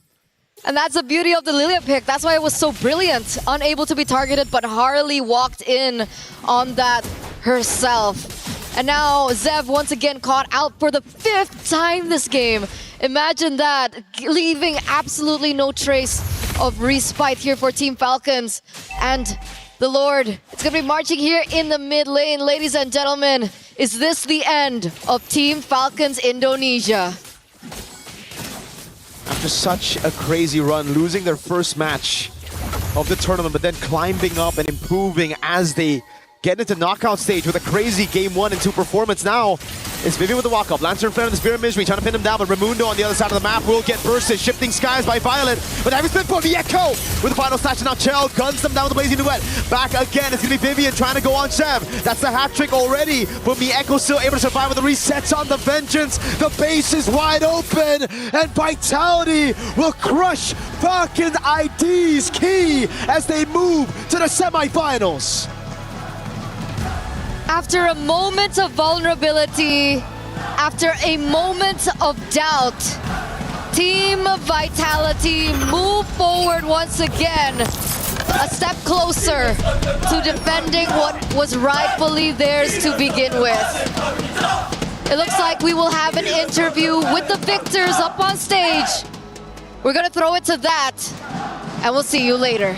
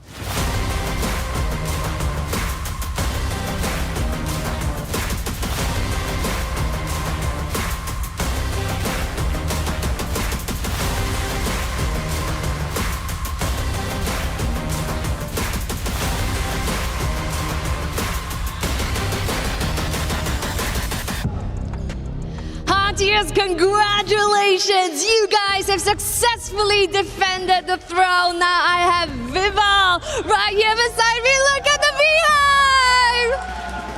They're all cheering you guys on. Now you guys have faced Falcons Indonesia so many times. So what makes this match different? I think it's just us that we didn't play like our best, where everything was in order and all. We had a lot of blunders, so that's one thing for us to reevaluate. But what makes this match different, given that, you know, you met Falcons Indonesia so many times? What makes this particular match, you know, mean more? Maybe it's because we are finally battling out in EWC. This is like the biggest tournament there is for us, so that's what makes it special. Like, both sides just now wanted to give it their all. Right, and of course on home turf as well. So yes, Of course, a familiar foe indeed. But of course, they didn't go down without a fight. But still, Falcons Indonesia, you guys play valiantly well. Please hand over your tournament key. You fought valiantly, not without a fight. You did spectacular, but your journey ends here, Falcons Indonesia. Thank you. So now, finally, I do have a question. After today, we will see the culmination of 4 of the best teams here at MWI. We will also be seeing 4 of the best junglers at the Land of Dawn. Now, with that being said, what makes you think sets you apart that makes you potentially the queen of the jungle? How do you like that title? Maybe what makes me different, I guess, is maybe experience, and I can say my hero pool. That's right. You know, what I know is you play assassins as well, but right now, someone has been picking meta picks and utility jungles, and then you whipped out a pocket pick, the Bowman earlier. Really, really sexy. Now, congratulations once more, Vival. Potentially, if you secure the throne, Queen of the Jungle. Excited for that? And with that, congratulations! Team Vitality, take your walk of victory!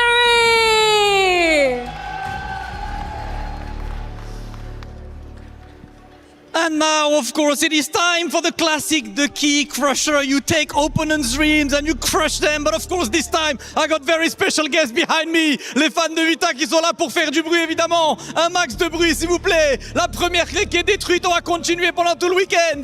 Oh, let's wait for this to be set up. Let's wait for this to be done. Of course, it is time for the security. It is time to take a look. And it is time to hear the noise.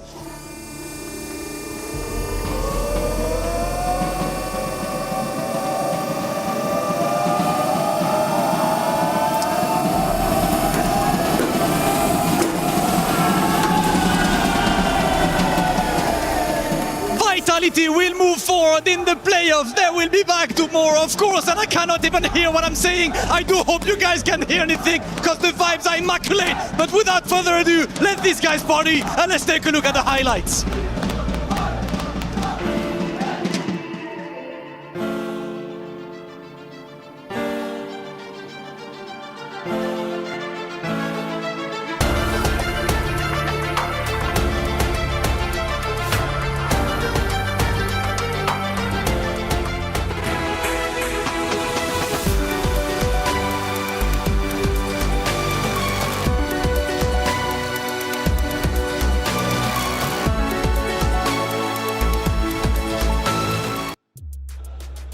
Excitement all around the venue as the home crowd supports the home team of Vitality as they get a tremendous win over their Indonesian rival, Falcons Indonesia. What a matchup it was. It went to a Game 3, but that Game 3 wasn't like the first 2.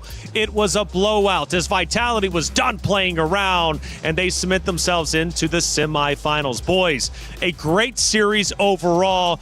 But man, oh man, do we got to go back to that game number 1. If Falcons Indonesia, if they just slow things down, work with the Lord, they win map 1, they win map 2, they are your victors. But that wasn't how it ended up playing out. That didn't happen that way. Unfortunate, for Falcons Indonesia. We usually say, these mistakes lead to objectives. Objectives lead to game losses or game wins, But that tends to be the case, and that's the nature of our game. I wish it was that simple, honestly, because the world we live in now seems to be the world that everyone expects to have been on. But for the past, hour and a half, it seems like we were in the Twilight Zone, or at least on the way through via a black hole. The stats, though, do confirm that we are still here in Paris, France in 2026. In reality. Watching Falcons versus Vitality, the head-to-head between Fumieko and Violet. Okay, just a quick recap of what the draft was all about. It seems like they both relied on a metagame and a draft that they would have just gone to if it was a championship match, right? Yeah. That's what it feels like. Even Cheryl went, you guys have successfully defended the throne. No, they haven't yet. They're just on the way. But looking at this 13-minute, 52-second match, it was Raimundo who took so much out of it, and Chell and Chinny, back-to-back, just farmed out, dealt damage, and Fumi Echo, the best wing woman, was on her Arlott. That's a signature pick that she's won multiple championships with. Not just that, Vivian's Cho. I heard it as well, man. right. I heard Mirko mention it as well. And Eterna, just give her the Cho. Did you see the kind of gameplay that Vivian was showcasing on this masterclass of a Cho pick? I mean, I feel the same. Just play the Cho. Map 3 was pretty much a domination from the side of Vitality. Let's look at one of those moments that led up to their ultimate victory over Falcons Indonesia. Leo, what are we looking at? This is, I believe, the first Lord push. And actually, no, it's the second Lord. Because all the base turrets are gone. Yeah, it's a second Lord push, and it's miserable. The fact that the Hilda on Raimundo can't go nowhere.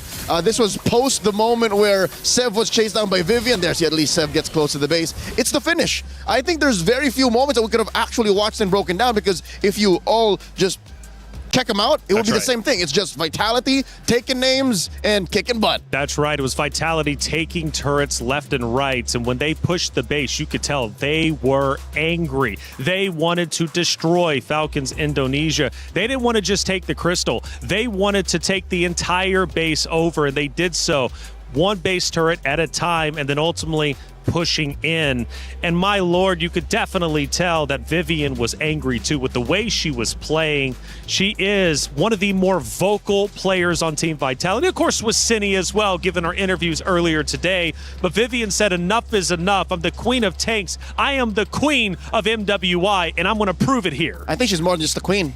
She's the mother of tanks. The mother of tanks, man. And all of these other tanks wouldn't be on the earth without her. That's true. That's true. She's so good with the hero pool that she showcases in all the matches. And I like, too, that we mentioned in with Cheryl's interview, we might be potentially looking at some new queens or a queen of the jungle. Oh, yeah. Queens everywhere, queens on stage. But who will be the queen by the end of MWI? Well, Vitality takes a step in the right direction, defeating Falcons Indonesia, who, let's face it, had an incredible run. Making it to the knockoff stage is such a tremendous feat. They do fall short, but they did something that nobody from MWI 2025 EWC could do, and that was take a map off Vitality. Yeah, I love that. Again, for Team Falcons Indonesia, they are a team, like I said, that knows Vitality so well. They've played multiple times against each other, and they are the team to bring them the distance. I mean, think about it. Yes, it could have been one of those cases where maybe they had swept Team Vitality. Think about the headlines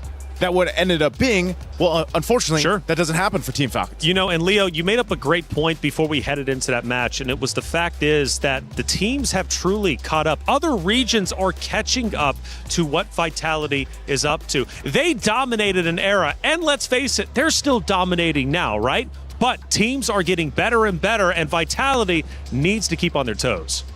And I think this close call, the almost sweeping loss, was enough of a wake-up call, a reality check to think that, hey, we are a shoo-in for the grand finals, but we have to still earn it. Again, looking at the stats here, this game shows just how dominant they can be for Team Vitality. You know, if you poke them too much, the whole team gets mad. And this is the type of result that you're going to have, man, because, again, we talked about Vivian, her highlights there. Chell really didn't even get the opportunity on the Claude to just hit that power spike that we usually see on the Claudes. Game ended too quick. Game ended too quick in that case, but it was everything they had in the early game that just kind of took things all the way to the win there at this point in the game. I mean, under 14 minutes is insane. It definitely is insane. And man, I mean, honestly, by even just minute 10, I mean, we could definitely tell that the map was about to end. There would be no comeback attempts from Falcons Indonesia like there was in map number 1, sadly. But hey, again, a great effort. Taking a map off Vitality is something to truly be proud of. We've got Rose on site with an interview with Vitality's Chell. Let's listen in. Hey guys, Shell here from Team Vitality, and oh my, that was an intense 2-1 full series. First of all, congratulations because you are one step away from defending your throne. But let's talk a little bit about Team Vitality as a whole this MWI. People online have been saying that you guys don't look as dominant as last year's. You know, every now and then you guys are dropping games here and there, and you know, hard games also come and go. So what are the preparations for tomorrow's semifinals match? I know that just now it wasn't the best game that we did. So I guess it gives us a lot of material to review, and we'll make sure that we come back stronger in the next game tomorrow. Okay, now Shell, let's talk about game 2. What happened there? There was a lot of mistakes from my part, like my bad. But I knew what I did wrong, and I'll make sure not to do it again tomorrow. I think it's nice that you guys are already self-aware on the problems at hand.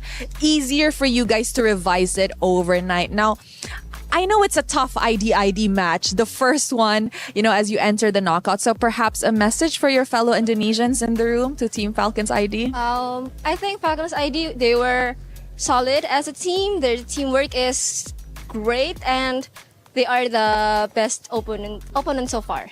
Aw, thank you very much, Shell. Congratulations. We'll see you tomorrow. That's it from us.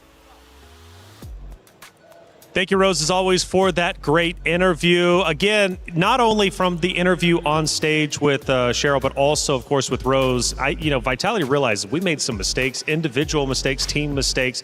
We've got to come back bigger and better than ever, especially if we want to win in our semifinal matchup and ultimately, potentially, the grand finals. So recognizing that even though we've seen fire from them, we've seen excitement from them, we've seen trash talk, it is nice to see them humbled every once in a while, realizing that potentially their tournament life could be on the line once again. Shell also mentioned that Falcons Vega ID are actually their toughest opponent yet, and she didn't give a time frame. I think she meant to say in the past 2 years, because they were the first to make them lose a map in that said time frame since MWI 2025. Yeah, and that's why I think, again, hats off to all the teams competing here in MWI, because I feel like they have improved so much. For Team Falcons Indonesia, again, they are the first team to give Team Vitality, I feel like that kind of feeling like, oh no, we might not be able to move forward. That's right. Well, hey, we know Vival, she knows how to win with Team Vitality, but does she know about all the places around Paris? Let's find out in our Aramco Blind Rankings.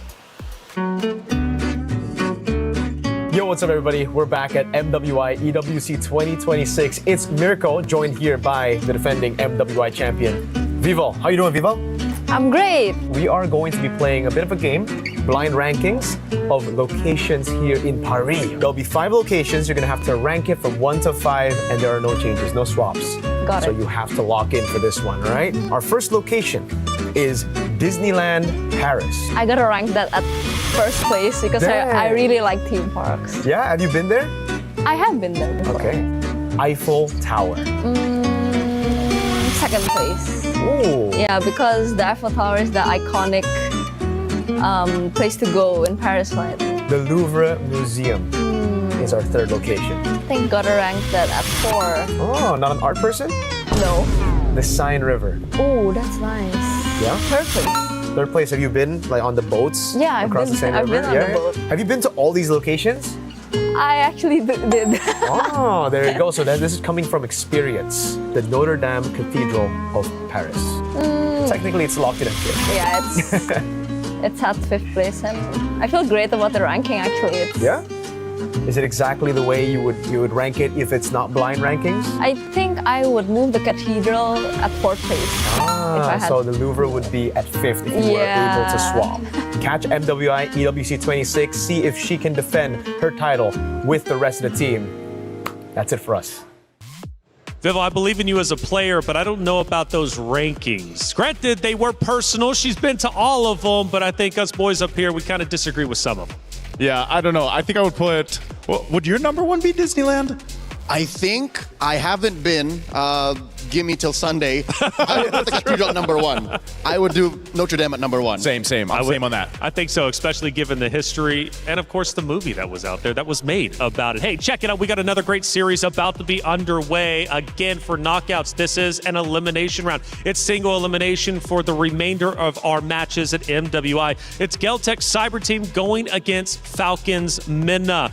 These two teams have fought hard to get where they currently at. For Geltec Cyber Team, well, they went undefeated. For Falcons Minna, they had to work a little bit harder, losing one matchup, but they fought back, and now they are here for a reason. Now, when it comes to Geltec Cyber Team, this is a roster representing the EECA region. And that's a big region, but they're trying to catch up to Indonesia, Malaysia, the Philippines.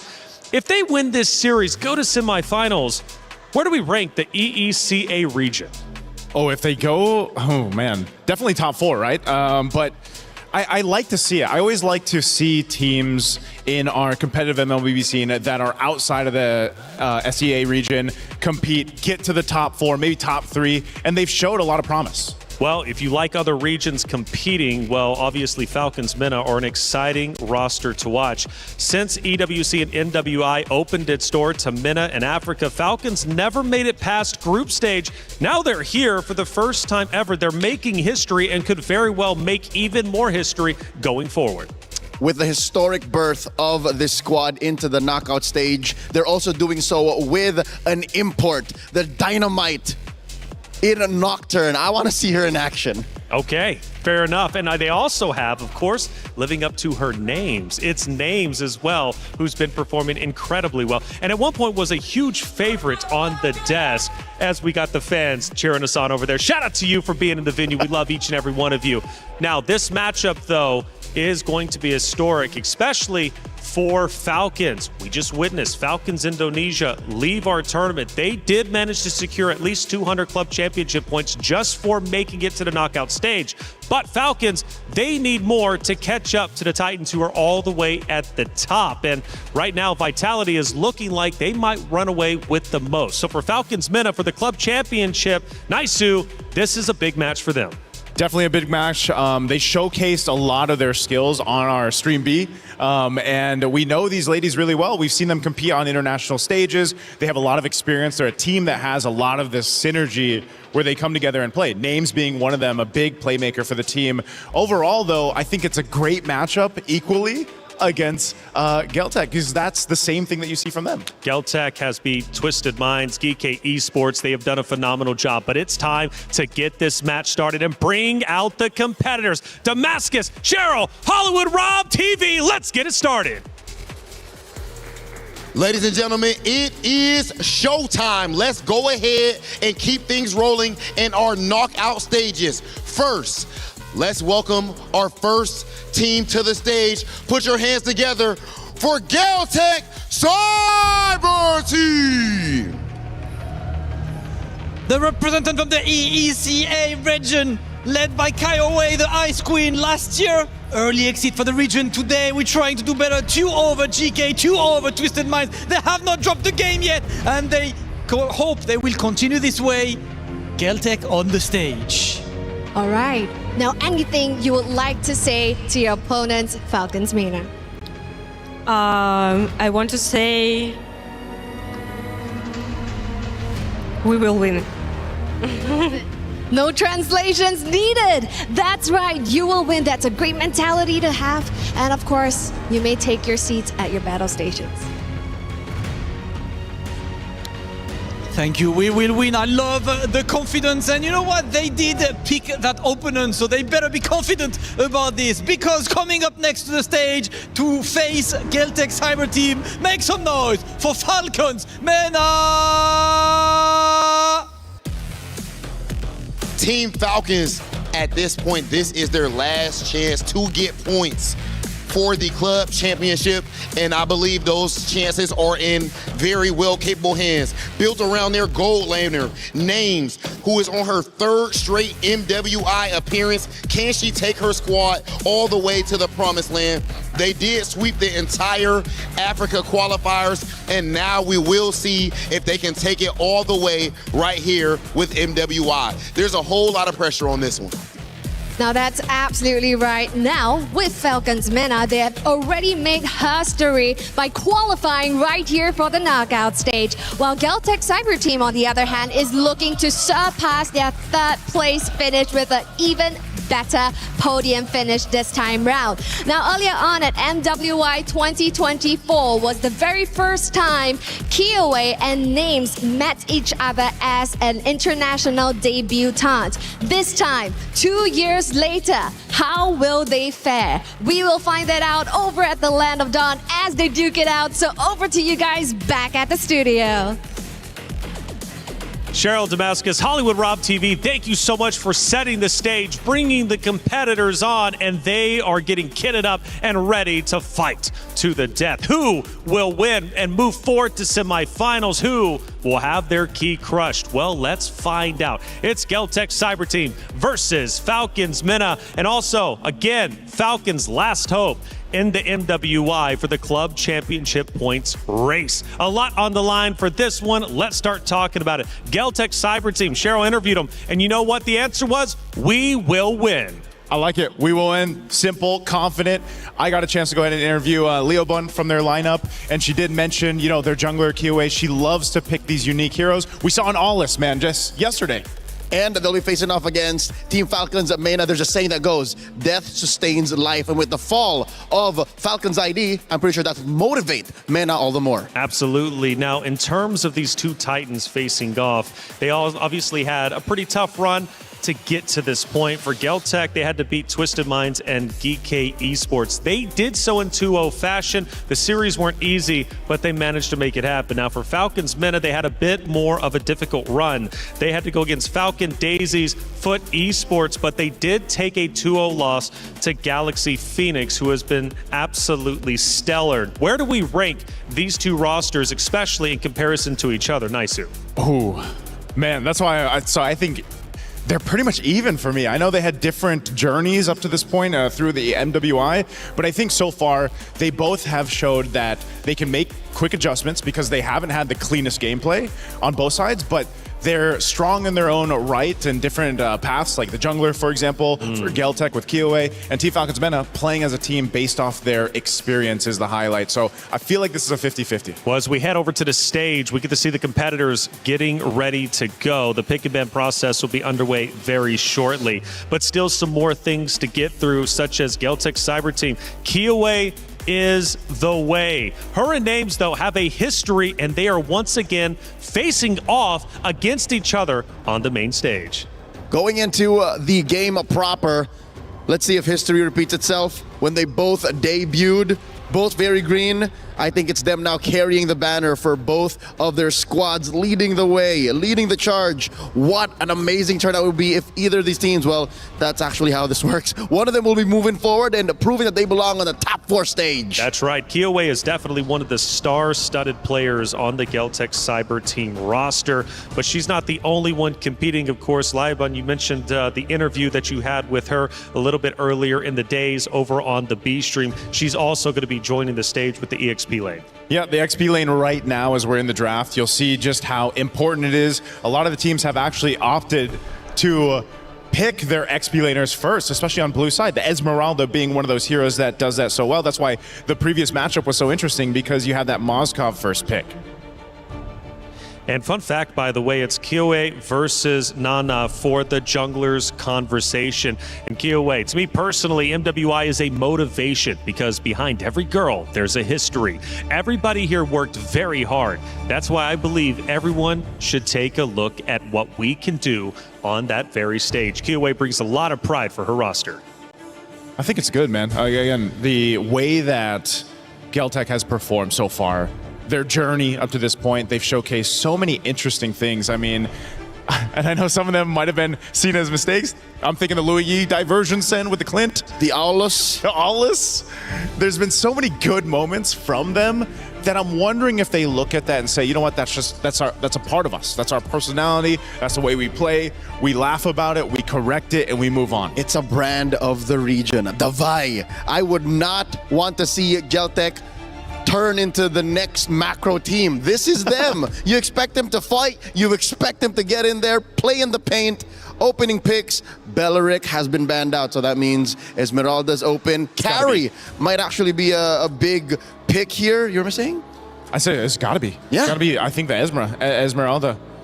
That's probably the safest, I would say. One of the picks that they could go with because, yeah, most likely you're going to face off the trade.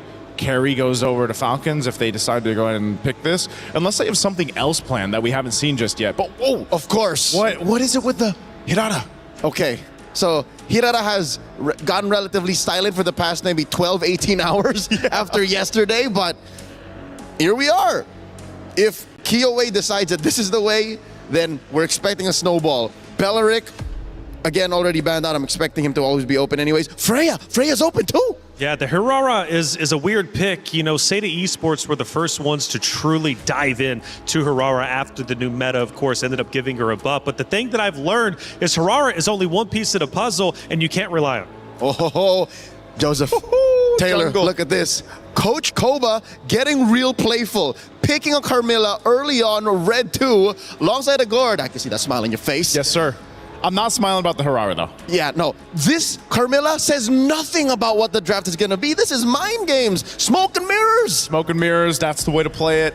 Leo, I was saying this earlier on. I was like, man, I think when we get to the knockouts, we're not going to see a first pick Hirara. Right? I love the way Reflection says it, by the way. It validates me a little bit, but that's the thing. The Hirara is something that teams have been trying to test out, fumbling around with, and now in this best of 3, where it's this single elimination now in knockouts, can they utilize this? Can they actually make it work? They'll pick up a Claude to go ahead and put in the gold lane with this so far. Okay. Quick run through and a review of how the mechanics work. If Kiowa times it well, the Curse of Blood will actually not trigger. True. And that may even save heroes that get out of range, like, say, Tokyo's Claude. Because if the Curse of Blood is triggered while the Hirata is in her iframes, it will not connect. It won't connect. So that's all, it's timing, but it's also the micro skills, that ability of Kiowa. And then there's Charizla, man. I'm actually so surprised. It's been a while. He's only been picked once in MWI so far, but the Rizzler is back. And is this the right move? Because you're working against the Carmilla. A good answer to the Carmilla. Exactly. Because when you're the Carmilla, you want to play in front. You want to be able to get the perfect COB. But with the Terizla, there's a threat of a counter penalty zone. Moskov closes up the first phase for Falcons Mena, and you know, something tells me they faced off way too many macro teams in the past 2 days. Yep. And that they just want to have an answer that can kind of clip back across the map. Yeah, just choose that way. I mean, this is one of the things, right, where Names has been able to do relatively well. She plays the Moskov. Remember, just earlier today, feels like yesterday, but just earlier today, how many SOD she was landing. That ultimate of the Moskov. She was on point with them. And so hopefully she's got that accuracy here too, because that's going to be really important on the way they play the map. If she's going to be split pushing, joining the team fights at the right moment to win those team fights, when that Curse of Blood or even the Mystic Gush are expended. Going into the second phase, Coach Koba first bans the Valentina, while Coach Osprey here taking out the Hylo, so they're not quite sure just yet. I don't know where that Carmilla's going. I'm not so sure if that's a jungler or a roamer, so we'll start taking out solid frontliners so that eventually our backline, if we do invest in one through the blue 4 and 5 picks, can kind of survive. Still no mid laner for Geltec Cyber Team. What is left? Got to be an Eve, man. I don't know. There's. I'm thinking the Eve. You already got the Terizla. You can fight in literally a penalty box at that point. That's true, and you kind of want something to answer back to the straight line, the true damage that's coming out of the passive of the Gourd. Yeah, I was actually thinking the last ban from Falcons Mena would have been the Eve. Yeah. Not the Lilia, but they go that way anyway. So let's just say it's the Eve for Geltec. What else do they need? They still need that roam option over here, which is integral to making the Hirara work. Like we mentioned, for that most successful that we've seen with the Hirara performances has been because of that roam option. They can still Gatot. Yep. Gatot Kacha is still on the board. Red 4 here, though. Do you go with your XP now? Yes, in hopes of not revealing that jungle pick. Coach Koba, you have to commit to the bit. Hold out for it. Because that could still be a roam Carmilla. Even though we've, naturally we've seen her in the jungle. Mainly for this. Yuzhong got banned. I was going to say, you need more ways to pop that Purify. You got to pop that Purify. There's Sora. Sora, all right. That one of the best to do it. One of the best to do it. Picks that up. Got your crowd control. Set up potential so that the Carmilla doesn't have to be the only one to do that. You can follow through from the projectiles. And deny the natural predators to Gord. Fun fact about Sora. Sora has only lost once today, okay? Only once, and that was during our last matchup, map number 1. Until then, Sora had a 100% win rate. Sora's a menace. He's always been. And it tells you so much by that Red 4 ban. Exactly. Valentina. Yeah, well, they don't want, and that was why we were so surprised earlier today, too, when we saw the Sora and the Valentina actually face off. Joseph, what if? Yeah. Atlas Red 5. Atlas Red 5. He's open. It would make it even more deadly. Imagine all of the linking. Too much layering. Okay, Geltek's going to take one out of the book that we saw from Vitality. They'll take a Cho. They've got the Jushin. That's a lot of crowd control. Everyone but the Claude can actually either slow, stun, or knock you up. Yep. Hirara to a smaller extent. But are we going to get it? Could this be the Atlas for the all-in? The Wombo combo, link y'all up and call it a day. This would be the most Wombo combo we've seen in a while if it is the Atlas. They can afford to do it. It's game 1. It's game 1. You might as well. What other roam would you want to take here? Unless it is a swing on the Carmilla, but I'm not sure if it's actually going to be. And I think that's the major decision that Team Falcons men are trying to decide right now, just because, again, the mere fact if they get the upper hand in game 1, they're off to already a momentous start in this best of 3 I would series. trust Nana to get there with it. Oh, so it is. Okay. Yep, it's the usual. It's a roam. Hold up. Wait, it's a roam Carmilla. Is it a jungle Alice? Huh? It has been a while since we've seen that. And it's been a while since we've seen these two teams face off against each other, but it's also a classic. Kiowa versus Names. Geltek Cyber Team versus Falcons Mena. For Falcons Mena, not only trying to make history, but also trying to stay alive for the club championship race and represent Falcons on the biggest totem we have at EWC. Geltek Cyber Team faces off against Falcons Mena. Let's get it started. Mirako Eterna, take it away. This was a matchup that Nucci really wanted after her previous accomplishment by taking her previous opponents down. And she finally gets it here and now with a very interesting and peculiar draft. The Alice in the jungle, Nana once again flexing her versatility in that role. Ridiculous to bring this up so late into the tournament as well. We'll find out if it actually works.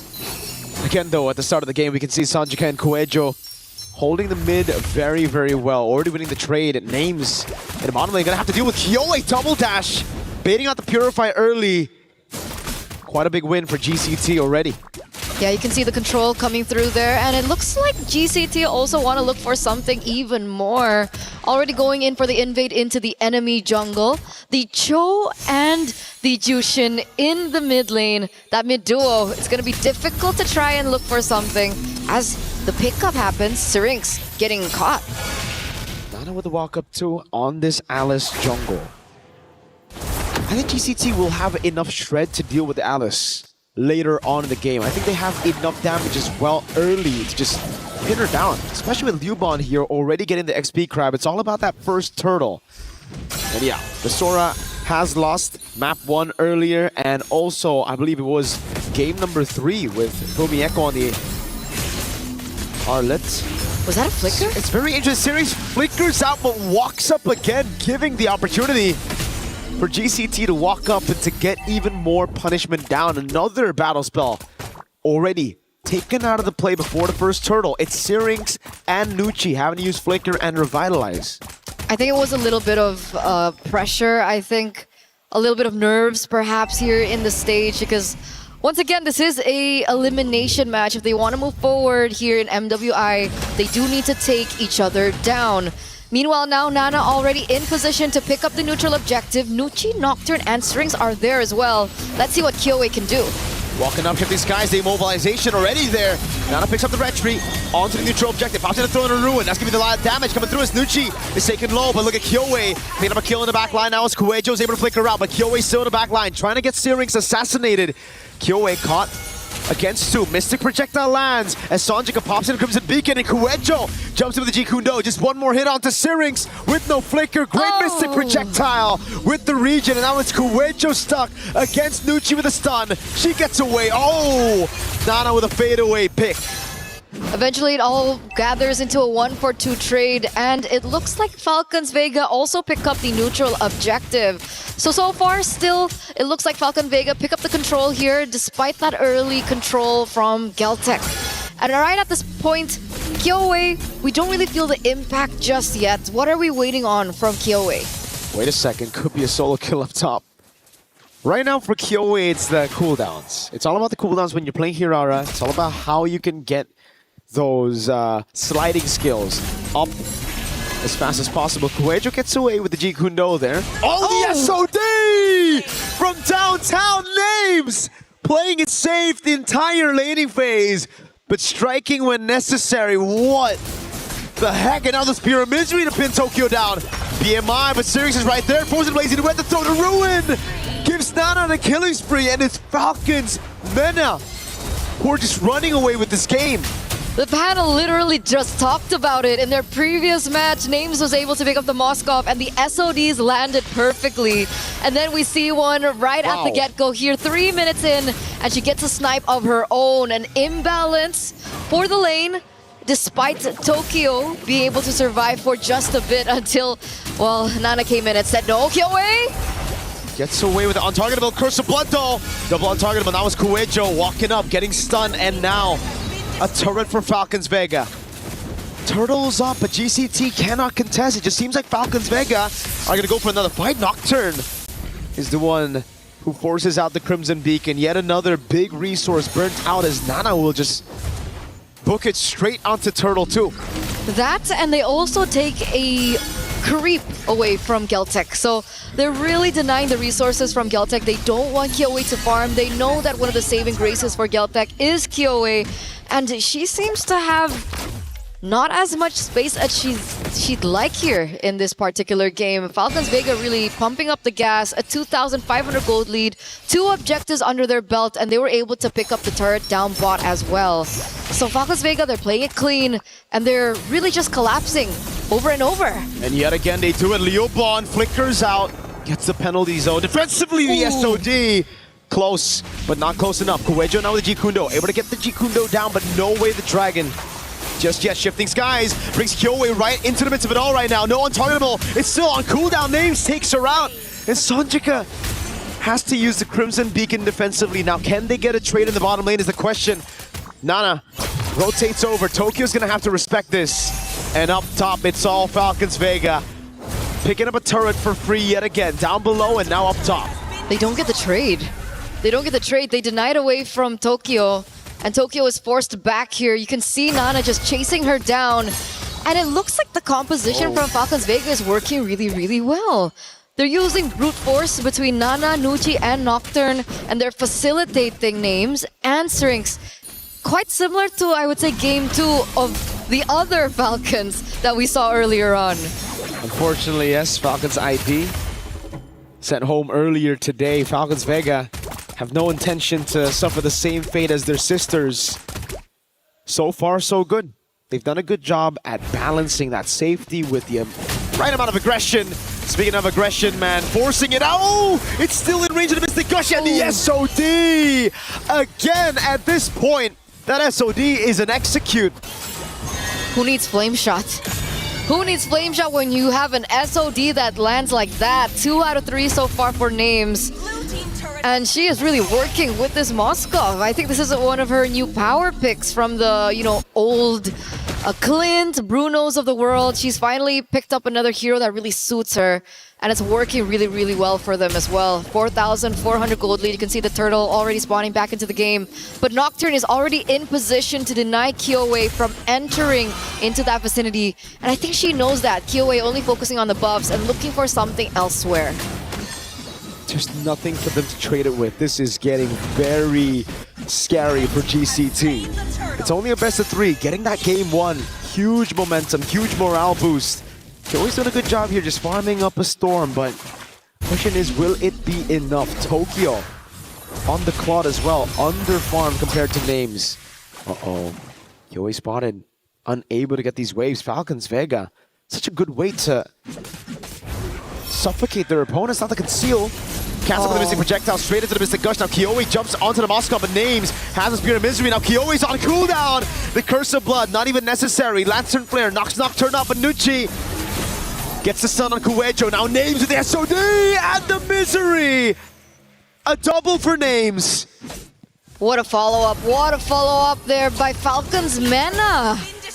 You'd think that they were, you know, just chilling for quite a bit, but it looks like they still have their eyes on the prize. The insta follow-up coming in from names and the initial stun there from Nucci. You can really feel the chemistry just beating into their gameplay, and they pick up yet another structure in the bottom lane.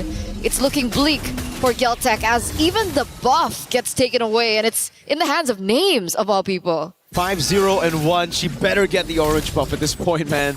She's the hyper carry right now, dealing so much damage, and at 8 minutes, almost completing that DHS to make it the Swift Trinity. A whole 1,500 gold ahead of her laner as well. This is just fantastic stuff from names. So she afforded all that without her Swift Trinity. And without the Bargain Hunter as well. Usually you'd expect a Bargain Hunter for a Moskov that does, I mean, to get this Swift Trinity early on. Kuejo, wait, the Dragon out to Nucci. Nucci's gonna find a Curse of Blood very soon now. She's gonna wait for the moment as well. They can see on the SOD lands again. The Spirit of Misery locks her down. Names with a monster kill. 6-0-1. She's tearing it up. She is for sure. And what I wanted to say was, before Kuejo could afford these things, right? Of course, Kuejo is expected to open up the map, look into bushes, look for opportunities to create a turnaround for Falcons Mena, but at this state in time, the damage it's really amounting to something. Names is already with her Swift Trinity. You do see that Geltec are looking for something else on the map. They do take a structure there down bot with the help of Kyoei and her fast rotations. But that's all they've been able to get so far. I guess slowly but surely they can come back, but it's a 7,000 gold lead in 10 minutes. Against a composition that should be the good one in late game. This is a scaling comp. It's a Gord, a Moskov, and even Alice in the jungle. GCT were the ones that should have had the early game here with their composition, but we'll see if they can defend this. Nana's already looking for the entrance here to go for the skirmish. You're going to track and get the Holy Shield down before the Lord even gets into the siege of Falcons Vega. I feel like everything banks on Kuejo right now. I mean, Syrinx doesn't have Purify, so there is an opportunity. Wait a second! Mystic Gush, defensive penalty zone with the flicker from Liuban. But they've already dealt with the Holy Shield. Now they go for the charge with a Trident on the Lord. Good stun on Sonjika, who has to use the Crimson Beacon. Now they track back, holding the Lord into the mid, getting the Holy Shield. But again, it's such a massive victory for Falcons Vega. Far lane control already. Kyoei walks up. The Mystic Projectile not in range. Falcons want more. The Ice Queen. Throwing a Ruin. Gets one, just one now. Kyoei trying to go for the clear in the wave already. Liuban's coming there, but the Shifting Skies brings Sonjika back into the Mystic Gush. Names just caught the Milfit gun now. Could have been a kill on Kyoei. Liuban taking up a storm, but now enough against Names. Way the Dragon Purified out of now is Names. Is able to just go for the damage. Kyoei's gonna fall to Syrinx. Names on the base. Kuejo's trying to take that damage again, but Names stays locked in. 11 minutes, and it's game 1 for Falcons Vega. Such a decisive victory here by Team of Falcons Mena. It looks like after their victory against Foot Esports earlier on, it was enough energy, motivation, and momentum for them to carry it through here for game number 1. But remember, ladies and gentlemen, this is a best of 3. This is just the beginning.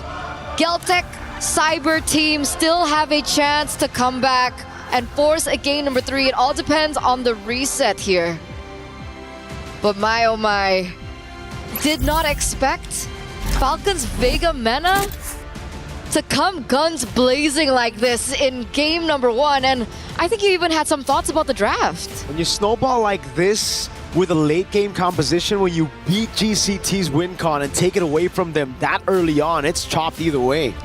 So we are going to throw it over to a break, give the girls some cool down. But we'll see you after for game number 2.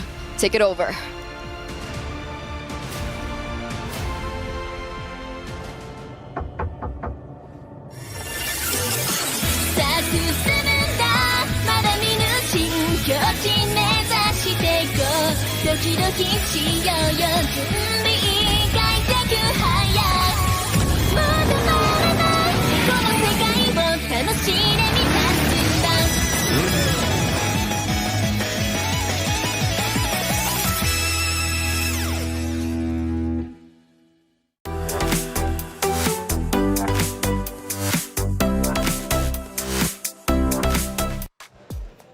Falcons Mena have already made history coming to this very stage, making it to the knockout rounds. They continue to do so by winning round number 1. They are 1 round away from moving forward into our semifinals. Boys, a great matchup. Falcons Mena coming in a lot stronger than I was expecting, quite honestly, especially given the fact that Geltec Cyber team won 2-0, 2-0 in their respective groups. Falcons Mena surprising everybody. I think those spears surprised me, man. They surprised me. They surprised everybody watching. The spears from that Moskov of names, I don't know. We got to think of a name for her. Hey, put respect on her names. Names on the Moskov is a elemental threat. Woo. So I think going into game number 2, Geltec, Coach Osprey, take care of business. And that was Kiowa names. They've got history, right? So, hey, let's see if that continues to develop. Let's take a look at a couple of big moments as we see, obviously, the fans, or excuse me, the players and the teams getting super happy for that big win, and rightly so, because, again, they continue to make history, and it is truly special. Given that map number 1, I don't see any reason why they will be slowing down. I like that in the post-game celebration, coaches and management like, hey, it's just game 1. Yeah, that's right. It's just game 1. Keep it chill.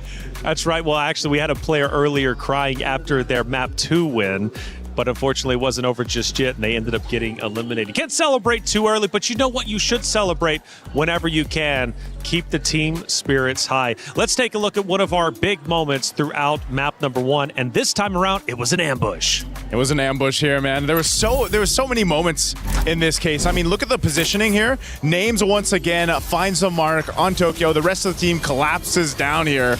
And there's just no space to work there if you're Tokyo. And this shows us one weakness that Geltec Cyber Team's draft has: lack of vision. Cho is great. Cho is an immortal figure in MLBB. He's always going to be around given his kit, but they had no vision. They didn't know where the rest of Falcons Vega Mena was, so they couldn't protect Tokyo. Well, let's take a look at our second moment from the game, and this will be the final moment we'll be reviewing. We get towards the tail end, the home base. It's under evasion. Look at this, Leo.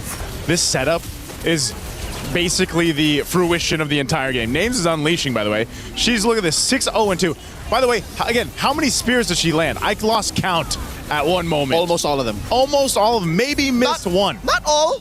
But over the past, 72 hours, 3 days of competition, I'd say she'd hit close to 60-70%. Which is a really incredible statistic, to tell you the truth. Falcons Mena fired on all cylinders, looking great, and I don't see them slowing down anytime soon. And the only ones that can truly slow them down is going to be Geltec Cyber Team. Do they have it within them to make this happen? As you can see on stage, we're all fun. We're having a good time.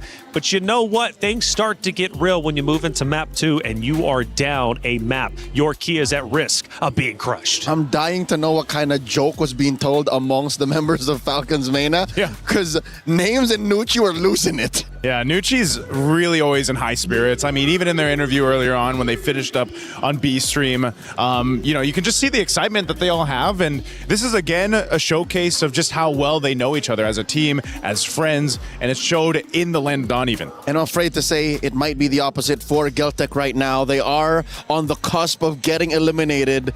And just reading body language, nobody's laughing. You can't at this point, man. You got to be all serious. Now, talking adjustments going into map 2, I'm curious what you guys are thinking. Until then, though, Esports World Cup has been truly phenomenal, and there's so much going on. And if you want to keep up to date with everything, you got to get yourself the EWC app. Thinks he can come in here and play my game. Let's go. He knows nothing. Let's go! Tyler Wine, you're done. This is my ladder. You can't climb it. That's an L airline. Somebody better hold me. Okay, yeah. Do something then. Raw energy. Blow the house down.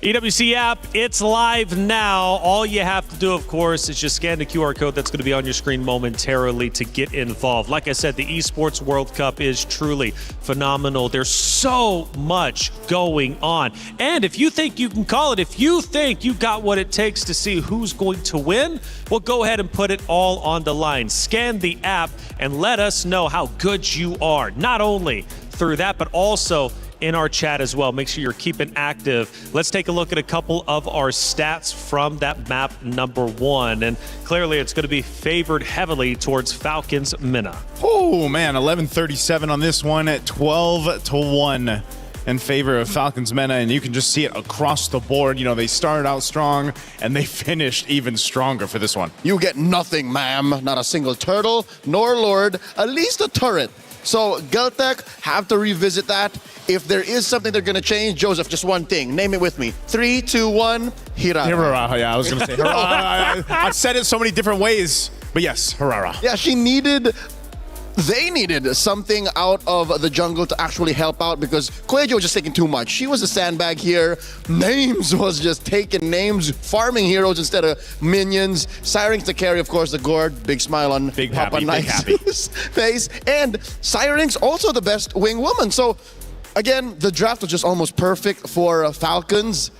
Geltec, not even in just execution. I'd say the draft needed a good tweaking. That's right. We take a look at our stage once again, and the pressure heats up. Falcons Minna on your right, and the Geltec Cyber team on your left, the team that needs to improve going into map number 2. If they force a game 3, who knows what's going to end up happening. But right now, Falcons Minna have too much momentum, it seems anyways, after that map number 1. Now, you mentioned the hero selection. I want to start breaking that down a little bit more. Falcons Minna clearly did their homework, but do you think Geltec's Cyber team fell too far behind in the hero select? You know, I think it starts with when we've seen Geltec Cyber team do really well, they do these kind of weird drafts, right, Daniel? I mean, they pretty much decide to go with whether it's the Alice, whether it's the Louis, whether it's the Clint, whatever it might be. Sometimes it's the method of madness that makes sense for these teams competing in MWI. We go into Flying Cloud. By the way, Sora, I don't know what percentage it comes to, but only lost once today, and that was earlier to Vitality. But Sora might return again because we're going to Flying Cloud. This is one where Sora has been quite dominant. Flying Cloud should, on paper, benefit Geltec. It allows for them to keep fighting, keep going, and reconcile possible execution mistakes. But here's the thing. Going back to the question at hand, did they fall behind on the draft? I'd say yes. The early pick Hirara might have been such a big target that Falcons' main attack that said, hey, just deny that, attack elsewhere, and force the Hirara to deny snowballing and put her on a defensive position, makes the hero an assassin already half as efficient. Yeah, because it almost feels that way, right? This is the point of the Hirara pick that we've been talking about so much. If she's first pick, if she's stopped in the jungle, that's the thing about assassins right now. The jungle assassins, if you pressure them early on, if you stop them from even getting a hint of momentum, they seem to struggle extremely terribly right now. I don't know what it is about the current meta. That's why, despite Moonton's efforts in the recent Scarlet Embers update, when we all thought, hey, they killed the big three, Fredrin, Akai, Baksha, they didn't. We still live in a utility world. Praise be, opening with a Baksha. Yeah, I was going to say, speaking of the Baksha, there's one of the big three. Lock it in. You know, this is good. Yeah. He appears. Pick it up, roll around with it. Again, this stalwart of a hero has, I don't know what his cross KDA is for Baksha right now, but I know it's one of the junglers that has the least deaths out there currently, just how fast you can move around the map, how tanky you are. And that's not even what proves his efficiency. He can die like 5 or 6 times and still do what the team needs. Him not dying just shows that the opponent had nothing on the squad. Pretty much. So how do you slow down the drive-by? Find a way. Oh my lord! You give him the glorious way. Yes, but I was gonna say also, get a carry, right? Yeah. And she just strikes through any tank, but not when you got the Pharaoh's spear on you. I like it. I like it. The Pharaoh's spear. For sure, you've been I've been throwing it out there, but yeah, you know, I wanted to make sure that she was, you know, the accuracy was there, and Names has done it, so might as well just go the Moskov again. And the Hylos allows for a front line to exist, which is something that we didn't get to talk about much about Game 1. What impressed me the most about Falcon Vega's playoffs form is, in Game 1, despite them not having a traditional box, they were able to make one along the way. How they do that? The Sora starts it up. Great initiations from Nocturne. You have the threat of the linking from the Carmilla. And that automatically just creates a box that doesn't have to be a physical box like an Eve. It's like a moving box. It's a moving box with the Gord too. Galtech now looking to try and dismantle that with a lot of on-ground damage, almost literally, with the Lilia. And of course the carry to answer to the Hylos. How does Mena close up the first half? Do they lock in the mid lane option now, or do they also pick up a jungler just to make sure that more aren't banned out? I mean, there's a couple things, and one thing that Falcons Meta has really showcased is that versatility in the draft, you know, and they've showed us here, they're going to go ahead and pick up the Fanny. Speaking of versatility, it's only been picked twice so far for MWI, and now we get to see it showcased here. There's Fanana. She's phenomenal with it. Phenomenal. I mean, there's got to be a reason why Coach Koba agreed to picking it here in Red 3. Good news is you're going to be able to protect it through the Red 4 and 5 bans, and then still Red 4 power pick.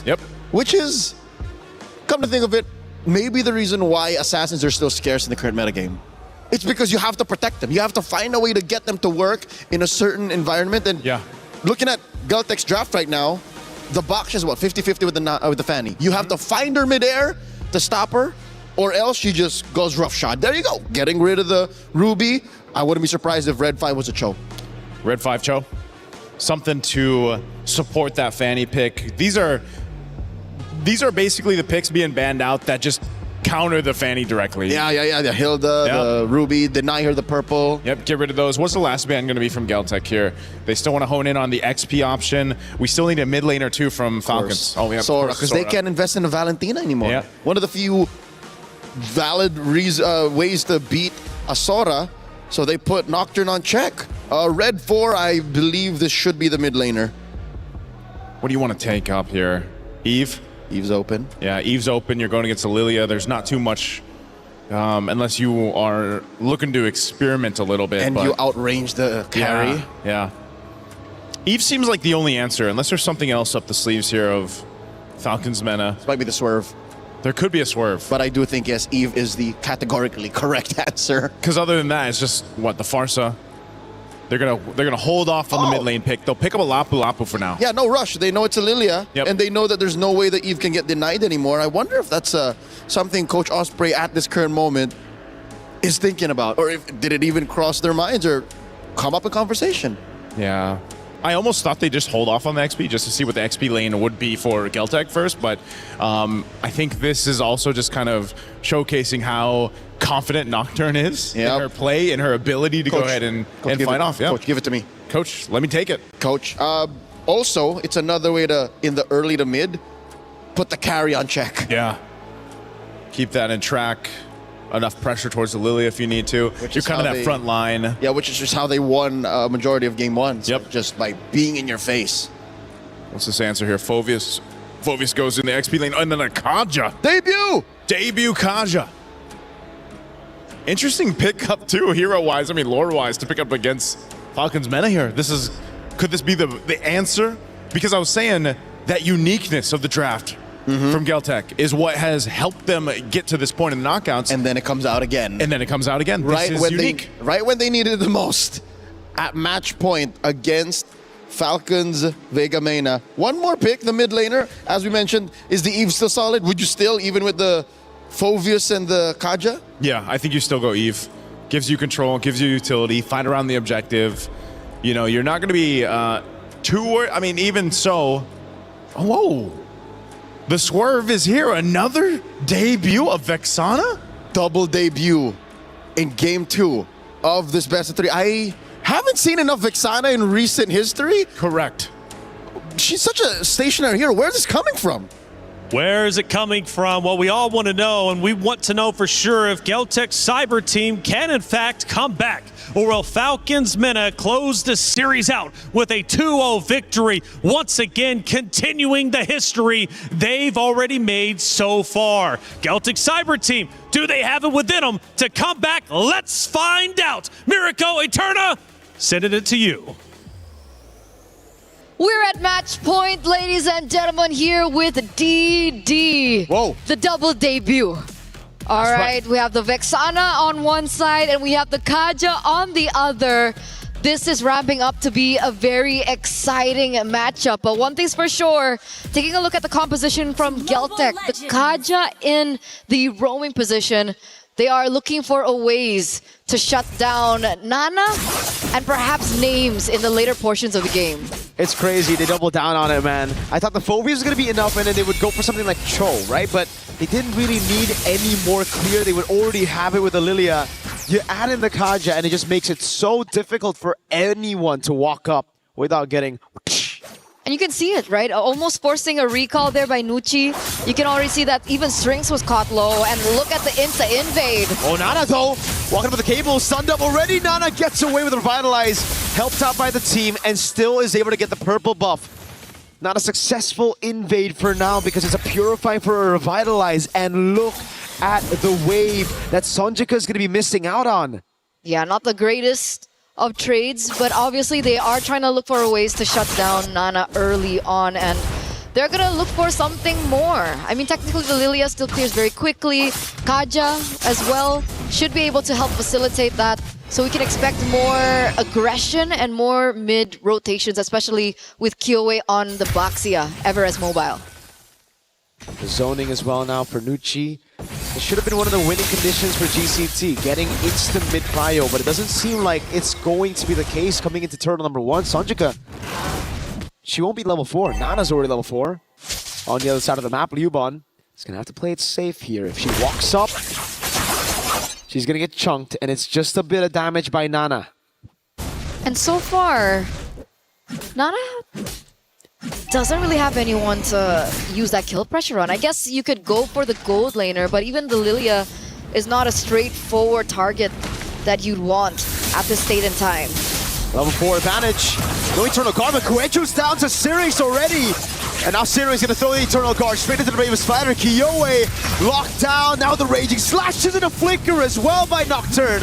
Nucci with the Revitalize. That's a Dark Wave and a Flicker into Sonjika's Glooms. Toki with the rotation all the way from the bottom lane. No SOD. Just a turtle for Falcons Vega and 2 kills to GCT. Which is not bad, right? That's a trade that we didn't really see from game number 1. I mean, Falcons Vega went a little bit too greedy into the enemy jungle, and Geltec was able to punish them for it, right? 2 members. Luckily, there was, you know, the facilitation or the backup coming in from Liubon on the Phobius and they were able to get a little trade of their own. Now the big question is, what do they use alongside it? Where do they go after that? Because obviously neutral objective will go into the hands of Nana, and that is going to push them a little bit further on as we get into the mid game.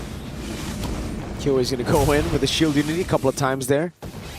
Oh, for me, it's just strange. Falcons Vega, they got enough damage on Kyoe to guarantee Turtle, but then they just overextended. The Lapu Lapu Nocturne decided the Raging Slash, missing the first two, but wanting to flicker past for the third one to hit. A bit off on the calculations, but at this time, it's still okay. They were able to make it away, but it could have been a big win. Could have been. It's not that bad though. They do see the rotations coming through from Falcons. Whoa. Mana. It looks like they want to target the gold lane like we talked about earlier on, but Nucci there gets spot out. Kuejo and Sonjik are in the vicinity, but the thing is, if the Kaja gets the Divine Judgment, there's no insta-burst to follow it through. It's a Lilia. It's not like a Farsa. It's not like a Kadita.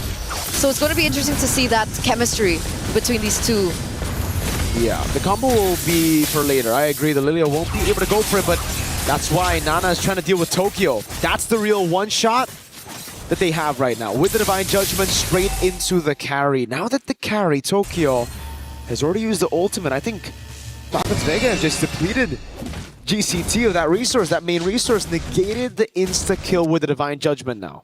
And that's going to make it a little bit more difficult for Geltec if they still want to contest for the second neutral objective, the second turtle of the game, considering that Kyoe is a level below of Nana right now. I guess she does catch up. There is still a chance for a drive run.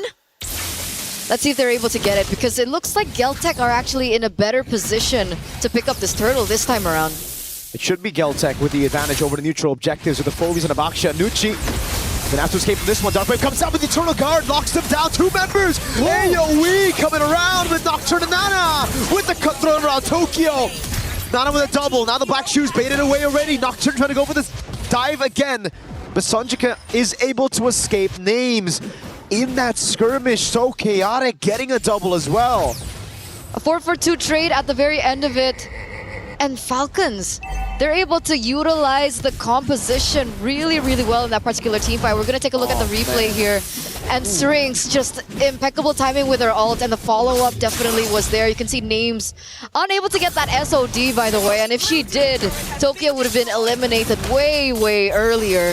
But it looks like it's a reset for the neutral objective, and eventually Falcons Mena are going to be able to pick it up for themselves. This is a 1,000 gold lead now for the Mena reps. And yet again, Eterna, it's Geltec Cyber Team who find themselves in the same situation. Divine Judgment on Names, no one there to follow it up though. And now it's the Eternal Guard. Names still able to cut away as Nana's going to try to go in. Able to clean up on Sonjika. Forcing the Black Shoes, and a big cursed blast to send Liuban running back to base. It's uncanny because game number one, if we're looking at the composition from Geltec, right? Kyoe has always been like a really important figure in the team with the way the team fights go and how the tempo of the game goes as well. Game number one, risky play. Wait a second. Nana 3v1. Still able to clear. Not a bad job there, as it looks like Kuejo might be looking for something, doesn't necessarily get it. And it looks like they might be able to pick up that structure in the bottom side of the map. A good trade, unless Nana can do something about it again. She should be able to clear, but she's got to be careful of Kuejo. Yes, we know there's no Divine Judgment, but the timing is a bit different on their side. Sonjika up top. So it's a turret for turret, but this is still a big problem for Geltec Cyber Team. If you look at their composition, it's the exact same thing we went through in Game 1. It's a composition that should be the one ahead right now. It should be the ones dictating the tempo, looking for picks around the map, and taking away the purple buffs, mainly from Nana at this point. So what do you think went wrong for them? I think they botched that early invade, man. Sonjika not getting level 4 for that first turtle played a big role into Falcons Vega's win. Kuejo didn't want to flicker for that, waited a bit too long and gave Nana the right amount of time to react to it. It seems like GCT, they're hesitating a bit too much. Oh, Divine Judgment? It's on Nucci. It's such an awkward skirmish, and the rest of the team, it feels like they didn't want it. It's almost like Kuejo just wanted to get a Divine Judgment. The rest of the team called against it. And now it's a wasted Divine Judgment. Now there's no real lockdown to Nana, and they're gonna have to rely on the Phobius. Liu-Bot's bottom lane. Nocturne now with the Bravest Fighter. Zoning them in the back. Law and Order lands on Kuejo. 3 turtles to the fanny of Falcons Vega. And it's so big. Nana 2-1 and 3. The Moskov is scaling again. What do they do at this point? Geltec Cyber Team, this is very uncharacteristic of them. I mean, the last time we saw them, they looked sharp, they looked precise, even in the drafts. So they lost that window in the early game. And now there is still a ways in the late game because they do have Tokyo. They still have the carry that scales into the late game. And I feel like that earlier Divine Judgment just really didn't work out. Wait a second, name's Flicker. Gets away, pins them down with the Spear of Misery. Now the rest of the team coming over. She gets out?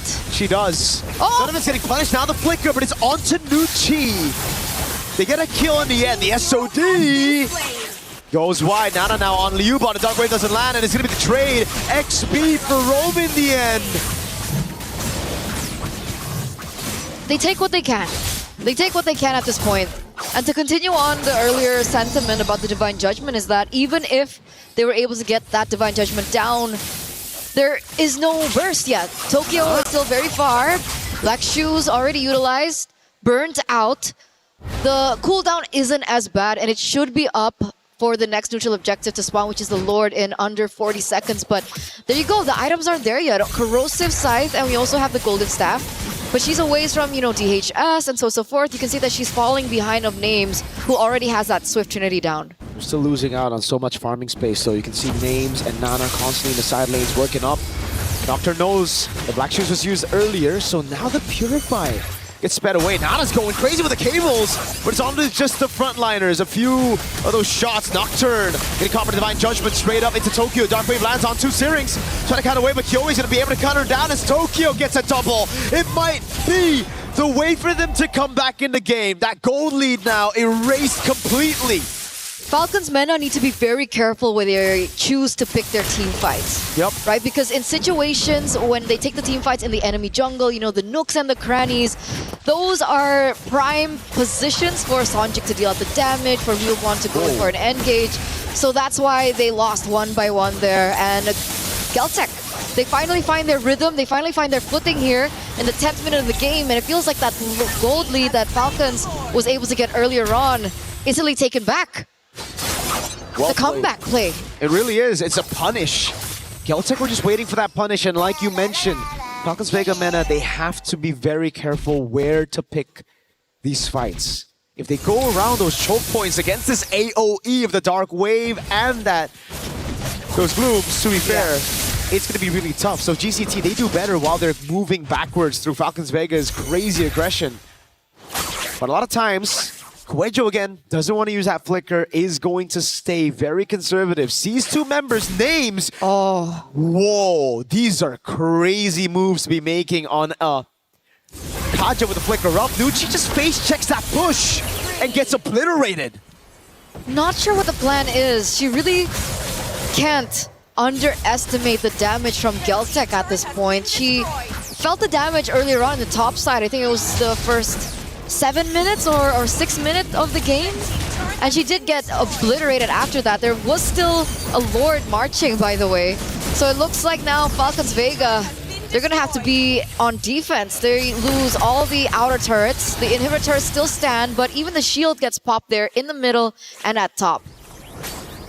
Full defense mode for Falcons Vega. They have pretty good clear with the Moskov still. GCT, on the other hand, it's going to be very tough for them to siege past these base turrets.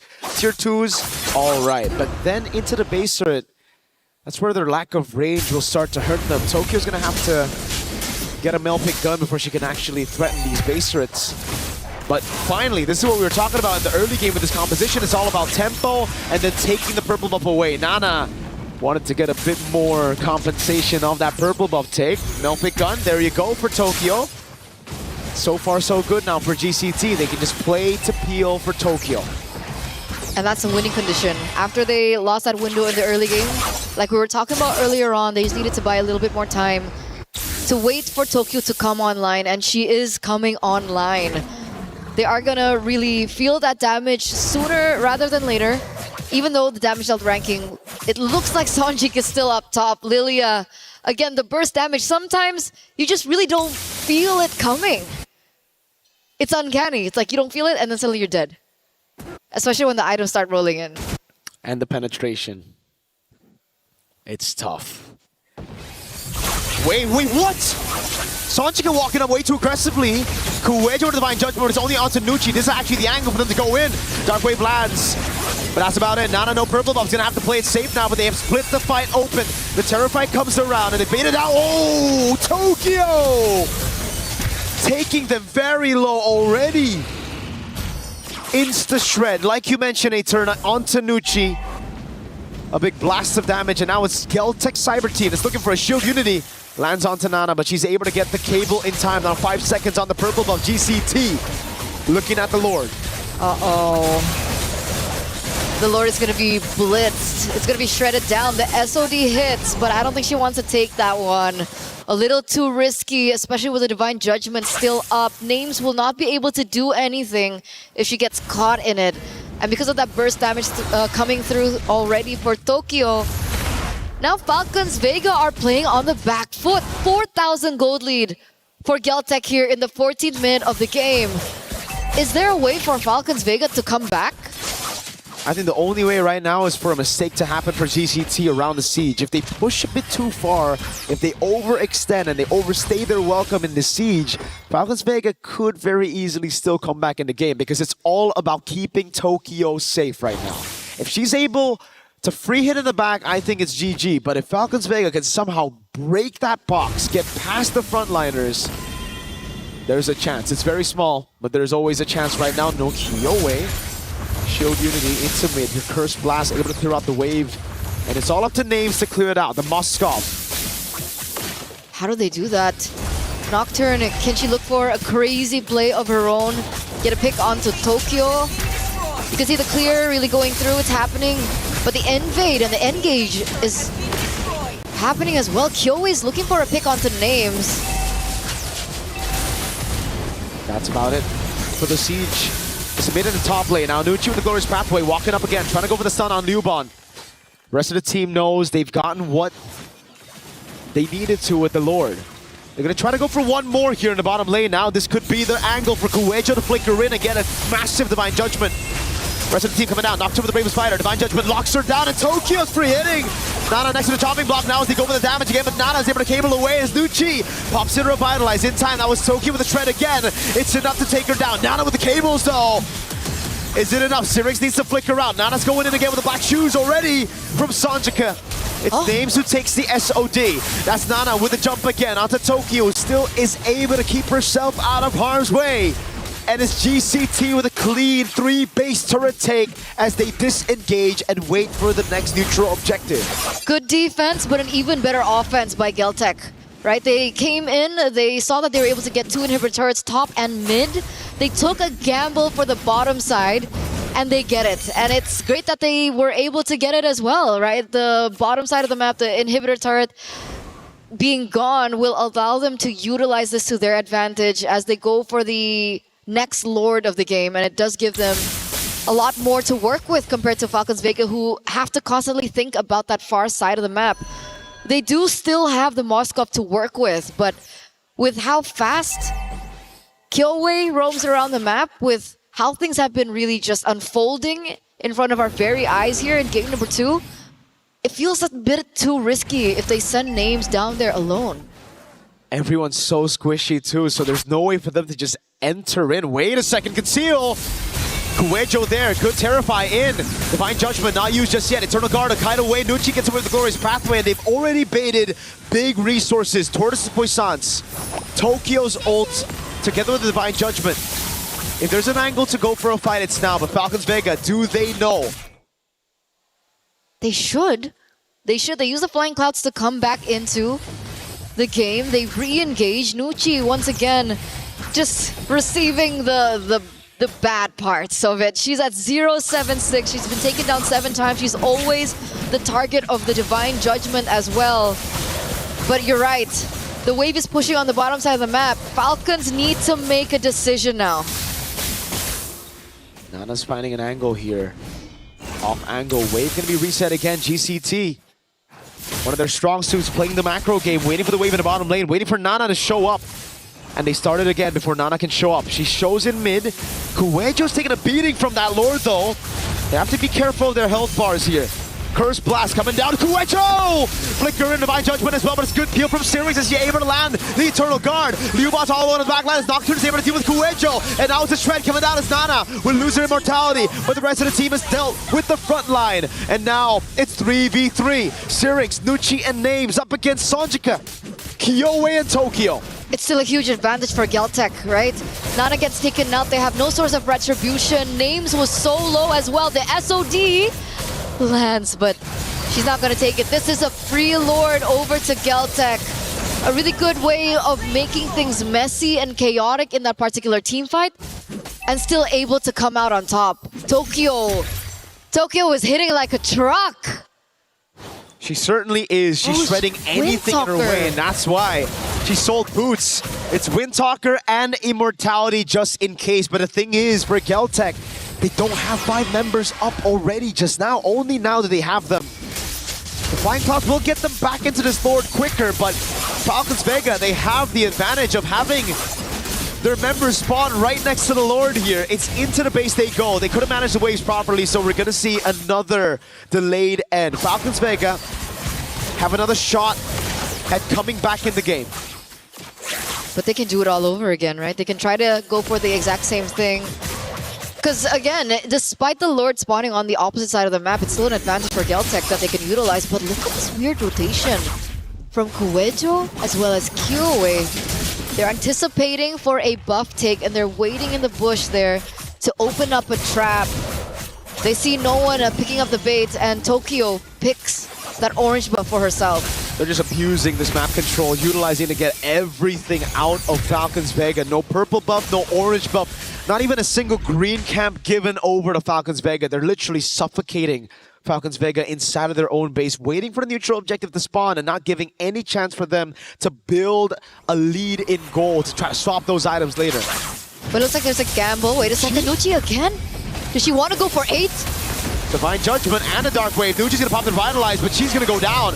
Kyowe zoning them in the back line right now, as that's gonna be the bravest fighter by Nocturne, and the Flicker out as well. Now a stun onto Sonjika, who still has the black shoes. Nana tries to walk up. Waves good for GCT. Nucci is down. It's a one-man advantage.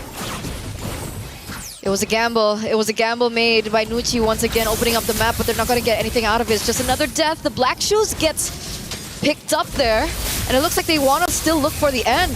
The Curse Blast is doing a lot of damage. They're able to clear out the wave. 19 seconds on the Lord. Tokyo, very dangerous, very risky move, but she gets out of the way. Nucci's up in 16. Lord's up in 8. Can they buy enough time? I don't think so. Geltec, yeah, they have a carry. They can shred this Lord instantly. With a Windtalker as well. So additional attack speed, but it looks like that's not the first thing that she goes for. She actually goes for the orange buff instead. That's gonna give Falcons a little bit more time to, you know, come back into the game. What I really wanted to highlight was the fact that the Holy Crystal was built in by Syrinx. So you can obviously think that the damage will be felt. She has the Divine Glaive as well, so they have to be careful. Falcons, they just go to the other side of the map. They go for the far lane. They don't go for the contest. They let it completely go.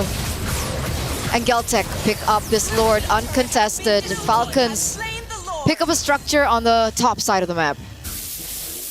It's the only thing they can get. Yeah. They can't walk up to the Lord. If they do, it's an easy insta-kill for any one of their frontliners. And at this point, they need all their members to be alive if they want to defend this Lord. Geltec Cyber Team this time around, not losing a single member to... Well, what? Yeah, 300,000. No, Jesus. That mistaken, rather. Sorry. Not the best game. I mean, feels bad for her. Depending on what kind of roamer you are, this is the best game, right? You want to be taking damage. It's just... That's crazy, dude. 300,000? That's like more than the rest of the team combined. It's definitely a lot. But Mirko, this might be it. This might be game 3. Oh, Divine Judgment lands. Names. Immortality ready. The Rose Gold. It goes through her. Monster kill for Sonjika. Now it's Nana in the back with the cables. Immortality to be popped as well. Lord evolves still in the mid lane as Nana buys the Rose Gold Meteor in time. And it's Kyowe to take Nocturne down. Nana again with the cable, still has the Rose Gold Meteor. Series is right there, but the rest of the team will target it down to bring us to game number 3. A back-to-back game 3 here in the knockouts, ladies and gentlemen. The reset came in clutch for Geltec Cyber Team after their loss from game number 1. They completely turn it around to game number 2, bringing it back to the tank junglers and bringing it back to a surprise Kaja pick, a debut Kaja pick that eventually works out for them in the end. We're back to a best of 1 between both teams. Again, everything is on the line, elimination match and match point. So we'll see what happens in game number 3, but before that, we're gonna throw it over back to the panel. We'll see you after.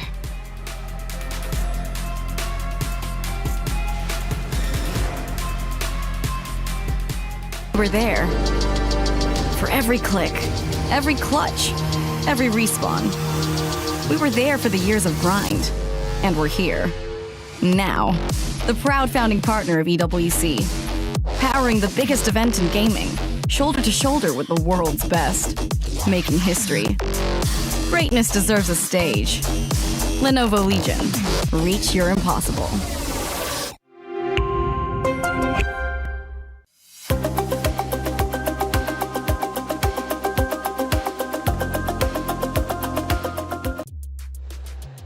Against all odds, we go 23 minutes for Game 2, and Geltec Cyber Team take the win, which means we're going to yet another Game 3. The knockout stages has been anything but entertaining. It's been incredible. It's been wonderful, and it's been awesome, and we will continue to go down the line of our quarterfinals, but still, we've got one more game to get through for these two amazing rosters. What changed from Game 1 to Game 2? Because Game 1 wasn't even competitive.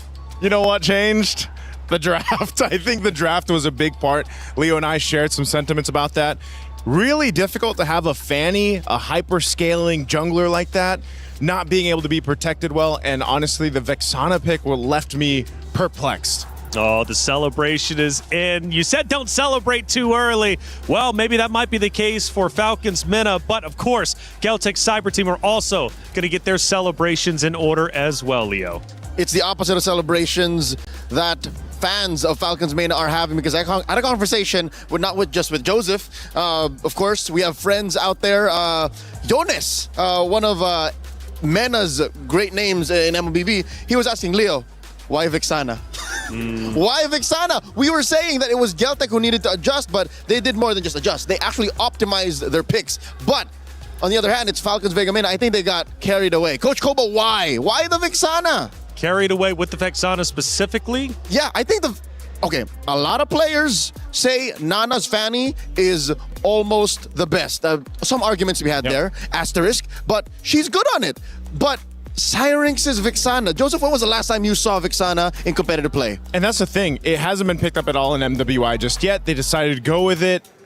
Again, not sure why, because the Vexana works in a really specific way, right? The main thing is you have an Eternal Guard. It's your ultimate. You drop down. You have this extra kind of body on the field. She does have good damage within her first and second skills too, but other than that, it's just not the protection value that you would have got, for example, with an Eve that we were thinking would come up from the draft. Vexana almost has 0 combat resilience. You need so much more than that in the current metagame. Looking at this 23-minute bout once again, names still, the rich guy, she was given everything she needs. It's just, it was too much to ask for that lineup to win.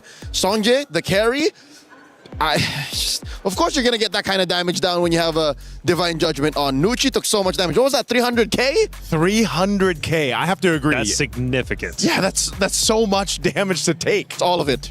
That's all of the damage. All of the damage, indeed. We'll get to look at some of that damage heading into our first clip from game number 2, which went the distance. A far cry from what game 1 was. We're now at the 15-minute mark. We're now approaching the home base. Yeah, a lot of these base defenses that they tried again, you'll see that whole choreography. The Eternal Guard goes down while they deal with the Lord. But it just, again, when you're trapped in this kind of space to work with, once those tools are used up, where do you go from there? You know, and Leo, we were talking about this, especially on some of the later based offenses. It just, they didn't have much of a choice once the tools were gone. Like, what else do we do here? And our Fanny doesn't even have a buff. And that's tough, isn't it? When you get that pressure on, it's tough to come back from. Only few teams have been able to accomplish it and be successful, right, in backing the team away from their home base. Let's look at our second clip, Leo, and start breaking it down from the perspective, obviously, of yourself as an expert of the game. What are we looking at? We're now at 20 minutes, and this was quite the oopsie. Nucci just face-checked into 5 members of GCT, and there's, I can say, about 100 other things that you should have been doing with that Flying Clouds, with this kind of map, and I'm pretty sure they're talking about it now. That's what I hope they're doing, so that we don't see the same kind of result, because no one saw this coming from out of nowhere. It was a draft that shouldn't have happened, with a result that no one was thinking could happen in game 2. Nice suit. Let's go to our third and final clip from game number 2. And I'm sure it's going to be towards the tail end of things. Now 22-32, and the Crystal is at risk of being eliminated. Main point there, Names gets dragged by the Divine Judgment. That's the Kaja ultimate. Once Names is gone, your main point of contention in defending this base are pretty much out of the picture. And Names was such a big part of what their concept was. Other than the Fanny, you rely on, okay, well, we can split push with a Mozkov. We've seen it many times. She's relying on the spears. But once you're taken out of the picture with a Divine Judgment ultimate, you're pretty much gone. We have to appreciate, though, the composure from Galtech Cyber Team to be able to come back after that map 1 loss, because we were thinking personally it might be a quick 2-0 series. Not the case here. After all, Galtech Cyber Team didn't make it to this very stage by just rolling over and dying. No, they won and dominated their respective group, winning 2-0, 2-0, and they're coming in with a mission. Game 1 was their very first loss in MWI 2026, so that puts things into perspective. Now it comes down to 1 more game. No more flexing, no more experimenting. If you do, this could as well be your very last chance to do so. I'd hate to see a weird pick from out of nowhere again. We have to stick to the metagame. As Joseph put it, it's one or the other. The Vixana or the Fanny. Pick your lane. But sometimes going with the comfort picks, especially in stressful situations, seems to be the way certain teams end up going. But the question is, Naisu, who would feel uncomfortable going into this game 3? I mean, they've both been neck and neck.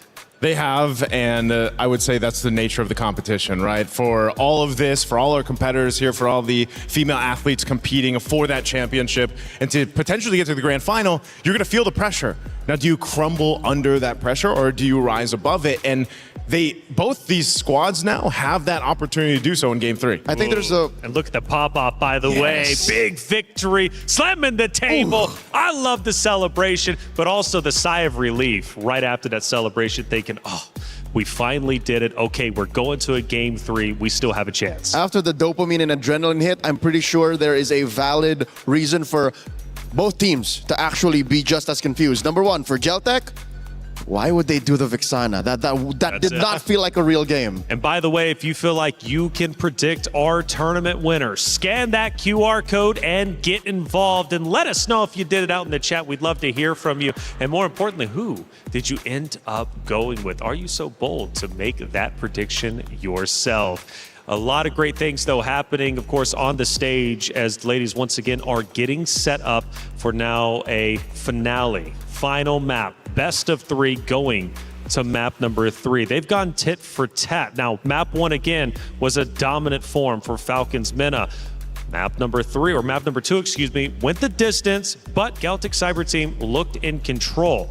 What will map number 3 look like? I know we're all waiting on bated breath to see how this is going to end up unfolding. Again, for both of these rosters, history is being made, you know, for Falcons Minna, especially for their region. They're looking to catch up to the top dogs such as Indonesia and the rest, right? They want to be the best region when it comes to the MWI, and of course for the ladies for MLBB. But you've got to beat Galtech Cyber Team. And for the club championship race, Falcons need this win in map number 3. Oh, I was hoping it'd be Expanding Rivers for map 3, man, because I was like, give them even ground, you know? Flying clouds from the last map, it either works for teams or works against them, like we just saw. It gives you so much room to just make mistakes and shoot yourself in the foot. Yeah. hence that last clip featuring Nucci. But now in expanding rivers, you can just play fully optimally. Make the right rotations, draft better, and make the right calls to respond to your opponents. Not just to plan for the sake of planning. And I think that's where Falcons men are right now. It's a matter of recentering and respecting the metagame, respecting your opponents, getting back to your winning ways. And if I'm not mistaken, I think we've had 3 unique maps across the 3 games on the stage, which doesn't usually happen. A lot of times we'll get a repeat map.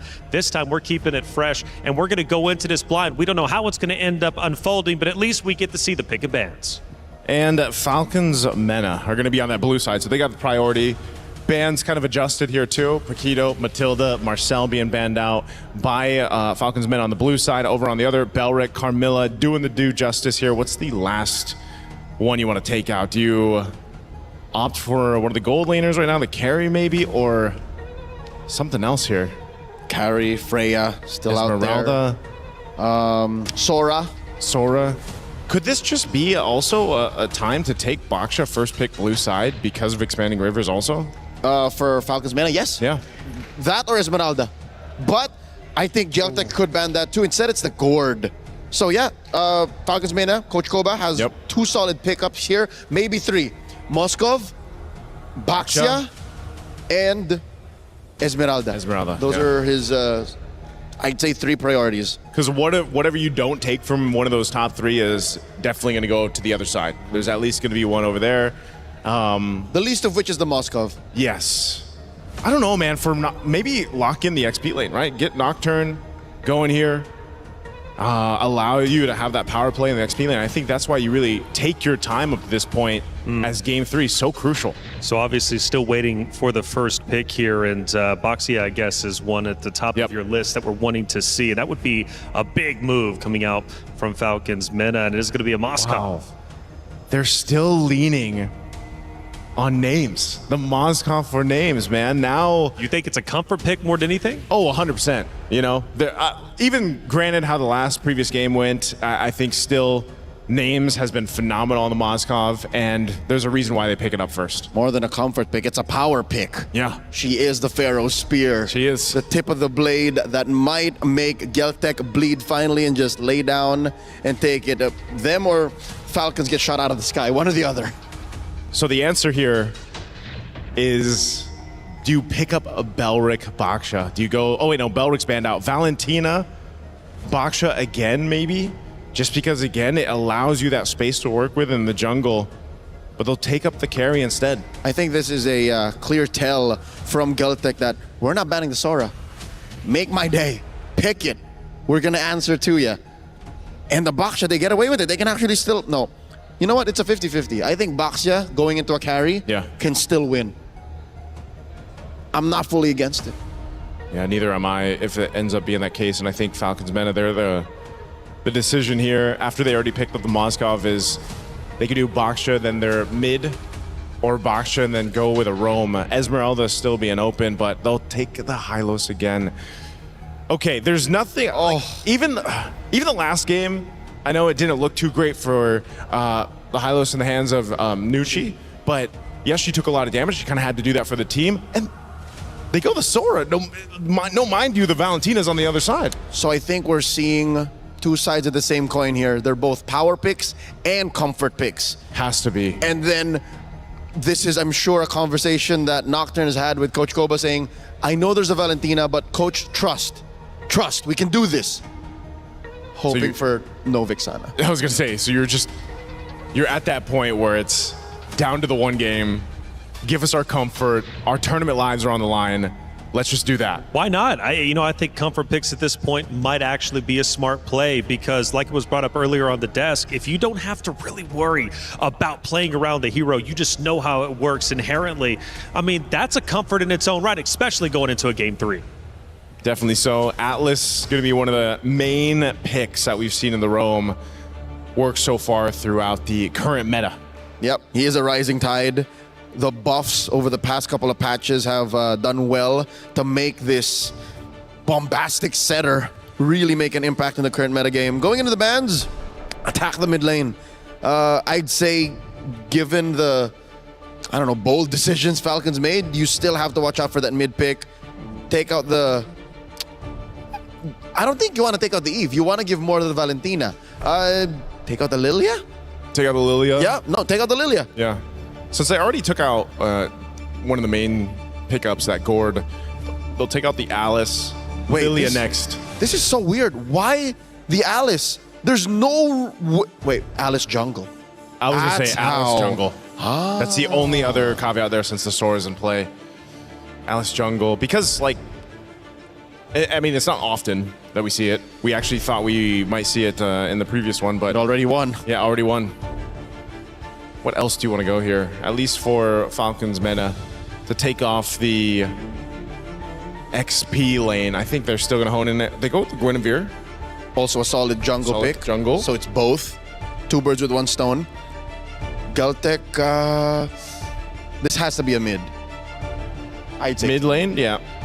Go with the mid lane ban. At least to... I don't know. Like you said, you can just leave the Eve open. You can let the Eve go through. Yep. I think it'd be to Galtech's benefit because they'll have so many they more banned the options. Fanny. Okay. Take out the Fanny. You mentioned about Nana's Fanny in the previous one. I think it would have gone a lot different if, again, the composition was a little bit different because Falcons Meta need that support if you're going to pick up an assassin jungler. So now that the Fanny's gone, I wonder if they're still going to opt for that. Knowing that both junglers haven't been picked up and how this has changed the course of the meta in its way, at least here for MWI, has changed where sometimes it goes this way where it's down to the last 2 picks for both sides. You don't have the jungler yet, and you kind of leave that swerve opportunity. So here for Galtech, do they just go with an XP laner now and then hold off on that jungle? Or just jump to the best jungler that they can think of now because they want to see what the XP laner has to deal with in terms of early rotations after Mena's blue 4 and 5. You're not thinking it could potentially be an Aulus again, right?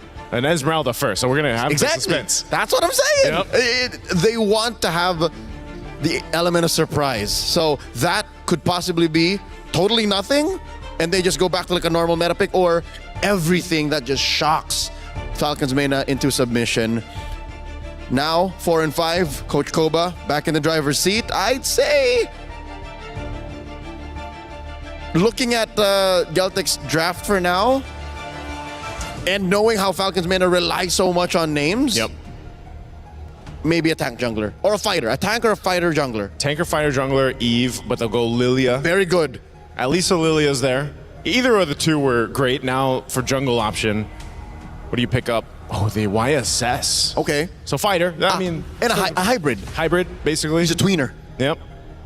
In between right there. And then now for the last pick. And I think it's just so much better given that his ult Mountain Shocker provides vision, something that Falcons Meta was struggling with in game 2. 100%. So now this is up to Kiowe. What is she going to put in the jungle? Ice Queen, what you got? She going to be cold with it, or is she just... Because if this is a standard pick, this would be one of the most standard compositions that we've seen Galtech actually play. And I would be all the happier for it. Same. I don't want no shenanigans. I want them to earn their slot in the top 4 by playing the best MLBB they got. Oof. Decisions made. It is the Aulus. And I'll say this again. Leobon mentioned, I asked why the Aulus. She said, you know what? Kiowe just likes playing the Aulus. If they're going to make it a top 4, they're going to make it with style.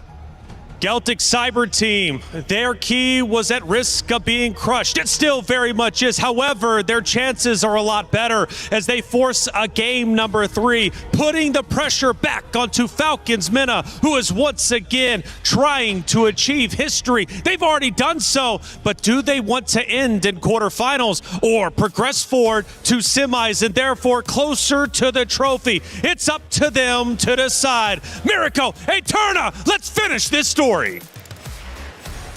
And finish the story we shall. Ladies and gentlemen, welcome to game number 3, the final game of this best of 3 series between Team Falcons Meta and Galtech Cyber Team. Tournament lives are at stake. Keys are going to be crushed after this. The question is, who will move forward and who will have to bow out? We're going straight into this with a very signature and unique Aulus for the Ice Queen. It's just so weird to see the Aulas, but it's already something that we've seen from Kiyoi, right? She won on it too. It was with a Hanabi, I remember. It was kind of a crazy game. It's just give it up to Coach Osprey and the Geltec Cyber Team girls to pull off a pick like this and a Hanabi. Looking at the emblems though, nothing too crazy. Nucci already maybe suffering the same fate as the previous game, but Liubon's taking a beating. Has to flicker out. Nocturne. Cancel that regeneration. Flicker for Revitalize. A win for Falcons Vega. So she still gets out this time around. I think her last KDA was 0-8 something. But she got punished a lot, and I think the panel also mentioned it, right? She was struggling with visibility. She couldn't see around the map. So it does make sense that the YSS comes through, gives her the opportunity to help out Nucci in that respect. She was the highest damage taken earlier on. Had to chuckle a little. And not because it was funny, it was just, man, what a fate. Must have not been as easy for Nucci, and hopefully this time around it will be different for them. But as it stands, still at a 0-0, no one has been able to get any pickoffs so far. Yep. A slower game. They know what's at stake. They're literally fighting for their tournament lives still here. 1-1. It's all or nothing. Nocturne first onto the XP Crab. This is going to be a big battle for the XP Crab because whoever gets it first, they get pure tempo over the turtle. But it seems like Liubon doesn't want to go for it. Kuejo baits out the Mountain Shocker. That was Kiyoi with the walk-up, gets covered in the Mountain Shocker. This could be the chunk of damage they need to start the fight. Sonjika with the steel in the black shoes. Now it's Liubon. Getting a bit of damage. Kiyoi having to use the ultimate to get out of harm's way. Sonjika now holding the position, splashing a bit more damage. Nucci with the Revitalize, taking a heck of a lot of damage. Tokyo with the rotation. Nocturne diving in, first blood. The SOD lands as well. This could very well be a 5v5 as Nocturne takes to the skies. Very well, no! It's terrified, cancelled out. Nana gets the turtle. It's level. 2 kills for a kill and the turtle. Huh. They went in for the re-engage. Eventually it does pay off because they do get 2 kills because of it. And it feels like a similar story from Game 1, Game 2, right? Falcons being able to get the neutral objective first. Geltec being able to get the team fights, and usually they're able to capitalize over that with another domino effect around the map. But so far, again, still very equal on the board. Nana, though, I didn't expect that much damage from YSS early game up against the Aulas. It's so tough when you get chunked like that, right?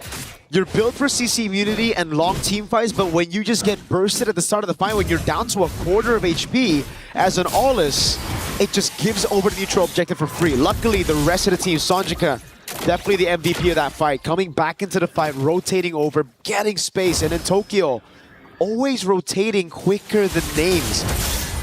Certainly going to be a big problem as we get into the later stage of the game if Tokyo is this active. There's no one on the side of Falcons Vega that can really zone Tokyo. That was why, you know, the Yeeve could have been an answer. The Mountain Shocker now opened up. Nana comes, perfect match, thrown back again in the rotation instantly from Kiyoi on the Aulas. The SOD this time doesn't land. Nocturne with the shifting skies, lands it on Sonjika, but she has the black shoes. Stunned up constantly. Oh, few recalls. Sonjika's feeling it. Spear of Misery into the CC immune. It's still so close. 50-50 in the mid lane. Flicker out. Syrinx with the black shoes. A win in the mid. 13 seconds for the next neutral objective. And it does seem like it should be Falcons Vega with tempo. It's a battle of micro. It's a battle of macro. It's a battle of flare as well in that mid lane. Both took black shoes out. And luckily, both of them were still able to escape with their lives. But with that being said, it's another reset as both teams are going to be corralling against the next neutral objective. You can see that Kuejo is already in position. Unfortunately, the Fatal Links isn't there just yet for her to utilize. Sonjik as well with the IMU doesn't have anything prepared. So we'll see exactly how this falls down because Nucci is already there. She knows where the positioning of Liubon is. But I think Kiyoi has the better grasp over the turtle.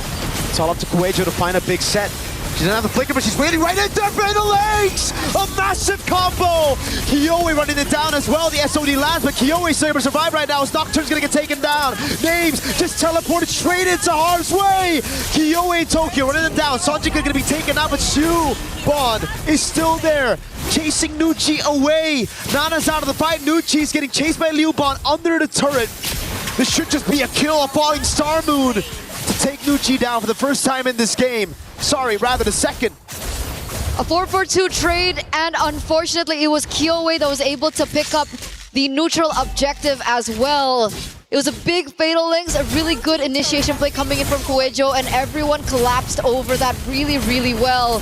Falcons are now on the back foot here in the first 6 minutes of the game. You can see the gold gap instantly take its place. 1,000 gold lead and counting. And they were able to pick up a structure in the top side as well. Things are not looking good for Falcons men. Sanjika and Kuejo, redemption from the previous games, especially for Kuejo. On the Kaja Gunshot here, on the Atlas, she's just running with it. Perfect match lands. Fatal Links. Whoa. What the heck? That was Nana with a traceless forward.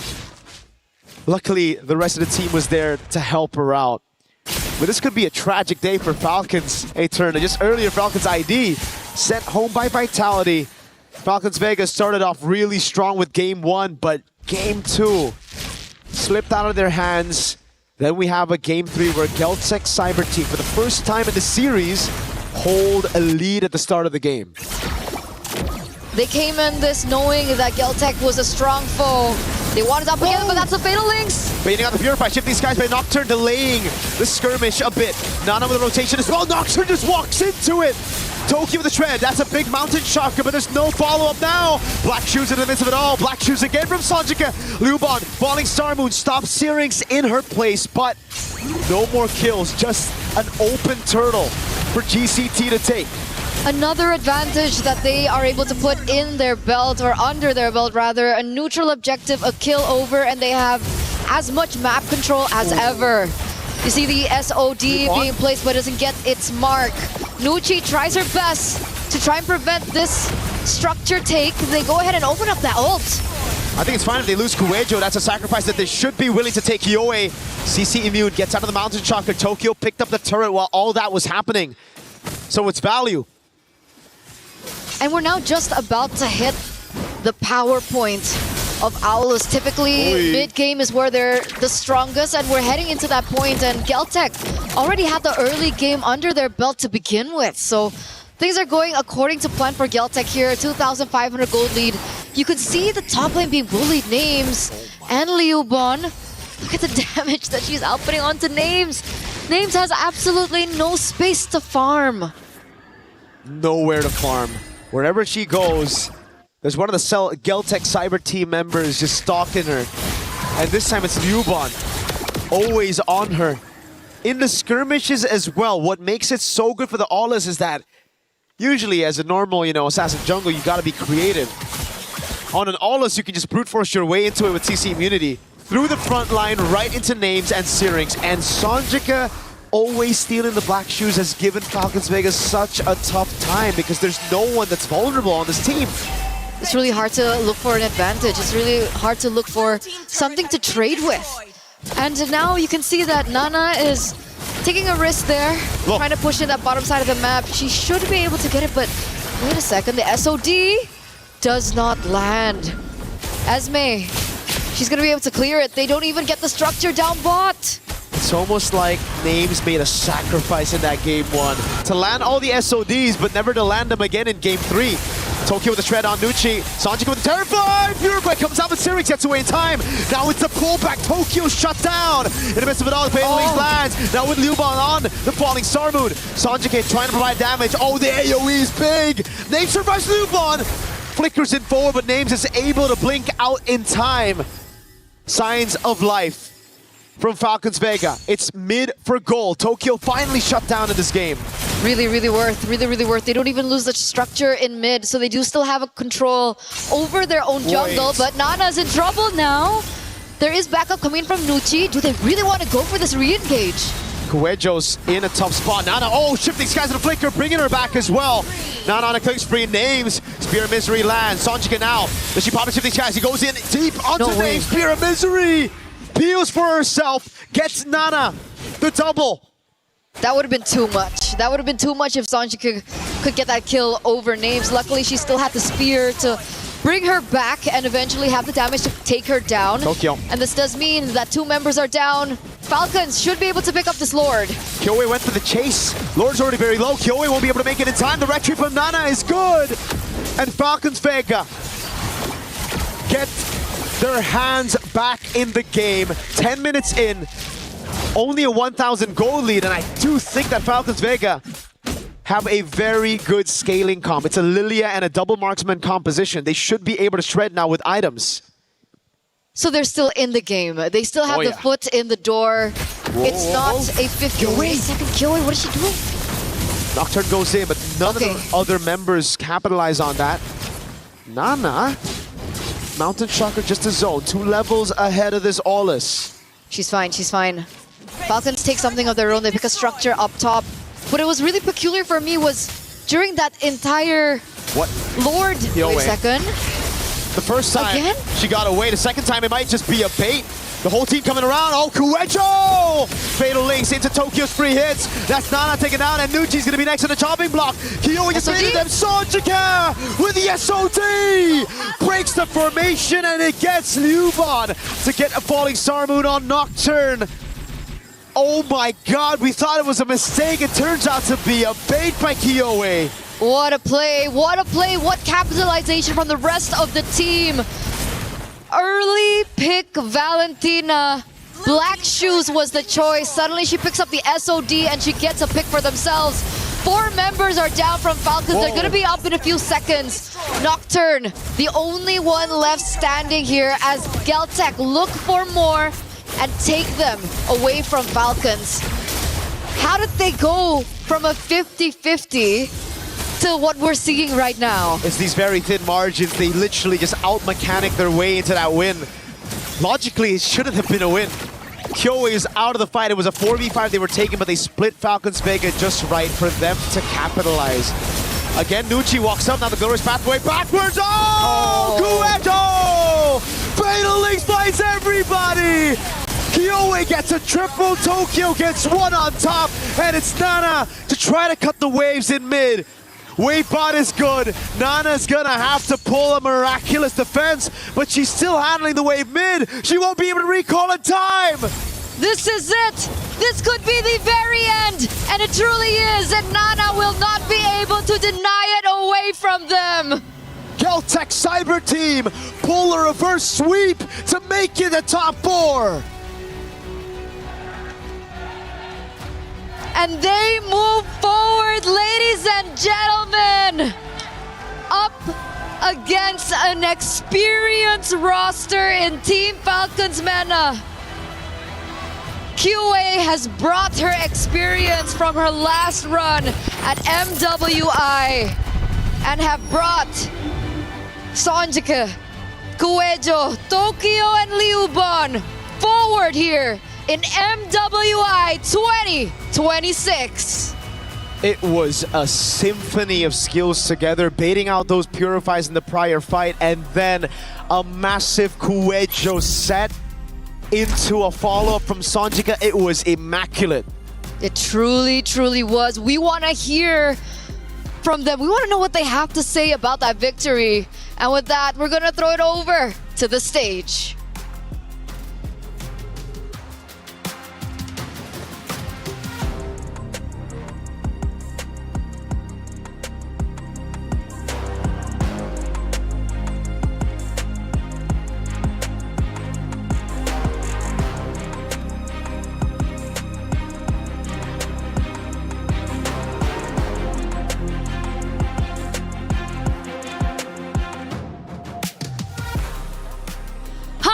Congratulations, and now Geltec Cyber Team has secured their position over in the semis!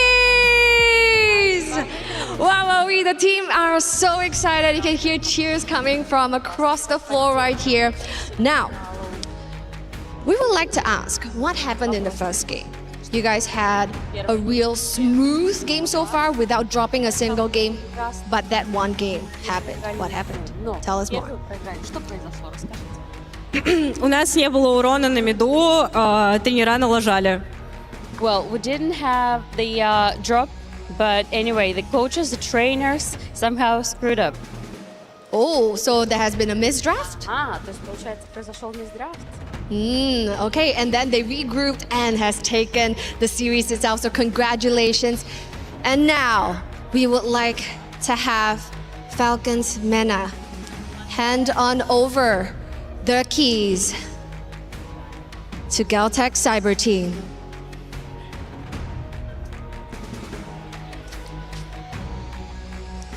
You fought valiantly well. Thank you, and your journey ends here.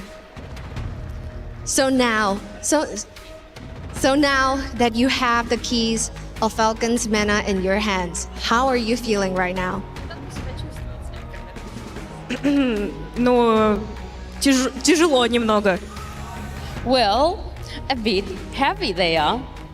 You guys are really happy. You know what will be even happier? When you hear that pop. Congratulations one more to Galtech Cyber Team. Take your walk of victory!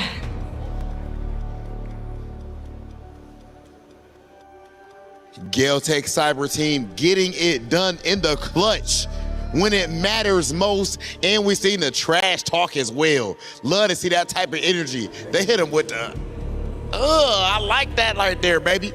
You know what I mean? Galtech Cyber Team showing that they are here to stay, and the trash talk wasn't enough. You know, they're about to savor. You can hear their fans in the background. They're about to savor this key pop. It's gonna get serious. It's gonna get serious all the way.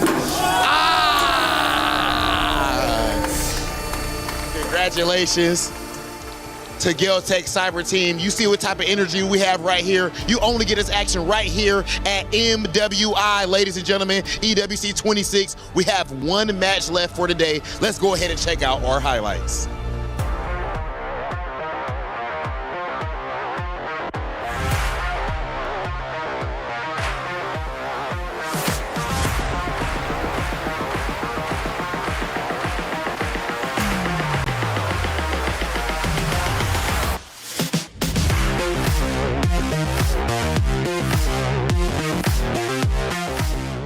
Is in our DNA. Whenever we let it out, it becomes our superpower. Now imagine an entire city being built to supercharge it. Kadir City, powered by play. It wasn't easy, but they got the job done. Galtech Cyber Team get the win, crush the key of Team Falcons MENA, and just like that, Falcons are now out of the MWI, but a valiant effort nonetheless. And hey, shout out to the fans for Galtech Cyber Team showing up, not only cheering on their team to win, but also going over to the Crusher. Yep, it's unfortunate. Again, another key is crushed. Nature competition. Both Falcons now have bowed out. That's it. Back-to-back heartbreak. Heartbreak. I think they still get 400 total, or at least 200 points for sure for the club championship. But Falcons have had a tough run so far when it comes for the club championship, of course, run. Now, of course, there was a lot of great moments throughout that game. Number 3, let's take a look at least at one of them and start breaking it down of how Galtech was able to get this win in the end over Team Falcons MENA. As we take a look, Leo, what do we see? So this is the second turtle take, and this is, I think, the main storyline. Galtech Cyber Team are just all the more locked in. There may be a factor of, I'd say, fatigue, because Falcons MENA Vega have been playing since the morning today. That's true. They have, and they've had to go through the ringer up to this point. So endurance, that mental endurance, is something we always talk about here with our esports athletes. You have to, right? And you're right. They are, in fact, athletes. It's not easy to stay mentally composed, really. You have an early call time, you come in, and now you're playing this late in the day, but that is the nature of competition. Let's take a look at our second in-game moment. And we'll start to notice, I'm sure, Galtech starting to win this ultimately, 12-34. We actually have another battle taking place just outside of the base. This definitely looks like leftovers from the engagement patterns from game number 2. Nucci, far away from home. I'm looking at Nana. What was the plan? I'm sure the Mountain Shocker was there to be used. How could you not have told that there were going to be a kill squad nearby? How could you not be told that? Well, communication is key. They move on in, they destroy the crystal, and ultimately take the win in just 13 minutes. And we did get some insight as to what happened in game number 1. Well, Naisu, it seems like it was a bit of a hero mismatch, maybe a misplay on their part. Yeah, it comes down a lot of the times we hear from the interviews and even our own kind of sentiments. The draft is so important in the nature of MLBB, the competition here. But also, too, again, I was wondering, would we see that Ollis in the hands of Kiowe go through? They leaned on it, and this time, again, it works out. She's the only player now to bring out this Ollis twice. Oh, wow. And by the way, casters were getting into it, and they were getting loud. Let's take a look at how they looked during those casting moments. Fire. What? Lord, wait a second. The first time Again? she got away. The second time it might just be a bait. The whole team coming around. Oh, Kuecho! Fatal links into Tokyo's free hits. That's Nana taken out, and Nucci's going to be next to the chopping block. Kiowe just raided them. Sonjika with the SOT! Breaks the formation, and it gets Liuban to get a falling Star Moon on Nocturne. Oh my god, we thought it was a mistake. It turns out to be a bait by Kiowe. Mirko and Eterna have been bringing the energy throughout all of our best of threes that we've watched for the past 2 series, and they've got one more to go. But make no mistake about it, they are giving their all. And Eterna was giving some dance moves, I think it was at the beginning of that clip. It's like, was it like this? Something like that. Something like that. You know, hey, us as casters, when we're in the heat of the game, that's right. We can't help it. We do what we do, and don't ask any more questions. This was a great series. Falcons Mena to celebrate them. Again, making history for their region. It was a tremendous deal that they made it to the knockout stage. Yes, they fall short from what they wanted. Everybody wants that championship, but only one team can get it. And now, Galtech Cyber Team are in true dark horse territory. Much like their counterparts in the men's division, they are the pride of ECA, and they can legit just upset almost anyone, especially in best of 5. Ooh, that is a big talking point. We brought it up at the beginning, right? EECA, maybe an underrepresented region now looking to make headway and join the likes of Indonesia and the rest of them out there. And they very well could do so, because now they are officially top 4. Top 4 secured right now. And yes, a big representation for the ECA region is something that they can hold high. Because top 4 against some of the best teams right now currently in MWI, let's see how they compete in the days to come. That's right. We'll have to see. Oh no, the disrespect after winning, the crying faces. And you know what? Well deserved. We love when personality is shown out there on that stage. No hate, of course, towards the other roster. It's all love at the end of the day. But in the heat of the moment, sometimes you just gotta emote on your opponents after getting a big win. And speaking of emoting, maybe we'll have that coming up. From what I'm hearing, Damascus and Trev were roaming around, and they got into some crazy business. All right, we're on the EWC venue. There's plenty of stuff to do for the competitive minds like us. We played basketball yesterday. We're going to play some more, Trav. Yeah, we're cooking. We're going to do this the reactions game here. It's going to be Hollywood Rob TV up first. Hollywood Miles Morales, he said. Listen, give it a try. Let's take a look. How much does he catch? I don't think he's going to do too well, and he's been doubting it as well. No. He's obviously got a little bit of a lower sense. Bro, he's a fighting game player. Oh, he didn't even see the first one. All right, it's not bad. Yeah, he touched it at least, but no. Oh, no. He's adapting. Close enough. Brother. Bro, he's not even seeing him drop. Peripheral vision is cheeks. No. No, this is... Come on, this is easy now. There aren't many. I don't even want to laugh because I know I'm going to do bad as well. Hey, he got one. Bro, I guarantee you this is so much harder than it looks, bro. What if he gets the first one? That wasn't a bad reaction. That wasn't bad. Oh. 0-2. Oh, he got one. Oof. Yo, he's doing good, though. The peripheral vision's working. His peripheral vision is really good. Oh, that feels like it should have been one. Oh, did he catch that? Oh, he did. That's 2. Oh. Oh. Yeah, there we go. Man, this is going to be a 4.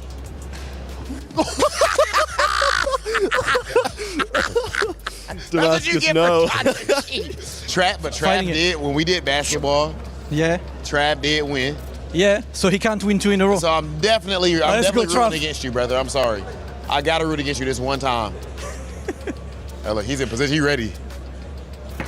Okay. That was a good reaction, though. Okay. You got it? Yes, let's go. Last one. Almost. He I'm has scared. he got one right now? Oh, no. All right, still one. Okay, 2.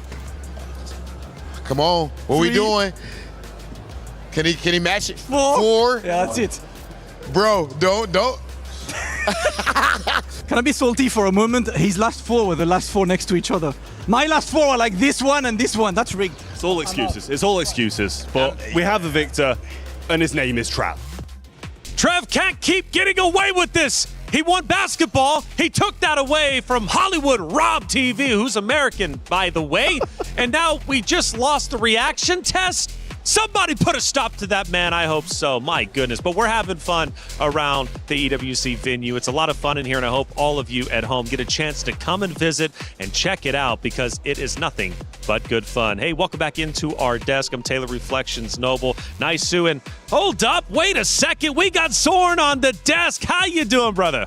Yeah, I'm good, guys. Hello. Hello. Good to see you, Zorn.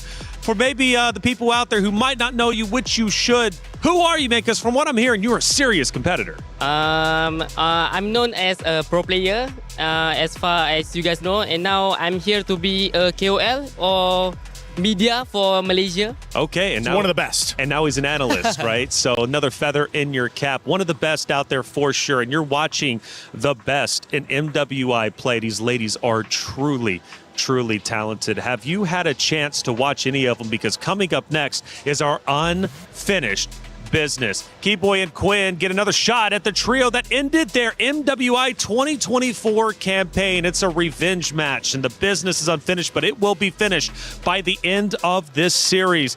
Now, for you, Zorn, you've been watching MWI. I'm sure of it. You've been seeing some of the upsets. What has been some of your favorite moments or maybe even surprises? I feel like I'm surprised with so many country that already improve a lot, I guess, for this MWI since last year, I guess they cannot play very good as this year. So I guess it's going to be interesting to watch them. Interesting to watch indeed, and we just had an interesting series ended up unfolding. And we've got Rose with our post-match interview. Hey, Trentmar here right now with KOA, fresh off of their victory. I want to start off asking about your Aulus. What's so special about it? Why is it your pick now? По поводу Аулуса, просто мне очень нравится персонаж, и мы с ним в целом очень хорошо играем, поэтому вот так вот получается. Aulus, I really love the hero, and it just comes into play that we have a great chemistry, and that's exactly what happened. So the chemistry is unlocked, of course, by the Aulus pick. Now, after that Game 1 performance, what was the discussion like behind the scenes? Were you more emotional and trying to motivate each other? Or were you more calculated about how you would make the comeback? Ну, нам сказали, что мы сумасшедшие в очередной раз. Наш тренер сказал, что мы, просто энергия и идем до конца. У нас начинается вечерняя немножечко, как это сказать, шиза, типа, и мы в целом берем все в свои руки. Well, our coach told us, as he does multiple times on repeat, that we are crazy. And we thought, well, we have no way back. We just gotta move forward, that we gotta do something. And it's late in the evening, we get into our vibes, and we just decided to refocus and move on.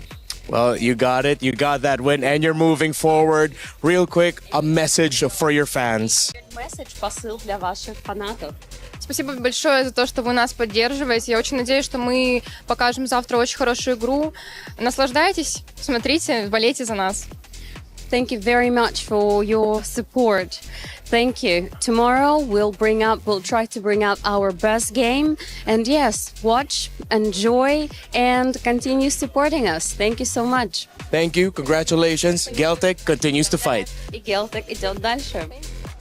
Galtech continues to fight. They're now top 4, but we still have one more spot in our semifinals to determine what it's going to look like. Let's go to the stage and get it started.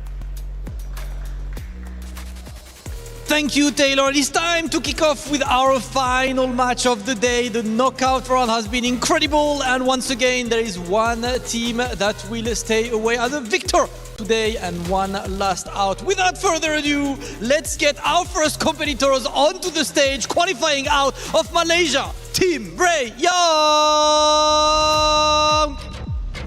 Team Ray Young has pulled up this year with an absolute vengeance.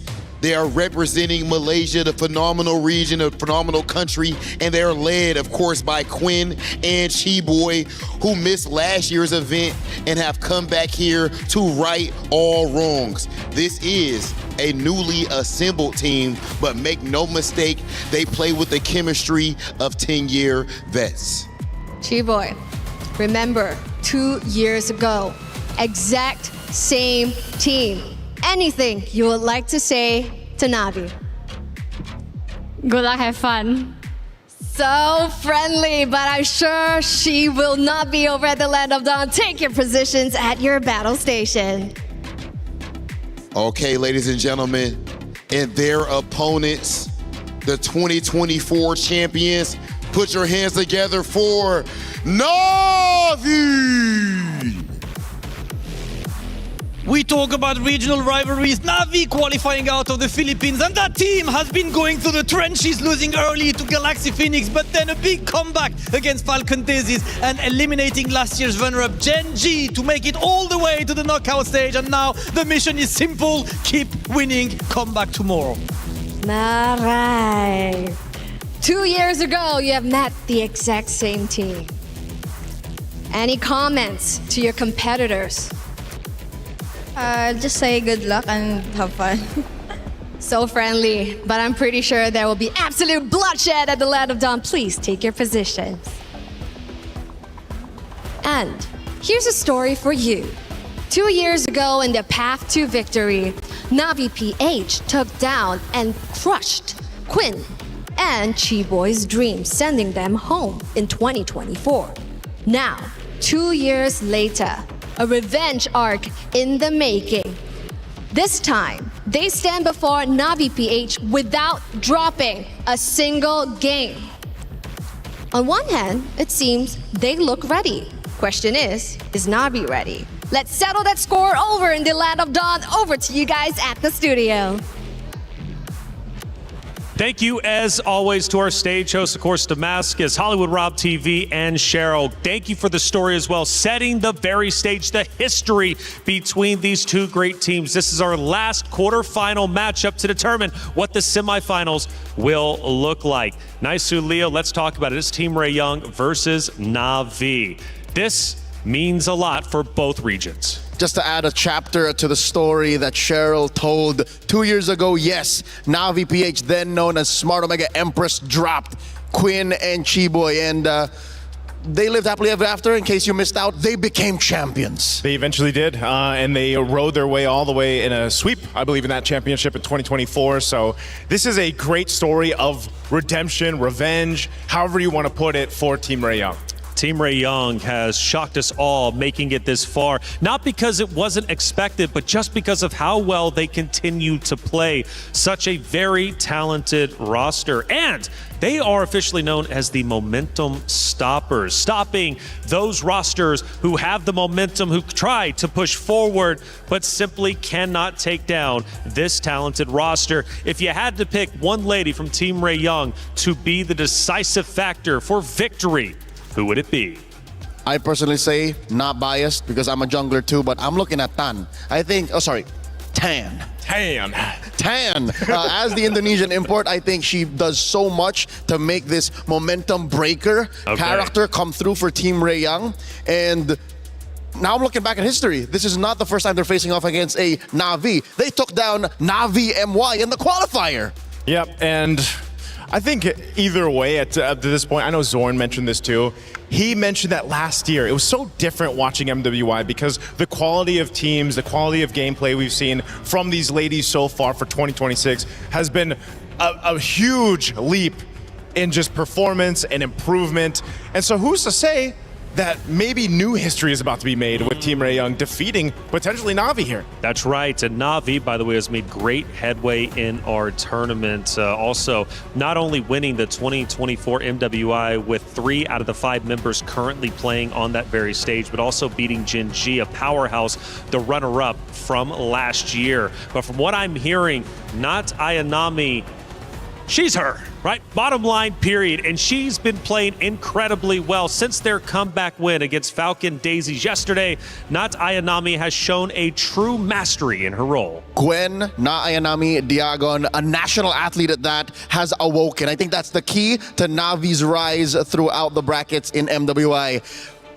The first couple of matches we saw her play, she wasn't her. That's she was right. not Ayanami.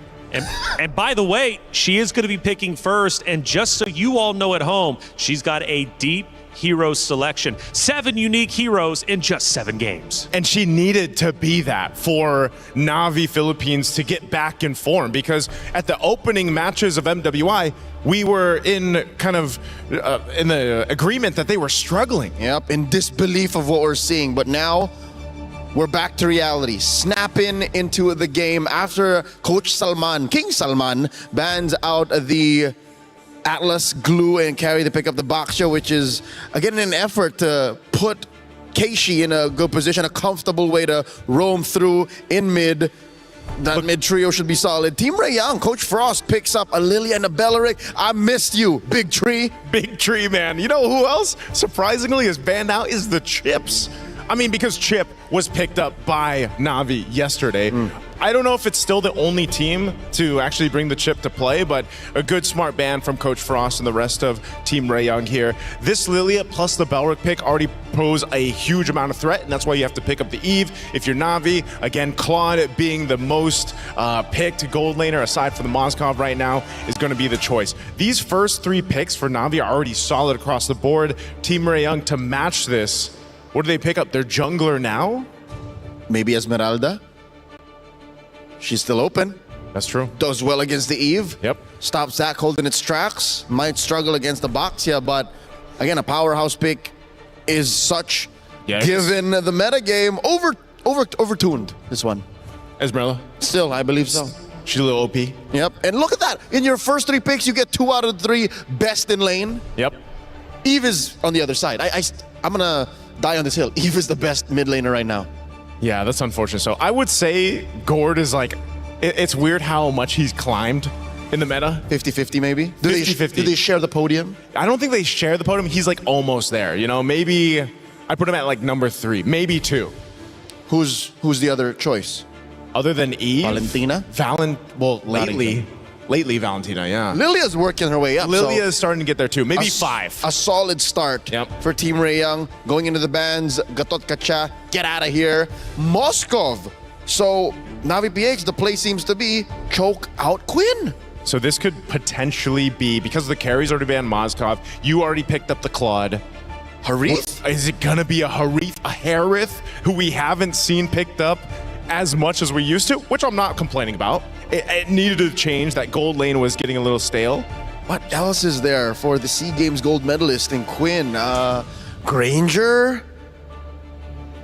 What else? Other than the Granger, maybe, I don't know if there's room for a Bruno. A Bruno. We've seen that in the hands of the likes of Lunar. These are the choices left. Alice taken out of the equation by Coach Frost. King Salman. Oh, the there you go. Another one. There is an absolute that you have to get out of your opponent's hands. Now Quinn has to have a conversation with Coach Frost. They took it all away. What do I pick? Maybe just the Granger, Harith. Who else do we have? Bruno. Granger, Harith, Bruno. Those are your choices. That's about it. Unless they have something else planned. I know we did see a Clint also come to play. That could be something they lean on. But that's outranged by the Eve. Exactly. Guinevere for now. So this is the that's your combo. jungler. The combo we saw in Stream B. What's the name of it? The Bellavere. Bellavere. Yeah. Bellavere. The Belric and the Guinevere combo is deadly. And it's worked a lot of times, just those two heroes alone. Yep, they set each other up. Exactly. Beleric can taunt them, and then the Requiem or Lancelot's sister can come in and then extend the crowd control, and then, you know, have the rest of the damage dealers come in. Deep in thought is Rain. She'll be playing the Eve here. Yet to see not Ayanami's pick, and of course, a roamer. Yeah, a roam option. Atlas being banned out. Glue's not potentially there. CC for now for the XP Good, lane. solid answer to the Esmeralda. Exactly. And the roam option, it's going to be an Akai. Okay, so we've seen Mirai. Is there a world, Leo, yeah, where it's a roam Baksha and a jungle Akai? I don't know. I was about to say, Keishi and Yakai, at least here in France, at least in MWI 2026, did not look good. Yeah. So I'd say stick to this. Stick to this. Heavy spin people into the RWM. Yeah, that's true. Last pick, Team Ray Young. They still need that gold lane option. What are they throw in here? There was so many bans towards Quinn. What is Quinn picking? Yeah, 3 in the last half of the draft. I'd say Bruno. Bruno's the safest. Yeah, Bruno's probably your safest. You can move around the Wrath of the Dryad. You have that setup potential already, but they don't. They go the Hanabi. How do we forget about the Hanabi? Of course. Now, in a lot of people's heads, she's still more a meme than a dream pick. On Stream B, it was a pick. Hey, but already in the opener, Quinn won via split push with a Hanabi. That was the first win, I believe, of Hanabi, of MWI. I hate that we forgot, Joseph. It's Team Ray Young versus Na'Vi. Unfinished business. Chi Boy and Quinn get another shot at the trio that ended their MWI 2024 campaign. But just because you get a shot doesn't mean you will be victorious. Team Ray Young takes on Na'Vi now. Miracle Eterna, let's get it started. Another team on the brink of elimination, ladies and gentlemen, as we get to the final round of the best of threes of the day here at MWI 2026 at EWC. It's a time to be alive. Another Hanabi pick, a signature pick at that, and we'll see exactly how this all pans out. If it's pure front to back, the Hanabi can work. And I think Team Ray Young, yeah, they've made it work a couple of times. They mentioned it on the panel earlier. Young man from the Philippines, Leo, in the building, Naisu. That's not very nice. What? Oh, he's a building, dude. He's massive. He's like, he goes to the gym and stuff, right? Team Ray Young, though, this is a problem, Nora. Nora in XP against a CC. I think a lot of players now, they figured out the winning matchup. We were talking about this as well, right? Who wins against Esme? Not a lot of picks. CC's one of them. Does well. The other pick that I would like to see is a Dyroth. Ooh, the Dyroth. I think a lot of people have been mentioning it, you know, Stream A, Stream B, the Dyroth pick. Technically, it does really great in lane, and we have yet to see whether or not the Dyroth really pays off later on. Wait a second, Miko gets caught really low here. Yep. Did she get off quick here? Okay, she still gets out. Yeah, it's just revitalize out, boom, there you go. The Dyroth, I think, especially if these teams want to start playing more of those assassins, physical assassins in the jungle, can work really well. Imagine Dyroth Paquito. Paquito jungle? Yeah. Or Dyroth jungle and Paquito XP? Yeah. Oh, you know what? You might be cooking there. Could also work with the Balman. I think the Balman is technically the better version, right? Because you have that shred. Leo loves Balman, by the way, just saying. We saw Bauman earlier on. We're not going to see it right now, though. We're going to focus on the Gwyn and the Boxias of the world. So far, everything has been quite passive. No crazy plays just yet. But we do see a rotation coming in from Tan on the Guinevere here to the top side of the map. But little do they know, there's 4 members from Na'Vi up top too. Yep, Keishi with the shield unity. I mean, to be fair, it's expected. Team Ray Young and Na'Vi, they're both very calculated. They don't just go in randomly and go for skirmishes. They wait for neutral objectives and they play it slow. I got to talk to Frost, and that's exactly what he said to the team. Just play it slow. As long as you win, Takani bursts it down by not Ayanami. Ben just propped as well. She's able to survive the RBM. Peels for Ayanami now with the yo-yos. Gets away just barely. Oh my goodness! Ayanami with 1 HP gets away. Now V on the turtle. It's free. She was there? and then she wasn't. Tan early exit even before the objective, really allowing Na'Vi to pick up the first neutral objective of the game. And my oh my, did we not account for the damage of not Ayanami? What is that shred? That's a shred you should expect when you got a lot of HP. And to be fair, Team Ray Young does have a lot of HP in their composition. Now, losing in the early game ain't all that bad. They can still play for that scaling game. But listen, if this composition snowballs... Oh my god, Nora? Hanabi won't have a front line to rely on. That's the problem. Yeah, Nora, not gonna have a good time. Not Ayanami. I'll be surprised if she doesn't go see a Halberd first item. And it feels like if we, go back to the discussion of the gold lane, Hanabi requires a little bit more time to get rolling, to get online. She needs a lot more farm. She needs to scale. She needs to get to her items maybe a lot later than compared to the Claude. So Team Ray Young right now are in a peculiar position where there's a window that they lost early and they need to rely later on, and hopefully they can withstand the storm coming through from Na'Vi PH, because if we know them for anything, Na'Vi PH are great at looking for opportunities and looking for weaknesses in the enemy composition, and they're doing just that. Uh-oh. Headbutt baiting on the Purify, the RBM as well. Chiboy's gonna get thrown back by the heavy spin. Now Mirai with a pin down on Miku. The current call on both of them. Oh, they gotta run together. Synchronize Ayanami. Almost takes Miku out of the skirmish. Kin, all she can do is clear bot. Right now, that's the case. This is the weak side gold laner effect. Absolutely. Now things are shaping up to still be in favor of Na'Vi. We do see that the turtle is going to spawn in under 7 seconds. Keishi's already in the area, just picking out her own jungle, looking to farm a bit more. And something important to note is Keishi's actually a level ahead of the enemy jungle right now. Tan, does she really want to go for that 50-50 on that neutral objective, or does she want to get a pick before she goes for that 50-50 retry take? I don't know. It's going to be very, very tough, man. I don't even think it's 50-50 with all the poke that Na'Vi have and the heavy spin. That's an all-in over on Chiboy. Wrath of the Triad is going to be used up, but look at the heavy spin again. Able to pin her down for Keiichi to get a free retribution as Rayan walks up with the Blazing Duet. Rain gets away as well. Now Riyadh goes back to the BMI onto Nora with the anti-regen honor for the passive. Ayanami just tearing her apart. Nora goes down. Rian's on. Quinn, she has CC immunity. She's going for a little bit more damage. Keishi's going to walk up, slam onto the minions. 5-0. Na'Vi are just clean. Brutal, brutal, brutal, brutal. They made a decision there, Team Ray Young, and it really didn't pay off. Maybe they'll understand that they need to play for Hanabi more.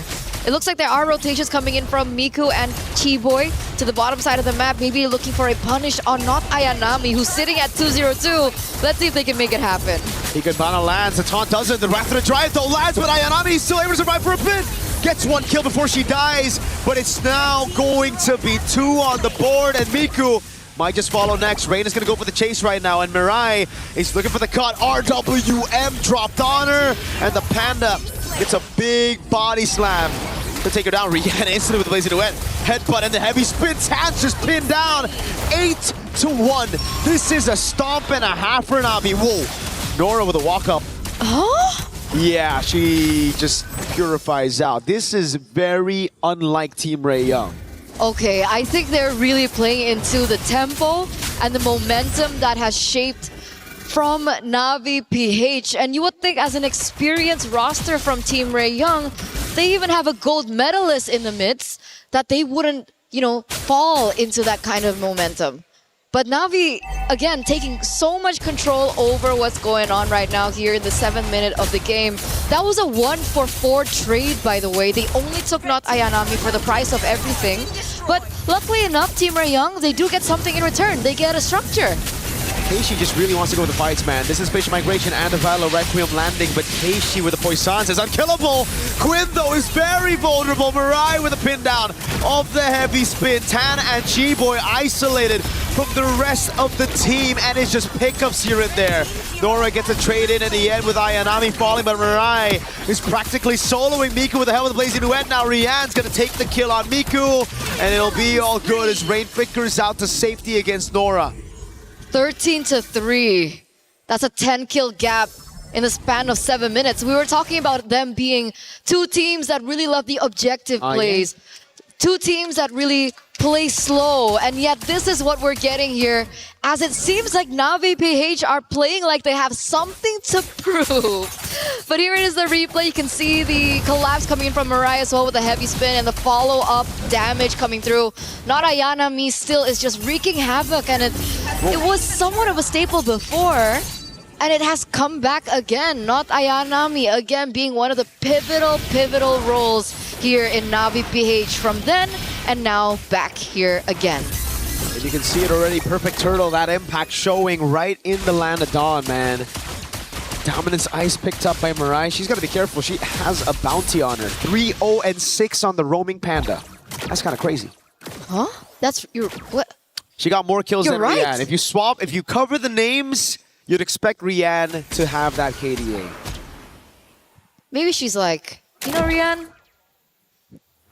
it's okay. Just chill. I can do it for a bit. I thought that was going to be like an inspirational message. Sorry. Just, okay, Rian, it's okay. Do I want to bring up stoicism now? You know stoicism? That's how I deal with it. Yo, Winter Crown picked up by Tan.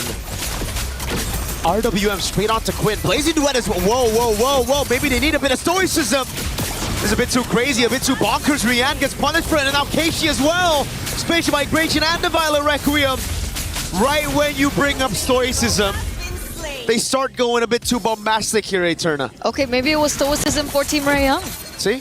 You know, despite being behind for the first 9 minutes of the game, they finally see a loophole in Navi's gameplay and they completely punish and take advantage over it. They come back here. That 3,000 plus K gold lead that Navi were building has now shrunk to only half. So Team Rayang are definitely still in. And it's scary because, again, Navi is a gold laner that scales so well into the late game, and it's definitely going to be a problem when she gets to her power spike. Spike. It's very close for Quinn to get to that power spike. Ayanami. Curtain call, but it's only on Chiboy again to go for a fight, but now it's going to be all the damage placed out. Oh, Quinn gets pincered all over with a flicker. Ayanami survives again, getting chased out by Nora. Miku has to flicker out of the way. Ayanami is going back to sustain, and it's Nora who got baited by Ayanami. Now the rest of the team falling through, and it's Nora that pops into Purify, gets out with the help of Chiboy's Revitalize. That's the second time. That's the second time not Ayanami has done something like that and still is able to get out alive. She is so good at baiting, and Team Rayang always fall into that. Look at the space now Navi instantly has. Team Rayang was able to find a moment of capitalization, and yet Navi adapting again on the fly, and they have all it takes. They have the tools, but they don't have the ults just yet, so they do have to buy a little bit more time for those resources to come back up if they want to go for the 5v5 contest on the Lord. The gold lead's gone though. Despite that crazy fight again, it's 14-5, but the gold lead is only at 1,600. Team Rayang, they gotta understand the winning condition now. They need to kite back. They need to be the ones to play around Quinn and Miku. They can't be the one chasing. Navi losing out of that mid-prio. Team Rayang wanna gamble. Tan's level 12. Keisha's level 13. Now it's Rian with the Blazing Duet and the pin down as well. Wrath of the Dryad locking him down again as Mariah gets shut down, with the Retribution comes through from Keishi. RWM onto Chiboy. In the back is finally Ayanami falling to Miku, and Chiboy gets away in time. Lord for Navi, but everything else goes to Team Rayang. It was a really good winter crown, I believe, for Tan. She knew exactly what Navi wanted to do earlier on. Sure, she misses out that Retribution and, gives the neutral objective over to Navi. But at the very end of it, she wastes a lot of resources and allows the other members of Team Rayang to actually find more value in that particular team fight. So now they're going to have to push with not Ayanami. I know she's spawning in 6 seconds. So hopefully Navi can still utilize the wave control and allow them to collapse together so they can get something out of that Lord take. Because it looks like Team Rayang are in position to look for that clear before the structure.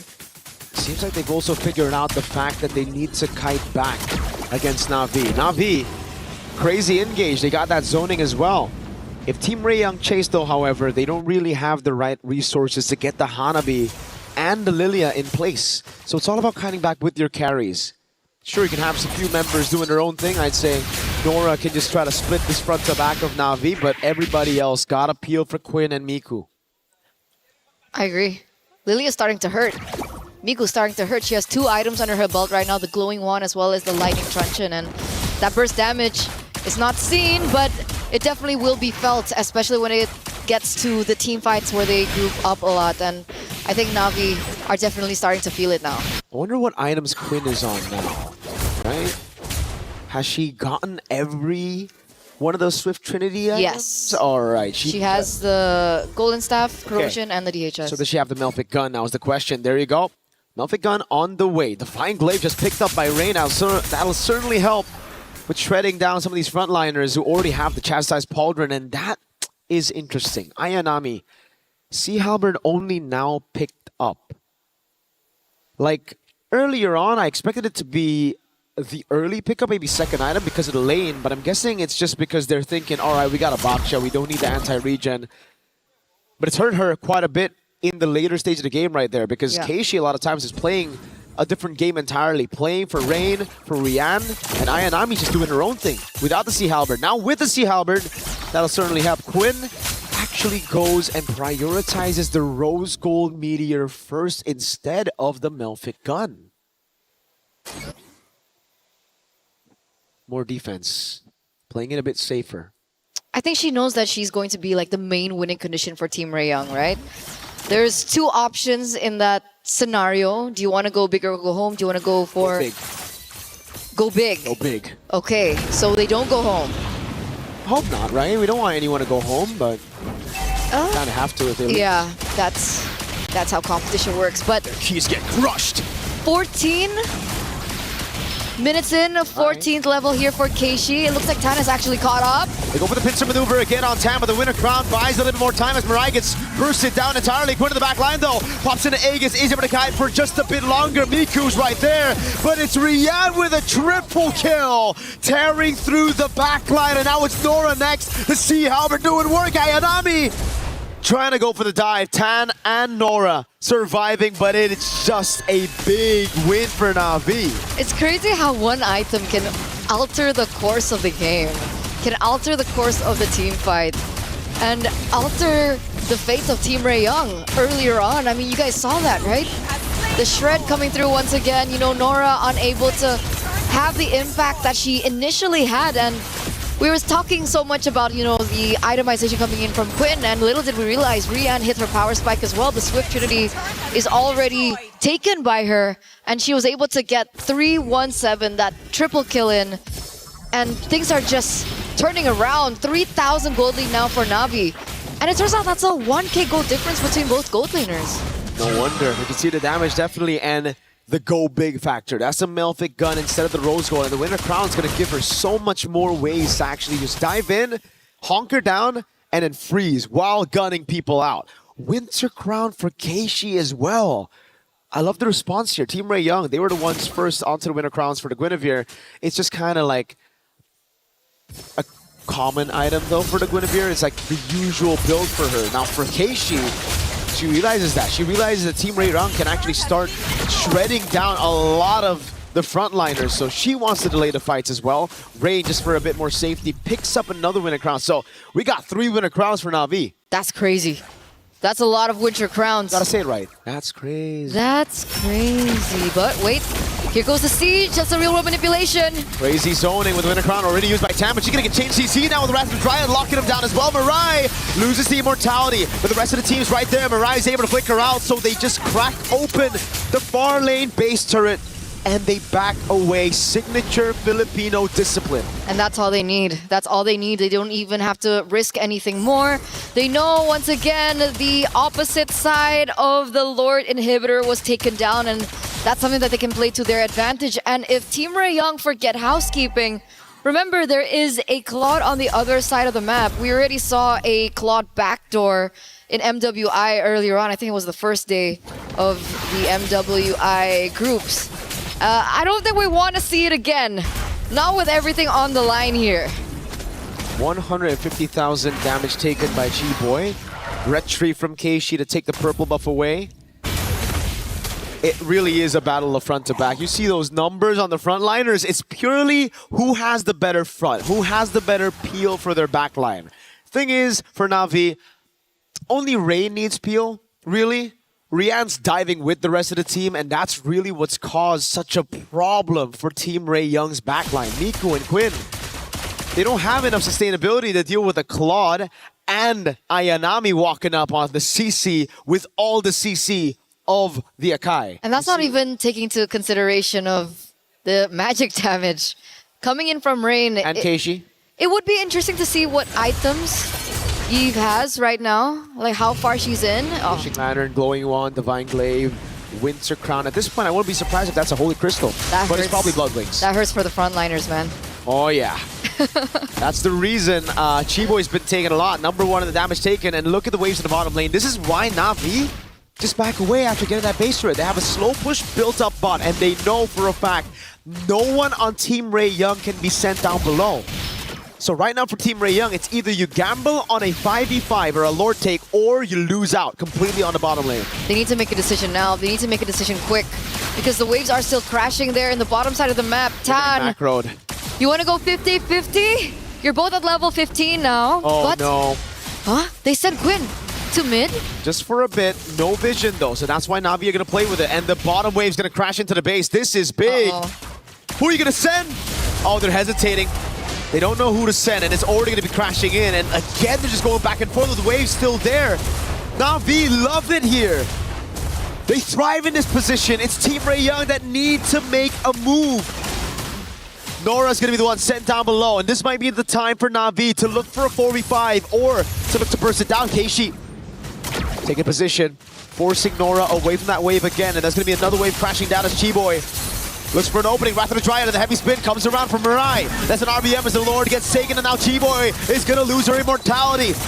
Isolated in front of everybody. Headbutt knocks her up for Ayanami to take her down. It is the perfect Lord dance for Na'Vi. So smart, so intelligent, and the experience is definitely showing here for Na'Vi PH. The winners of MWI 2024 once crowned champions, and it's definitely showing here. Not Ayanami, very smart build with the Winter Crown earlier on. She had it just before the Lord, and she utilized it in that Lord take, understanding the amount of resources that would be wasted to take her down, and the amount of time that she was able to buy for the rest of her team to do the work for her. 7,300 gold lead now for Na'Vi PH. 20 minutes already has elapsed, and that enhanced Lord is marching in the bottom side. They're relying on Miku and Quinn to be able to clear this as fast as possible. Whoa, Quinn's doing so much damage. Ayanami down very low. Blazing to win a crown. Mirai's gonna be caught by the Wrath of the Dryad earlier. Keishi with the Poissance. And look at that. The struggle for Na'Vi to take the crystal down, but they've taken all the base turrets. Team Ray Young, they have amazing clear with the Hanabi and the Lilia. What's been the problem has been the frontliners not really being able to peel for the backline, but when they're under that crystal, makes it a heck of a lot easier. Yeah, it's all good. It's all G in their own base. It's so much easier as well to go for the targeting. They don't necessarily have to go to that much of an effort. There's no possibility of like a backdoor play as well, a flanking play. And we can already see that Quinn, full items. Swift Trinity, she has the Malefic gun, and she also has the Immortal, just in case things go south for her. There's also another layer of defense with the Rose Gold Meteor, so she's going double defense actually here. Love to see it. Team Ray Young just doubling down on defense. Winter Crown again. Rian swapped it out earlier after utilizing the Winter Crown, going straight to the Immortality. Now we have a slow game again before the Lord spawns. And this time around, folks, it's another evolved Lord that we're waiting for. Another Winter Crown picked up. Mirai baits out the Purify. Big resource spent. Down for 90 seconds as the Lord will spawn in the game. And the bottom wave is still in favor of Na'Vi. Hell, it's not just the bottom lane, it's mid and top as well. So Team Ray Young, they're going to have a lot to deal with. It's these small things that Na'Vi PH are able to get out. Like something as simple as a spell that can really alter the course of these particular team fights.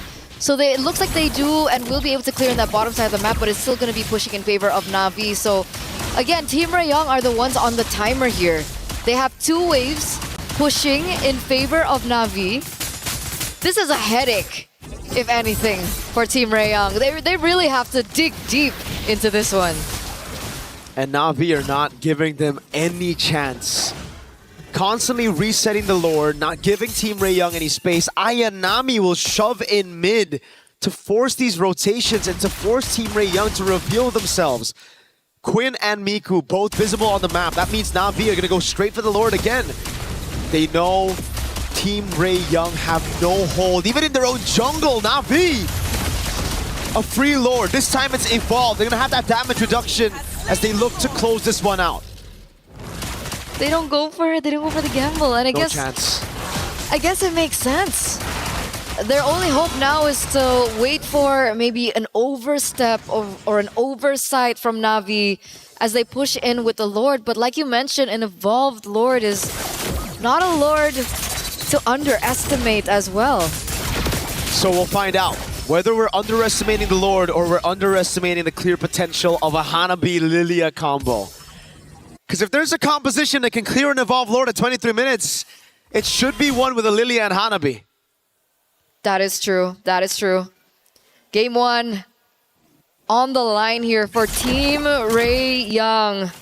Na'Vi Philippines looking to close this, but will they be able to? Chiboy jumps very low. Look at the zone already. Mariah in the back line now going to go for the zone, and Pincer down with the RWM as well. Hanabi and Lilia not able to go for the hits. The base just gets wide open, and Na'Vi close it out with beautiful macro. Match point now for Na'Vi PH. As they were able to get that very decisively, very clean, very macro-centric. And Na'Vi PH show you just how the small things in the game can lead to something big, can lead to mountains as well in the particular game. But of course, Team Rayong, once again, like we mentioned in the previous game, they do have time to go for the reset. We did see a reverse sweep in our previous match, so let's see if we're going to game number 3 and see how they reset come game 2. We're throwing it over back to our hosts.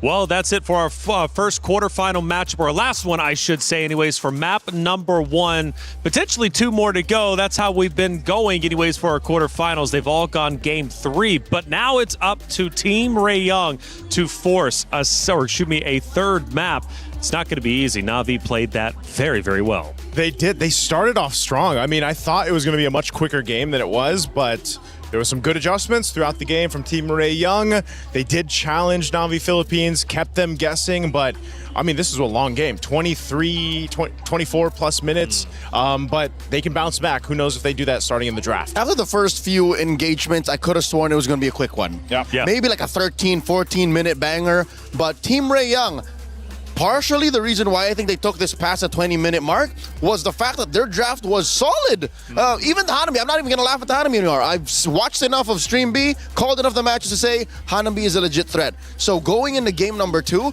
in the effort to force a game number 3, take us all the way, finish the 3-3-3-3 streak, yeah, I'd say change nothing in the draft. Change nothing. Let it be known what you want to bring to the table. It started to work out for Team Rayong. It just took them some time to basically get this to cook. But yeah, I heard Mirko say it. If any composition can defend at this 20-plus minute, it's this kind of composition with a Lilia and a Hanabi. Lilianabi. Lilianabi. Ooh, that's why. Yeah, see, so that's why I'm okay with it. If there was something to change, right? Yeah. Coach Frost, take heed. I beseech thee, change the order. That's it. That's true. The heroes are solid. It's just It was tough for Nora to run into not Ayanami, especially now that she's awakened. She's definitely Ayanami now. She's not. She's not Ayanami. She wasn't not Ayanami. She's not what? Yeah. Now she is. You guys are ridiculous at this point, but I'm loving it. Not Ayanami was phenomenal. We'll be seeing her in just a second, but let's take a look at our first clip from game number 1. And obviously from this point, we start at the 9-minute mark, and I do believe the Lord's going to be spawning up relatively soon, but we have this massive mid battle. Yeah, this is what I was talking about. They started off strong. Na'Vi Philippines had a lot of control, but then this is the combo. Why the Guinevere and the Balric are so deadly. You know, there's so many options because the Wrath of the Dread was used before that. There's so many options for them to re-engage into a fight and win with that kind of composition. And not Ayanami, you just talked about her. Not Ayanami. She actually had plenty of great moments, and this is going to be 2 of them because sometimes staying alive is almost more impactful than getting the eliminations. And there it is. Look, as early as the first turtle, she goes ahead and takes one down, serves up a kill, stays alive via the vengeance, and then gets on out. I muttered underneath my breath. I think, Joseph, you heard me say, she's so dead. She's so... Oh, and then how often is that Rian, the gold laner, comes to the EXP laner's rescue, and then she keeps doing that. She continues to, again, not die. This is how hard it is to find a CC sometimes with a Brave Smite emblem, plus the vengeance, and in the hands of a player like not Ayanami. It's a little finicky to try to even catch the CC, but then again, with the way the team played in the early portion of the game is what made it so deadly. You know, again, staying alive like that is, I mean, it really does take talent, it takes timing, and just overall experience. A phenomenal job as a whole in general. I believe that's all of our actions, but hey, I do want to say, though, we have, I believe, our competitors about to get set up. It's going to be a lot of fun, and I'm ready for that to take place in just a second. But of course, plenty of storylines still to come, obviously, between even just these 2 varied teams like Team Rayung and Na'Vi. What are you expecting from round number 2? Round number 2, I don't know, Leo, you're probably in the same camp that I am. They need to go ahead and adjust the draft from there. I am. Not too much. Maybe the order, like you mentioned. Maybe just the order. But Team Rayung has the tools that they need. They showcased it in the latter half of that game 1. They just need to get I would say, a head start, get momentum building up, and then follow through because that's what's worked for them up to this point in MWI. Emotions here, obviously on stage. Sometimes it's hard to watch. In this case, though, I think the players are just so locked in. It's been a long day for both of the teams, but they're here on that main stage. And what's up for grabs is super serious, right? Going to semifinals, a top 4 in MWI is a huge accomplishment. And what's interesting is this is the other side of that coin of fatigue and emotions and adrenaline fueling you. We've seen teams now just clock out because it's been a long day. The ladies of Na'Vi take it the other way. We played and earned our slot here in the knockouts by taking down a tournament favorite in Gen G. Yeah. We can't let anyone down now. That's a fact, and Na'Vi also knows what it is to play long tournaments. After all, they did win in 2024, so they've been there before, and they want to return to the main stage, final day, to play whoever is opposite of them in the grand finals. But let's not forget, Team Rayung also wants the same, but they're going to have to dig deep if they want to try and take down Na'Vi, especially in map number 2 to force a game 3. They played well, they really did, but they're going to have to do a little bit more going in to the next matchup. Truth be told, in competitive scenarios like this, a close match, 25 minutes, is harder to digest than a 13-minute stomp. Yep. It's part of... I think it's just part of the way that works, you know? At this point, you have to... Whether you have these long games, 20-plus minutes, or the stomps we've seen, you take what you will, and you just...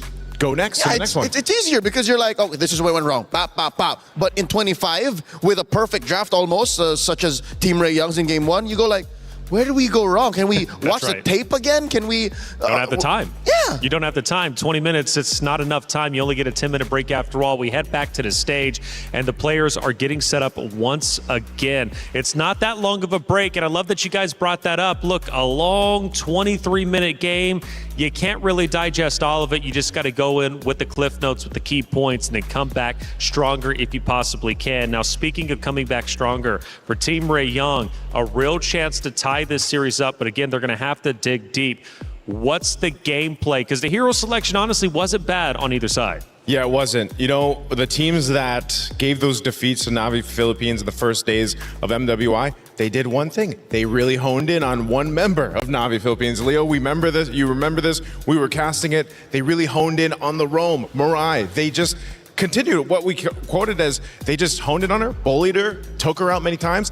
The main stalwart, the bulwark of that lineup of Navi PH fell apart, and so did the team. Unironically, I have merch for those who might want to see Navi PH fall. Yeah. Put it on a t-shirt. Deny Mirai. Deny Mirai. TM. And one of the interesting things you guys said for Navi during the hero selection is they were planning potentially to choke out Quinn specifically. But not only is it Quinn, but on the opposite side, right, you have, or at least for Team Ray Young, I mean, how do they deal with not Ayanami? She has been insane this entire tournament. I think it's less about denying Na Ayanami from playing, taking her out of her comfort. It's isolating her from the rest of Navi. If you're able to make her play selfish, then you're already off to a great start. That's one way. Maybe you can do that in the draft. Focusing on Na Ayanami, it can be like a two-way thing. It's like if you put too much focus there, maybe that's a distraction that Navi Philippines is going to be happy with. But if you let her to her whims, again, depending on what hero she picks, that could also be devastating. Are we watching the same game? This It looks like it. a Same mirror bands. of game one. Okay, the Claude is different, right? At Feel it away. Yeah. Lilia, Claude. It is, yeah, Claude's different. Claude was on the opposite side last time. So that means they're missing out on the Esmeralda. Belleric is still out there too. Do they take the Belleric now? I see what Coach Frost is doing. What's he doing? He's saying, you go Esmeralda, we go CC. That could work. Either way. Yeah, in the current metagame, even if we are all in agreement that Esmeralda is the currently overtuned queen of EXP, yep, she has one foil. What's that foil? A Sea Halberd equipped CC. Yep. And it happens so quickly too in the early game because usually Esmeralda dominates, right? But there's Eric against the CC. Yep, I knew the Eric. Whoa! Whoa, Harith. Welcome back. I mean, he's seen play. What is he, a Leonian? 6 times. He's a little baby Leonian. Little baby Leonian. Welcome back. With time magic. Just doesn't show up as often. So Harith, I mean, obviously getting your attention the most, how does that shake things up specifically on Navi's side? Since they are ending up at the Harith and not the Claude, their box is going to be slightly smaller. They're going to fight in the short to mid range, which is something Team Ray can start to attack now since their re-engage is so good. You have the black shoes, you have the BMI, and you still have the Esmeralda. I'd say ban the CC now. Ban the CC because when they saw that Harith picked up, Team Ray Young this is a green light to take the Esmeralda. Yep. She takes the shields that are there from Harith when he's bouncing around his Dom and force that ultimate. So this is a good counterplay into the Harith pickup. Wait, let me just put on my tinfoil hat here. There's a world where possibly this is not a Roam Belleric, nor is this a Roam Baxia or a Jungle Baxia. What if, hear me out, Taylor, hear me out, Joseph. Here now. What if Roam Baxia, XP Lane Belleric, Balmond. What if it's Balmond, right? Has it been that long of a day? That's one of the few answers to an Esmeralda. It came from the horse's mouth. That's Navi. true. Navi explained it, right? That's how you dealt with that durability that Esmeralda has. Shred it out. And then But you might be overshooting. You might overcook because you're all the more accepting the stereotype of we're playing in the mid to short. And it came from the horse's mouth, aka Leo. Daniel. Well, yeah. don't paint this as Balmond propaganda, all right? I'm just saying. No, he loves the Balmond. If you want shred and you want to work on the Esmeralda, then that's how you do it. Hey, you know what? I know you missed the Bane. Balmond could be the next successor of that. But yeah, it makes sense. I think you're right though too. It's a little bit overcooked. It's too in your face. It's too much. Yeah. This is interesting though. The export ban comes through. This is possibly telegraphing the fact that Navi want to play in that short to mid range. Yeah. And imagine how difficult would it be for this front line to survive and to succeed when you're getting scorched, getting barbecued. I was gonna say, you know what else is counter into the tree? Fire. That's it's right. either the Valier or the X-Borg. So no room for the Valier though. No room for the Valier. Might as well take out the X-Borg. This was actually played earlier today as well, if I recall. As a jungler. And which is exactly what Team Ray Young still needs. They're going to pick up the Gatakacha. This also has been kind of slept on throughout MWI. It looks like Team Ray Young, whatever conversation they had with Coach Frost, there was one keyword: re-engage. Yep. They have all the tools to re-engage, man. The only thing that would be better is the Matilda, but that's true. What are they? So jungle-wise, if they want to lean into that re-engagement against a Baksha, because the Kai's gone, we don't see the likes of Fredrin. Are you ready for this? I'm ready. Harley. That's the double shadow jutsu. That's true. Duo, right? That's true. BMI and space escape. Yep. Even if they nerfed his space escape a little bit, he's still deadly. There he is, Yu Zhang, Valentina. Last picks here for Na'Vi. This is good. I mean, the Valentina, you have. What do you mainly take here, though? Avatar of the Guardian or maybe the Black Shoes? Avatar of the Guardian is your main choice. Black Shoes we've seen do very well in recent memory. That's a weird ult that's usually used defensively but can win you fights. But you're right, what's in the jungle? Harley, by the way, just came to mind because it looks like what they need. It looks like, yeah. But is that enough of a front line? Esmeralda Gatot, I think it is. It could be. I mean, those two heroes alone built up the front line. You can use the thing I'm worried about is, again, the Gatakacha being picked up.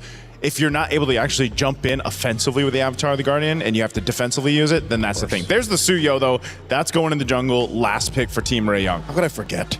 Ooh, it comes down potentially to this. Na'Vi is one map away from moving forward in the tournament and getting that much closer to reclaiming what they lost in 2025. Can they make it theirs? Well, they're going to have to get through Chiboy as well as Quinn, who are still on that unfinished business because they want a shot at taking down the trio that ended their run in 2024 MWI. But time might be running short. They need to get to work. It's Team Ray Young versus Na'Vi, map number 2, Miracle Eterna. Let's get it started. Potentially the final game that we are going to be seeing here at MWI 2026 if Na'Vi PH get their way.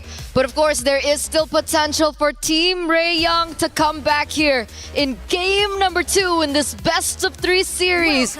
Let's head over into the land of Dawn. It's not potentially the final game. It is the final game if you're Na'Vi. You gotta look at it that way. 2-0. But Team Ray Young, they've got a solid composition, and it relies on, I think, what we've seen more of from Team Ray Young towards this tournament, right? It's a lot more aggressive. It's a lot more, all right, in your face with the Suyo. Thing is, though, they picked it up against a Baksha, Harith, Valentina, and a Yu Zhang. There's going to be so much punishment for Tan with the slightest of mistakes. So if you want to be the best, you got to literally be the best. And you gotta beat the best, all right? Suyo, definitely not the easiest of matchups here, but hey, if they're able to make it work, then that shows the level of potential and the level of skill that they have here and the mastery of it in game number 2. But so far, with the Lilia, you know, being in the mid lane, she is gonna be able to clear a lot quicker. It looks like Rain can't be as aggressive as she was in the previous game. No, not as aggressive, but it's still kind of like the passive early game we expect. If there's no neutral objective, no real crazy fights. Tando picks up the XP crab, takes it away from Ayanami. Or do they call her not Ayanami, right? That's why. Is she Ayanami or not no, Ayanami? I confirmed it. It's Ayanami, but you can say not Ayanami when you want to, you know? It's like so not Ayanami or Ayanami? Nora's doing a pretty good job in lane right now with the Esmeralda. Despite going up against Yu Zhang, you'd expect Yu Zhang to do really well. Keishi getting a quick wheel on Tan. The battle for Prio. Who gets level 4 first, Nora or not Ayanami? We'll see. We'll see. It looks like both of them are actually at level 4. But it looks like the mid laners are the ones that are falling quite behind. Rain is still level 3. Meanwhile, Miko already has that black shoes down. And that's a black dragon form for not Ayanami. Boom, bang, bada bing. Instant neutral objective take. Every single time you have a Yu Zhang, as long as she doesn't get ganked early on, you don't lose out on that level, you get level 4 quick, it's almost guaranteed. Unless, you know, you're like the goat of MLBB or something, like that Carl or Nepomuceno guy. And we learn, you know, black dragon form is required when we want to get the neutral objective, or just fights in general. Okay, we learned that from someone very wise once, but... He's not with us anymore. He isn't. He's alive, but like, you know, he's just... Yes. Yeah. Yes, that is true. That is true. 3 minutes in, neutral objective take for Na'Vi PH, and it looks like Team Rayong are still struggling to look for something on the board. Obviously, they do still have Quinn to fall onto in the later stage of the game, but of course, they do need to be able to work with the lane because the Claude and the Harith matchup is a definitely interesting one. I think it was something that was way more popular back in the day. We don't see the Harith too often anymore, and there's a reason for it. But, oh, look at this interesting lane, Quinn and Rian. Yeah, Rian's doing a good job right now, just freezing a wave. And Quinn, I think early on, lost out on a couple of trades because Rian is a level ahead of Quinn. Interesting stuff. You'd expect the Cloud to actually do quite well early on, level 1 to 3. But it's Rian really pushing the pace. Look at that, more and more damage piling onto Quinn. Now 2 levels ahead, she's going to have control over the gold crab as well. Kiboy and Tan have come to help though. Chiboy is in the building, obviously still has the AOG if they want to go for an engage, but it was just pure backup here, making sure that Quinn has the time and the space to farm. But Nora, will she have the time and space? She's still able to get out, but Chiboy walks up, gets a passive AOG onto Mirai, but it's going to be caught by the Wrath of the Dryad. 2 members. Zaman force back up. Miko's going to be taken very low. Splash of damage from Rain. Just a little bit more on a basic attack to take her out for first blood. Rain has Black Shoes. Quinn in the midst of it all now. The Black Shoes going to be procced by Rain as Quinn might be caught as a flicker in. And Keishi's on the other. Miku falls. A double kill for Rain. And Na'Vi go up 3-0. Now the Black Dragon comes around. And it's the Zone 10 away from her orange buff. When Na'Vi is silent, they're just building up to that one moment when they know, yes, it's now, it's time to strike, and that they did. Rain and Keishi on separate occasions were able to find great picks over Team Rayong, and that's left them on the back foot. They pick up the neutral objective, and they get way more pressure on the map. What a play once again from Na'Vi. 3-0. You'd know a thing or two about that, right?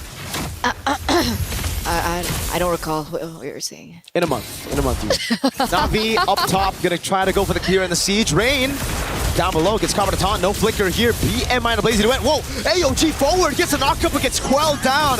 Now it's Ayanami with the Furious Dive, lands onto Quinn. It's a 2v4 with Rain dead already, but they still get the favorable trade on the gold lane. So worth. Rain for Quinn, a really, really good moment there from not Ayanami as well with the Petrify, just really locking Quinn down.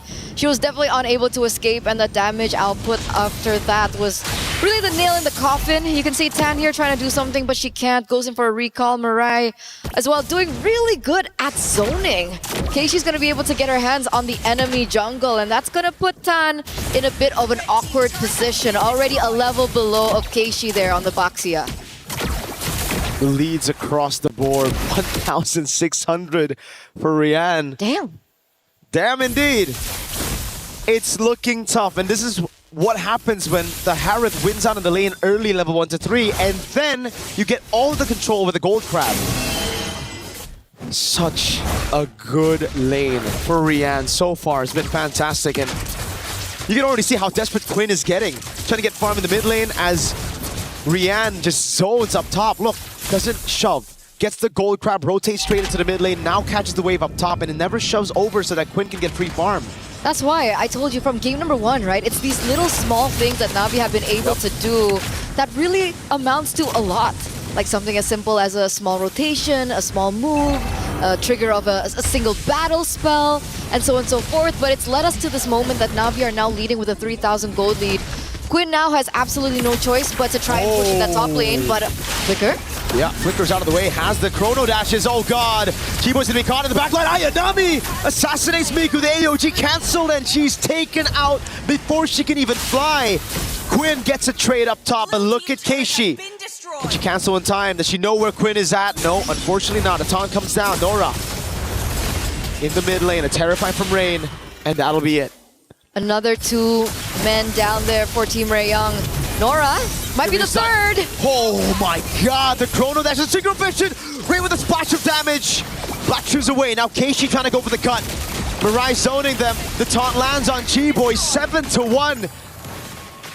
5,000 gold lead at 7 minutes with a Suyo down in levels. 2 whole levels. It's uncanny. It's uncanny, the aggression and the dominance that we're seeing here from Na'Vi PH. And I would say that they're coming into this match with a lot of weight on their shoulders, right? They were knocked out 2024 by Team Raeyoung, by Chiboy, as well as by Quinn. So definitely vengeance is on their plate right now. And man, they're cooking and they want dinner.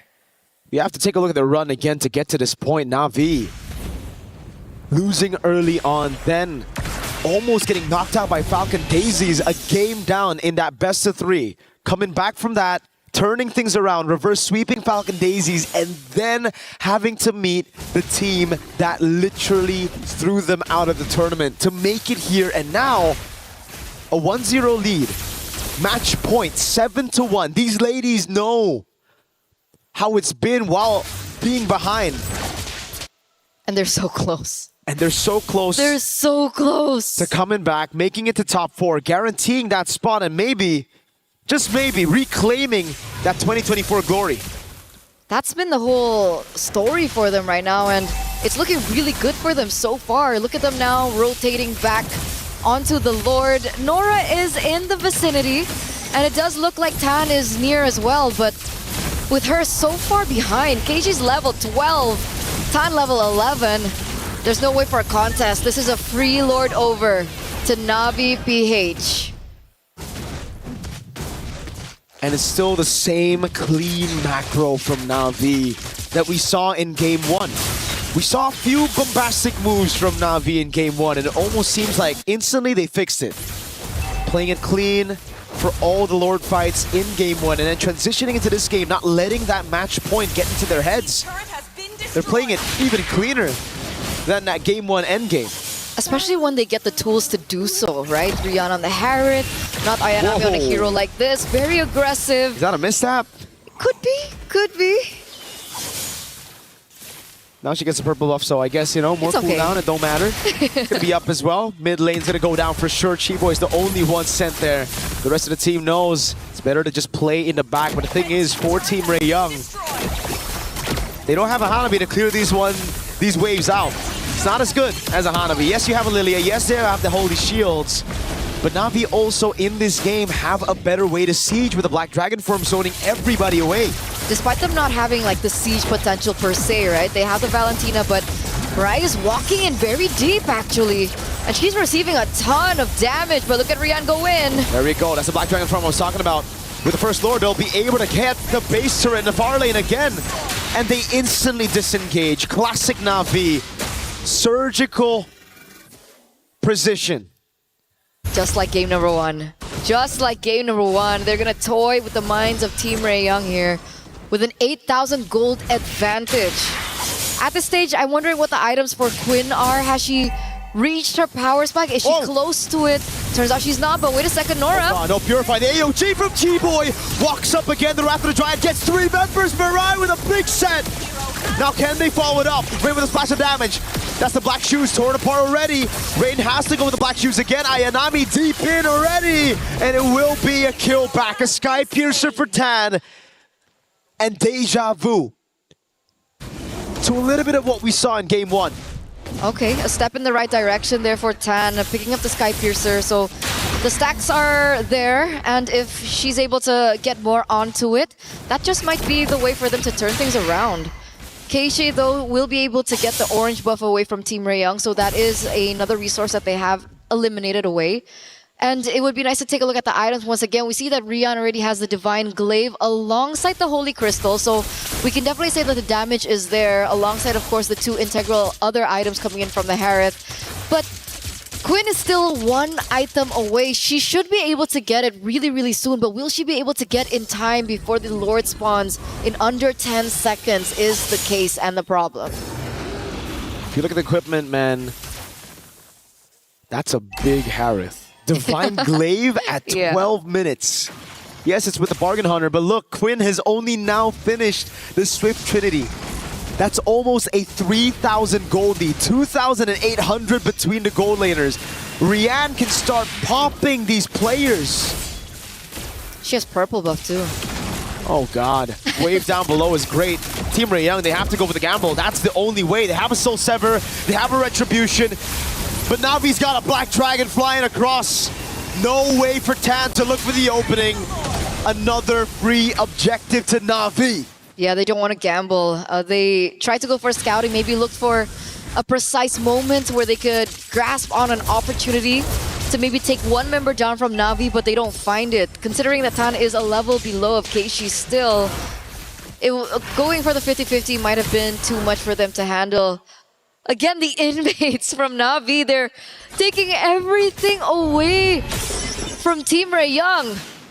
It's looking personal now in 13 minutes. This is the form we were expecting coming into this tournament. A shaky start to the tournament, but they found their way back into that form.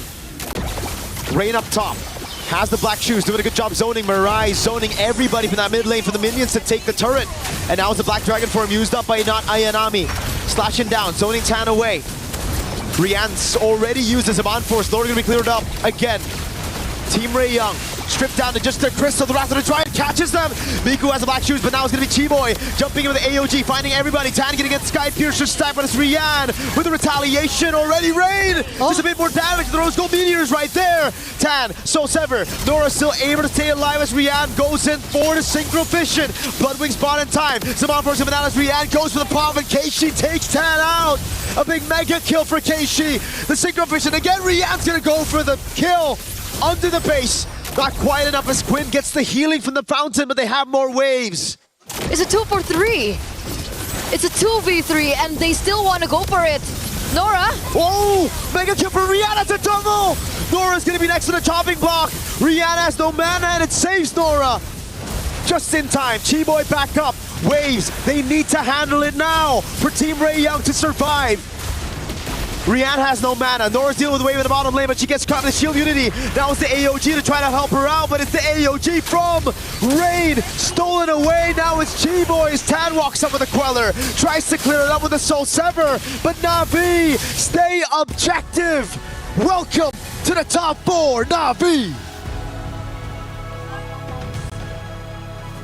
After placing so low last time around at MWI 2025, Na'Vi PH, the 2024 champions, come back. And they come back with a vengeance. They woke up today and chose violence up against the former rivals Team Ray Young, as they will be the ones to crush their keys later on. They did it. They found their revenge here. What a time to be alive. They must be so excited as they move forward here at MWI. The dream for the PH former champions are still alive. We're gonna talk to them real soon as we throw it over to the stage.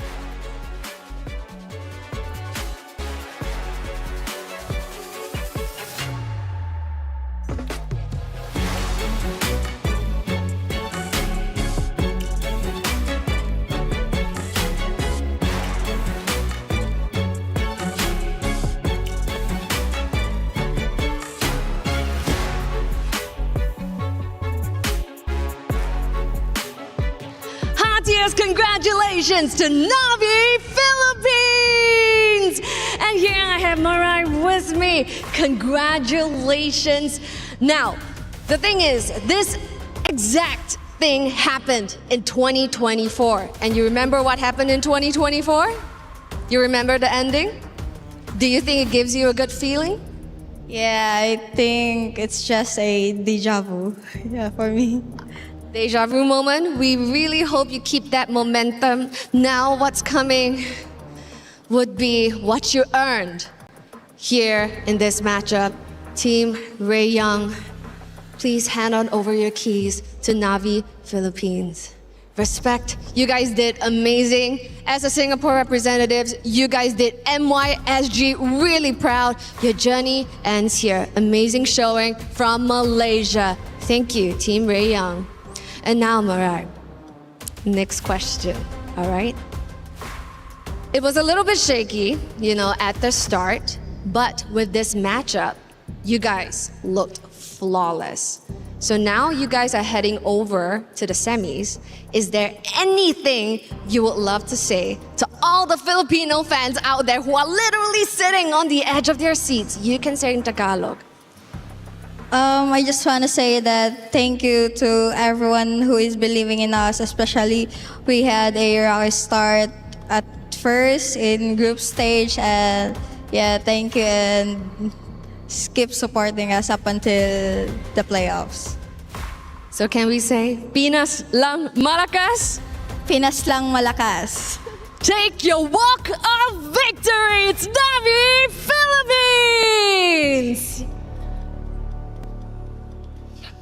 An ecstatic win for Navi Philippines, staying alive in this tournament. And we mentioned it, their start was extremely difficult. They've been through the trenches. But is there anything better than an early loss to just get that confidence back? It is time to go through the grueling process. That is the key crusher. This is the 8th key that's about to be crushed today. 8 dreams that went completely out in shambles. And this is the final one of the day, to the delight of Team Navi and all the Filipino fans out there.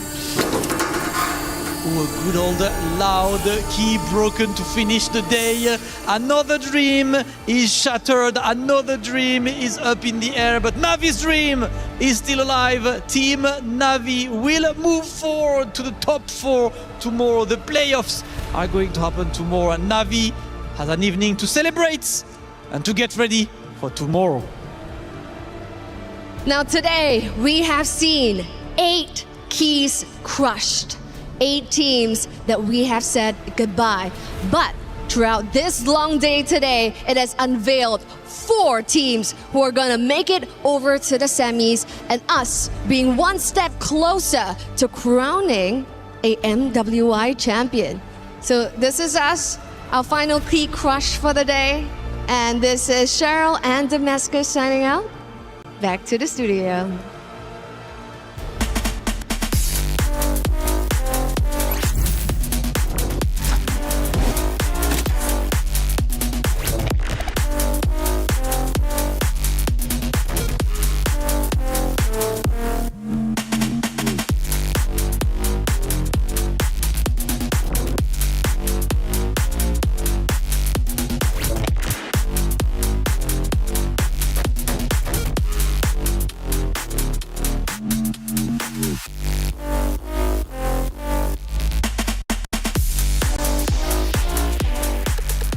And that is the final series of the quarterfinals. The semifinals are set up, and Navi will be one of those teams aiming for the grand finals.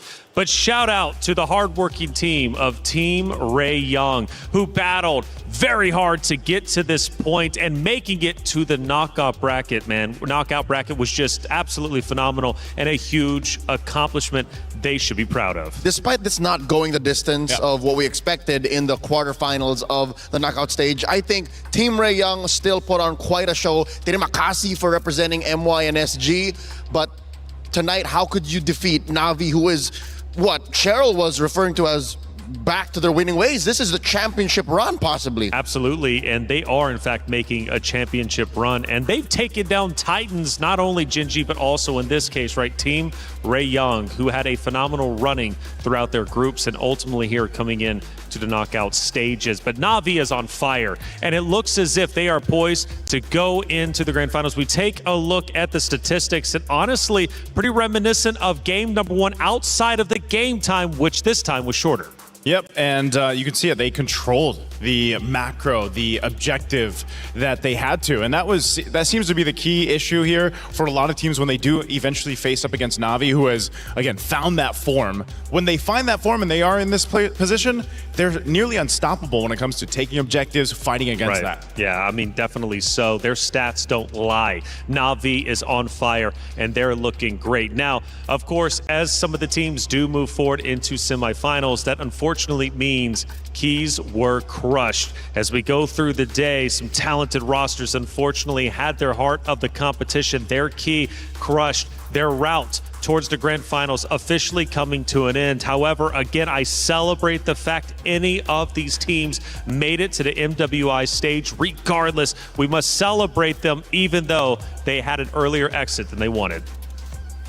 You know, this is one of those things as we take a look at all the keys that were crushed today. Again, 8 keys were crushed, again, as the nature of the competition, but with that is the dreams, right? The dreams being crushed to get to this point, but this is, again, brutal. I love the opening video that explains the whole format for MWI because it is essentially, it's a really brutal format to go through. Absolutely. And that's what it is. Oh, 100%. And I think it just elevates the competition and comes to show how seriously you need to play in order to protect your key. Hearing it snap must be absolutely heartbreaking, but that's the way it goes. The fact that your hopes and dreams are tangible and are now suddenly broken in half, that's got to be emotionally taxing, mentally fatiguing, and you know what?